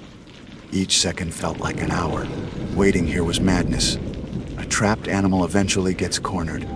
Going down the ladder. Back into the room with those ghastly licenses, and the fresh Polaroid that marked me as the current object of interest. Felt like walking willingly into the spider's parlor. That left the window. The empty frame I'd peered out of only moments before, where the bloody rag still lay like a vile promise. It faced away from the porch, towards the deeper darkness of the woods flanking the cabin. It wasn't much of a chance, but it was the only chance. Moving with agonizing slowness, I rose from my crouch. My joints protested, sending pops and creaks into the stillness that sounded like gunshots to my own hyper-sensitive ears. I held my breath listening. Nothing. Either they hadn't heard, or they were waiting, playing a cruel game. I crept towards the window, my boots whispering on the dusty floorboards. The metallic scent of old blood seemed to cling to the air around the opening, a nauseating miasma. Peering down, I saw the ground was a good 12, maybe 15 feet below. Too far to jump without risking serious injury. But directly beneath the window, the small, dilapidated porch roof extended outwards a few feet. It looked rotten, treacherous, likely unable to bear much weight. But landing on that, then scrambling down, seemed marginally better than a straight drop onto the hard-packed earth. There was no time for second-guessing. Taking another shallow, shaky breath, I swung one leg over the low sill, then the other, my body half in, half out of the suffocating loft. For a terrifying second, I balanced precariously, gripping the rough wood of the window frame. Then, I let go. I hit the porch roof with a jarring thud and a sickening crunch of decaying shingles. My ankle twisted, sending a bolt of white, hot pain up my leg, but adrenaline screamed louder. The roof groaned, sagged, but held, scrabbling desperately. Ignoring the protesting agony in my ankle, I half slid, half fell off the edge of the porch roof, landing heavily on the ground below. The impact, the wind out of me, pain flaring not just in my ankle but my hip and shoulder too. I didn't pause, didn't dare look back. Pushing myself up, fueled by raw panic, I ran. Stumbled, really, favoring my injured ankle, but moving as fast as I possibly could. Away from the cabin, away from the watcher on the porch, plunging headlong into the thicket of gnarled trees and scratchy underbrush. The darkness under the trees was almost total. Branches whipped at my face. Thorns tore at my clothes and skin. The uneven ground seemed determined to trip me, sending me sprawling more than once. Each time, I scrambled back up, gasping for air, fear lending unnatural strength to my limbs. Was that a snapping twig behind me? The rustle of leaves that wasn't the wind? I couldn't tell. Didn't dare stop to find out. Every shadow seemed to hold a lurking figure. The silence of the woods felt different now, not empty, but predatory. I ran blindly, heedless of direction, motivated only by the primal need to put distance between myself and that house of horrors. The images burned behind my eyelids, the fanned-out licenses, the leering faces in the photos, the Polaroid of my helpless truck, the crate spilling its sad, stolen histories, the blood stain glistening darkly in my flashlight beam. These weren't just memories, they were fuel, pushing me onward despite the fire in my lungs and the screaming protest of my ankle. How long I ran, I have no idea. Time lost all meaning. It could have been minutes, it could have been an hour. My frantic flight led me out of the thicker woods and back into the more open, desolate scrubland bordering the highway. The canopy broke and pale moonlight filtered through thinning clouds, illuminating a landscape of skeletal bushes and pale sand. And there, maybe half a mile away, a thin, dark ribbon slicing through the emptiness the road. Hope, fierce and desperate, surged through me. I pushed myself harder, limping heavily now, ignoring the throbbing pain. Just reach the road. Get back to the road. Someone had to come eventually. I finally stumbled onto the hard shoulder, collapsing onto the cracked asphalt, chest heaving, body trembling uncontrollably. I lay there for a moment, gasping, sucking in air that tasted blessedly clean after the stale, metallic stench of the cabin. Slowly, painfully, I pushed myself up and looked back. In the distance, shrouded by the night and the deceptive terrain, I couldn't even pinpoint the dark patch of woods that hid the cabin. It had swallowed itself back into the landscape, a nightmare receding with the adrenaline. But the feeling of being watched hadn't faded. It prickled on the back of my neck, a cold certainty that somewhere, back in that darkness, eyes might still be turned in my direction. Then salvation, or what felt like it. Headlights, twin points of light growing steadily larger, approaching from the direction I'd originally been heading. My heart leaped. Scrambling to my feet, ignoring the agony in my ankle, I stepped into the road, waving my arms frantically. The vehicle slowed, a big rig, its air brakes hissing like an angry beast. It pulled over a little way past me, the cab lights illuminating a grizzled face peering down with a mixture of curiosity and suspicion. "You all right there, buddy?" Break down. The driver's voice boomed through the open window. Words failed me. I tried to explain the cabin, the licenses, the Polaroid, the feeling of being hunted, but it came out as a garbled, breathless mess, the ramblings of a madman. The trucker listened patiently, his expression shifting to wary concern. He probably thought I was high or drunk or both. But he saw the state of me, torn clothes, bleeding scratches, the genuine terror likely still etched on my face. "Easy there, son," he said, his voice softening slightly. "Looks like you've had a rough night. Tremont, hop in.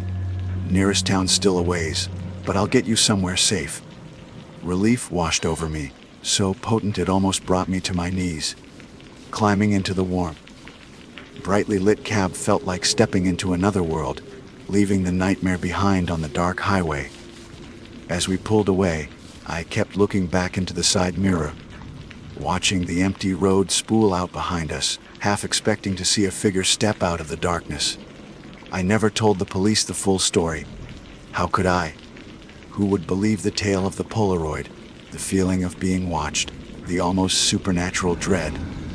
I reported my truck stolen after breaking down, plausible enough. They found it stripped bare a few days later. Of the cabin, I said nothing.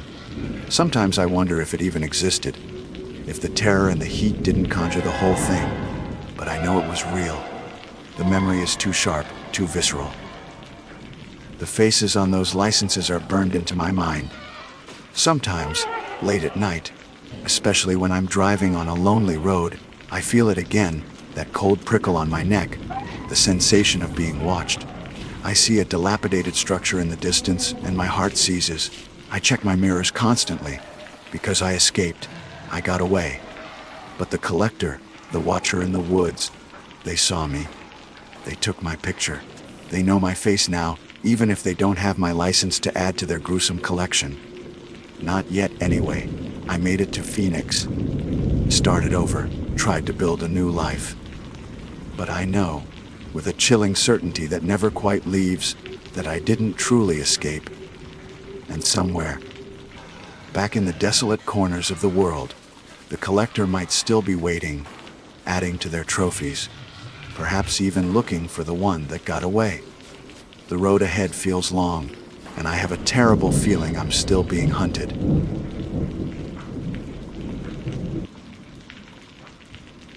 They call me Owen.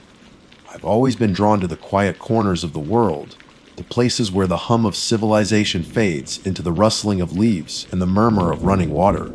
That's probably why I ended up living in northern Michigan, a stone's throw away from the Huron, Manistee National Forests.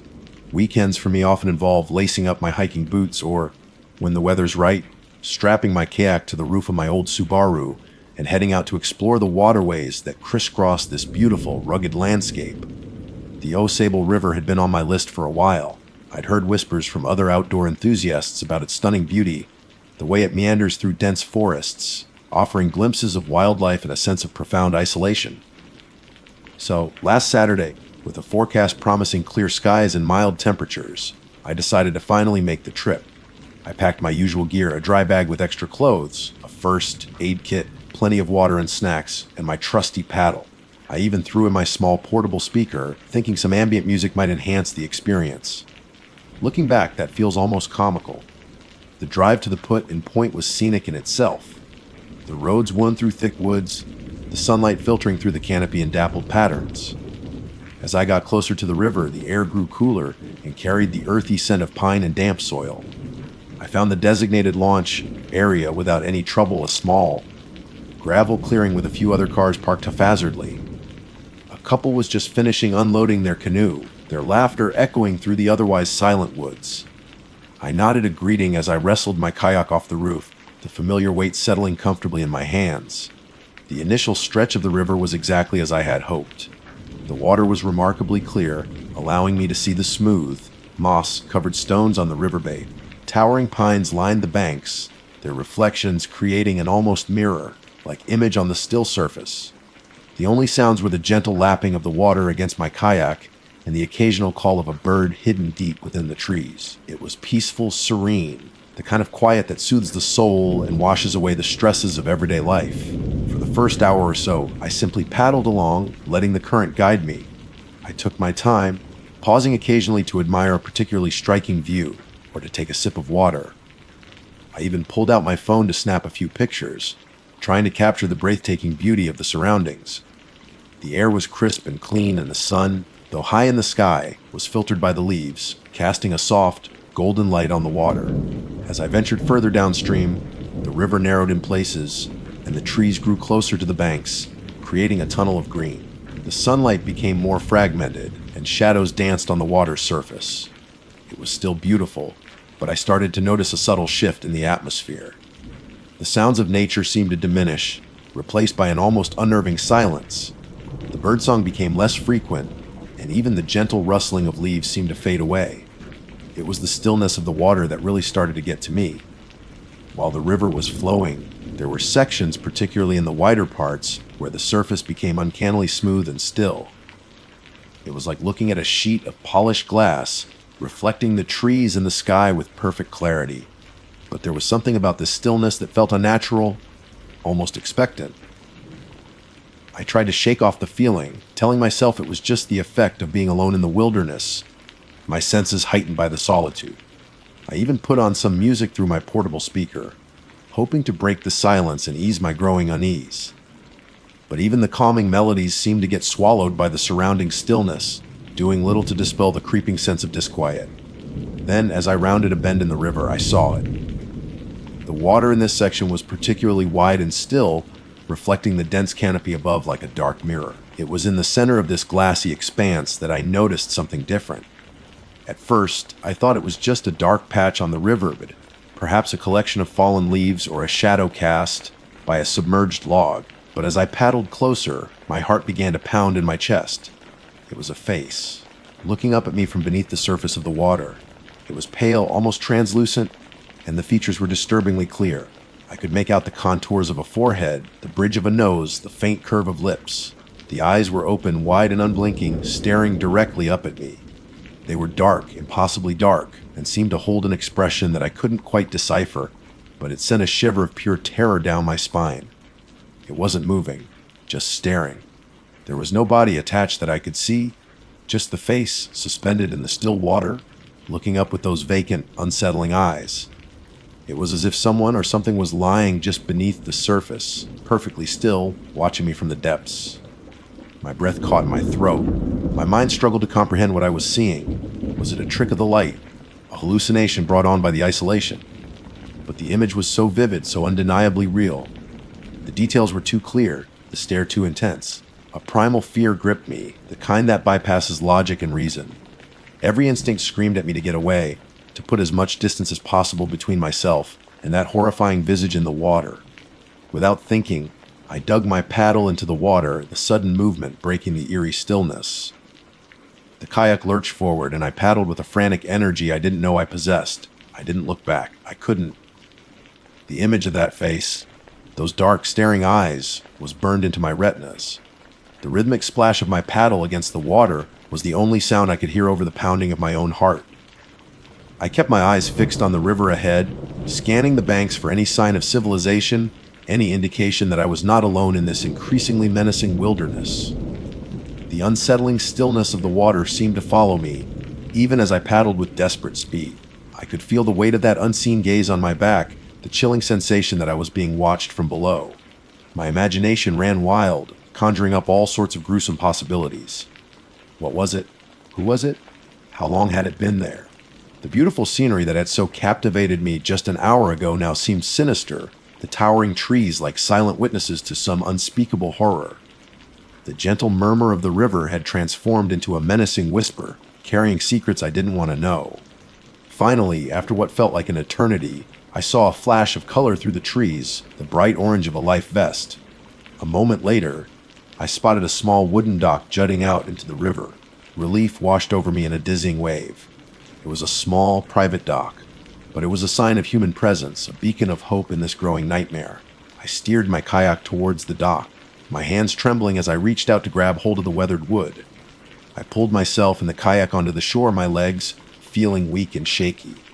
I stood there for a moment, catching my breath, my eyes darting nervously towards the river. The water near the dock seemed normal, the surface rippling gently in the breeze. But I knew what lay beneath, what I had seen with my own eyes. I quickly unloaded my gear, my movements jerky and uncoordinated. I didn't want to stay here any longer than necessary. The thought of having to paddle back upstream, past that place, filled me with dread. As I was loading my kayak back onto the roof of my car, a man emerged from a small cabin nestled amongst the trees.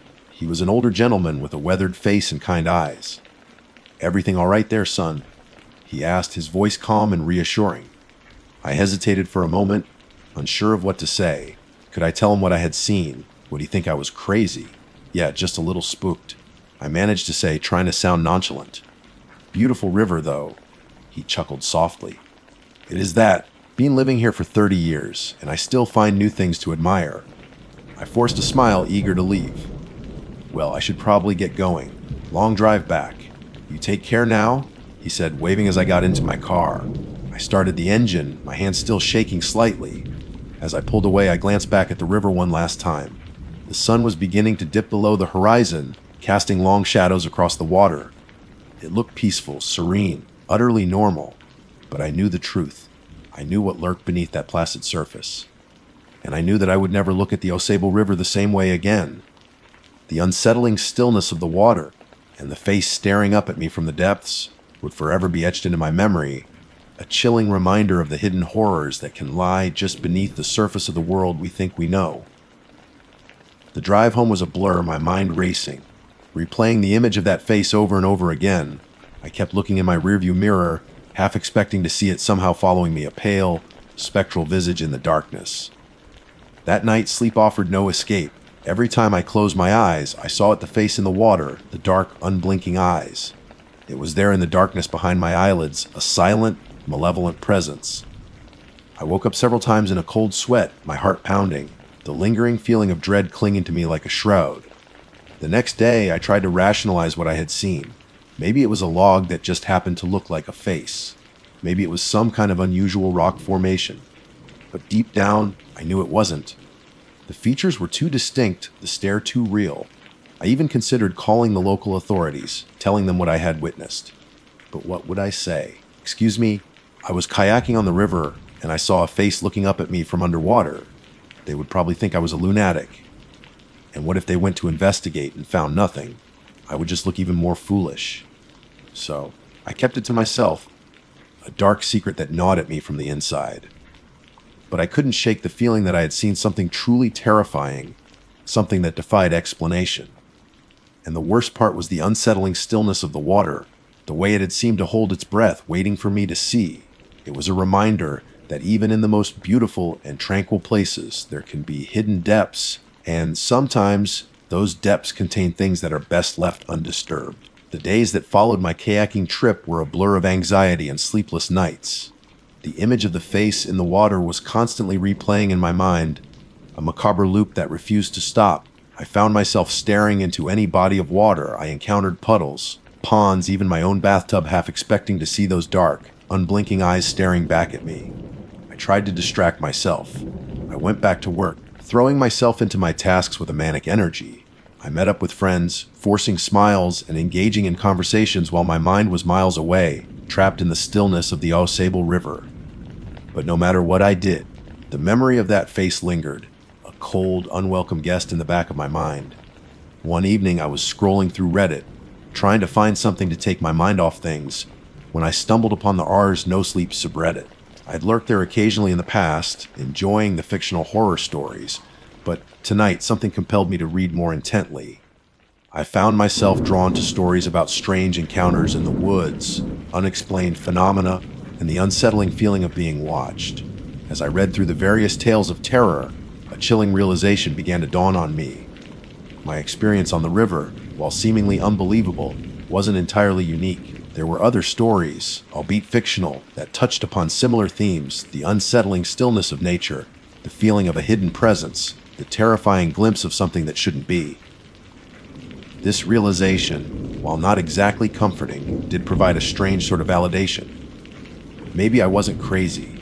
Maybe there really was something strange about that river, something beyond the realm of normal explanation. The more I thought about it, the more certain I became that what I had seen wasn't a figment of my imagination. The clarity of the features, the intensity of the stare, it had been too real. But what was it? A drowned body. That was the most logical explanation. Yet something about the way the face had looked, the almost ethereal pallor, the lack of any visible body, just didn't fit. Could it have been some kind of animal? A large fish with strangely human-like features. The thought was absurd, yet my mind grasped at any rational explanation, no matter how far-fetched. Then there were the more unsettling possibilities, the ones that whispered in the dark corners of my mind. Was it something supernatural? A spirit, perhaps, trapped beneath the surface of the water. The idea sent a fresh wave of chills down my spine. I wasn't a particularly superstitious person, but the sheer unnaturalness of what I had witnessed made me question everything I thought I knew about the world. Days turned into weeks, and while the initial shock began to fade, the unease remained. I found myself avoiding any mention of kayaking or rivers. The thought of returning to the Au Sable filled me with a visceral dread that I couldn't shake. One weekend, my friend Sarah called, inviting me on a hiking trip to the Manistee National Forest.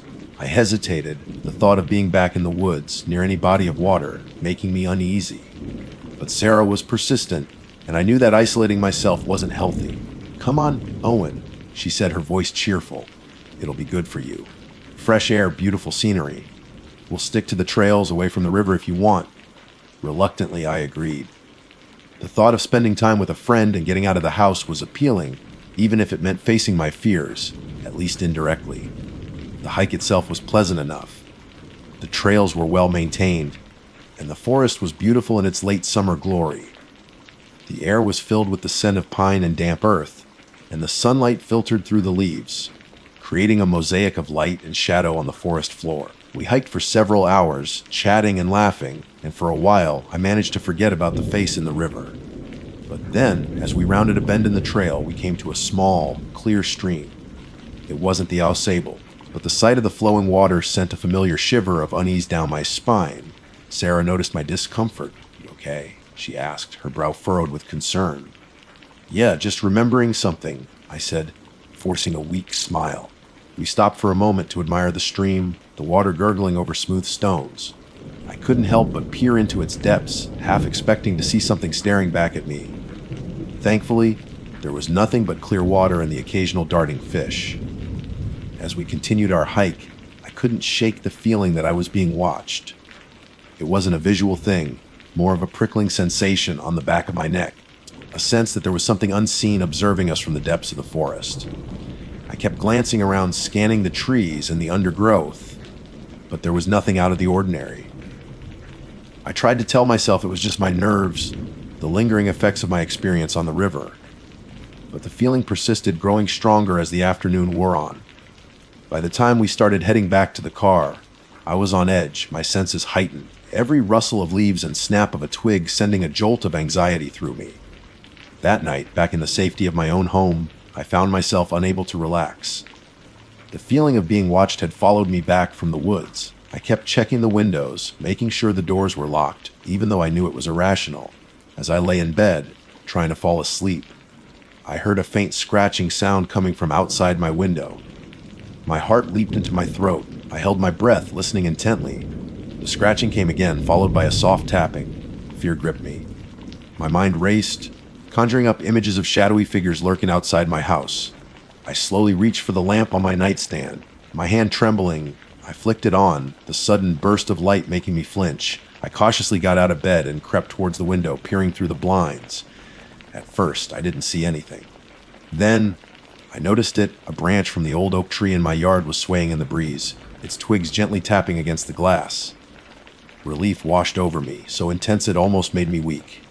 It was just a tree branch. My imagination had gotten the better of me.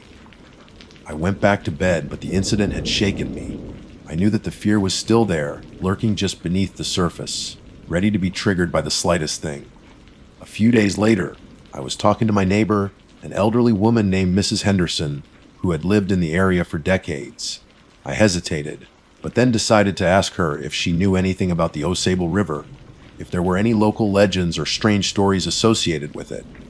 Mrs. Henderson listened patiently as I recounted my experience, carefully omitting the more unbelievable details, focusing on the unsettling stillness of the water and the general sense of unease I had felt. When I finished, she looked at me with a thoughtful expression. "The Sable," she said slowly, her voice taking on a slightly different tone. "It's a beautiful river, but it has its secrets. There have been things that have happened there over the years. Accidents, disappearances." She paused, her gaze distant. "Some folks say the river has a memory, that it holds on to things that have been lost, things that should stay lost." She didn't elaborate, but her words sent a chill down my spine. It wasn't a confirmation of what I had seen, but it hinted at a deeper history, a sense that the river was more than just a natural waterway. Over the next few weeks, I found myself researching the history of the Osable River. I scoured local libraries and online archives, looking for any mention of strange occurrences or unexplained events. I found stories of logging accidents, of people who had drowned in the river, and even a few old newspaper articles about unsolved disappearances near its banks. None of it directly explained what I had seen, but it added to the growing sense that the river held a dark and mysterious past. The unsettling stillness I had felt, the feeling of being watched, maybe it wasn't just my imagination. Maybe there was something more to it, something ancient and unknowable. I tried to move on with my life, to put the experience behind me. But the memory of the face in the water remained a constant, unsettling presence. It was a reminder that the world is not always as it seems, that there are hidden depths and unseen watchers, and that sometimes the most beautiful places can hold the darkest secrets. And every time I saw a still body of water, the fear, cold and sharp, would return, and I would see those dark, unblinking eyes staring up at me from the stillness beneath. The nightmares, though less frequent, still came, always the same: the silent face, the unnerving stillness, and the overwhelming sense of dread. I knew, deep down, that I would never truly forget what I had seen on the Osable River. It had changed me, leaving me with a lingering unease and a profound distrust of the quiet beauty of the deep woods. Years have passed since my kayaking trip on the Osable River, but the memory of that face remains as vivid and unsettling as the day I saw it. Time has dulled the sharp edges of the immediate fear, but the underlying unease, the sense that something fundamental shifted within me that day, persists. I've tried to move on. I still enjoy the outdoors, the quiet solitude of the woods and the beauty of nature. But I can no longer look at a body of water, especially still water, without a flicker of apprehension. Lakes, ponds, even large puddles, they all carry a faint echo of that terrifying stillness, that feeling of something unseen lurking beneath the surface. I've never returned to the Osable River. The thought of it sends a shiver down my spine, a primal aversion that I can't quite explain. It's not just the memory of the face, it's the overall atmosphere of that day, the unnerving silence, the feeling of being watched by something ancient and unknowable. Sometimes late at night, when the house is quiet and the world outside is still, I find myself wondering about what I saw. Was it truly a supernatural encounter, a glimpse into a realm beyond our understanding, or was there a more mundane yet equally disturbing explanation? The possibility of it being a drowned body still lingers in the back of my mind. Perhaps someone had fallen into the river, their body submerged in the murky depths, only their face visible through a fleeting moment of clarity in the water. But if that were the case, why hadn't I seen a body? Why was the face so pale, so translucent, and why that unsettling, vacant stare? I've searched online for any news reports of drownings or missing persons in the Osable River around the time of my trip. I've found a few old articles about accidents, but nothing that seemed to match what I had witnessed. It's as if the face I saw belonged to someone lost to the river long ago, or perhaps to something that was never truly human to begin with. I've also considered the possibility of a hallucination, a trick of the light, and my own heightened senses playing on my mind. But the memory feels too real, too visceral to be dismissed as mere imagination. I remember the details so clearly: the curve of the lips, the darkness of the eyes, the way the light seemed to pass through the skin. Over the years, I've shared my story with a few close friends, always prefacing it with a disclaimer about how crazy it sounds. Some have been sympathetic, offering words of comfort and suggesting rational explanations.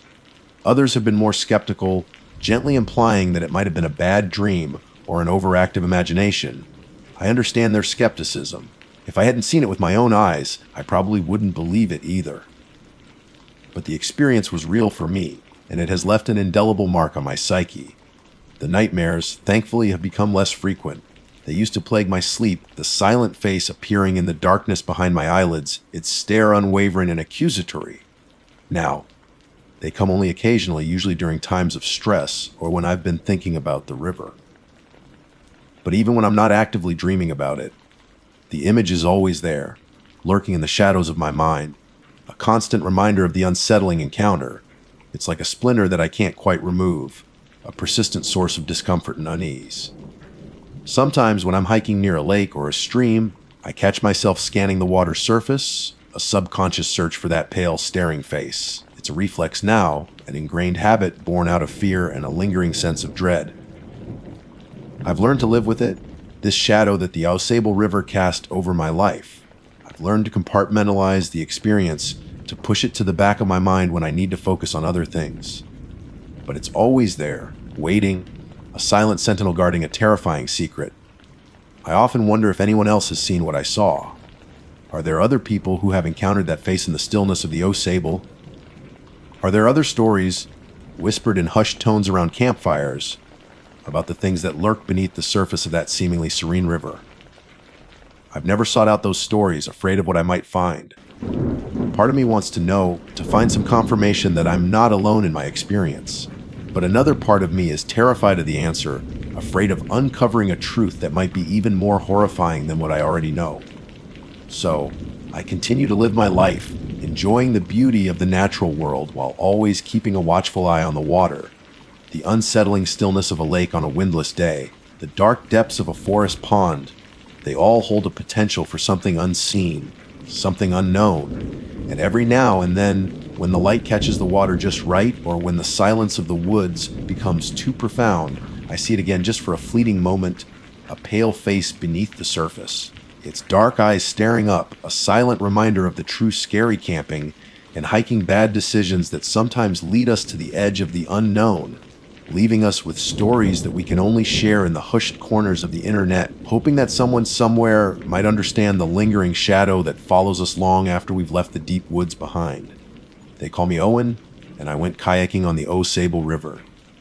I saw a face that day, a face I will never forget, and sometimes I still wonder if it's still down there, waiting for someone else to see. My name is Sophia, and I've always been drawn to the wild. There's a certain magic in the untouched corners of the world, a feeling of stepping back in time to a place where nature reigns supreme. My friends, Liam and Chloe, share this passion, though perhaps not always to the same reckless degree as me. Liam is the cautious one, always double, checking maps and packing extra supplies. Chloe is the enthusiastic adventurer, ready to tackle any challenge with a grin. Together, we make a pretty good team, balancing each other's tendencies. Last summer, our adventurous spirit led us to Tahquamenon Falls State Park in Michigan's Upper Peninsula. The photos we'd seen online were breathtaking. The powerful, root beer colored Upper Falls and the cascading Lower Falls promised a truly spectacular experience. We spent the first day sticking to the well-marked trails, marveling at the natural beauty around us. The sheer volume of water thundering over the Upper Falls was awe-inspiring, and the gentle stroll along the river to the Lower Falls was equally enchanting. We took the obligatory tourist photos, breathed in the fresh, pine-scented air, and generally had a fantastic time. But as the day wore on, a seed of curiosity began to sprout in my mind. I'd read a few obscure online forums and hiking blogs mentioning a rumored hidden waterfall somewhere within the park boundaries. These whispers spoke of a smaller, more secluded cascade, tucked away from the main trails and known only to a few locals and seasoned hikers. The descriptions were vague, often contradictory, but they painted a picture of an untouched paradise, a secret gem waiting to be discovered. That evening, as we sat around our crackling campfire, roasting marshmallows and recounting the day's adventures, I brought up the subject of the hidden waterfall. Liam, predictably, was skeptical. "Sophia, you know how these things go," he said, poking at the fire with a stick. "It's probably just a myth, or if it does exist, it's likely on private property or in a dangerous area." Chloe, ever the optimist, was more intrigued. "Oh, come on, Liam! Where's your sense of adventure?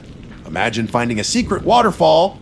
It would be amazing!" I chimed in, showing them some of the forum posts I'd saved on my phone. "See, people have mentioned it.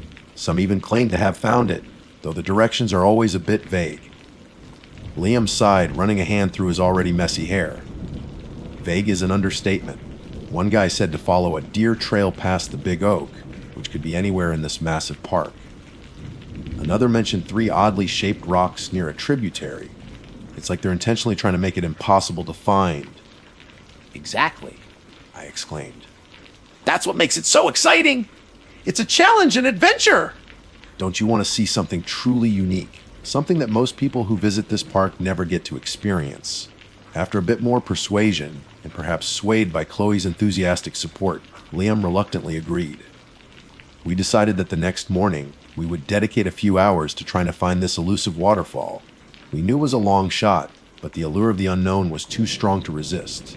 The next morning, fueled by strong coffee and a sense of anticipation, we set out. We consulted the official park map, trying to identify any areas that seemed less traveled, any hints of smaller streams or tributaries that might lead to a hidden waterfall. We decided to focus on a section of the park that wasn't crisscrossed with marked trails, a wilder, more rugged area to the west of the lower falls. We started by following a less maintained path that branched off from one of the main hiking trails. It was overgrown in places, with tall ferns and thick underbrush encroaching on either side.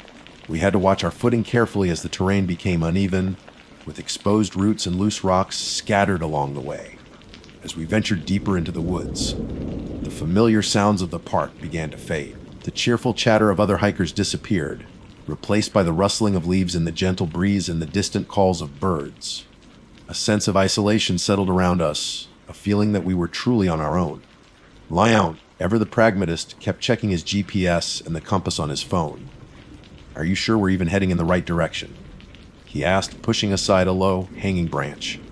"I think so," I replied, trying to sound more confident than I felt. According to one of the forum posts, the waterfall is supposed to be near a smaller creek that feeds into the Taquamanon River. "I think we're getting closer to one." Sure enough, after another half hour of hiking, we began to hear the faint sound of running water. Our pace quickened with excitement. We pushed through a thicket of bushes and emerged into a small clearing. Before us, a narrow stream tumbled over moss-covered rocks, its water crystal clear and sparkling in the dappled sunlight. "This has to be it," Chloe whispered, her eyes wide with wonder. We followed the stream upstream, carefully navigating the slippery rocks along its banks. The sound of the water grew louder, and the air became cooler and more humid. Finally, after rounding a bend, we saw it. It wasn't as large or as powerful as the main falls, but it possessed a unique charm all its own. A delicate curtain of water cascaded down a rocky cliff face into a small, tranquil pool below.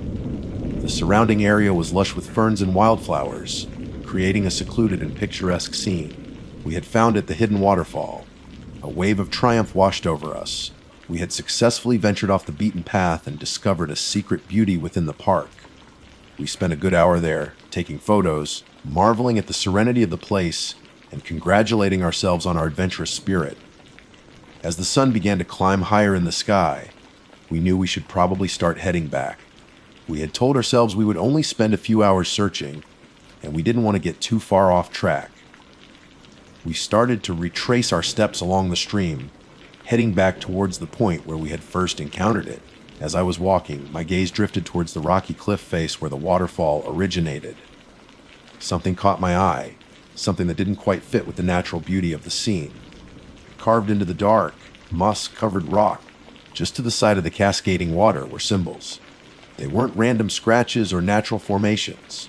These were deliberate, intricate carvings unlike anything I had ever seen before. They looked ancient, almost primal. There were swirling patterns, geometric shapes, and strange, stylized figures that seemed vaguely human, but also distinctly other. The carvings were deep and weathered, suggesting they had been there for a very long time. I stopped dead in my tracks, pointing towards the cliff. "Guys, look at this." Liam and Chloe followed my gaze. Their initial expressions of awe at the waterfall quickly morphed into something else, a mixture of curiosity and unease. "What are they?" Chloe asked, her voice barely above a whisper. Liam cautiously approached the cliff, running his fingers lightly over one of the carvings. "I have no idea. I've never seen anything like this in any of the park's information or displays." The symbols were unsettling. They seemed to emanate a strange energy, a sense of something old and unknown. As I stared at them, a shiver ran down my spine, and a knot of unease began to form in my stomach. We spent several minutes examining the carvings, trying to decipher their meaning. We took photos from different angles, hoping to research them later. But the more we looked, the more uncomfortable we became. There was something about the symbols, something in their intricate design, and their weathered appearance that felt wrong. The air around us seemed to grow heavier, the sunlight less bright, the tranquil sounds of the waterfall, and the stream no longer seemed peaceful but rather muted, as if the natural world itself was holding its breath. A sudden, overwhelming sense of dread washed over me. It was a feeling so intense and so visceral that it made my heart pound in my chest. It felt like we had stumbled into a place we weren't meant to be, a place that held secrets best left undisturbed. I looked at Liam and Chloe. Their faces reflected the same apprehension I was feeling. The excitement of discovering the hidden waterfall had completely vanished, replaced by a growing sense of foreboding. "We should go," I said, my voice trembling slightly. Liam nodded in agreement. "Yeah, I think you're right. Let's get out of here." Chloe, though visibly shaken, managed a weak smile. "Agreed. This place is starting to give me the creeps." Without another word, we turned and began to make our way back down the stream, our earlier enthusiasm replaced by a desperate urge to leave this hidden, unsettling place behind. The strange carvings on the rocks and the overwhelming sense of dread they had evoked lingered in our minds, a dark cloud hanging over the beauty we had initially found. We had found the hidden waterfall, but it seemed we had also found something else entirely, something far more sinister and unknown. The walk back felt different. The woods, which had earlier seemed inviting and full of life, now felt oppressive and silent. Every rustle of leaves, every snap of a twig underfoot, made us jump. We kept looking over our shoulders, half, expecting to see something we didn't know what following us. The images of the strange carvings were burned into my mind. The swirling lines, the sharp angles, the unsettlingly human, yet not figures. They seemed to pulse in my memory, radiating a cold, ancient energy. We didn't speak much, each of us lost in our own thoughts, grappling with the unsettling discovery. Liam, usually the most vocal, was uncharacteristically quiet, his brow furrowed in concentration. Chloe kept glancing nervously at the surrounding trees, her usual bubbly demeanor replaced by a palpable tension. I couldn't shake the feeling that we had intruded on something sacred, something that was not meant for our eyes. As we neared the point where the small stream met the wider Taquamenon River, we noticed something odd. The water in the smaller stream, which had been so clear and sparkling earlier, now had a murky, almost stagnant quality. It had taken on a faint brownish tint, and there was a subtle, unpleasant odor in the air, like damp earth and something else, something vaguely metallic. "Did you guys notice that?" Chloe asked, wrinkling her nose. "The water doesn't look the same." Liam knelt down, examining the stream more closely. "You're right. It was crystal clear before. What do you think happened?" I didn't have an answer. The change in the water only added to my growing unease. It felt like the place itself was reacting to our presence, subtly shifting and changing in a way that felt unnatural. We reached the main trail and breathed a collective sigh of relief. The familiar, well-trodden path felt like a lifeline back to normalcy. We started walking at a brisk pace, eager to put as much distance as possible between ourselves and the hidden waterfall. But even on the main trail, the feeling of being watched persisted. Every shadow seemed to lengthen and twist into strange shapes, and the sounds of the forest seemed amplified, taking on a more sinister tone. The cheerful calls of birds we had heard earlier were gone, replaced by an unsettling silence punctuated by the occasional, harsh call of a crow. After about an hour of walking, we decided to take a break. We found a small clearing just off the trail and slumped down onto a fallen log, our legs aching and our nerves frayed. "Okay," Liam said, breaking the silence. "What do you guys think those carvings were?" Chloe shivered, pulling her light jacket tighter around herself despite the warm summer air. "I have no idea. They looked old. Really old. And kind of creepy." I nodded in agreement. Yeah, creepy is definitely the word. They didn't look like any Native American art I've ever seen, and they certainly weren't the work of some modern, day graffiti artist. Maybe they were just some weird geological formations. Liam suggested, though his tone lacked conviction. "No way," I replied firmly. They were definitely carved. You could see the tool marks, the deliberate lines and curves. We sat in silence for a few moments, each of us lost in our own thoughts about the strange discovery. The more we pondered it, the more unsettling it became. It felt like we had stumbled upon a secret that had been hidden for centuries, perhaps even millennia. As we were about to get up and continue our hike, I noticed something else. On the ground near the base of the fallen log, half hidden beneath a layer of pine needles, was a small object. I reached out and picked it up. It was a smooth, dark stone, roughly the size of my palm. It was oval-shaped and felt strangely warm to the touch. What caught my attention were the markings etched into its surface. They were the same symbols we had seen carved into the rock face at the waterfall. My breath caught in my throat. I showed the stone to Liam and Chloe.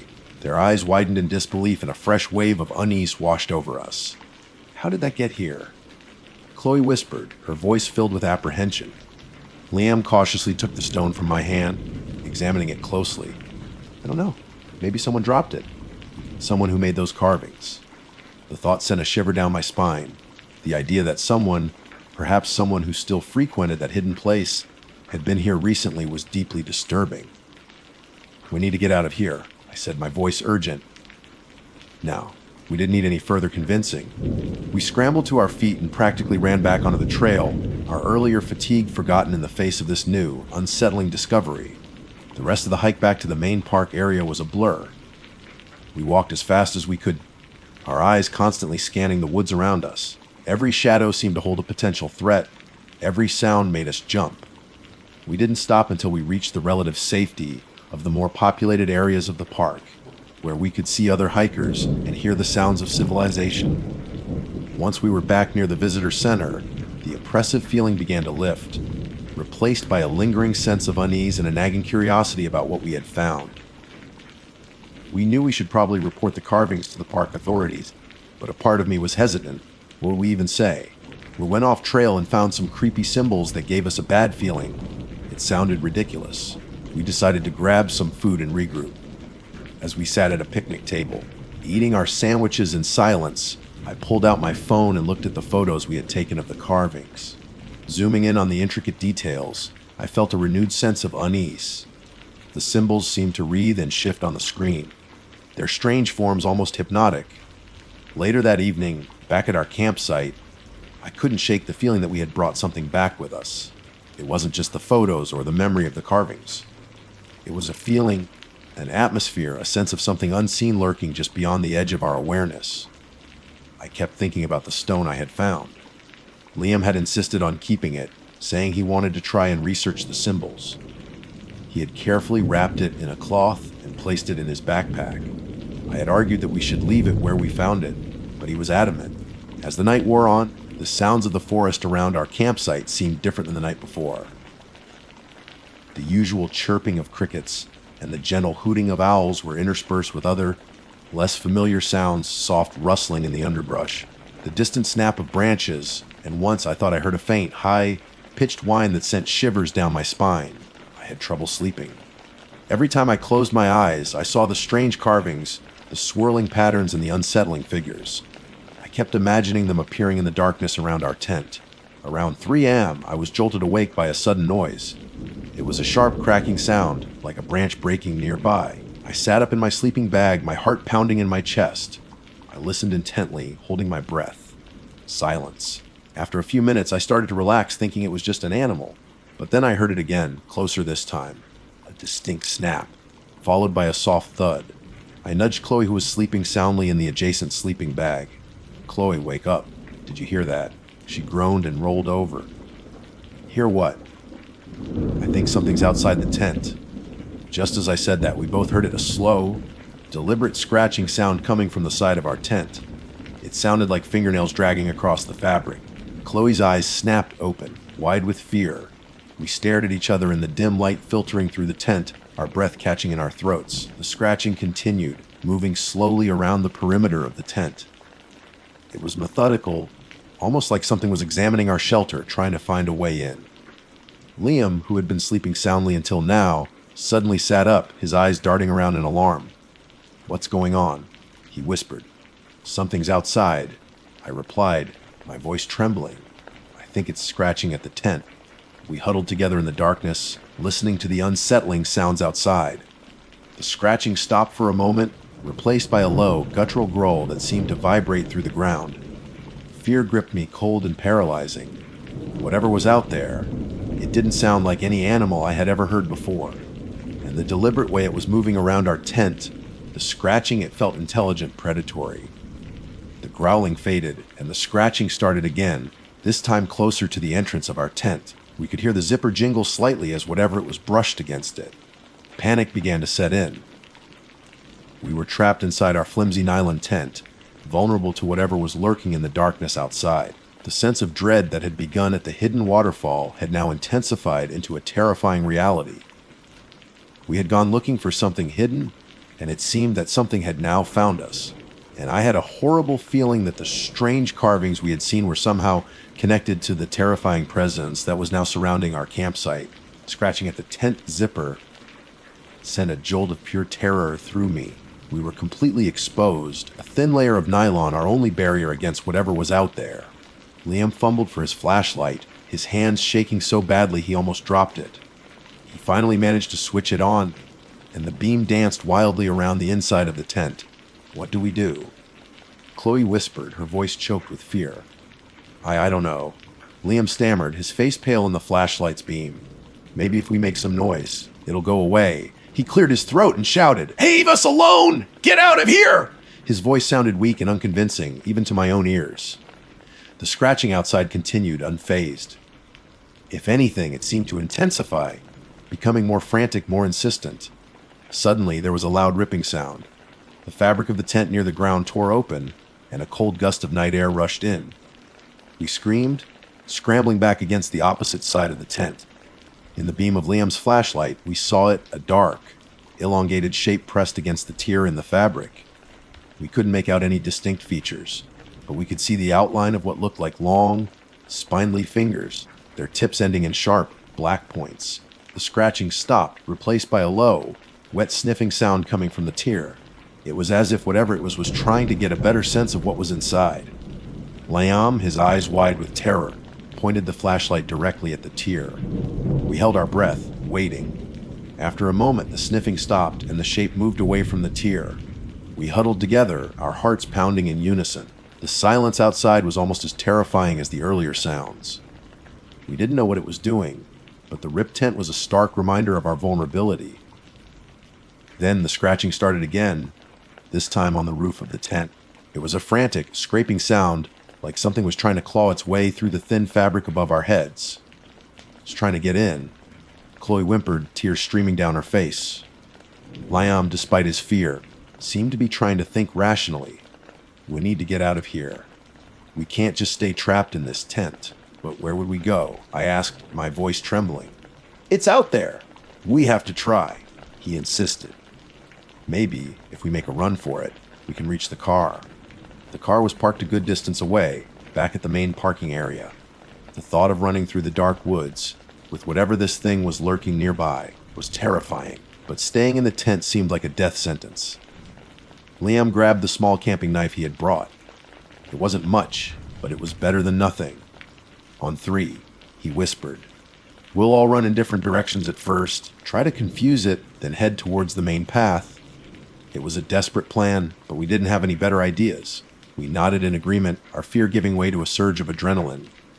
"On to ta," Liam yelled, and we scrambled towards the ripped opening in the tent. As I burst out into the darkness, I caught a fleeting glimpse of something moving in the periphery. It was tall and gaunt, its form silhouetted against the faint starlight filtering through the trees. It moved with an unnatural speed and fluidity, its limbs long and spindly. I didn't wait to get a better look.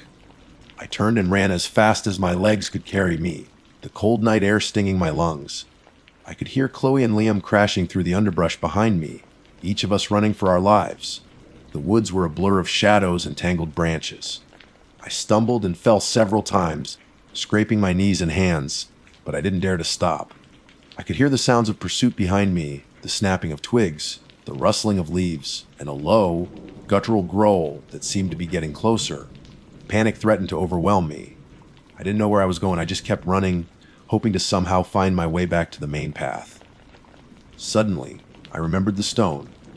Liam had it in his backpack. Could it be connected to this? Had we somehow angered whatever was out there by taking it? As I ran, I risked a glance over my shoulder.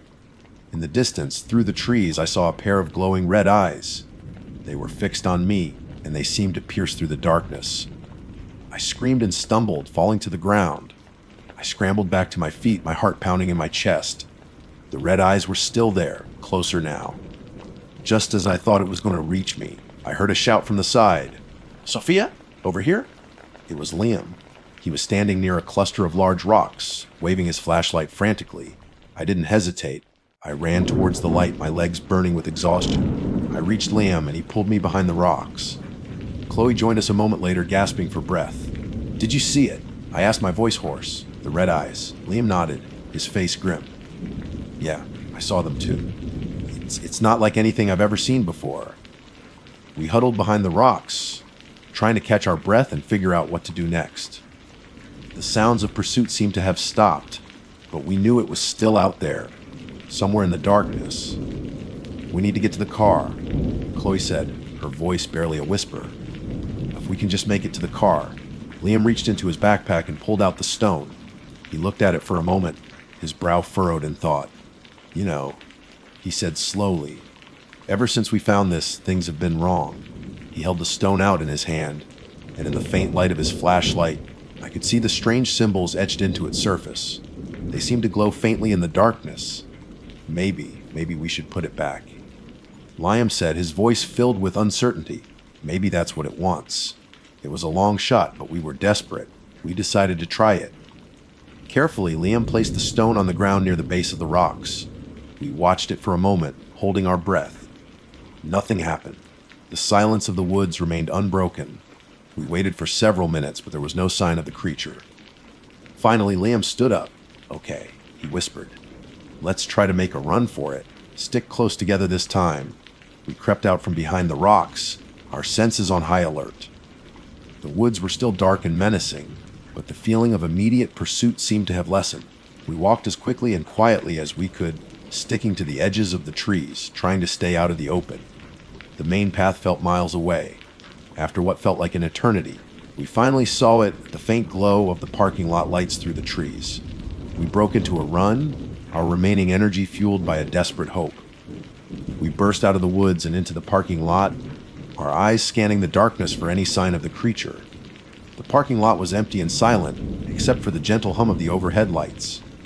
We ran to our car, fumbling with the keys in our panic. Liam finally managed to unlock the doors, and we all piled inside, locking them immediately. We didn't start the engine right away. We just sat there, panting, our hearts still racing.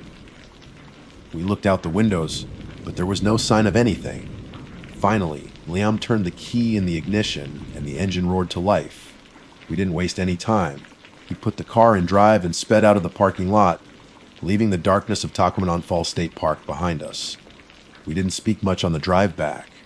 We were all too shaken by what had happened. We knew we had experienced something truly terrifying, something that defied explanation. We never went back to Tahquamenon Falls State Park.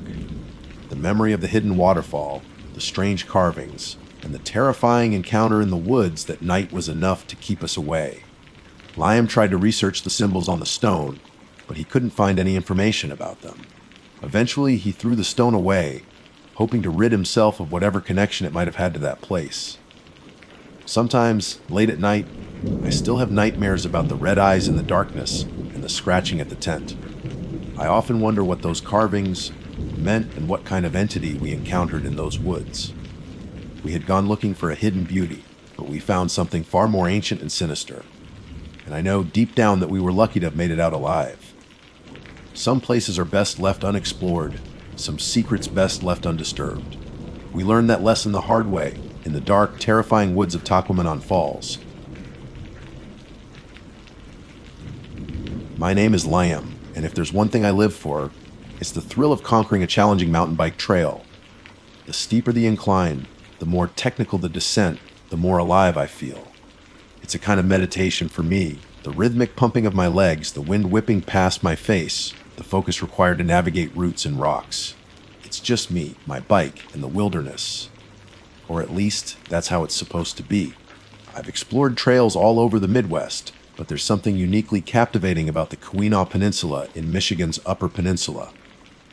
The rugged terrain, the dense forests that seem to stretch on forever, and the breathtaking views of Lake Superior. It's a biker's paradise. I've been planning this trip for months, poring over trail maps, checking weather forecasts, and meticulously prepping my gear. This wasn't just a casual ride. This was going to be an adventure. The day I set out, the sky was a brilliant, cloudless blue. The air was crisp and cool, carrying the scent of pine and damp earth. I'd chosen a trail system known for its challenging climbs and exhilarating downhill sections. The trailhead was relatively quiet, just a few other hikers and bikers gearing up, their faces etched with the same anticipation I felt. I gave a nod to a couple passing by, a silent acknowledgement of our shared passion for the wild. The first few hours were exactly what I'd hoped for.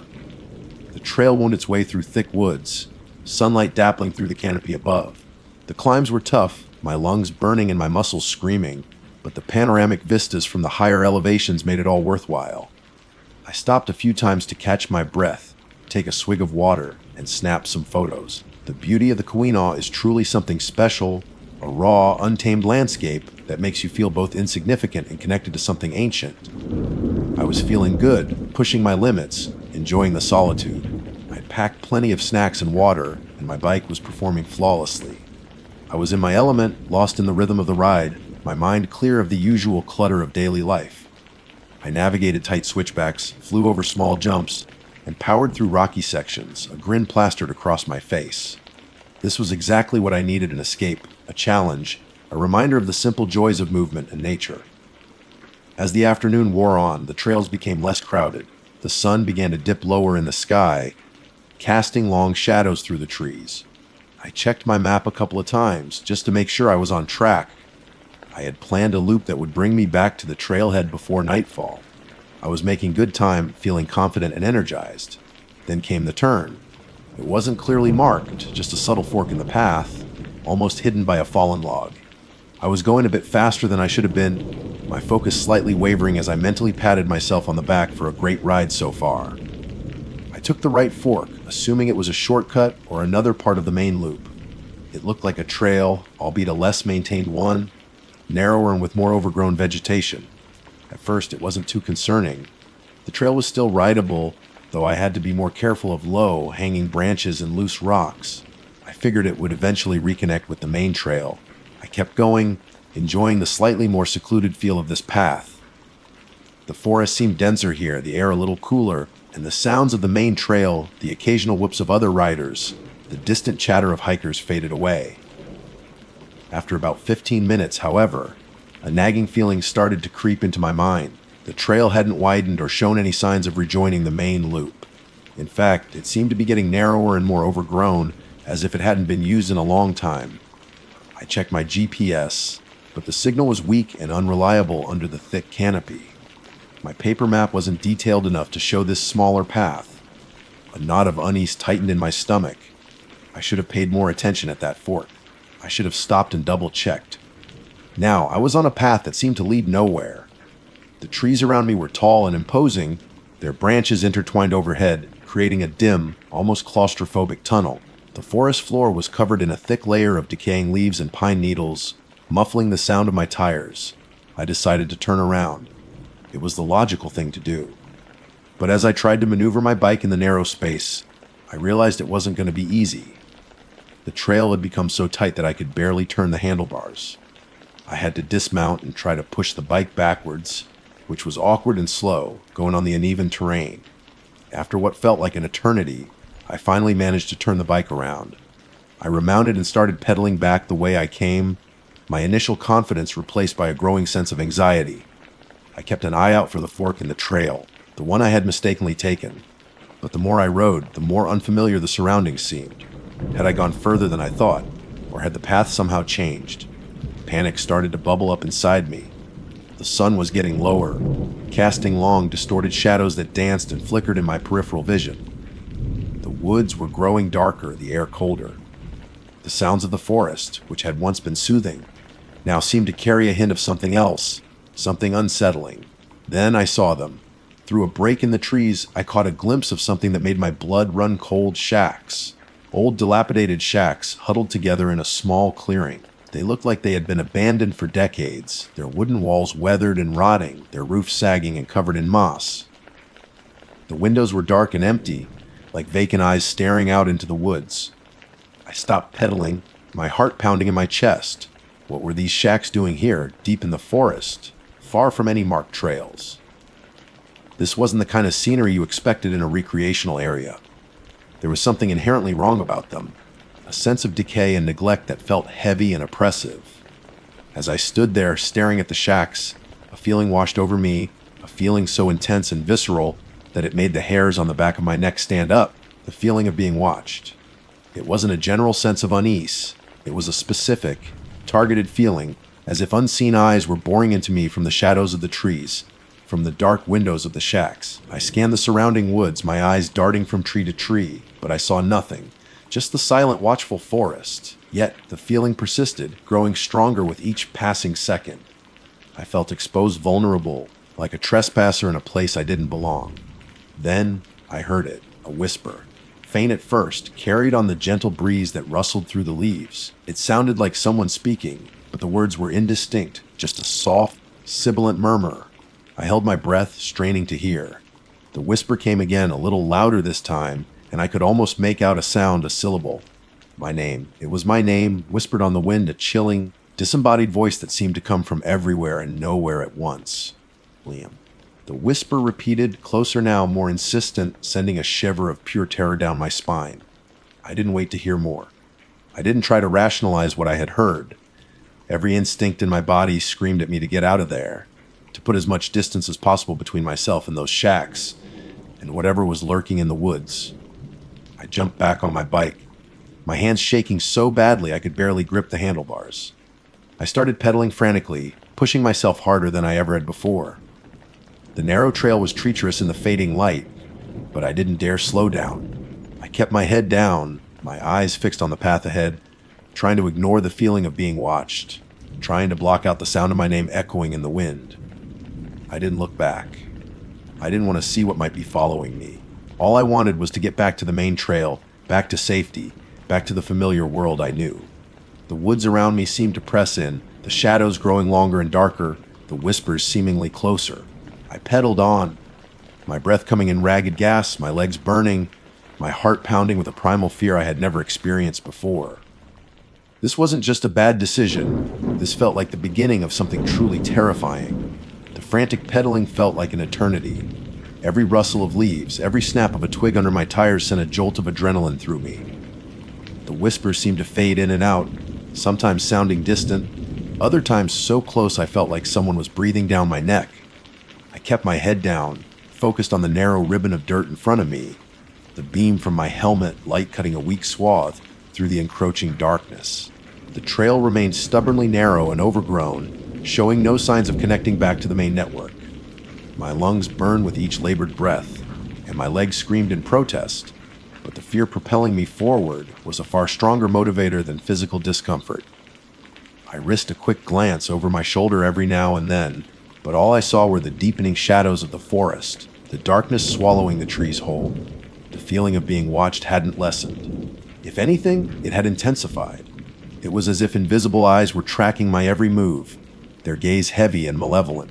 I imagined shadowy figures lurking just beyond the edge of my light, their forms obscured by the darkness, waiting for me to stumble or fall. Then, I heard another sound, something different from the whispers. It was a low, guttural moan, carried on the wind. It sounded ancient and pained, like the sound an injured animal might make, but somehow wrong. Deeper, more resonant, with an undercurrent of something sinister that made my blood run cold. The moan echoed through the trees, and then another followed, closer this time. They seemed to be coming from the direction of the shacks, but it was hard to tell for sure. My heart hammered against my ribs, a frantic drumbeat against the silence of the woods. Whatever was out there, it wasn't natural. I pushed myself harder, my tires slipping on loose gravel as I tried to gain speed. The trail started to descend sharply, becoming even more treacherous in the darkness. I bounced over roots and rocks, my body jolting with each impact. I knew I should slow down, be more careful, but the thought of whatever was behind me spurred me on, overriding any sense of caution. Suddenly, the trail took a sharp turn, and I found myself on a section that was even more overgrown than before. Thorny bushes scraped against my arms and legs, tearing at my clothes. Low hanging branches whipped across my face, and I had to duck and weave to avoid being knocked off my bike. This wasn't a trail anymore. It felt like I was bushwhacking through the wilderness. Panic threatened to overwhelm me. I was lost. It was getting darker by the minute, and there was something out there in the woods with me, something that whispered my name and moaned with an unholy sound. I had made a terrible mistake taking that wrong turn. A stupid, careless mistake that might cost me dearly. I stopped for a moment, leaning heavily on my handlebars, trying to catch my breath and get my bearings. My helmet light illuminated a small patch of the forest floor, revealing nothing but decaying leaves and tangled undergrowth. The silence, apart from my own ragged breathing, was deafening. The whispers and moans had stopped, but the feeling of being watched was still there, a palpable weight in the air. Maybe it was my imagination fueled by fear and exhaustion. Maybe I was just spooked by the old shacks and the isolation of the woods. But deep down, I knew that wasn't true. There was something wrong here, something deeply unsettling. As I stood there, trying to decide what to do, I noticed something on the ground. A small, glinting object caught the beam of my helmet light. I bent down to take a closer look. It was a button old and tarnished, made of what looked like bone. There were strange symbols etched into its surface, symbols I didn't recognize. I picked it up, turning it over in my gloved hand. It felt cold and smooth, and the symbols seemed to writhe and shift in the dim light. An inexplicable sense of dread washed over me as I held it. This button felt wrong, like it belonged to something ancient and malevolent. I quickly dropped it back onto the ground, as if it had burned my hand. I didn't want to touch it anymore. I didn't want anything to do with it. I just want to get out of these woods. I decided to try and find some kind of landmark, anything that would tell me where I was. I scanned the trees around me, looking for anything unusual. That's when I saw it, a flash of white in the darkness. My heart leaped with a surge of hope. Maybe it was a trail marker, or a piece of litter left by another hiker. Anything would be better than this endless, overgrown path. I pushed my bike towards the white object, my helmet light cutting through the darkness. As I got closer, I realized it wasn't a trail marker or litter. It was a bone, a human bone. My stomach lurched, and I stumbled backwards, my hand flying to my mouth. The bone was long and slender, a femur perhaps, and it was bleached white and smooth. It looked old, like it had been lying there for a long time. I shone my light around, and that's when I saw them. More bones, scattered among the leaves and undergrowth. Rib bones, vertebrae, even a skull, its empty eye sockets staring up at the darkness. I was in some kind of makeshift graveyard, deep in the woods, far from any trail. Who were these people? What had happened to them? A wave of nausea washed over me, and I had to fight the urge to vomit. The whispers started again, softer this time, almost like a gentle breeze rustling through the leaves. But I knew what they were saying. They were calling my name. Liam, Liam. The moans returned too, closer now, more insistent. They seemed to be coming from all around me, echoing through the trees, surrounding me in a chorus of pain and despair. I had to get out of here. Now, I jumped back on my bike, my hands trembling so violently I could barely hold on. I started pedaling again faster than before, my eyes darting around, searching for any sign of a way out. Up ahead through the trees, I saw a faint light. It was a soft, flickering glow like a lantern or a campfire. Hope surged through me again. Maybe it was another hiker, someone who could help me. I steered my bike towards the light, pushing through the dense undergrowth. The light grew brighter as I got closer, and I could make out the shape of a small clearing. In the center of the clearing, there was a fire burning, casting flickering shadows on the surrounding trees. And then I saw the figure sitting by the fire. It was hunched over, its back to me, wrapped in what looked like a tattered blanket. Its head was bowed, and long, matted hair hung down, obscuring its face. It didn't move, didn't seem to notice my approach. "Hello," I called out, my voice hoarse and shaky. "Can you help me? I'm lost." The figure didn't respond. It remained motionless, its back still to me. "Excuse me," I said a little louder this time. "I need help. I took a wrong turn and I can't find my way back." Still, the figure didn't move. The silence was unnerving, broken only by the crackling of the fire. I slowly dismounted my bike, my eyes fixed on the figure. There was something about its stillness, its unnatural posture, that made me uneasy. I took a tentative step closer, and that's when I saw it. The figure's hands. They were long and thin, with gnarled fingers and sharp yellowed nails. They were resting on its lap, and they were clutching something. Something that looked like a bone. A human bone. My blood ran cold. This wasn't another hiker. This was something else. Something that sat by a fire in the middle of the woods, surrounded by human remains. The figure slowly began to turn its head.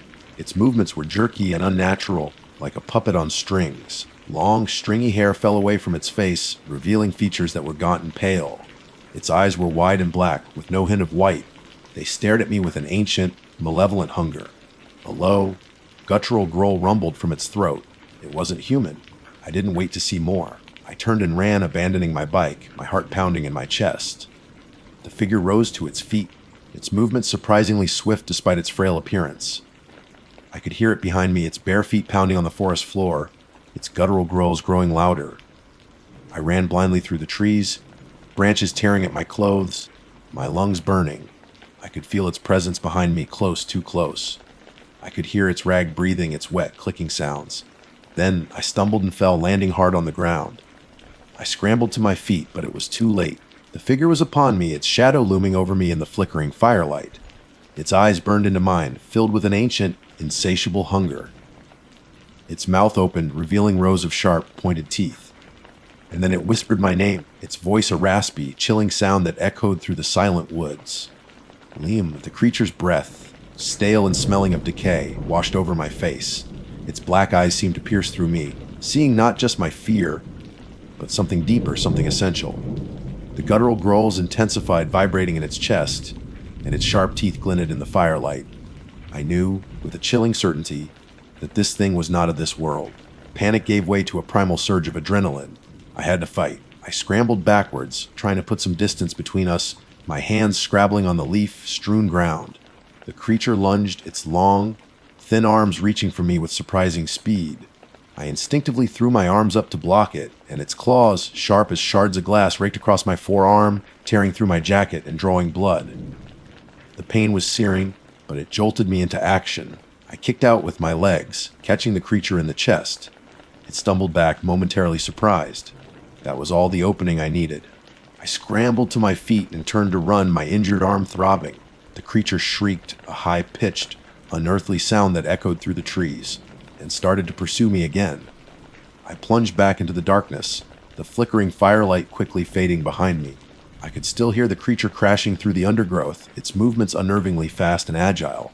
I ran blindly, my only thought to get away, to escape this nightmare. The woods seemed to twist and turn around me, the trees blurring into a dark, impenetrable mass. I could feel the creature gaining on me, its heavy breathing and the snapping of twigs growing louder. Desperation clawed at me. I needed a weapon, anything to defend myself. My hand instinctively went to my belt, where I usually carried a small multi-tool. My fingers fumbled for it, finally finding the cold metal. I pulled it out, flipping open the small knife blade. It wasn't much, but it was better than nothing.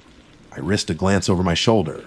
The creature was still behind me, its pale form a fleeting glimpse in the darkness. Its eyes glowed with an eerie intensity, like embers in the night. I veered off the path, hoping to lose it in the denser undergrowth. Thorns and branches tore at my skin, but I ignored the pain, my focus solely on putting distance between myself and the creature. Then I saw another light through the trees, fainter than the fire, but still a beacon of hope. It seemed to be coming from the direction I had initially seen the shacks. A terrible thought struck me. What if the shacks were where this thing came from? What if there were more of them, but I had no other choice? The creature was gaining on me, and the light offered the only potential escape. I changed direction, heading towards the faint glow, my heart pounding with a mixture of hope and dread. As I got closer, the light grew stronger, revealing the dilapidated shacks huddled together in the clearing. They looked even more sinister in the darkness, their dark windows like gaping maws. The air around them felt heavy and oppressive, filled with a sense of ancient decay. I hesitated for a moment, fear warring with desperation. Should I risk going near those shacks again? But the sounds of the creature's pursuit were getting closer, leaving me with no other option. I ran towards the nearest shack, its wooden walls rotting and covered in moss. The door hung crookedly on its hinges, a dark, gaping hole in the side of the building. I didn't stop to think, I just plunged inside, hoping to find some kind of refuge. The interior of the shack was even worse than I had imagined. The air was thick with the smell of mildew and something else, something sickly sweet and indescribably fall. Dust and cobwebs hung in thick layers, and the floorboards creaked ominously under my weight. Moonlight filtered through cracks in the walls, casting long, distorted shadows that danced and wreathed around me. I could hear the creature outside, its snarls and growls echoing through the thin wooden walls. I frantically searched for another way out, my eyes scanning the darkness. There was a small, boarded-up window on the far side of the shack. I rushed towards it, pulling at the loose planks. They were rotten and came away easily, revealing a small opening.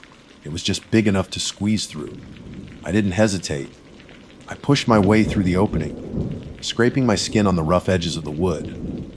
I tumbled out onto the other side, landing hard on the ground. I scrambled to my feet and looked back at the shack. The creature was silhouetted in the doorway, its black eyes burning in the darkness. It let out a frustrated roar, unable to follow me through the small opening. I didn't waste any time. I ran away from the shacks, back into the relative safety of the woods. I could still hear the creature's enraged cries behind me, but it seemed to be staying near the clearing. I kept running, my legs burning, my breath coming in ragged gasps. I didn't know where I was going, but I knew I had to keep moving, to put as much distance as possible between myself and that thing. After what felt like hours, the first hint of dawn began to break through the trees. The darkness slowly receded, replaced by a pale, ethereal light. The sounds of the forest began to change, the chirping of birds replacing the creature's terrifying growls. As the sun rose higher in the sky, the woods began to look less menacing. The shadows retreated, and the familiar shapes of trees and bushes emerged from the darkness. I finally started to feel a glimmer of hope. I stumbled upon a small stream and gratefully drank the cold, clear water. I washed the blood from my arm and examined the wound. It was deep but didn't seem life-threatening. I kept walking, following the stream, hoping it would lead me back to a trail. Eventually, after what felt like an eternity, I heard the distant sound of voices. My heart leaped with joy. I wasn't alone. I pushed through the last of the trees and found myself on a familiar trail. There were other hikers in the distance, their brightly colored backpacks a welcome sight. I ran towards them, shouting for help. They looked surprised to see me, disheveled and covered in dirt and blood. I told them what had happened, my voice still hoarse and shaky. They listened with wide eyes, their faces etched with disbelief and concern. One of them called for help on their satellite phone. It took several hours for the authorities to arrive. I led them back to the area where I had seen the shacks, but there was no trace of them. The clearing was empty, the fire long since burned out. There were no bones, no sign of the creature. The police searched the area thoroughly, but they found nothing. They chalked it up to a hallucination, the result of exhaustion and dehydration. They couldn't explain my injuries, but they suggested I might have fallen or gotten tangled in some thorny bushes. No one believed my story, but I know what I saw. I know what I heard. And I know that something evil lurks in the depths of the Quinaw Peninsula, something ancient and hungry. I never went mountain biking in the Quinaw again. In fact, I haven't been on a bike in months. The memory of those black eyes, the chilling whispers of my name, the guttural moans echoing through the woods, they still haunt my dreams. Sometimes late at night, when the wind howls outside my window, I think I can still hear the whispers, faint and distant, calling my name, Liam Lamb, and I know, with a cold certainty, that whatever I encountered that day is still out there waiting in the darkness. And maybe, just maybe, it's waiting for me to make another wrong turn. My name is Ava, and I've always been drawn to the quiet solitude of nature. Growing up in Michigan, camping trips were a staple of our family vacations. We'd explore the vast forests, hike scenic trails, and fall asleep under a canopy of stars, the sounds of crickets and rustling leaves our lullaby. These were the memories I cherished, the ones that painted a picture of peace and tranquility.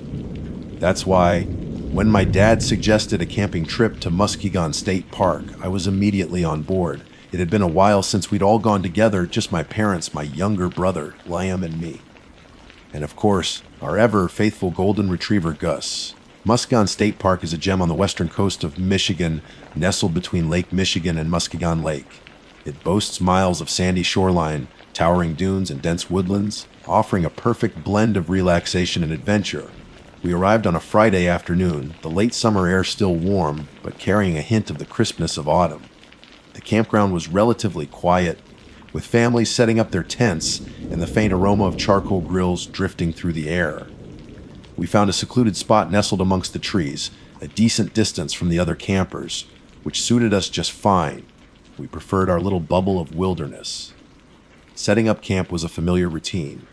My dad, a seasoned outdoorsman, took charge of the tent, while my mom organized our cooking supplies, and Liam, ever the enthusiastic helper, gathered firewood. Gus, his tail wagging furiously, explored our temporary domain, sniffing every tree and bush as if he were on a mission of utmost importance. I helped where I could, but mostly I just enjoyed the feeling of being away from the hustle and bustle of everyday life, the digital world fading into the background as the natural world took center stage. The first evening was idyllic. We cooked hot dogs and s'mores over a crackling campfire, sharing stories and laughing. The sunset painted the sky in hues of orange, pink, and purple, casting long shadows through the trees. Gus lay contentedly by the fire, occasionally letting out a soft sigh as he drifted in and out of sleep. Everything felt right, peaceful, and exactly as I remembered those childhood camping trips. As the stars began to pepper the inky sky, we retreated to our tent. Liam, always the first to fall asleep, was snoring softly within minutes. My parents were soon to follow, their breathing becoming deep and rhythmic. I, however, found myself a little restless. The sounds of the forest at night were always more pronounced, more alive. The gentle hoot of an owl, the rustling of leaves in the breeze, the distant croaking of frogs. It was a symphony of nature, but one that also held a certain mystery. I eventually drifted off to sleep, only to be jolted awake sometime later by a frantic barking. It was Gus. His usually cheerful bark was replaced by a low, guttural growl that escalated into a series of sharp, panicked yelps. He was pacing back and forth at the entrance of our tent, his body rigid, his ears perked up and swiveling as if trying to pinpoint a specific sound or presence in the darkness. "What's wrong with him?" My mom mumbled sleepily. "I don't know." My dad replied, his voice groggy. He reached out and tried to soothe Gus, but our normally obedient dog was having none of it. He continued to bark relentlessly, his gaze fixed on the woods beyond our campsite. It was a dark night, the moon hidden behind a thick layer of clouds. We couldn't see anything beyond the immediate vicinity of our tent, but Gus's fear was palpable. It was a raw, primal fear that sent a shiver down my spine. We tried everything to calm him down. We spoke to him in soothing voices, we offered him treats, but he remained agitated, his barking echoing through the silent campground. It was so unlike him. Gus was usually a friendly, laid-back dog, always eager for a belly rub or a game of fetch. I had never seen him this scared before. Maybe he heard an animal. My dad suggested, but his voice lacked conviction. We were all thinking the same thing. This felt different. There was an intensity to Gus's fear that suggested he wasn't just reacting to a raccoon or a deer. After what felt like an eternity, Gus's barking finally subsided, replaced by a low, continuous whine. He remained tense, however, his eyes still fixed on the darkness. We stayed awake for a while longer, listening intently to the sounds of the night, but all we could hear were the usual forest noises. Eventually, exhaustion took over, and we all drifted back to a fitful sleep. The first rays of dawn filtered through the trees, casting long shadows on the forest floor. The air was cool and crisp, carrying the scent of pine and damp earth. We emerged from our tent, stiff and slightly on edge after the unsettling night. Gus, though calmer, still seemed a little skittish, sticking close to our sides as we started to make breakfast.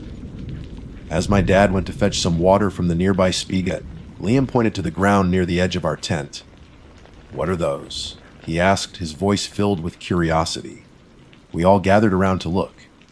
There, in the soft mud that had been dampened by the morning dew, were a series of tracks. They were large, much larger than any animal we were familiar with in the area. They weren't deer tracks, which were common in the park. They weren't bear tracks either. The shape was wrong. These tracks were long and somewhat narrow, with what looked like distinct toe marks, but they were far too big for a raccoon or a fox.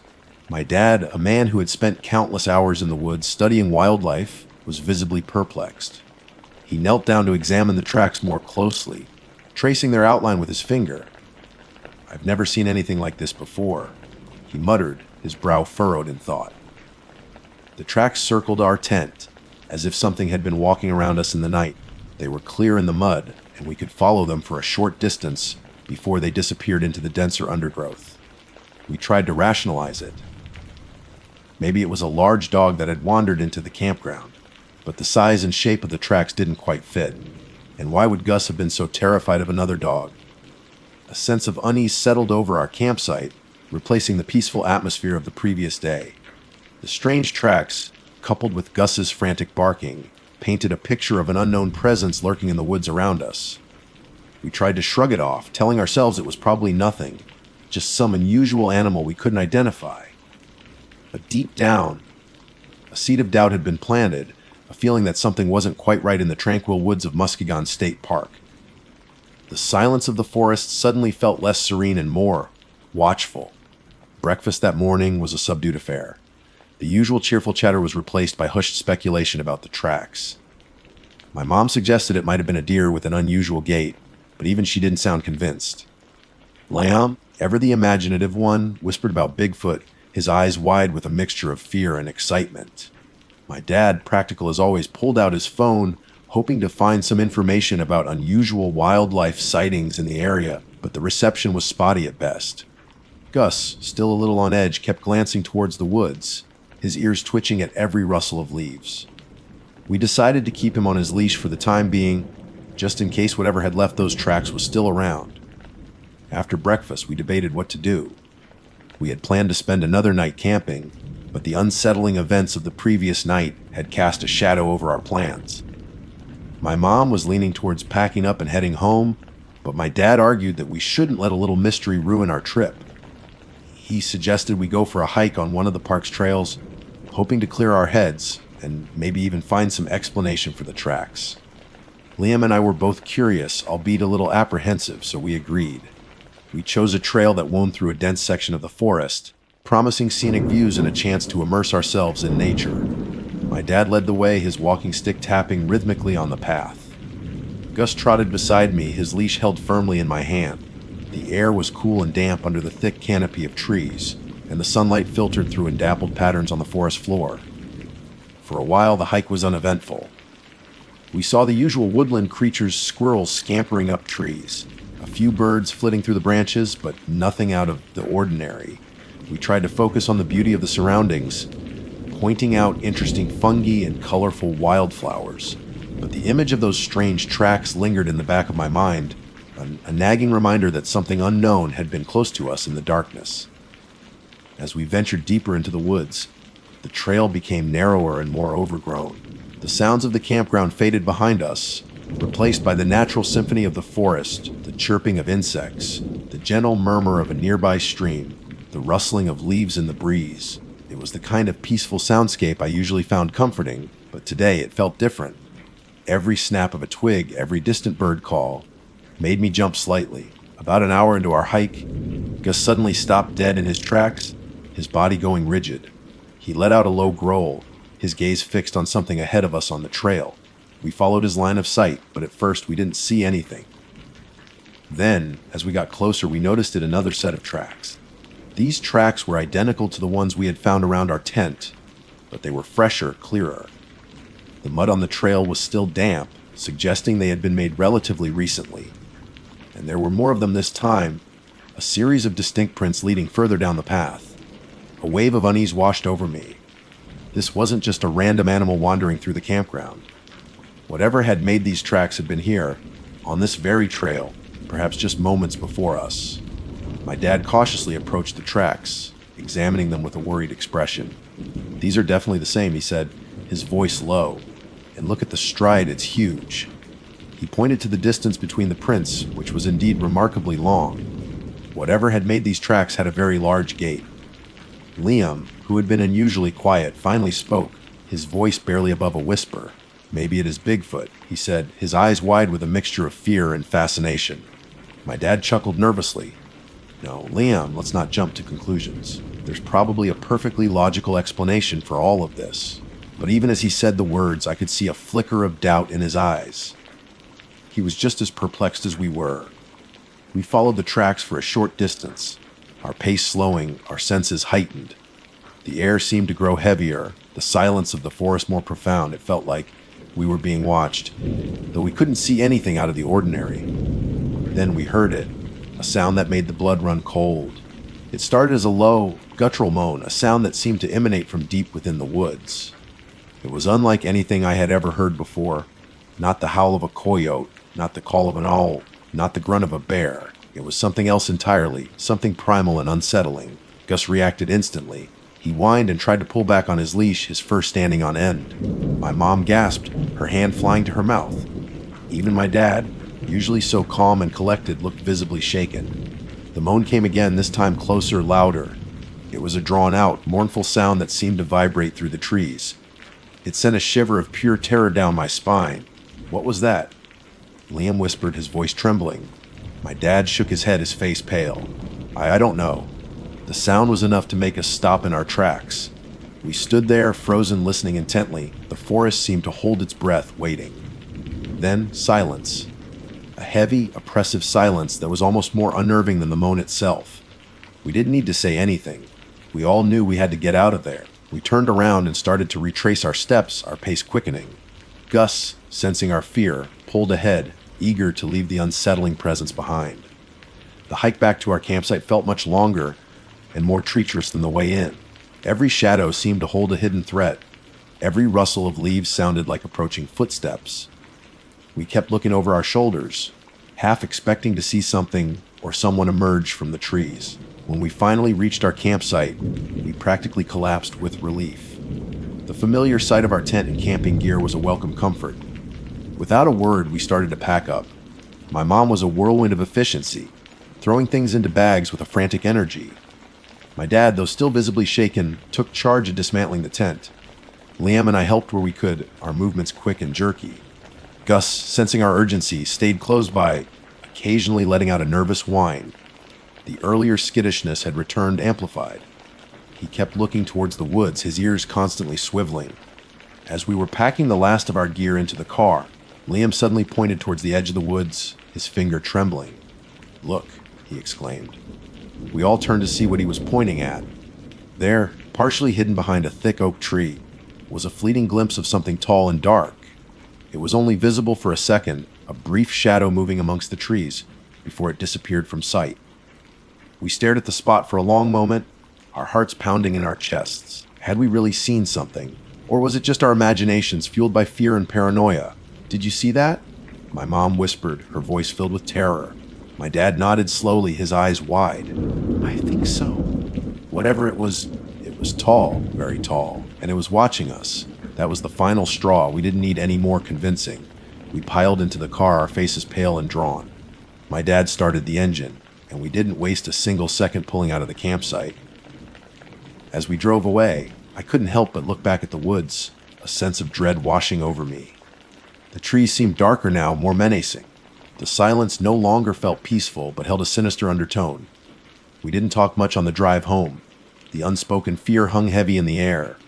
We had gone into the woods seeking peace and tranquility, but we had found something else entirely, something unknown, something unsettling, something that had left its mark on the forest floor, and a lingering fear in our hearts.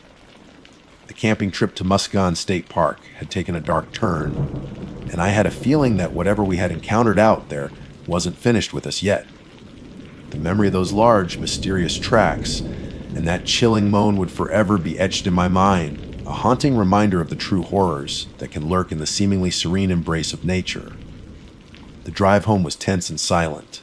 Every time a car passed us in the opposite direction, our headlights briefly illuminating the surrounding woods, I couldn't help but feel a prickle of anxiety, a sense that something was still out there watching. Gus remained unusually quiet in the back seat, occasionally letting out a soft whimper. He seemed to share our unease, his usual happy-go-lucky demeanor replaced by a nervous apprehension. We arrived home in the late afternoon, the familiar comfort of our house a stark contrast to the unsettling atmosphere of the campground. We quickly unloaded the car, eager to be inside, surrounded by the normalcy of our everyday lives. My mom immediately started making a pot of coffee, her hands still shaking slightly. My dad busied himself locking all the doors and windows, a habit he didn't usually indulge in to such an extent. Liam, pale and quiet, retreated to his room, probably to process everything that had happened.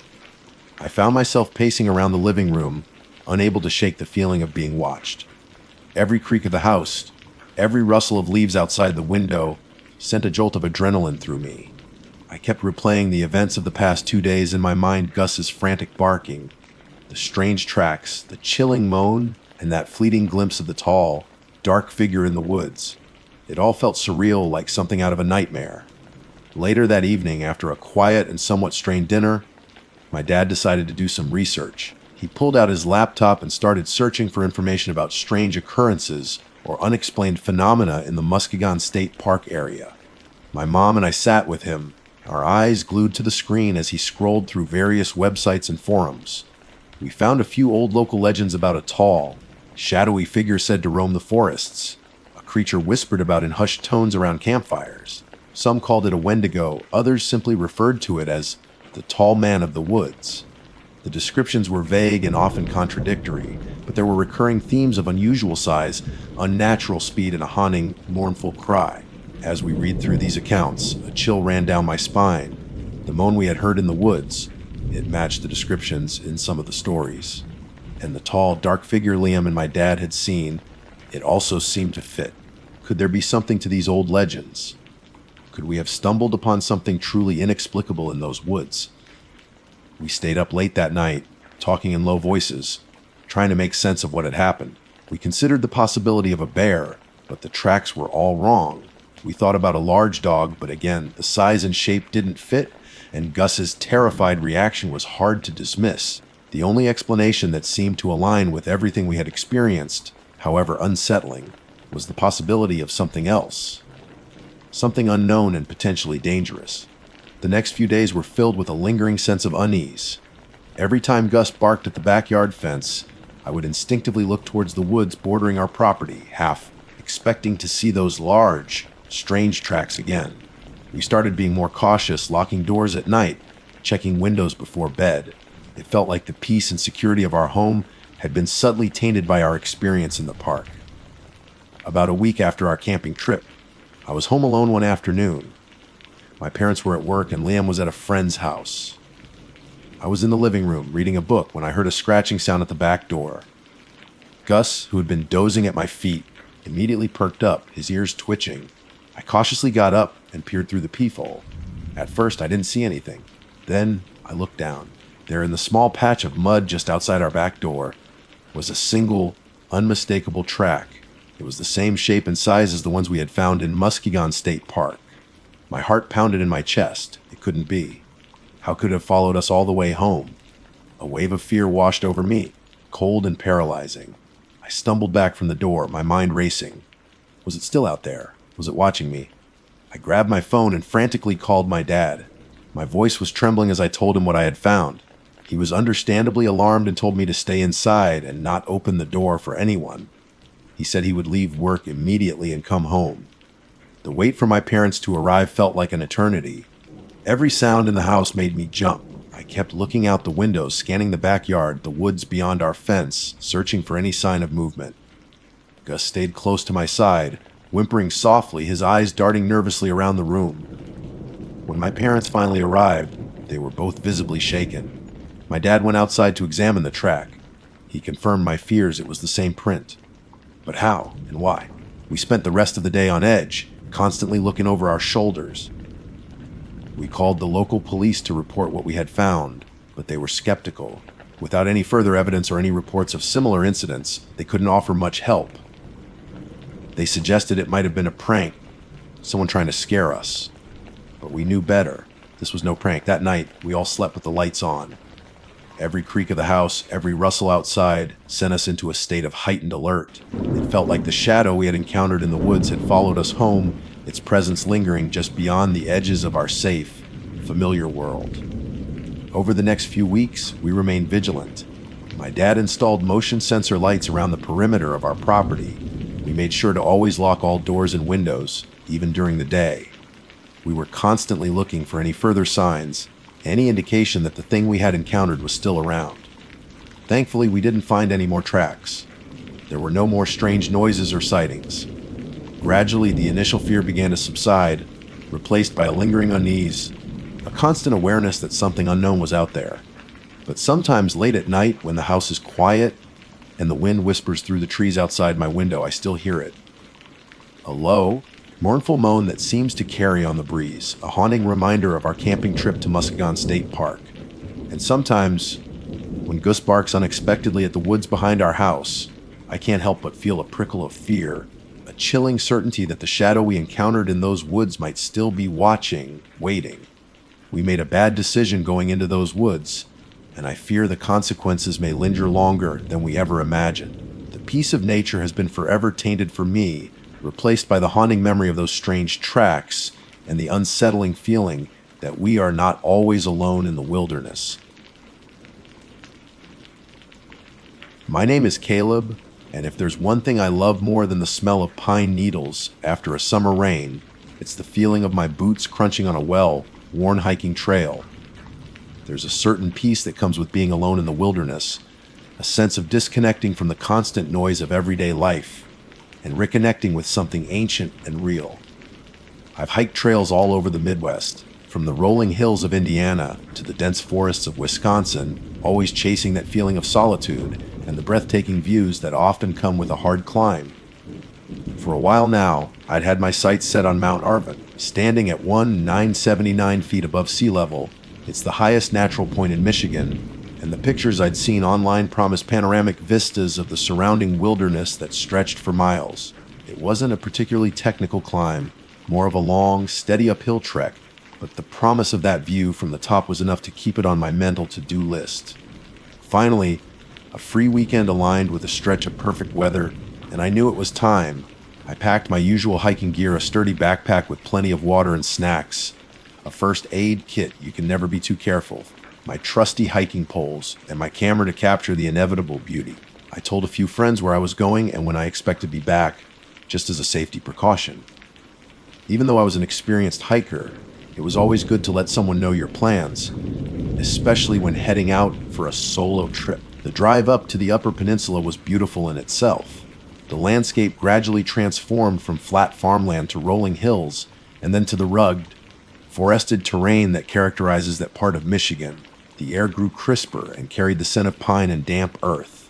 By the time I reached the trailhead, I was buzzing with anticipation. The trail started gently, winding its way through a dense forest of maple and birch trees. Sunlight dappled through the leaves, creating shifting patterns of light and shadow on the forest floor. The only sounds were the chirping of birds and the rustling of leaves in the gentle breeze. It was exactly the kind of peaceful escape I had been craving. As I gained elevation, the terrain became a bit more challenging. The trail narrowed in places, and there were a few rocky sections that required a bit more careful footing. But the climb was gradual enough that I could maintain a steady pace without feeling too winded. I stopped occasionally to catch my breath, take a sip of water, and admire the changing scenery. The trees began to thin out in places, offering glimpses of the vast wilderness that surrounded me. After a few hours of steady hiking, I started to feel the familiar burn in my legs that told me I was getting closer to the summit. The trees became shorter and more sparse, and the ground underfoot turned rocky. Then, finally, I saw a small wooden sign marking the summit of Mount Arvin. I pushed through the last few steps and emerged into a small clearing. And then I saw the view. It was even more breathtaking than the pictures had suggested. From this vantage point, the world seemed to stretch out endlessly in every direction. Rolling hills covered in dense forest faded into the hazy distance. I could see glimpses of sparkling lakes and winding rivers far below. The sky above was a brilliant blue, dotted with fluffy white clouds that seemed close enough to touch. I found a large, flat rock near the edge of the clearing and sat down to take it all in. The silence up there was profound. It wasn't an empty silence, but rather a deep, resonant quiet that seemed to hum with the energy of the natural world. It was a silence that made the usual background noise of my life traffic, conversations, the constant hum of technology seem distant and insignificant. I spent a good half hour just sitting there, soaking in the view and the stillness. I ate a quick lunch, took some photos to try and capture the incredible panorama, and just let my mind wander. It was exactly the kind of peaceful solitude I had come for. But as the afternoon wore on, a subtle shift began to occur. The silence, which had initially felt so peaceful, started to take on a different quality. It began to feel unnerving. It was so absolute, so complete, that it almost felt like something was missing, like the world had momentarily held its breath. I started to feel a little uneasy. Maybe it was just the isolation getting to me, or maybe it was the fact that I hadn't seen another person on the trail all day. Whatever it was, a prickle of unease began to creep up my spine. I decided it was probably time to start heading back down. The sun was beginning its slow descent in the sky, and I wanted to make sure I had plenty of daylight for the hike back to my car. I stood up, stretched my legs, and took one last look at the stunning view. As I turned to start back down the trail, I heard it.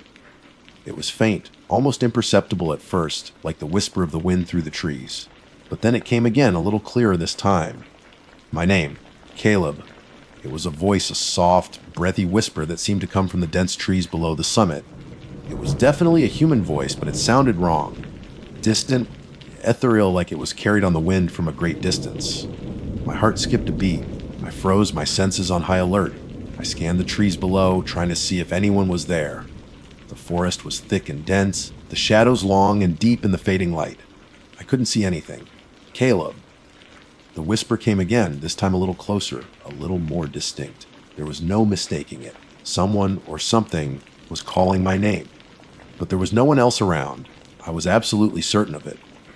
I had been alone on the summit for the better part of an hour, and I hadn't seen a single other hiker on the trail all day. A cold dread began to wash over me. This wasn't right. This wasn't normal. I took a hesitant step towards the edge of the clearing, peering into the shadowy depths of the forest below. "Hello?" I called out, my voice sounding weak and shaky in the vast silence. Is anyone there? Only the rustling of leaves in the breeze answered me. "Caleb," the whisper came again, closer still. It sounded like it was just beyond the tree line, maybe only a few dozen feet away. The voice was undeniably calling me. My mind raced, trying to come up with a rational explanation. Maybe there was someone down there I hadn't seen. Maybe they had somehow known my name.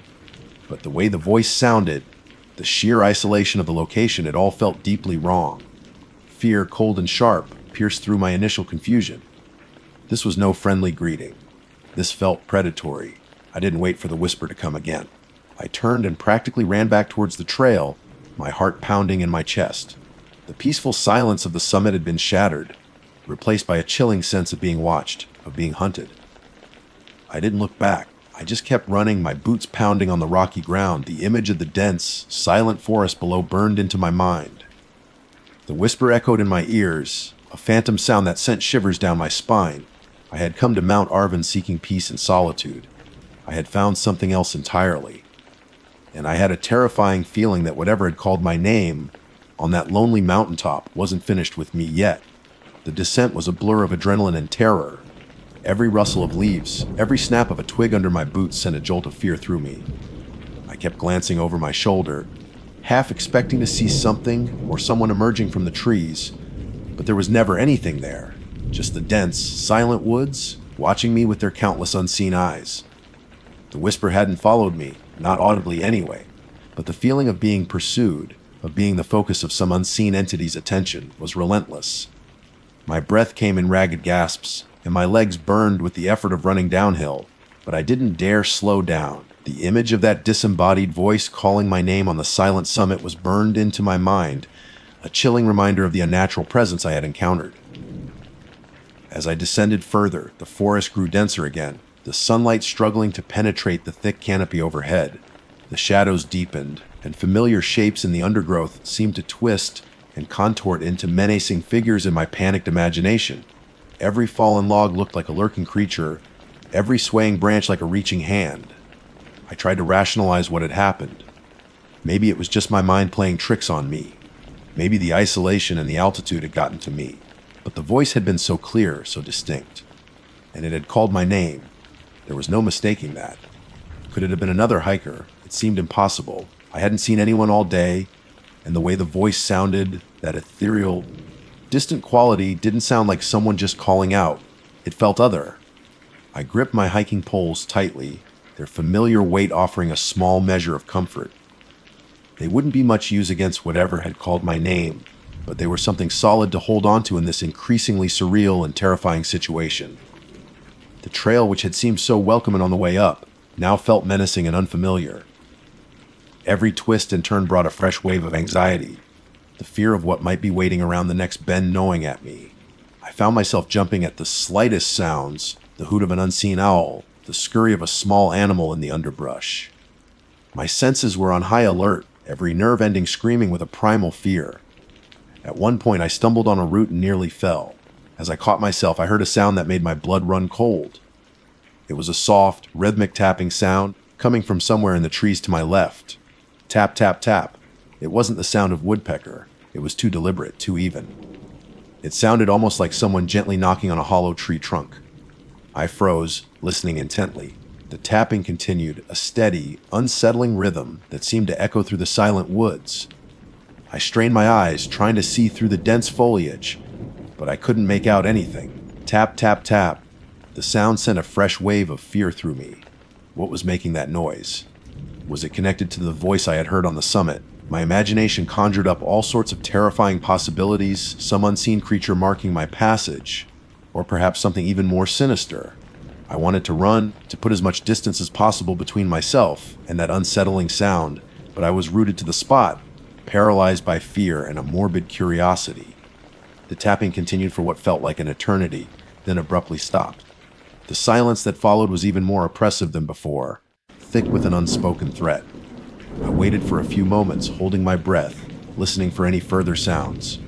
When nothing else came, I forced myself to move, my legs feeling heavy and unresponsive. I kept my eyes fixed on the trees where I had heard the tapping, half expecting to see something emerge, but nothing did.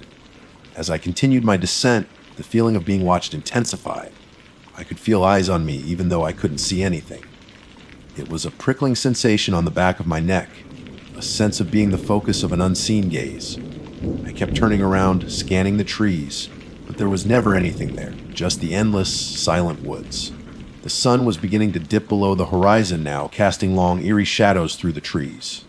The forest was growing darker, and the air was getting colder. The familiar comfort of the woods had completely vanished, replaced by a sense of foreboding and menace. Then I heard it again. The whisper. This time it was closer, clearer. It seemed to come from just off the trail, maybe only a few yards away. Caleb, my name spoken in that same soft, breathy tone. It sent a jolt of pure terror through me. This wasn't my imagination. This was real. I stopped dead in my tracks, my heart pounding so hard I could feel it in my ears. I scanned the trees to my right, trying to pinpoint the source of the voice. The undergrowth was thick, and the shadows were deep, making it impossible to see anything clearly. "Who's there?" I called out, my voice trembling. "What do you want?" Silence. Only the rustling of leaves in the growing darkness answered me. I took a hesitant step back, my eyes darting nervously from shadow to shadow. I had to get out of here. I had to get back to my car, back to civilization, back to safety. I started to walk again, my pace quickening, my eyes still scanning the trees. I told myself it was just my imagination, that I was letting my fear get the better of me. But the feeling of being watched, of being hunted, was too strong to ignore.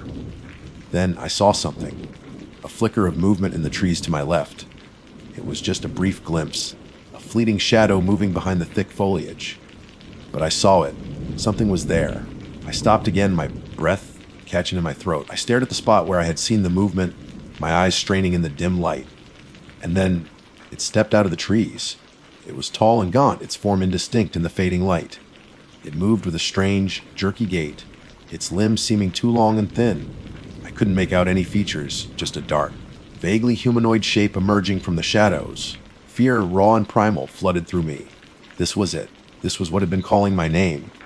The figure took another step closer, and then another. It was moving slowly, deliberately, as if it had all the time in the world. I wanted to scream, but my voice seemed to be trapped in my throat. I wanted to run, but my legs felt like lead. I was frozen, paralyzed by the sheer terror of what I was seeing. The figure was closer now, close enough that I could start to make out some details. Its skin looked pale and stretched tight over sharp bones. Its eyes were dark and hollow, and they were fixed on me. And then it spoke. Its voice was the same soft, breathy whisper I had heard on the summit, but now it was right in front of me, close enough to send a chill down my spine. Caleb. It spoke my name with a strange, almost mournful inflection. I finally found my voice, a choked gasp of terror. What are you?" The figure didn't answer. It just continued to stare at me with those empty eyes, its gaunt form looming in the twilight. Then it raised a hand, its fingers long and spindly. It took another step closer, and I could see something glinting in its hand, something sharp. That was all it took. The paralysis broke, replaced by a surge of adrenaline. I turned and ran. Stumbling and scrambling down the trail, the image of that terrifying figure burned into my mind. I didn't look back. I just ran as fast as my legs could carry me, the whisper echoing in my ears, the feeling of its gaze burning into my back. I didn't know what it was, but I knew I had to get away. I had to get out of these woods, away from whatever was hunting me. and I had a terrible feeling that it wouldn't stop until it caught me. I ran blindly through the darkening woods, my lungs burning, my heart pounding like a drum against my ribs. Branches whipped at my face, and unseen roots threatened to trip me, but I didn't dare slow down. The image of that gaunt figure, its hollow eyes fixed on me, propelled me forward. The whisper echoed in my mind, a chilling reminder of the unnatural thing that was pursuing me. I could hear the sound of my own ragged breathing, the pounding of my boots on the uneven ground, but I couldn't hear anything else. No sounds of pursuit, no snapping twigs or rustling leaves that would indicate the figure was still behind me. But the feeling of being watched, of being hunted, remained as strong as ever. The forest was almost completely dark now, the last vestiges of twilight fading into a deep, inky blackness. I stumbled frequently, my hands outstretched to try and find my way. I had no idea if I was still on the trail or if I had veered off into the dense undergrowth. All I knew was that I had to keep moving, had to put as much distance as possible between myself and that terrifying entity. Panic clawed at the edges of my mind. What was that thing? It didn't look human, not entirely. The pale skin, the elongated limbs, the hollow eyes, it was like something out of a nightmare. And the way it had known my name, it sent a shiver of icy dread down my spine. I tried to think logically, to come up with some rational explanation for what I had seen. But my mind kept returning to the same conclusion. It wasn't natural. It was something else, something ancient and malevolent that had no place in the familiar world. Just when I thought I couldn't run any further, I saw a faint glimmer of light through the trees ahead. Hope surged through me. It had to be the trailhead, my car's safety. I pushed myself harder, ignoring the burning in my legs and the stitch in my side. The light grew brighter as I stumbled closer, and soon I could make out the familiar shape of my car, parked in the small clearing. I burst out of the trees and into the parking lot, gasping for breath. The familiar sight of my beat, up Subaru Outback, was a welcome relief. I fumbled with my keys, my hands shaking so badly I could barely grip them. Finally, I managed to unlock the door and practically fell into the driver's seat. I slammed the door shut and locked it, my eyes darting nervously around the parking lot. It was empty, the only light coming from the faint glow of the moon filtering through the trees. I didn't see anything, but the feeling of being watched still lingered. I fumbled with the ignition, my heart pounding with anxiety. The engine finally turned over, and I let out a shaky breath of relief. I threw the car into reverse and backed out of the parking spot, my eyes glued to the rearview mirror. As I pulled out onto the dirt road, I glanced back at the woods. The darkness seemed to press in, concealing whatever horrors lurked within. I shuddered and pressed down on the accelerator, wanting to put as much distance as possible between myself and Mount Arvin. I didn't stop driving until I was well out of the Upper Peninsula, the familiar landscape of the lower part of Michigan a welcome sight. Even then, I kept looking in my rearview mirror, half expecting to see those hollow eyes staring back at me. I finally made it home in the early hours of the morning, exhausted and terrified. I stumbled into my apartment, locked the door behind me, and collapsed onto my bed, still fully clothed. Sleep didn't come easily. Every time I closed my eyes, I saw that gaunt figure, heard that chilling whisper. The next few days were a blur. I couldn't shake the feeling that I had encountered something truly evil in those woods. I tried to tell a few friends what had happened, but they just looked at me with concern, suggesting I had probably just been tired or spooked by being alone in the wilderness. I knew what I had seen. I knew what I had heard. And I knew I would never look at the woods the same way again. Weeks turned into months, and the memory of that terrifying hike slowly began to fade, pushed to the back of my mind by the demands of everyday life. I still went hiking occasionally, but I avoided remote trails and always made sure to go with a group. The solitude of the wilderness no longer held the same appeal. Then, one evening, I was sitting at home watching television when I heard it. It was faint, almost imperceptible at first, like the whisper of the wind outside my window. But then it came again, a little clearer this time. My name. It was the same soft, breathy whisper I had heard on the summit of Mount Arvin, the same chilling tone that had haunted my nightmares for months. My blood ran cold. I froze, my senses on high alert. I looked around my apartment, my heart pounding in my chest. I was alone. The windows were closed.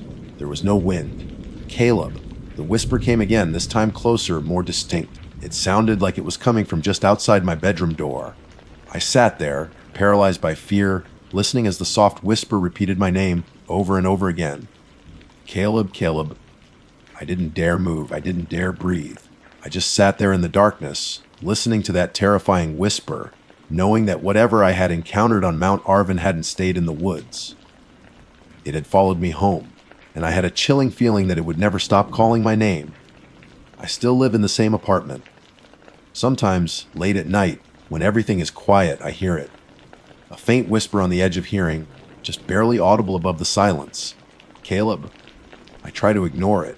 I tell myself it's just my imagination, the lingering effects of a traumatic experience.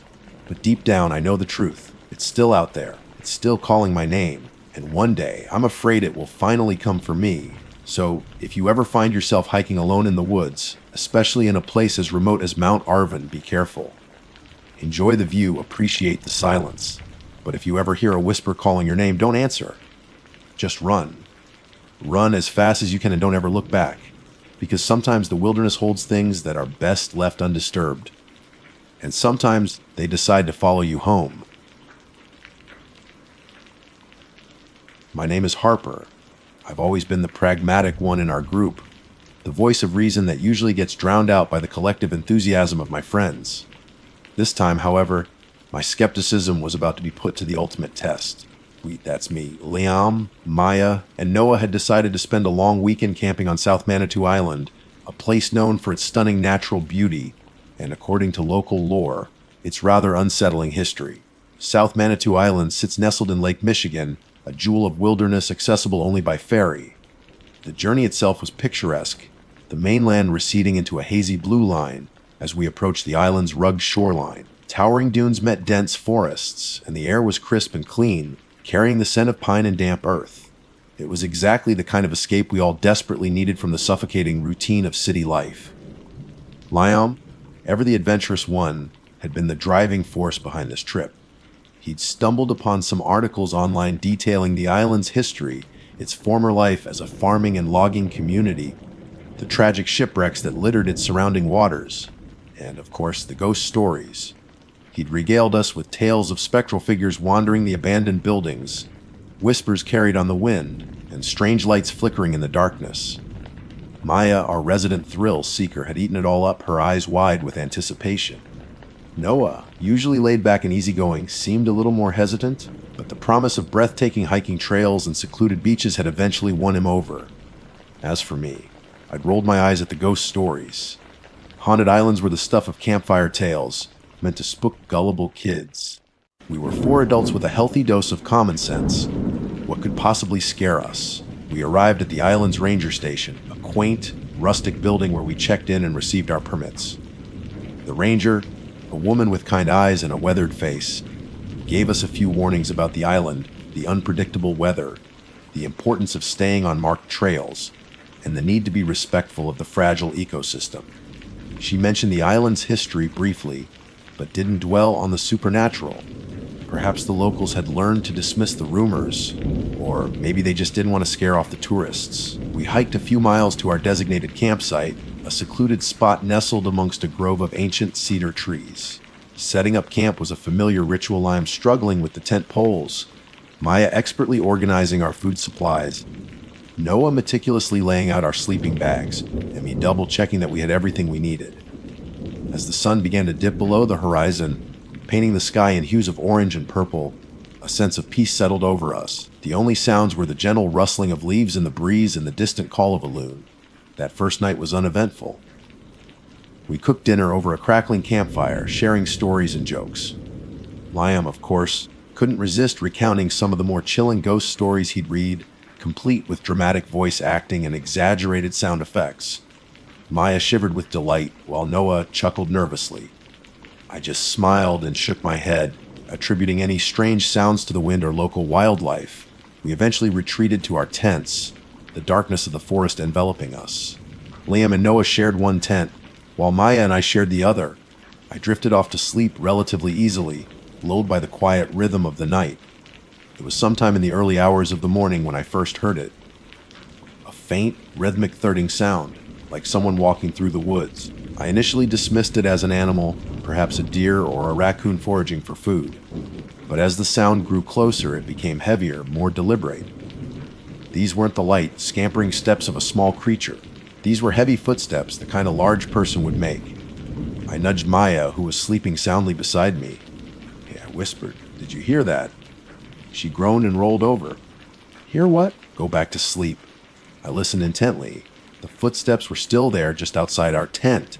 They seemed to be circling us, a slow, measured pace. There was something unsettling about the sound, something that sent a shiver down my spine despite my attempts to rationalize it. "Maya, I'm serious," I said, a little more urgently. "There's something outside." She finally stirred, groggily rubbing her eyes. "What is it?" "A bear." "I don't think so," I replied. "It sounds heavier. And the way it's walking, it doesn't sound like an animal." We held our breath, listening. The footsteps continued their slow, steady circuit around our tents. They were undeniably heavy, each step sounding like it was made by something with significant weight. But it wasn't just the weight that was strange. It was the rhythm. It was too consistent, too even. It didn't have the natural variation you'd expect from an animal moving through the undergrowth. Then the footsteps stopped, right outside our tent. We could hear the rustling of leaves, the snapping of a twig. It felt like whatever was out there was standing just inches away from us, listening. My heart started to pound in my chest. Even I, the staunch skeptic, couldn't deny the growing sense of unease that was creeping over me. This didn't feel normal. This didn't sound like anything I'd ever heard in the woods before. After what felt like an eternity, the footsteps started again, moving away from our tent, towards Liam and Noah's. We heard a muffled gasp from their tent, followed by hushed whispers. Whatever was out there had definitely woken them up too. The footsteps continued their slow, deliberate path, circling our campsite. They would stop for a while, then start again, always just outside the perimeter of our tents. It felt like we were being watched, observed by something unseen in the darkness. Maya squeezed my hand tightly. Her eyes were wide with fear. Even she, the thrill seeker, was clearly spooked. "What do you think it is?" she whispered, her voice trembling slightly. I shook my head. "I don't know." "But it doesn't feel right." We lay there, huddled together in our sleeping bags, listening to the unsettling sounds outside. The heavy footsteps, the rustling leaves, the occasional snap of a twig. It was a symphony of the unknown, playing out in the darkness of the remote island. The ghost stories Liam had told around the campfire suddenly didn't seem so far-fetched anymore. A seed of doubt, a tiny crack in my wall of skepticism had been planted. And as the night wore on, that seed began to sprout, fueled by the chilling reality of what we were hearing just outside our tents. This camping trip, which had started with so much promise, was quickly turning into something far more sinister than any of us could have imagined. The footsteps continued their unsettling patrol for what felt like hours. Sleep was out of the question. Every rustle of leaves, every snap of a twig sent a fresh jolt of adrenaline through me. The shared fear in our tent was palpable. Maya's grip on my hand tightened whenever the footsteps paused near us, and I could feel her trembling slightly. Eventually, as the first hint of dawn began to paint the eastern sky a pale gray, the footsteps finally faded away. The silence that followed was almost as unnerving as the sounds themselves. It was a heavy, oppressive silence, as if the very air was holding its breath. We waited for what seemed like an eternity before cautiously unzipping our tent. Liam and Noah were already outside, their faces pale and etched with exhaustion. They looked as shaken as we felt. "Did you hear that?" Liam whispered, his voice hoarse. "Hear it?" Maya replied, her voice barely above a whisper. What practically had a front row seat to whatever that was. Noah just nodded, his eyes wide and darting around the surrounding woods. He looked like he hadn't slept a wink. We huddled together, surveying our campsite. Everything looked normal. Our tents were intact. Our gear was undisturbed. There were no obvious signs of what had been circling us in the dark. No large tracks in the dirt, no broken branches. It was as if the heavy footsteps had belonged to something that didn't leave a trace. "What do you think it was?" Liam asked, his voice filled with a mixture of fear and morbid curiosity. I shook my head. "I have no idea, but it didn't sound like any animal I've ever heard." "Me neither," Maya agreed. "It was too deliberate, too heavy." In those pauses, it felt like it was watching us. Noah, who was usually the most rational of the group, spoke up hesitantly. Maybe it was just someone else camping nearby. Someone with heavy boots. We all looked at each other. It was a plausible explanation, but it didn't quite fit. The sound hadn't been like boots on the ground. It had been more like heavy, bare feet making soft thuds on the forest floor. And the way it had circled us, stopping and starting, it felt too intentional to be just another camper. There aren't supposed to be any other campsites this far out, Liam said, consulting the map the ranger had given us. This is supposed to be a pretty isolated area. A chill ran down my spine. He was right. We had chosen this particular spot specifically for its seclusion. We decided to make some coffee and a quick breakfast, hoping that the daylight and the warmth of the fire would help to dispel the lingering unease. As we sat around the crackling flames, sipping our lukewarm coffee, we tried to come up with a logical explanation for what we had heard.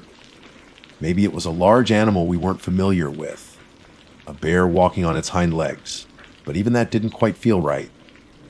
Remember those stories the ranger mentioned? Maya said, her voice low, about the island being haunted. Liam scoffed, though his voice lacked its usual conviction. Come on, Maya. You don't actually believe in that stuff, do you? I didn't, she admitted.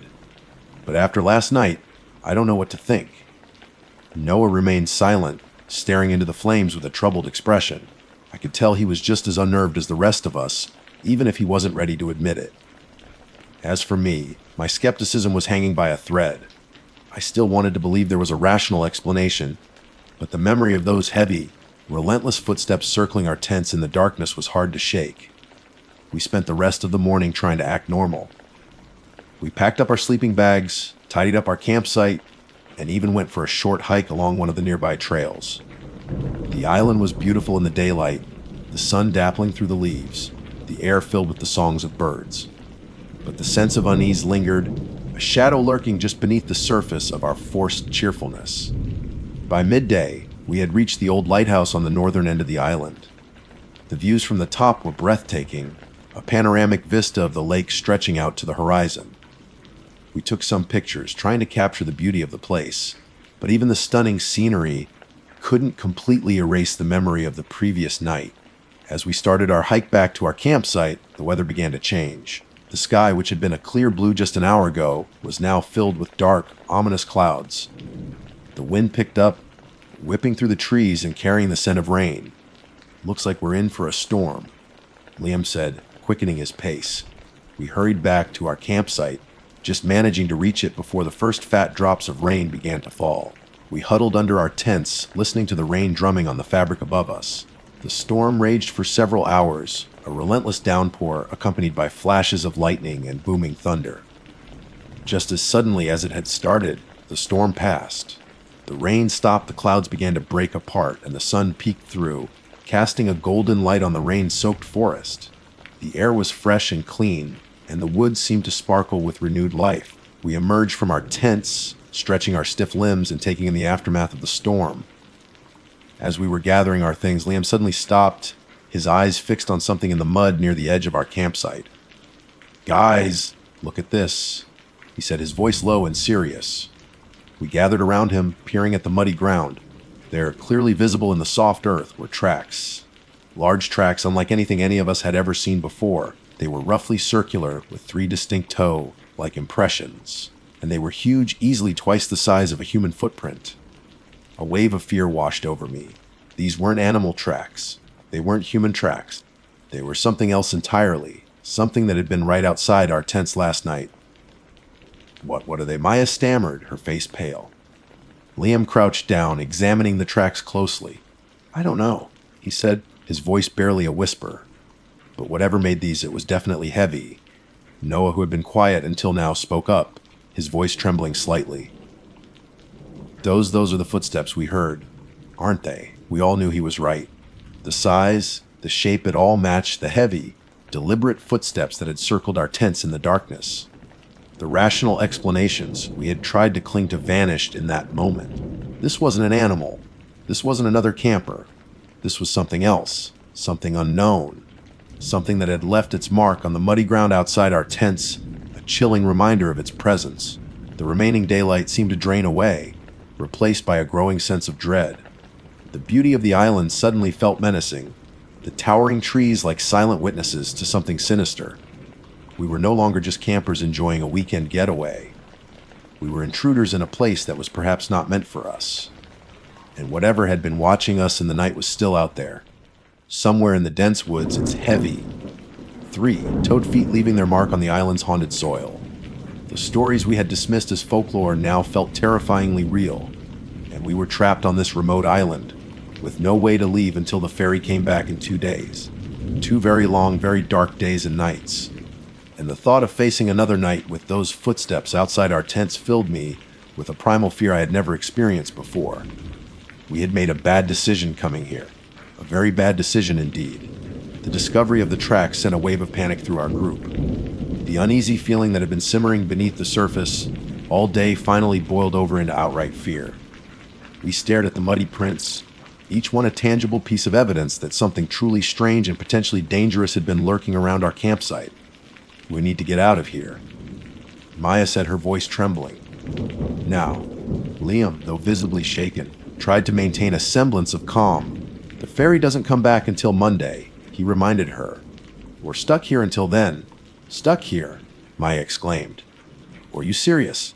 We can't spend another night here with whatever that is. Noah, who had been unusually quiet, finally spoke, his voice low and urgent. Maybe we should pack up and hike back to the ranger station. It's a few miles, but it's better than staying here. It was a tempting idea, but the thought of hiking through the darkening woods, potentially encountering whatever had made those tracks, was terrifying. The ranger station was also likely locked up for the night. We'd be exposed and vulnerable. I don't know, I said hesitantly. The ranger station might not even be open, and hiking in the dark, what if we run into it on the trail? We stood there for a moment, the silence broken only by the chirping of crickets and the distant hoot of an owl. The sun was beginning to set, casting long, eerie shadows across the forest floor. The thought of another night alone in the woods with the unknown creature was almost unbearable. What if we build a bigger fire? Liam suggested. Maybe it will keep it away. It was a long shot, but it was the only plan we had. We gathered all the dry wood we could find and built a massive bonfire in the center of our campsite. The flames leaped high into the air, casting flickering light on the surrounding trees and offering a small measure of comfort. As darkness fell, we huddled around the fire, our nerves on edge. Every shadow seemed to move. Every rustle of leaves sounded like approaching footsteps. We took turns keeping watch, our eyes scanning the perimeter of the firelight. The first few hours of the night passed without incident. The fire crackled merrily, and the darkness beyond its glow remained silent. We started to feel a sliver of hope, a fragile belief that maybe whatever had been out there last night had moved on. But then, just as we were starting to relax, we heard it again. The heavy footsteps. They started far off in the woods, a faint rhythmic thudding that sent a fresh wave of fear through us. They were coming closer. We all froze, our eyes wide with terror. The footsteps grew louder, heavier, more deliberate. They were definitely heading towards our campsite. Liam grabbed a large stick from the fire, holding it like a weapon. Noah did the same. Maya and I huddled together, our hearts pounding in our chests. The footsteps stopped just at the edge of the firelight. We could see nothing but the dark shapes of the trees beyond the flickering flames. The silence that followed was deafening, broken only by the crackling of the fire and our ragged breathing. Then we heard a sound we hadn't heard the night before. A low, guttural growl. It was a deep, animalistic sound, but it had an unnatural quality to it. Something twisted and wrong. It seemed to come from just beyond the edge of the light. We held our breath, our eyes straining to pierce the darkness. The growling continued, closer now, as if whatever was out there was circling us just beyond the reach of the firelight. Suddenly, a pair of eyes appeared in the darkness. They were large and glowing, reflecting the light of the fire like 2 burning coals. They were positioned high off the ground, much higher than any animal we knew of. A collective gasp escaped our lips. We stared in horror at the glowing eyes, frozen in place by fear. The growling intensified, and we could hear the rustling of branches as whatever it was moved closer. Then it stepped into the firelight. It was tall, impossibly tall, its form gaunt and shadowy. It moved with a strange, jerky gait, its long, spindly limbs ending in the 3 toed feet that had left those massive tracks in the mud. Its head was vaguely humanoid, but elongated and grotesque, with those glowing eyes and a mouth filled with rows of sharp, pointed teeth. It wasn't human. It wasn't an animal. It was something else entirely, something out of a nightmare. A blood-curdling scream tore from Maya's throat. Liam and Noah yelled in terror, brandishing their burning sticks. I could only stare in horrified disbelief, my mind struggling to comprehend what I was seeing. The creature let out a deafening roar, a sound that seemed to vibrate through the very air around us. It lunged forward, its long arms reaching towards us. Chaos erupted. Liam and Noah charged at the creature with their burning sticks, trying to keep it at bay. Maya and I scrambled backwards, trying to get away from its reach. The creature was surprisingly agile. It swatted away Liam's stick with a powerful swipe, sending sparks flying. Noah managed to jab it in the side, and the creature recoiled with a hiss, but it didn't seem to be seriously injured. It turned its attention to Maya, who had stumbled and fallen near the edge of the firelight. It reached down with one of its long, clawed hands. "Maya!" I screamed, lunging forward. I grabbed a heavy rock from the ground and hurled it at the creature's head. It struck with a sickening thud, and the creature staggered back, its glowing eyes momentarily losing their focus. That was all the opening we needed. Liam grabbed Maya's hand, and Noah and I followed close behind as we scrambled away from the fire, plunging into the darkness of the woods. We ran blindly through the trees, the sounds of the creature's enraged roars echoing behind us. Branches whipped at our faces, and we stumbled over roots and rocks, but we didn't dare to stop. We just kept running, our lungs burning, our hearts pounding with terror. We ran until we couldn't run anymore, collapsing in a heap on the forest floor, gasping for breath. We had no idea where we were or how far we had come. All we knew was that we had to get away from that thing. We huddled together, listening intently for any sign of the creature. The woods were silent now except for the sound of our own ragged breathing. Had we lost it? Or was it still out there, hunting us in the dark? We didn't dare to light a fire. We didn't dare to speak above a whisper. We just sat there, huddled together in the darkness, waiting for the first light of dawn. The night passed slowly, each minute feeling like an eternity. Every sound made us jump. Every shadow seemed to hide a monster. We were exhausted, terrified, and completely lost. When the first rays of sunlight finally filtered through the trees, we cautiously stood up. We were scratched, bruised, and covered in dirt, but we were alive. We had no idea how to get back to the ferry landing, but we knew we couldn't stay here. We started walking, hoping to find a trail or some sign of civilization. After what felt like hours, we finally stumbled upon a familiar path. It was the trail that led back to the ranger station. Relief washed over us, but it was quickly replaced by a renewed sense of urgency. We had to get off this island. We practically ran the rest of the way to the ranger station, arriving just as the ferry was pulling into the dock. We didn't even stop to talk to the ranger. We just ran onto the ferry, collapsing onto the nearest seats, our bodies shaking with exhaustion and fear. As the ferry pulled away from the island, we looked back at the receding shoreline. South Manitou Island, once a place of beauty and escape, now held a terrifying memory. We had gone there seeking adventure, but we had found something far more sinister.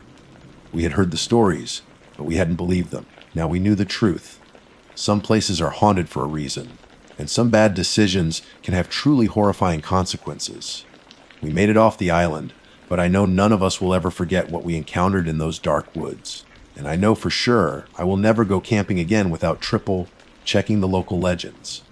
Some stories, it turns out, are more than just stories. They're warnings. Warnings we should have heeded. They call me Mason. I've always been an outdoorsman, ever since I was a kid growing up in Michigan. There's just something about being out in the wilderness, the crisp air, the smell of pine, the quiet solitude that you can't find anywhere else. And of all the things I enjoy doing in the great outdoors, deer hunting in the Upper Peninsula has always held a special place in my heart. There's a rugged beauty to the UP, a sense of untamed wilderness that makes every hunting trip feel like a true adventure. This particular year, I had my sights set on bagging a real trophy buck.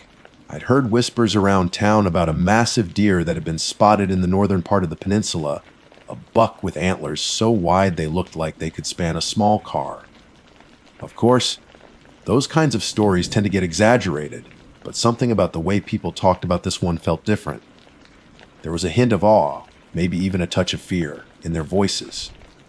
That was enough to pique my interest. I packed my gear double, checked my rifle, and made the long drive north. The leaves were just starting to turn, painting the landscape in vibrant shades of red, orange, and gold. The air was cool and carried the scent of damp earth and decaying leaves. It was perfect hunting weather. I spent the first few days tracking smaller deer, getting a feel for the terrain and the movement of the animals.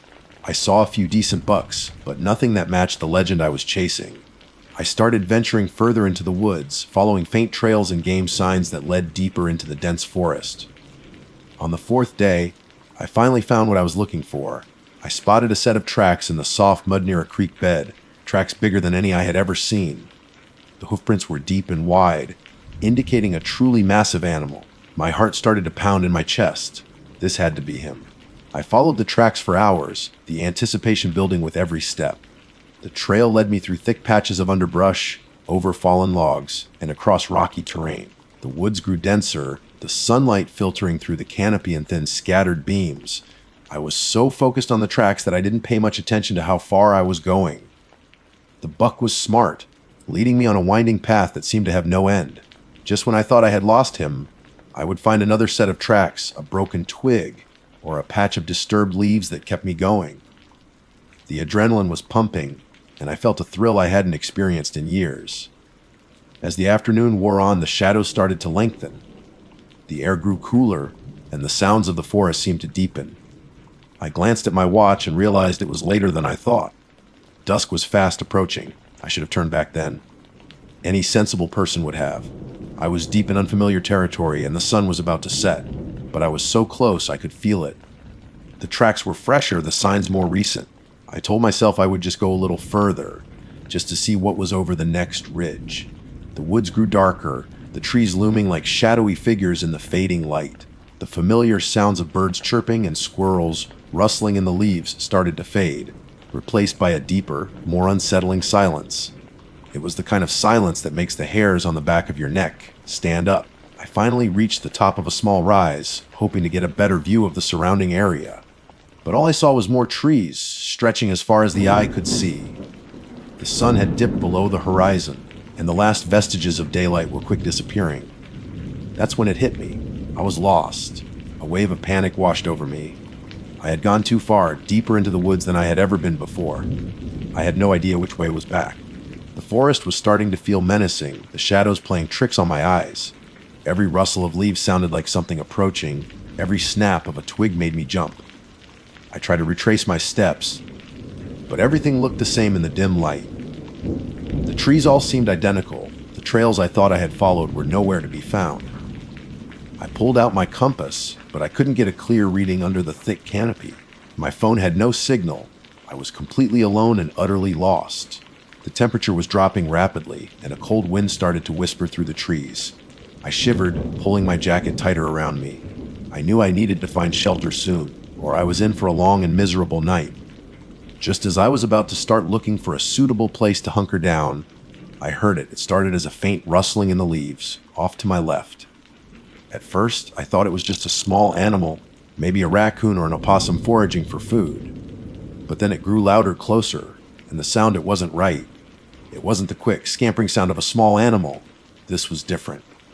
This was heavier, slower, more deliberate. It sounded like something large dragging itself through the underbrush. The leaves crunched and snapped under its weight, and there was a distinct scraping sound, like claws or something else, being pulled across the forest floor. My blood ran cold. This wasn't an animal, not any animal I had ever heard before. I froze, my hand instinctively reaching for the rifle slung over my shoulder. I strained my ears, trying to pinpoint the direction of the sound. It was getting closer, moving slowly but steadily through the darkness. The rustling stopped for a moment, and I held my breath, listening intently. Then I heard it again, closer this time. And with it another sound, a low, guttural moan that sent a shiver down my spine. It was a sound of pain, or perhaps hunger. Whatever it was big, and it was coming my way. My heart was pounding in my chest, and my palms were sweating.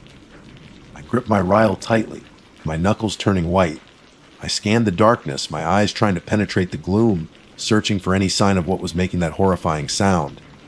The rustling started again, even closer now. I could hear the branches snapping, the leaves being pushed aside. Whatever it was just beyond the tree line, maybe only a few yards away. I raised my rifle, my finger hovering over the trigger. I didn't know what I was facing, but I knew I had to be ready to defend myself. The rustling stopped again right in front of me. I could hear heavy breathing, ragged and uneven. And then, through the darkness, I saw it. Two glowing eyes burning like embers in the night. They were low to the ground, but wide and intense, fixed directly on me. I couldn't make out the shape of the creature in the darkness, but those eyes, they were enough to fill me with a terror I had never known before. They weren't the eyes of a deer or a bear or any other animal I was familiar with. There was something ancient and malevolent in their gaze. A low growl rumbled from the darkness, a sound that vibrated through the air and into my very bones. And then the rustling started again, closer than ever. Whatever it was about to step out of the shadows. Those eyes, they were the color of hot coals, burning with an eerie intensity that seemed to pierce through the darkness and straight into my soul. They were set low to the ground, suggesting a creature that either walked on all fours or was unnervingly short and hunched over. The darkness obscured the rest of its form, but the sheer malevolence radiating from those glowing orbs was enough to tell me that whatever I was facing was not of this world. My mind raced, trying to make sense of what I was seeing. Was it a bear with some kind of strange eye condition? A wolf with an unusual glow? But the feeling I had, the primal fear that gripped me, told me it was something far more sinister. This was the stuff of nightmares, the kind of creature that lurks in the shadows of folklore and campfire tales. The low growl that had emanated from the darkness intensified, morphing into a guttural snarl that echoed through the silent woods. It was a sound that spoke of hunger, of predatory intent, and it sent a fresh wave of terror coursing through my veins. I tightened my grip on my rifle, my heart pounding against my ribs like a trapped bird. I knew I had to do something, but my mind was reeling with fear and confusion. Should I shoot? Should I try to run? I had no idea what this thing was capable of. The rustling started again, closer than ever. I could hear the creature shifting its weight, the sound of its feet, or whatever it had for feet, scraping against the fallen leaves. It was preparing to move, to come out of the shadows. Panic started to set in. I knew I couldn't just stand there and wait for it to attack. I had to act. But what could I do? I was lost, alone, and facing something that seemed to defy explanation. In a moment of sheer desperation, I made a bad decision. Instead of standing my ground or slowly backing away, I decided to try and scare it.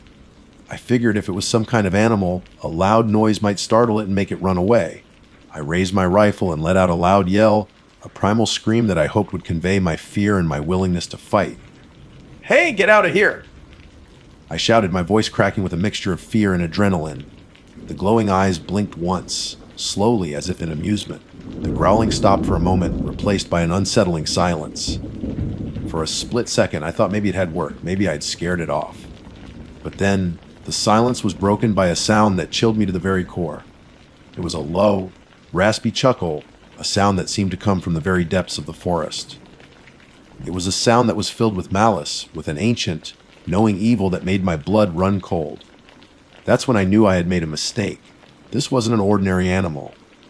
It wasn't scared. If anything, my outburst seemed to have amused it, perhaps even angered it. The rustling started again, more aggressively this time. The creature was moving, and it was coming closer. I could hear its heavy breathing, the snapping of twigs under its weight. And then, finally, it stepped out of the shadows.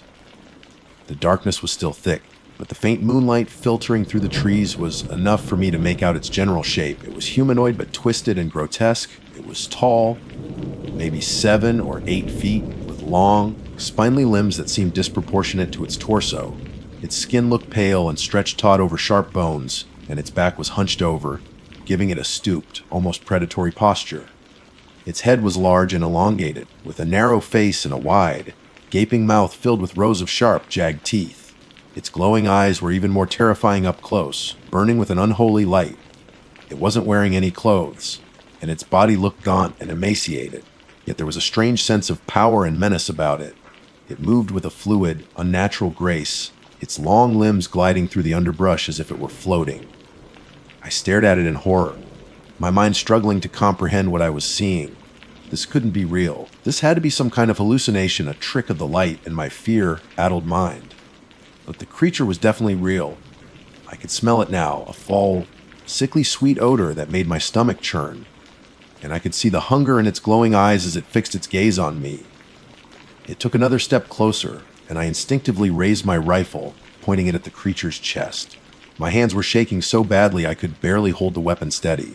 "Stay back," I stammered, my voice trembling. "I have a gun." The creature tilted its head to the side, its glowing eyes studying me with a strange curiosity. It let out another low chuckle, the sound sending shivers down my spine. It didn't seem to understand my words, or perhaps it simply didn't care. It took another step closer, and I knew I had to act. I couldn't just stand there and let it come for me. I squeezed the trigger. The shot echoed through the silent woods, the loud crack of the rifle momentarily breaking the oppressive tension. The creature flinched, its glowing eyes widening slightly. I saw a dark stained bloom on its pale chest. For a fleeting moment, I felt a surge of hope. Maybe I had heard it. Maybe I had scared it off this time. But my hope was short-lived. The creature didn't fall. It didn't even cry out in pain. It simply looked down at the wound on its chest, its head tilted to the side as if it were examining an interesting curiosity. Then it looked back at me, its glowing eyes filled with something that looked like annoyance. It took another step, and then another, closing the distance between us. The bullet seemed to have done nothing to stop it. Panic seized me. My rifle was useless. This thing was impervious to bullets. What else could I do? I racked the bolt, chambering another round, my hands moving on pure instinct. I fired again and again, the shots echoing through the forest.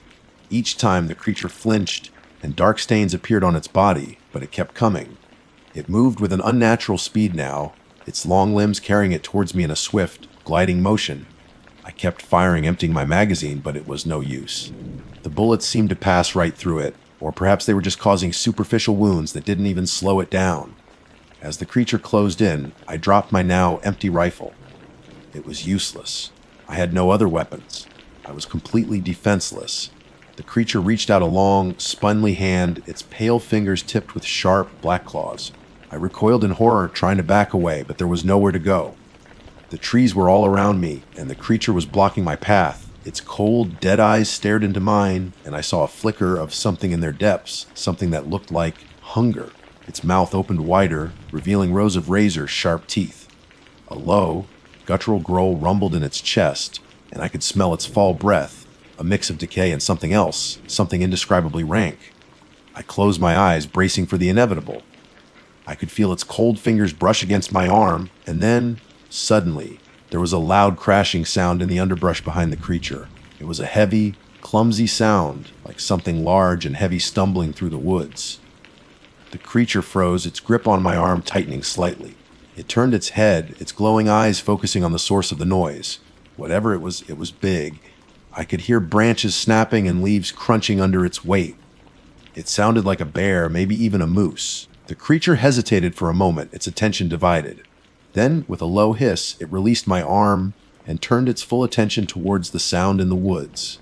It took a step towards the noise, its long, spindly body moving with surprising agility. It disappeared into the darkness, the rustling of its passage quickly fading into the distance. I stood there, frozen in place, my heart pounding in my chest. I couldn't believe what had just happened. I had been face to face with a nightmare, and then something else had come along and distracted it. I didn't know what had made that noise in the woods, but whatever it was, it had saved me. For now, at least. But I knew I couldn't stay here. Whatever that creature was, it might come back, and I didn't want to be around when it did. I turned and ran, stumbling through the darkness, not knowing where I was going, but knowing I had to get away from this place. The image of those glowing eyes and that grotesque face was burned into my mind, and the sound of its chilling chuckle echoed in my ears. I ran until my lungs burned and my legs ached, pushing myself through the dense underbrush, desperate to put as much distance as possible between myself and that thing. I didn't dare to look back. I just kept running, praying that whatever had distracted the creature would keep it occupied long enough for me to escape. But deep down, I had a feeling that this wasn't over. I had a feeling that I would see those glowing eyes again. And next time, I might not be so lucky. I ran blindly through the darkness, branches whipping at my face and unseen obstacles tripping my feet. My breath came in ragged gasps, and a stitch tore at my side, but I didn't dare to stop. The image of that gaunt, pale creature with its glowing eyes and razor-sharp teeth was seared into my mind, fueling my desperate flight. The forest seemed to press in on me, the trees like silent, watchful sentinels. Every rustle of leaves, every snap of a twig sent a jolt of fear through me. I kept expecting to hear the heavy rustling of the creature behind me, to feel its cold, clawed hand on my shoulder. I had no idea where I was going. I had completely lost all sense of direction in my panic. All I knew was that I had to get away, as far away as possible from that horrifying thing. After what felt like an eternity, I stumbled into a small clearing. The moonlight was slightly brighter here, allowing me to see my surroundings a little better. I was still deep in the woods, but at least the underbrush wasn't as thick. I leaned against a large oak tree, trying to catch my breath. My body was screaming in protest, every muscle aching, but the adrenaline was still pumping, keeping me going. I strained my ears, listening for any sound of pursuit.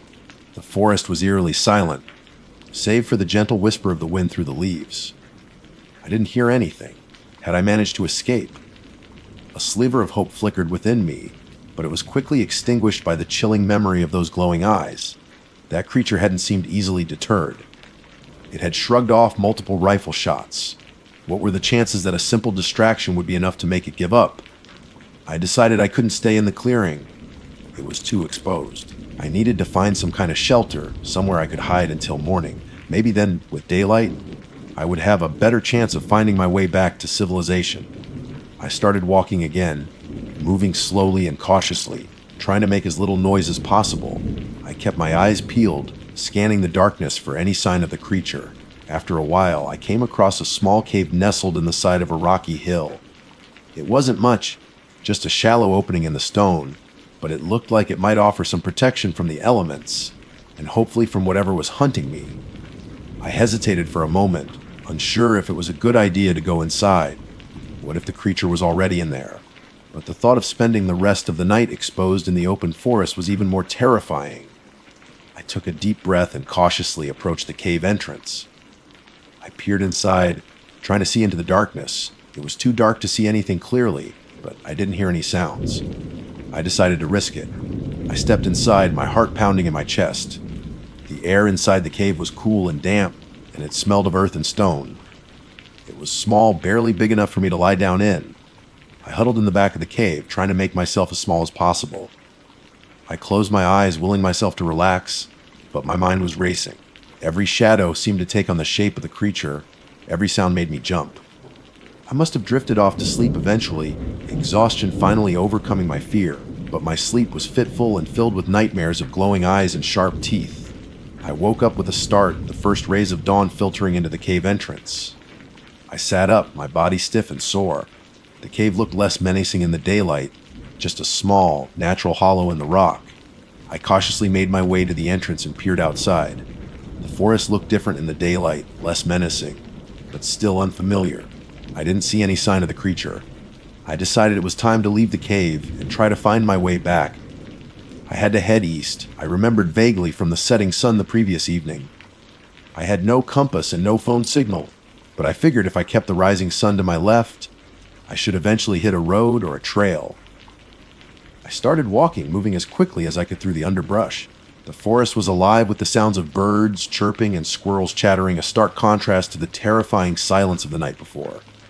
As I walked, I couldn't shake the feeling that I was being watched. Every now and then, I would catch a glimpse of movement in the trees, but when I looked closer, there was nothing there. My nerves were still on edge, and I knew I wouldn't feel safe until I was out of these woods. Hours passed, and I walked until my legs felt like lead. I was hungry and thirsty, but I kept pushing myself forward. Just when I was starting to lose hope, I heard a sound in the distance. It was the faint sound of an engine, the unmistakable drone of a vehicle. My heart leaped with joy. Civilization! I started running towards the sound, pushing through the thick undergrowth, ignoring the scratches and scrapes. The sound grew louder, and then, through the trees, I saw it, a dirt road. And parked on the side of the road was a pickup truck. I burst out of the woods and onto the road, waving my arms frantically. The driver of the truck, an older man with a grizzled beard, looked surprised to see me emerge from the forest. He slowed down and rolled down his window. "You all right there, son?" he asked, his eyes scanning my disheveled appearance. I got lost. I stammered, my voice hoarse. "I was hunting and I went too far. Can you help me?" The man nodded. "Hop in.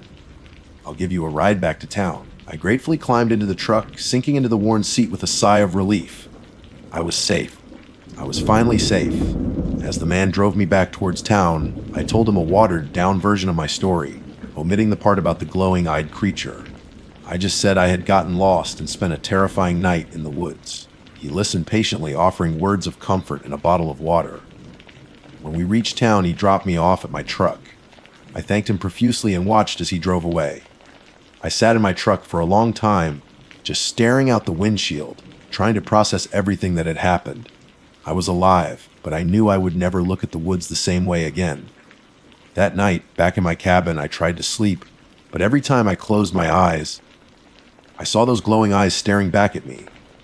I kept hearing that low, guttural chuckle in my ears. I knew I had to tell someone what I had seen, but who would believe me? It sounded like something out of a horror movie, not real life. A few days later, I went back to the area where I had gotten lost, taking a few friends with me. We searched for any sign of the creature, but we found nothing. No tracks, no strange remains, nothing. It was as if the whole thing had been a bad dream, but I know what I saw. I know what I heard. And I know that there are things out there in the wilderness, things that defy explanation, things that should be left undisturbed. I still go hunting in the UP, but I never venture as deep into the woods as I used to. I stick to the well-worn trails, and I always make sure to be back before nightfall.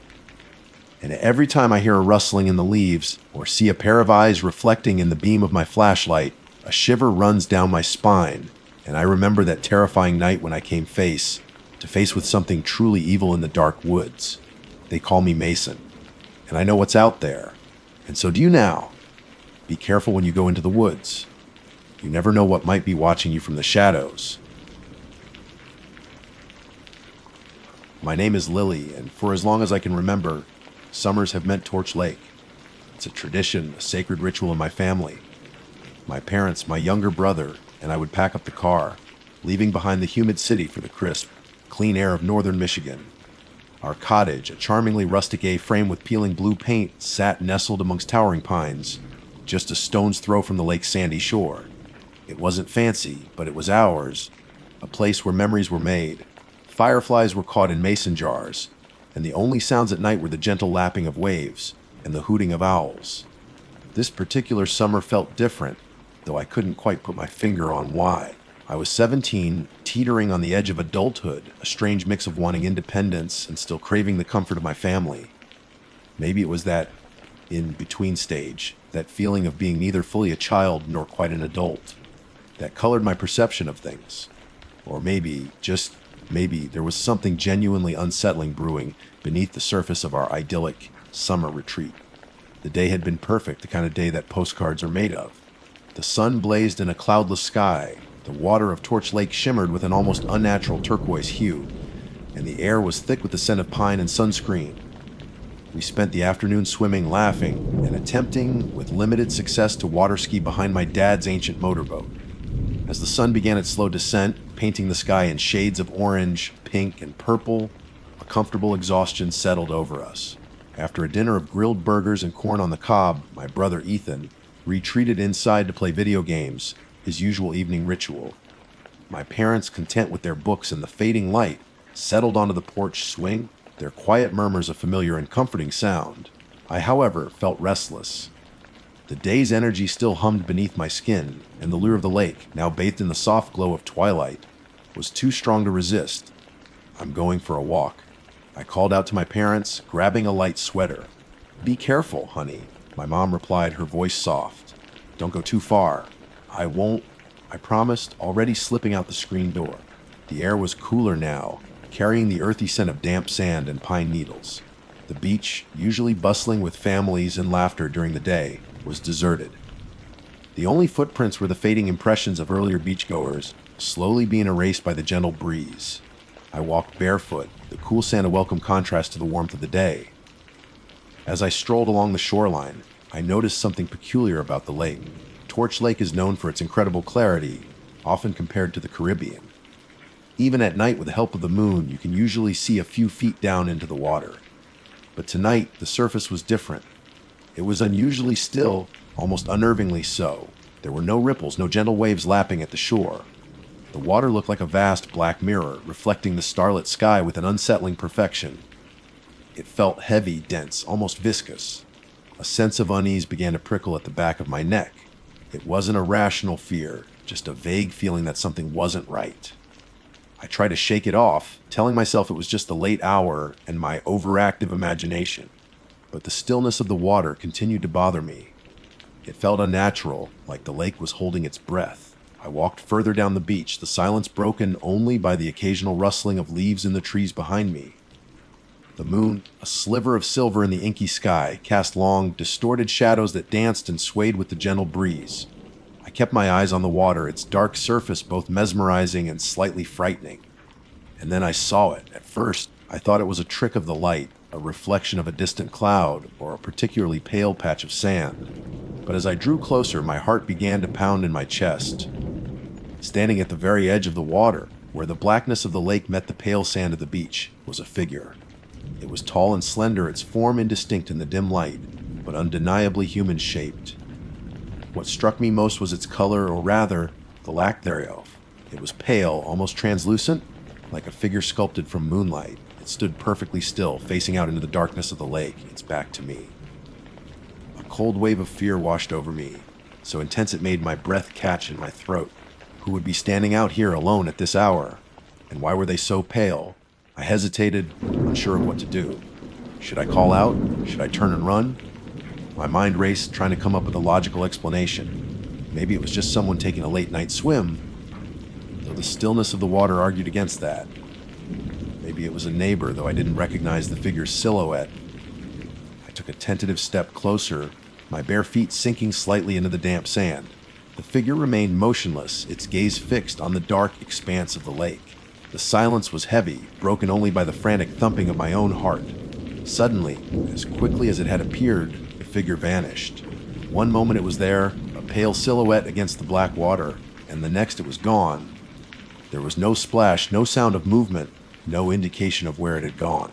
It simply ceased to exist. I stood there for a long moment, my eyes wide, my mind struggling to comprehend what I had just seen. Had I imagined it? Was it just a trick of the light in my tired eyes? But the image was so vivid, so clear. I knew what I had seen. A primal fear gripped me, the kind that sends shivers down your spine and makes the hairs on your arms stand on end. I didn't wait to think, didn't try to rationalize. I turned and ran, my bare feet pounding against the sand, my breath coming in ragged gasps. I didn't stop running until I reached the porch of our cottage, the familiar yellow light spilling from the windows a welcome beacon in the darkness. I stumbled through the screen door, my heart still racing, my body trembling. My parents looked up, their expressions a mixture of concern and surprise. "Lily? What's wrong?" My dad asked, his voice sharp. I tried to speak, but the words caught in my throat. I could only shake my head, my eyes darting towards the dark expanse of the lake visible through the trees. "You look like you've seen a ghost," my mom said, her brow furrowed with worry. And in that moment I knew she was right. And somehow I had a feeling that this was just the beginning. The stillness of Torch Lake that night held a secret that had just shown its pale face, and I had a terrifying premonition that it wouldn't be the last time I saw it. The summer, which had started with such promise, had suddenly taken a dark and unsettling turn. The familiar comfort of Torch Lake had been replaced by a creeping dread, a feeling that something was lurking just beneath the surface, both of the water and of our peaceful existence. My parents, bless their hearts, tried their best to soothe my frayed nerves. My dad, ever the pragmatist, suggested it was probably just a shadow playing tricks on my eyes, or maybe someone waiting in the shallows that I hadn't seen clearly.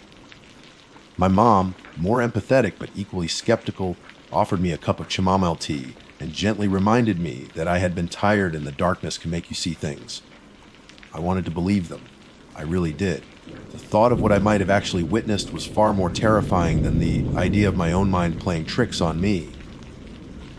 But the image of that pale figure, standing so still and silent at the edge of the black water, was burned into my memory with unnerving clarity. The way it had simply vanished, without a sound or a ripple, haunted my waking thoughts and invaded my dreams. That night, sleep was a distant luxury. I lay in bed. The familiar sounds of the cottage, the gentle creaking of the wooden frame, rhythmic chirping of crickets outside amplified in the silence. Every shadow in my room seemed to take on the shape of the figure I had seen. Every rustle of leaves outside my window sounded like footsteps approaching. I kept my bedside lamp on, its weak glow doing little to dispel the oppressive darkness that seemed to have settled over the lake, and, by extension, over our little cottage. The next day, I felt edgy and exhausted. I tried to act normal, joining my family for breakfast and attempting to engage in conversation. But my mind kept drifting back to the previous night. Every time I glanced out the window towards the lake, I felt a shiver of unease.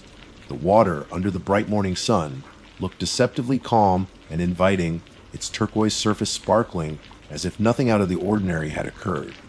But I knew better. I had seen the darkness that lay beneath that shimmering facade. I spent the morning avoiding the lake, sticking close to the cottage and trying to distract myself with a book. But the words blurred on the page. My focus constantly pulled back to the unsettling image of the pale figure. Ethan, oblivious as usual, was happily building a sandcastle on the beach, his cheerful shouts echoing through the trees. My parents sat on the porch, reading and occasionally exchanging quiet words. Everything seemed normal, but I felt like I was living in a different reality, one where a silent, pale figure could appear and disappear without a trace. In the afternoon, my curiosity, coupled with a desperate need for reassurance, finally got the better of me. I decided to take another walk down to the beach, this time in broad daylight. The sun was high in the sky, casting harsh shadows that were easily identifiable and therefore less menacing. The beach was dotted with families, their laughter and splashing a stark contrast to the eerie silence of the previous night. I walked to the spot where I had seen the figure standing. The sand was smooth and undisturbed, showing no signs of anyone having been there. I scanned the water's edge, looking for any footprints or anything that might explain what I had seen. There was nothing.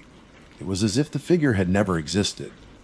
I waded into the shallows, the cool water a welcome relief from the heat. I looked down at the sandy bottom, searching for any unusual marks or disturbances.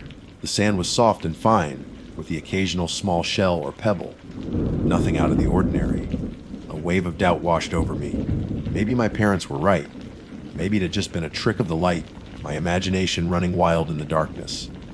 But the memory felt so real, so tangible. I couldn't shake the feeling that I had seen something truly strange. That evening, as the sun began to set, casting long shadows across the lawn, I found myself drawn back to the lake. I sat on the porch swing, watching the water as the sky transformed into a canvas of fiery hues. The stillness of the previous night was gone, replaced by a gentle lapping of waves against the shore. But even with the return of the familiar sounds and the beauty of the sunset, I couldn't shake the feeling of unease. Later, after dinner, as my parents and Ethan settled in for a movie, I decided to do some research. I grabbed my laptop and went to my room, closing the door behind me. I typed "strange sightings Torch Lake" into the search bar, half expecting to find nothing. To my surprise, the search yielded several results. There were forum discussions about unusual lights seen over the lake, old newspaper articles about unexplained disappearances decades ago, and even a few Reddit threads with titles like "Creepy Things I've Seen at Torch Lake." I clicked on one of the Reddit threads, my heart pounding with a mixture of fear and morbid curiosity. It was on a subreddit dedicated to unexplained phenomena in Michigan.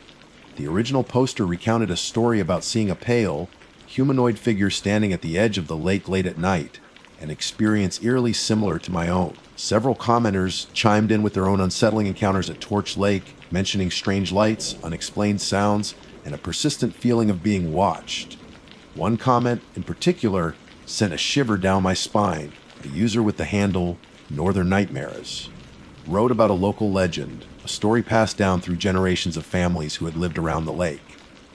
The legend spoke of a malevolent entity, a spirit or creature that dwelled in the deepest parts of the lake and occasionally emerged at night, drawn to the shore by some unknown force. The description of the entity was vague, but the recurring theme was its pale appearance and its silent, watchful nature. I closed my laptop, my hands trembling. Could it be true? Could there be something more to Torch Lake than just its natural beauty? Was the pale figure I had seen connected to this local legend? The thought was both terrifying and strangely compelling. I wanted to dismiss it as folklore, as old wives' tales meant to scare children, but the sheer number of similar accounts I had found online coupled with my own unsettling experience, made it hard to ignore. That night, the stillness returned to the lake. It was even more profound than the night before, an almost suffocating silence that seemed to swallow all other sounds. I lay in bed, listening to the silence, my senses on high alert. Every creak of the cottage, every rustle of leaves outside made me jump. Around 3 a.m., I was jolted awake by a faint sound. It was a soft, almost imperceptible whisper, carried on the still night air. It seemed to come from outside, from the direction of the lake. I held my breath, straining to hear. There it was again, a low, indistinct murmur, like someone speaking just below the threshold of hearing. I couldn't make out any words, but the tone was undeniably unsettling, filled with a sense of sorrow and something else, something darker. Fear gripped me, cold and paralyzing. I pulled the covers up to my chin, my eyes wide with terror. The whispering continued, faint but persistent, seeming to drift closer to the cottage. Suddenly, the whispering stopped. The silence that followed was even more terrifying than the sound itself. I lay there frozen, waiting for something to happen. After what felt like an eternity, I heard a faint scratching sound coming from just outside my window. It was a soft, rhythmic scraping, like fingernails dragging across the wooden frame. My heart pounded in my chest, threatening to burst. I squeezed my eyes shut, wishing I could disappear, wishing I could rewind time and never go for that walk on the beach. The scratching continued for a few agonizing moments, then abruptly stopped. The silence returned, heavy and oppressive. I lay there, trembling, until the first rays of dawn peeked through my window, casting long, pale shadows across my room. As the sun rose higher, painting the lake in hues of gold and pink, the oppressive atmosphere seemed to lift slightly. But the fear lingered, a cold knot in the pit of my stomach. I knew that what I had seen on the beach was not just a figment of my imagination. And the whispers in the dark, they were a chilling confirmation that something was very wrong at Torch Lake. The peaceful summer vacation had turned into something far more sinister, and I had a growing feeling that I was in the middle of something I didn't understand, something that was slowly beginning to reach out from the darkness. The morning after the whispers and scratching, I felt like a ghost myself. My eyes were bloodshot and ringed with dark circles, and my body ached with tension. I didn't dare tell my parents what had happened. I knew they would dismiss it as a nightmare fueled by my late night internet research. Ethan, as usual, was oblivious, already clamoring for pancakes. I forced a smile and tried to act normal, but the fear was a constant companion, a cold weight in my chest. Every shadow seemed to hold a hidden threat. Every sound made me jump. I avoided looking at the lake, the sparkling water now a source of profound dread. Later that morning, my mom suggested we go into town for groceries. I eagerly agreed, desperate to escape the suffocating atmosphere of the cottage and the looming presence of the lake. Even the mundane task of pushing a shopping cart through the crowded aisles of the local supermarket felt like a relief. But even miles away from Torch Lake, I couldn't shake the feeling that I was being watched. I kept glancing over my shoulder, half expecting to see that pale figure standing silently at the end of an aisle. The feeling was irrational, I knew, but it persisted. We returned to the cottage in the late afternoon. As we unpacked the groceries, I noticed something odd. One of the screen doors, the one leading from the living room to the porch, was slightly ajar. I distinctly remembered latching it tightly before we left. A sudden chill ran down my spine. Had someone been inside, I cautiously pushed the door open and stepped onto the porch. Everything seemed normal. The porch swing swayed gently in the breeze, and the late afternoon sun cast long shadows across the wooden planks. But the feeling of unease lingered, a prickling sensation on the back of my neck. That evening, my parents decided to have a bonfire on the beach. The idea filled me with dread, but I didn't want to raise suspicion by refusing to go. As darkness fell and the flames crackled merrily, casting dancing shadows on the sand, I couldn't help but feel a sense of foreboding. The lake just beyond the firelight remained a dark and silent presence. As we sat around the fire, roasting marshmallows and telling stories, I couldn't shake the feeling that we weren't alone. I kept glancing towards the edge of the darkness, my eyes straining to see beyond the flickering flames. Every snap of a twig, every rustle of leaves sent a jolt of fear through me. Around 10 o'clock, Ethan started to get sleepy, so my mom took him inside to bed. My dad and I stayed by the fire, the silence broken only by the crackling flames and the gentle lapping of the waves. The moon, now a half circle in the sky, cast an eerie glow over the lake. "You've been quiet tonight, Lily," my dad said, breaking the silence. "Everything okay?" I hesitated, unsure of what to say. I wanted to tell him everything about the pale figure, the whispers, the scratching, but I was afraid he would think I was crazy. "Yeah, Dad, I'm just a little tired," I mumbled, avoiding his gaze. He nodded, but I could see the concern in his eyes. We sat in silence for a few more minutes, the fire slowly dying down. "I think I'm going to head in too," I said finally, standing up. "I'm really tired." "Okay, honey, good night," he replied, poking at the embers with a stick. I walked back to the cottage, my heart pounding with a sense of impending doom. As I reached the porch, I glanced towards the lake. The moonlight shimmered on the dark water, creating an almost hypnotic effect. And then I saw it again. Standing at the edge of the water, in the exact same spot as before, was the pale figure. It was even clearer in the moonlight this time. I could see its slender form, its long dark hair hanging down its back, and the unnerving stillness of its posture. It was facing the lake, its gaze fixed on the dark expanse. This time, I didn't run. A strange sense of morbid curiosity, mixed with a terrifying resignation, kept me rooted to the spot. I watched the figure, my breath caught in my throat. Slowly, almost imperceptibly, the figure began to move. It didn't walk or swim. It simply glided across the surface of the water, as if it were walking on solid ground. It moved silently, effortlessly, towards the deeper part of the lake. As it moved further away from the shore, the moonlight illuminated its face. It was gaunt and pale, with hollow eyes that seemed to absorb the light. And then I saw its mouth move. It wasn't speaking, but its lips were forming a shape, a silent word that sent a jolt of pure terror through me. It was my name, Lily. The figure continued to glide across the water, its gaze still fixed on the darkness ahead. It moved further and further away, until it was just a pale speck in the distance. And then it vanished completely, swallowed by the blackness of the lake.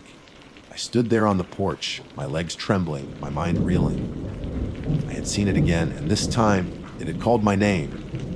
What did it want? What was it? I stumbled inside, my heart pounding in my chest. I had to tell my parents. They had to believe me now. I found them in the living room, my mom reading a book and my dad dozing on the couch. Mom, Dad! I cried, my voice trembling. "I saw it again, the figure. It was at the lake and it said my name." My parents looked at me, their expressions a mixture of sleepiness and concern. "Lily, honey, what are you talking about?" My mom asked gently. "The pale figure. I saw it again." It was standing at the edge of the lake, and then it walked on the water, and it called my name. I repeated, my voice rising in panic. My dad sat up, his brow furrowed. "Lily, are you sure you weren't dreaming?" "No, Dad! I was wide awake! I saw it with my own eyes!" It was real, I insisted, tears welling up in my eyes. My parents exchanged worried glances. They clearly didn't believe me. "Lily, maybe you're just stressed," my mom said softly. "This has been a long day. Why don't you go back to bed?" "But Mom..." "You don't understand. There's something wrong with this lake. Something evil," I pleaded, my voice cracking. They tried to calm me down, assuring me that it was just my imagination playing tricks on me. But I knew what I had seen. I knew that the pale figure was real, and I knew that it wanted something from me. I went back to my room, but there was no way I could sleep. I sat by the window, staring out at the dark expanse of the lake. The moon had disappeared behind a cloud, and the water looked even more menacing in the darkness. Suddenly, I heard a faint sound coming from outside. It was the whispering again, soft and low. But this time it sounded closer, much closer. I pressed my ear against the window pane, straining to hear. The whispering grew louder, more distinct. I still couldn't make out any words, but the tone was unmistakable. It was calling me. "Lily, Lily." The whispering seemed to be coming from right outside my window. I backed away from the window, my heart pounding with terror. Then I heard the scratching again, this time right on the glass of my window. I screamed, jumping back from the window. The scratching continued, growing more frantic. I could almost feel the presence of whatever was outside, its pale face pressed against the glass, its hollow eyes staring into my soul. I ran to my door and threw it open, stumbling out into the hallway. Mom! Dad! "It's here! It's outside my window!" I screamed. My parents rushed out of their bedroom, their faces etched with concern. "What is it, Lily?" my dad asked, his voice filled with alarm. "The figure! It's outside! It's scratching at my window!" I cried, pointing towards my room.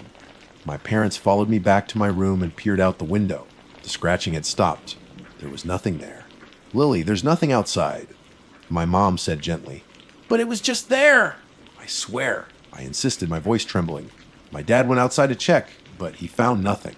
They both tried to reassure me that it was just a bad dream, that I was letting my imagination run away with me. But I knew the truth. I knew that the pale figure was real, and it was getting closer. It had called my name. It had come to my window. I spent the rest of the night huddled in my parents' room, too terrified to go back to my own bed. Sleep was impossible. Every creak of the house, every rustle of leaves outside, sent shivers down my spine. As dawn approached, casting a pale light over the lake, I knew we had to leave. I couldn't stay here any longer. Whatever was in that lake, whatever that pale figure was, it was coming for me. "Mom, Dad, we have to go," I said, my voice firm. "We have to leave Torch Lake now." My parents looked at me, their faces tired and worried. "Lily, we just got here," my dad said. "We were planning on staying for another week." "I don't care! We have to go!" "There's something wrong here. I'm scared," I pleaded, tears streaming down my face. They looked at each other, and I could see the dawning of understanding in their eyes. They had seen my fear, my genuine terror. They knew that something had deeply disturbed me. "Okay, honey," my mom said softly. "We'll pack up and leave this morning." A wave of relief washed over me. I had convinced them. We were leaving. As we packed the car, I glanced one last time at the lake. The morning sun sparkled on its surface, making it look deceptively beautiful and innocent. But I knew the darkness that lurked beneath. As we drove away from the cottage, I looked back one last time. In the rearview mirror, I could just make out the familiar blue A frame nestled amongst the trees. And for a fleeting moment, I thought I saw a pale figure standing on the porch, watching us go. I didn't say anything. I just turned forward, my heart still pounding, the chilling whisper of my name echoing in my mind. I knew that even though we were leaving Torch Lake, a part of it, a terrifying pale part, would always stay with me. And I had a terrible feeling that one day it would call my name again. My name is Samuel Kendrick, but most people call me Sam. I'm what you might call an Dorsey type, though I wouldn't go so far as to say I'm a survivalist. I just like the quiet. The real quiet, the kind you can't find anywhere near a city, or even a small town. The kind of quiet where the loudest thing you hear is the wind whispering through the pines, or the distant call of a loon. That's why I headed up to the Hiawatha National Forest. I'd been planning this trip for months, pored over maps, checked weather reports, packed and repacked my gear until I knew exactly where everything was, even in the dark. I wasn't planning on doing anything crazy, no scaling sheer cliffs or hunting wild boar. Just a simple, solo camping trip, a few days to disconnect from the constant noise of the world and reconnect with myself, I guess. Cheesy, I know, but it's true. I drove up on a Thursday late in the afternoon. The sky was that perfect, crisp autumn blue, the kind that makes you want to breathe deep and never exhale. The air smelled of pine needles and damp earth, a scent that instantly calmed me. I found a secluded spot well off the main trails near a small, unnamed lake. It wasn't marked on any of the official maps, which was exactly what I wanted. Complete isolation. The first night was perfect. I set up my tent, a sturdy, two-person dome that I'd had for years. It was old, reliable, having seen me through countless storms and chilly nights. I built a small fire, cooked some beans and franks over the flames, and just sat there, listening to the crackle of the wood and the gentle lapping of the water against the shore. The stars were incredible, a million pinpricks of light against a velvet backdrop. I felt peaceful, truly, deeply peaceful. I slept like a log that night, the kind of dreamless, heavy sleep that only comes from fresh air and physical exertion. I woke up with the sunrise, feeling refreshed and invigorated. I made coffee on my little camp stove, ate a granola bar, and decided to go for a short hike to explore the area. That's when I found the first one. It was small, maybe 6 inches tall, and incredibly intricate. It was a figure, vaguely humanoid in shape, woven from thin, flexible twigs. But it wasn't just twigs. There were tiny bones woven into it as well, the delicate ribs and vertebrae of something. A small bird, maybe, or a mouse. I couldn't tell. The craftsmanship was disturbing. It was too precise, too deliberate to be the work of an animal. And it was too unsettling to be the work of a child. It was placed directly in front of my tent, propped up against a small rock as if it were watching me. I picked it up carefully, turning it over in my hands. The twigs were smooth, almost polished, and the bones were bleached white by the sun. It was strangely beautiful in a macabre sort of way. I felt a shiver crawl down my spine, but I told myself it was just the morning chill. Kids, I muttered to myself. Probably some kids camping nearby. But I knew that wasn't right. I hadn't seen or heard anyone else since I'd arrived, and this spot was remote. It wasn't the kind of place you'd stumble upon accidentally. It felt intentional. I put the figure down, trying to shake off the uneasy feeling. I told myself I was being ridiculous. It was just a weird little thing. Nothing to worry about. I continued my hike, trying to focus on the beauty of the forest, the sunlight filtering through the leaves, the calls of the birds. But I couldn't shake the image of that twig figure out of my head. It felt like a warning. Or maybe an offering. I returned to my campsite a couple of hours later, feeling a little better. The sun was higher in the sky, and the forest felt less ominous. I made lunch, cleaned my gear, and spent the afternoon reading a book by the lake. I tried to relax, to recapture that feeling of peace I'd had the night before, but it was elusive. A low-level anxiety hummed beneath the surface. As evening approached, I started to feel genuinely nervous. The shadows grew longer, and the forest seemed to close in around me. The wind picked up, rustling the leaves in a way that sounded almost like whispers. I kept glancing around, half expecting to see someone standing at the edge of the trees, watching me. But there was nothing, just the trees, the lake, and the growing darkness. I built a larger fire that night, hoping the flames would provide some comfort. I ate quickly, huddled close to the warmth, my back to the darkness. I kept the fire going long after I finished eating, feeding it with branches and logs until it was roaring, casting flickering shadows that danced on the surrounding trees. I decided to go to bed early, hoping to escape the growing unease and sleep.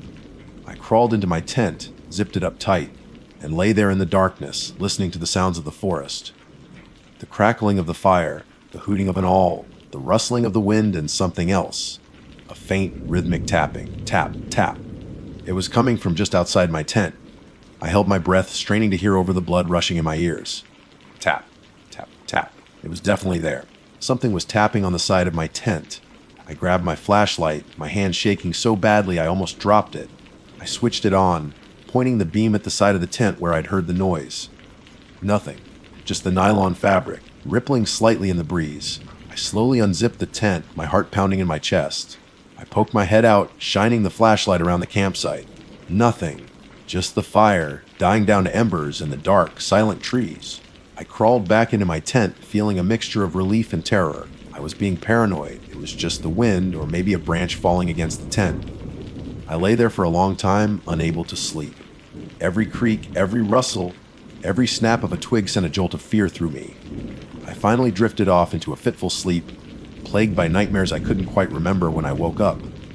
The next morning, the sun was shining, but the air felt heavy, oppressive. I unzipped the tent and stepped outside, bracing myself for what I might find.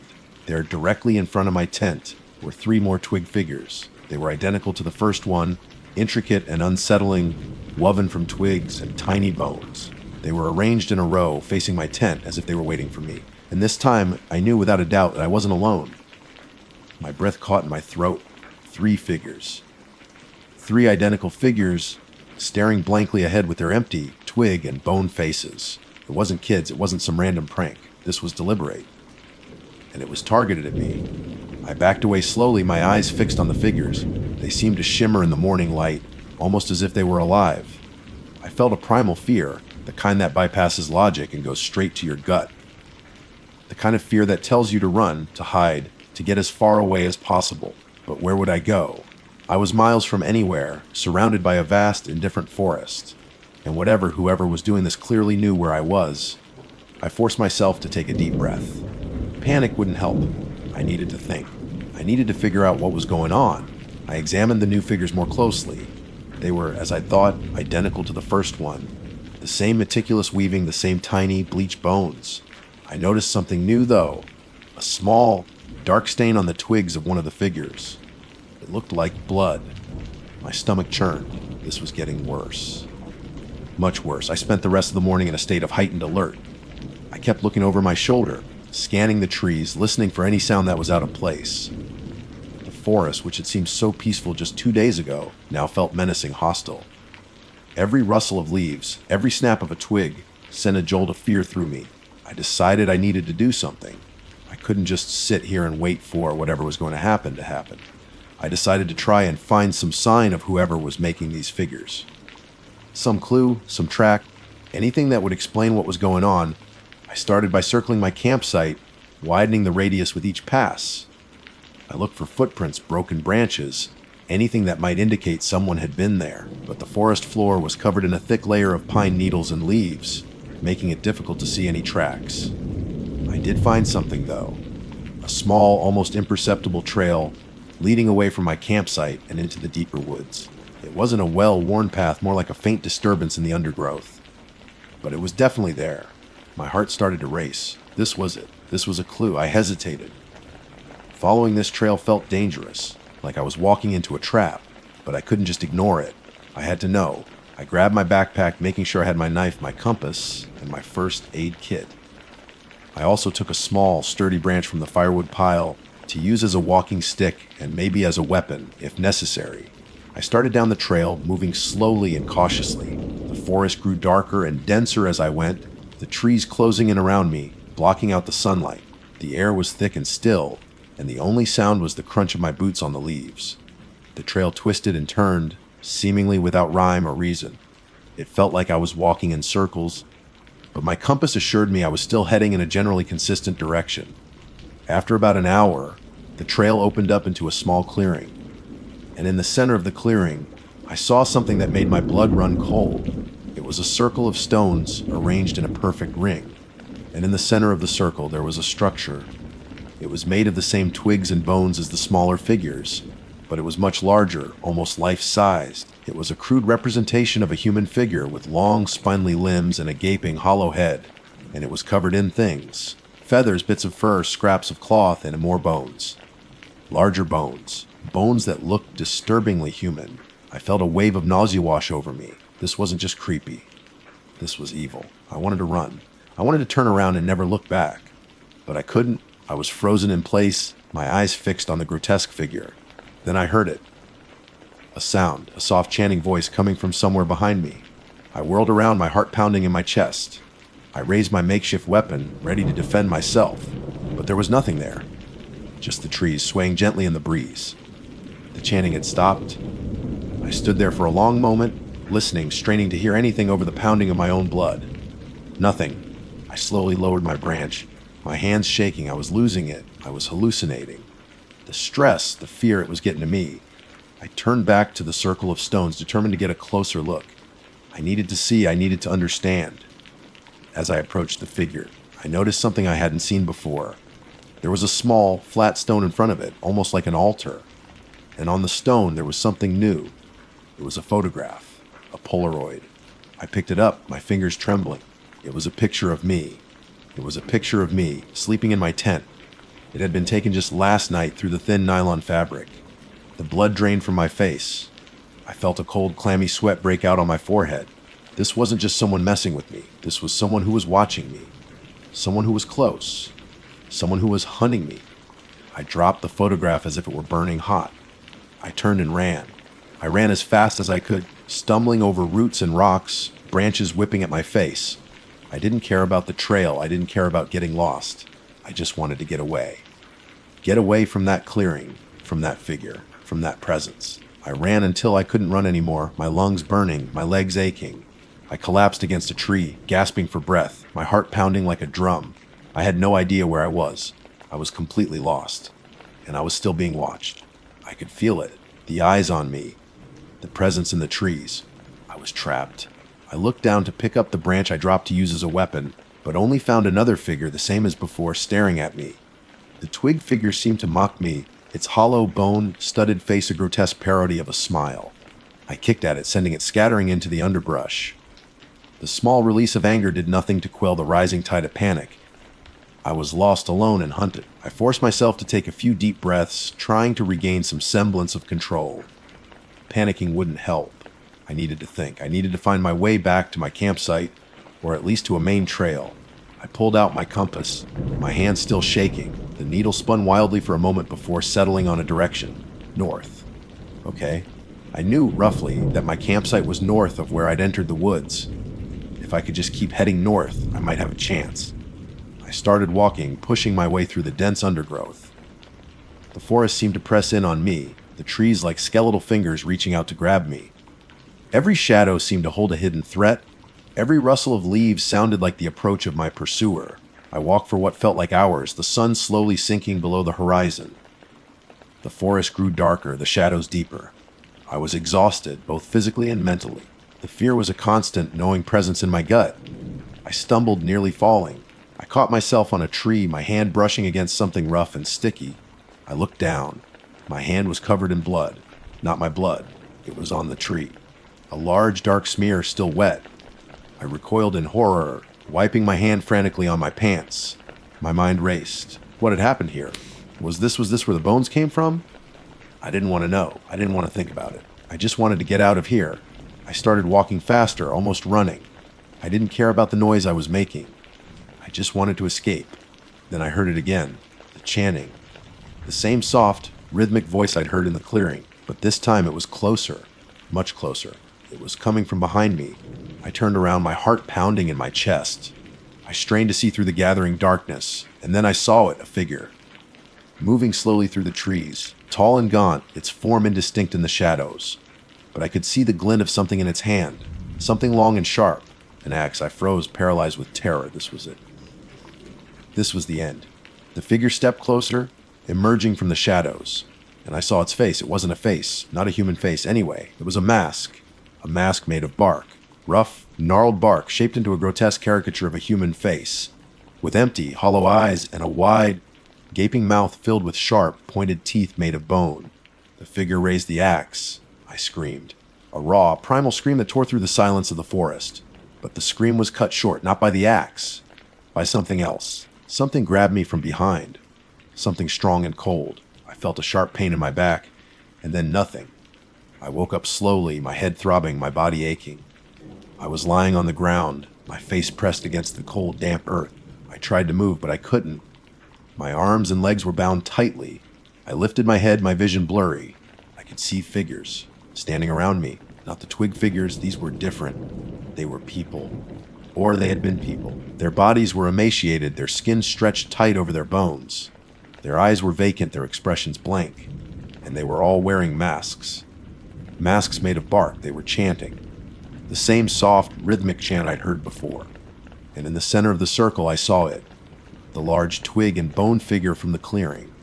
But it was different now. It was complete. It was covered in fresh blood. And in its chest, where a heart should be, was my backpack. I understood then. I finally understood. This wasn't a hunting ground. It was a recruiting ground. These people, these things, they weren't just killing people. They were transforming them, turning them into more of themselves. And I was next. I closed my eyes, waiting for the inevitable. The chanting grew louder, closer. I felt a sharp, burning pain in my chest, and then silence. I opened my eyes. I was somewhere else. I was standing in the middle of a forest, but it was different. It was brighter. The trees were green and lush. The air was warm and sweet. I was home. I turned around looking for something, someone. And then I saw her, a woman, standing at the edge of the trees, smiling. She was beautiful. Her hair was long and flowing. Her eyes were bright and kind. She beckoned to me. I started to walk towards her, a feeling of peace washing over me. But then I saw something. Something in her hand, a small, intricately woven figure, made of twigs and bones. I stopped. My blood ran cold. I looked closer at her face, and I saw it. Beneath the beauty, beneath the smile, I saw the mask, the bark mask, the hollow eyes, the gaping mouth, the sharp bone teeth. I screamed. But this time, no sound came out. I was trapped. Forever. I was one of them now, a creature of the forest, a guardian of the secrets, a weaver of the figures, and my hunt would begin. And the figures, the warnings would be placed and found by someone just like me. They call me Nora. Not Eleanor, not Lenore, just Nora. Plain, simple, maybe a little boring, which ironically is the exact opposite of what I crave. I'm a sucker for the adrenaline rush, the shiver down the spine, the kind of fear that makes your heart feel like it's going to explode right out of your chest. My boyfriend Liam is more of the chill by the campfire and roast marshmallows type, but he loves me, and he tolerates my enthusiasms. He draws the line at haunted houses. Too predictable, he says, with a roll of his eyes, but he's always game for a good camping trip, especially if it involves a hike with a potentially spooky history. That's how we ended up in the Nordhaus Dunes wilderness area, a sprawling stretch of sand, forest, and Lake Michigan shoreline that's as beautiful as it is, allegedly unsettling. Liam had found some obscure forum online, filled with the usual mix of conspiracy theories and outright fabrications, but buried amongst the nonsense were a few genuinely creepy stories about the dunes. Whispers of strange disappearances, unsettling sounds at night, and a persistent feeling of being watched. Of course, I was hooked. We arrived on a Friday afternoon, the air crisp and carrying the scent of pine and lake water. The parking lot was surprisingly full for a late September weekend, filled with families and groups of friends, all seemingly oblivious to the darker tales I devoured online. Liam, ever the pragmatist, pointed out that the sheer number of people was a good sign. Safety in numbers, right? He said, giving me a reassuring squeeze. I nodded, trying to shake off the creeping sense of anticipation that had been building ever since we'd crossed the state line. We hoisted our backpacks, mine significantly lighter thanks to Liam's insistence on carrying most of the heavy gear, and set off down the trail. The Nordhaus Dunes are a different kind of landscape. It's not the towering, dramatic dunes of Sleeping Bear. Further south, these are more subtle, rolling hills of sand that gradually rise and fall, interspersed with pockets of dense forest. The trails are well maintained, but there's a wildness to the place, a sense of untamed nature that's both exhilarating and slightly intimidating. We'd chosen a campsite a few miles in, nestled in a small clearing near the lake. Setting up was routine tent erected, sleeping bags unrolled, firewood gathered. Liam, bless his heart, even managed to build a respectable fire despite the slightly damp wood. As the sun began to dip towards the horizon, painting the sky in shades of orange, pink, and purple, I suggested our sunset hike. There's this one dune, I explained, pulling up a slightly blurry map on my phone. It's supposed to be one of the highest points in the area. The view from the top should be incredible. Liam, ever agreeable, finished his task of securing the food bag to avoid unwanted animal visitors and gave me the green light, grabbing his water bottle. I could see the slight hesitation in his eyes, though. He'd read some of the same forum posts I had.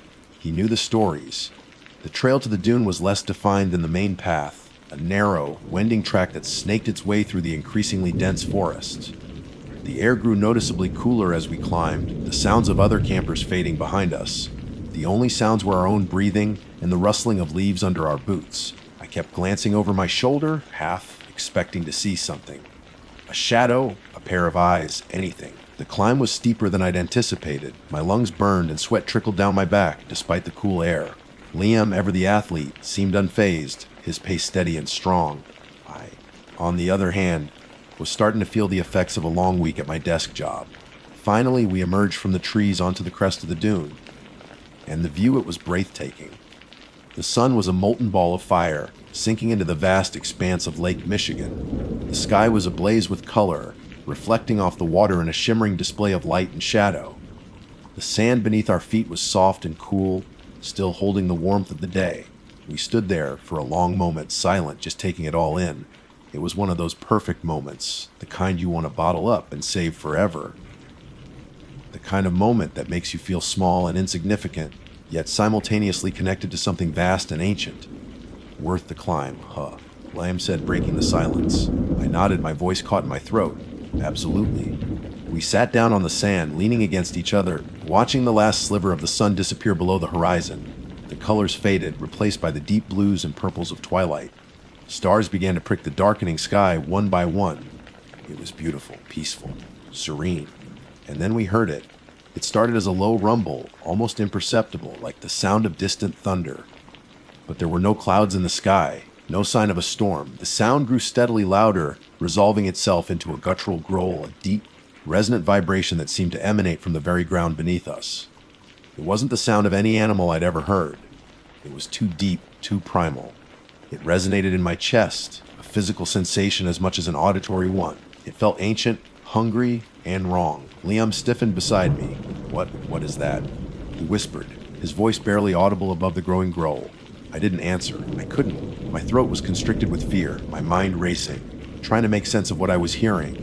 The growl intensified, rising in pitch and volume, punctuated by a series of snarls and snorts that sent shivers down my spine.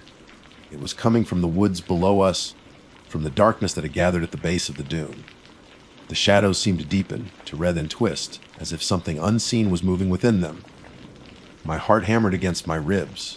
My breath came in short, shallow gasps. Every instinct screamed at me to run, to flee, to get as far away from that sound as possible. Liam grabbed my hand, his grip tight and reassuring, but I could feel the tremor in his fingers. He was scared, too. We didn't speak. We didn't even look at each other. We just stood up, slowly, carefully, and started backing away from the edge of the dune, our eyes fixed on the darkness below. The growling continued, growing louder, closer. I could almost feel the hot breath of whatever it was on the back of my neck. Then, without a word, we turned and ran. We didn't look back. We didn't stop. We just ran, stumbling and tripping over roots and rocks, our lungs burning, our legs screaming in protest. The sound of the growling pursued us, echoing through the trees, seeming to gain on us with every step. I don't know how long we ran. It felt like an eternity. The forest was a blur of shadows and shapes, the trail barely visible in the fading light. My only focus was on putting as much distance as possible between us and that terrifying sound. Finally, we burst out of the trees and onto the main trail, the familiar sight of the well, worn path a welcome relief. We didn't stop running until we reached the parking lot, the site of our car, a beacon of safety in the gathering darkness. We scrambled inside, slamming the doors shut and locking them, our hearts pounding, our breaths ragged. Liam fumbled with the keys, his hands shaking so badly he could barely get them in the ignition. The engine roared to life, and we peeled out of the parking lot, tires spitting gravel, not slowing down until we were miles away, back on the main highway, heading away from the Nordhaus dunes, and the terrifying sound that had chased us through the darkness. We didn't speak for a long time. The silence in the car was thick with fear, punctuated only by the hum of the engine and our own ragged breathing. Finally, Liam broke the silence. What the hell was that?" he asked, his voice still shaking. I shook my head, unable to find the words to answer. I didn't know, and I wasn't sure I wanted to. All I knew was that we had heard something that shouldn't exist, something ancient and hungry, and we had barely escaped with our lives. The stories about the Nordhaus dunes, they weren't just stories. They were warnings, and we had ignored them. The drive back to civilization felt agonizingly slow. Every shadow that flickered in the headlights, every rustle of leaves along the roadside, sent jolts of adrenaline through me. Liam gripped the steering wheel so tightly his knuckles were white, his eyes constantly scanning the rearview mirror. We didn't speak, the unspoken question hanging heavy in the air. What was that?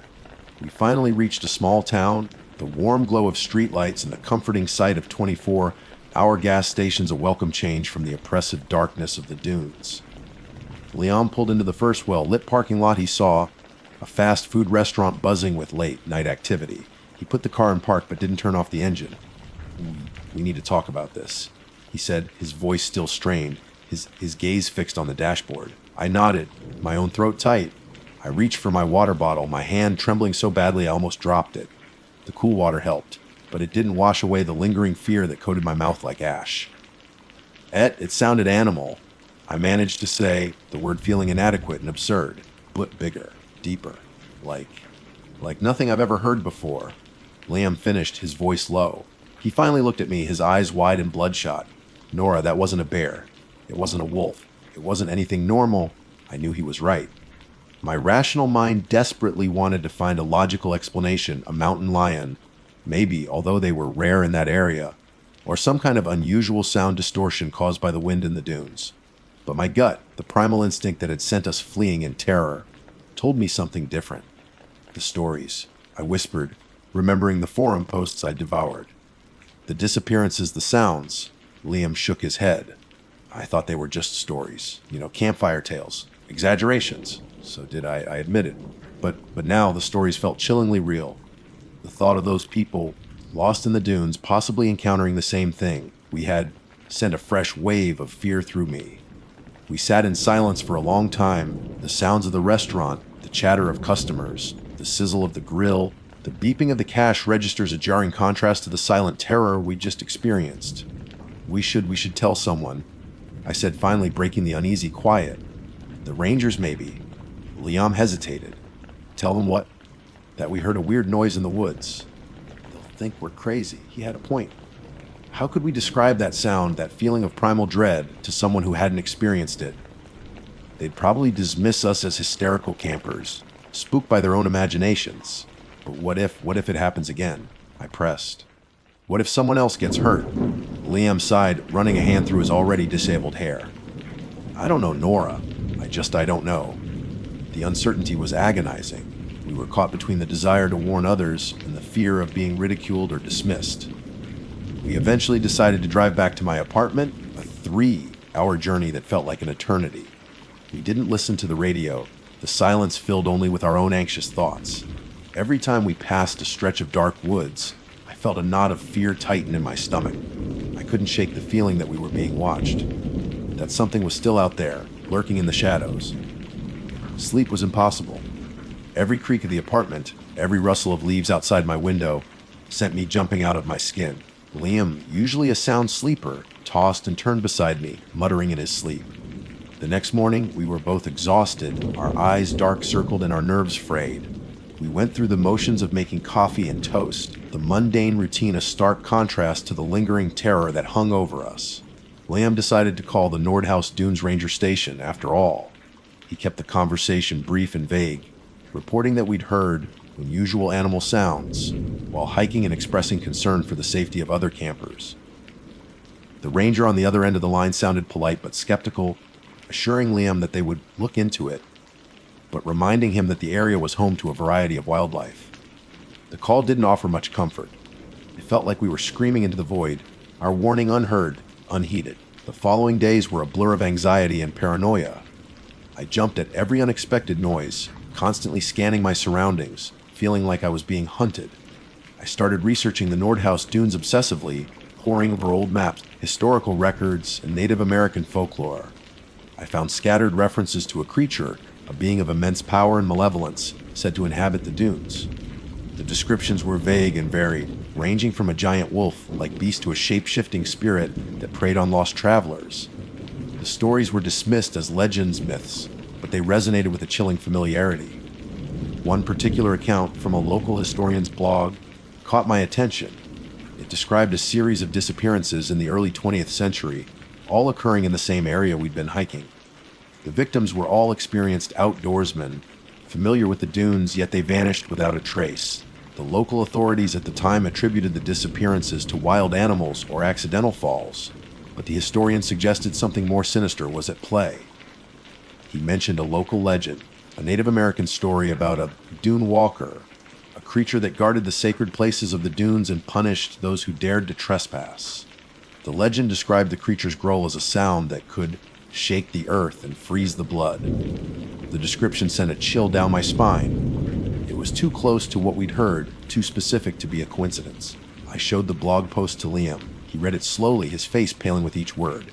This is insane, he said, his voice barely a whisper. This is just folklore, right? But the doubt in his voice was clear. The rational explanations were crumbling, replaced by a growing sense of dread. A feeling that we had stumbled upon something ancient and dangerous, something that we were not meant to see or hear. The feeling of being watched intensified. I started seeing things out of the corner of my eye, fleeting shadows, dark shapes that disappeared when I turned to look. I felt a constant pressure in my chest, a sense of impending doom that I couldn't shake. One evening, as I was walking home from work, I heard it again. It was faint, distant, almost imperceptible, but it was there. The low, guttural growl, the sound that had haunted my nightmares for weeks. It was coming from the park across the street from my apartment building, a small, wooded area that I usually walk through without a second thought. I froze, my blood turning to ice. My heart hammered against my ribs. My breath caught in my throat. It couldn't be. It was miles away from the dunes. It was impossible. But I knew with a certainty that chilled me to the bone that it was real. The creature, whatever it was, had followed us. And it was getting closer. The growl, faint as it was unmistakable. It echoed the terror of that night on the dunes, a sound that resonated deep within my bones, a primal fear trigger. I stood frozen on the sidewalk, staring at the park across the street. The streetlights cast long, distorted shadows, making the trees seem to writhe and twist. My rational mind screamed that it was impossible, a hallucination, a product of stress and lack of sleep. But my instincts, honed by that terrifying encounter, knew better. I fumbled for my phone, my hands shaking so badly I almost dropped it. I dialed Liam's number, my heart pounding in my ears. "Liam," I whispered, my voice trembling. "It's here, the Grohl." I heard it. In the park. There was a long silence on the other end of the line. I could hear his ragged breathing.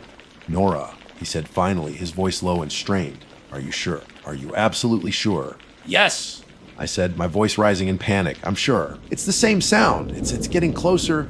Stay where you are," he said, his voice firm. "Don't move. I'm coming to get you." I stood there, rooted to the spot, my eyes fixed on the dark, shadowy depths of the park.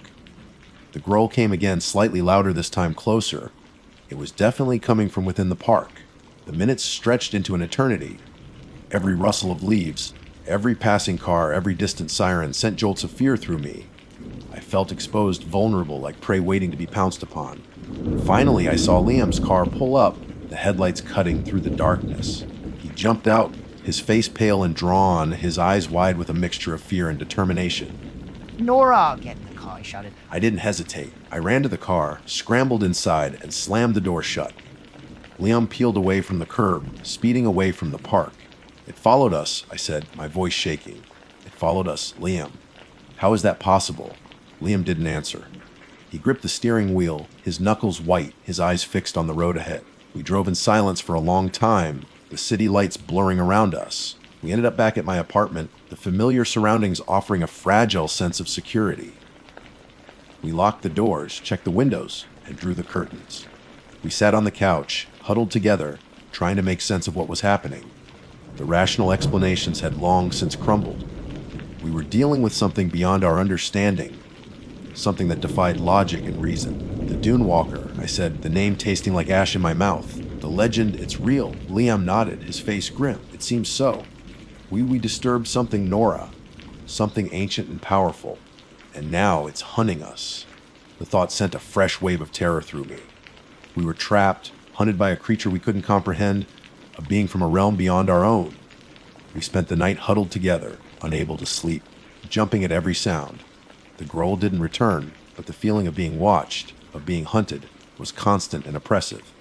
The next morning, we decided to take action. We couldn't just sit and wait for the creature to find us. We needed to understand what it wanted, why it was following us, and how to stop it. We returned to the research, poring over the old texts and legends, searching for any clue, any weakness, any way to appease the creature. We found one recurring theme in the story's respect. The Dune Walker, according to the legends, was a guardian of the dunes, a protector of its sacred places. It only attacked those who disrespected the land, who trespassed on its territory without offering proper reverence. Had we done something to disrespect the dunes, we'd hiked off the main trail, climbed to the top of the highest dune. Had that been seen as a transgression? We also found a reference to an offering, a way to appease the Dune Walker. The legend spoke of a ritual, a way to show respect and ask for forgiveness. It involved returning to the dunes, to the place where we'd first heard the growl, and leaving an offering of tobacco and a small piece of silver. It sounded absurd, ridiculous, like something out of a fantasy novel. But we were desperate. We had nothing to lose. Against our better judgment, against every rational instinct screaming at us to stay away, we decided to return to the Nordhaus Dunes. We drove back to the wilderness area, the familiar landscape now imbued with a sense of dread and menace. The air felt heavy, charged with an unseen energy. We parked in the same lot, the memory of our panicked escape still fresh in our minds. We gathered the offering, a pouch of tobacco, and a small silver coin, and set off down the trail, our hearts pounding in our chests. The hike to the dune was agonizing. Every rustle of leaves, every snap of a twig sent shivers down our spines. We kept expecting to hear the growl, to see the creature emerge from the shadows. Finally, we reached the base of the dune, the place where we'd first heard the terrifying sound. The sun was setting, casting long, eerie shadows across the sand. We stood there, at the edge of the darkness, our offering clutched in our hands. Liam spoke, his voice trembling but resolute. "Well, we offer this in peace," he said, his voice echoing across the silent dunes.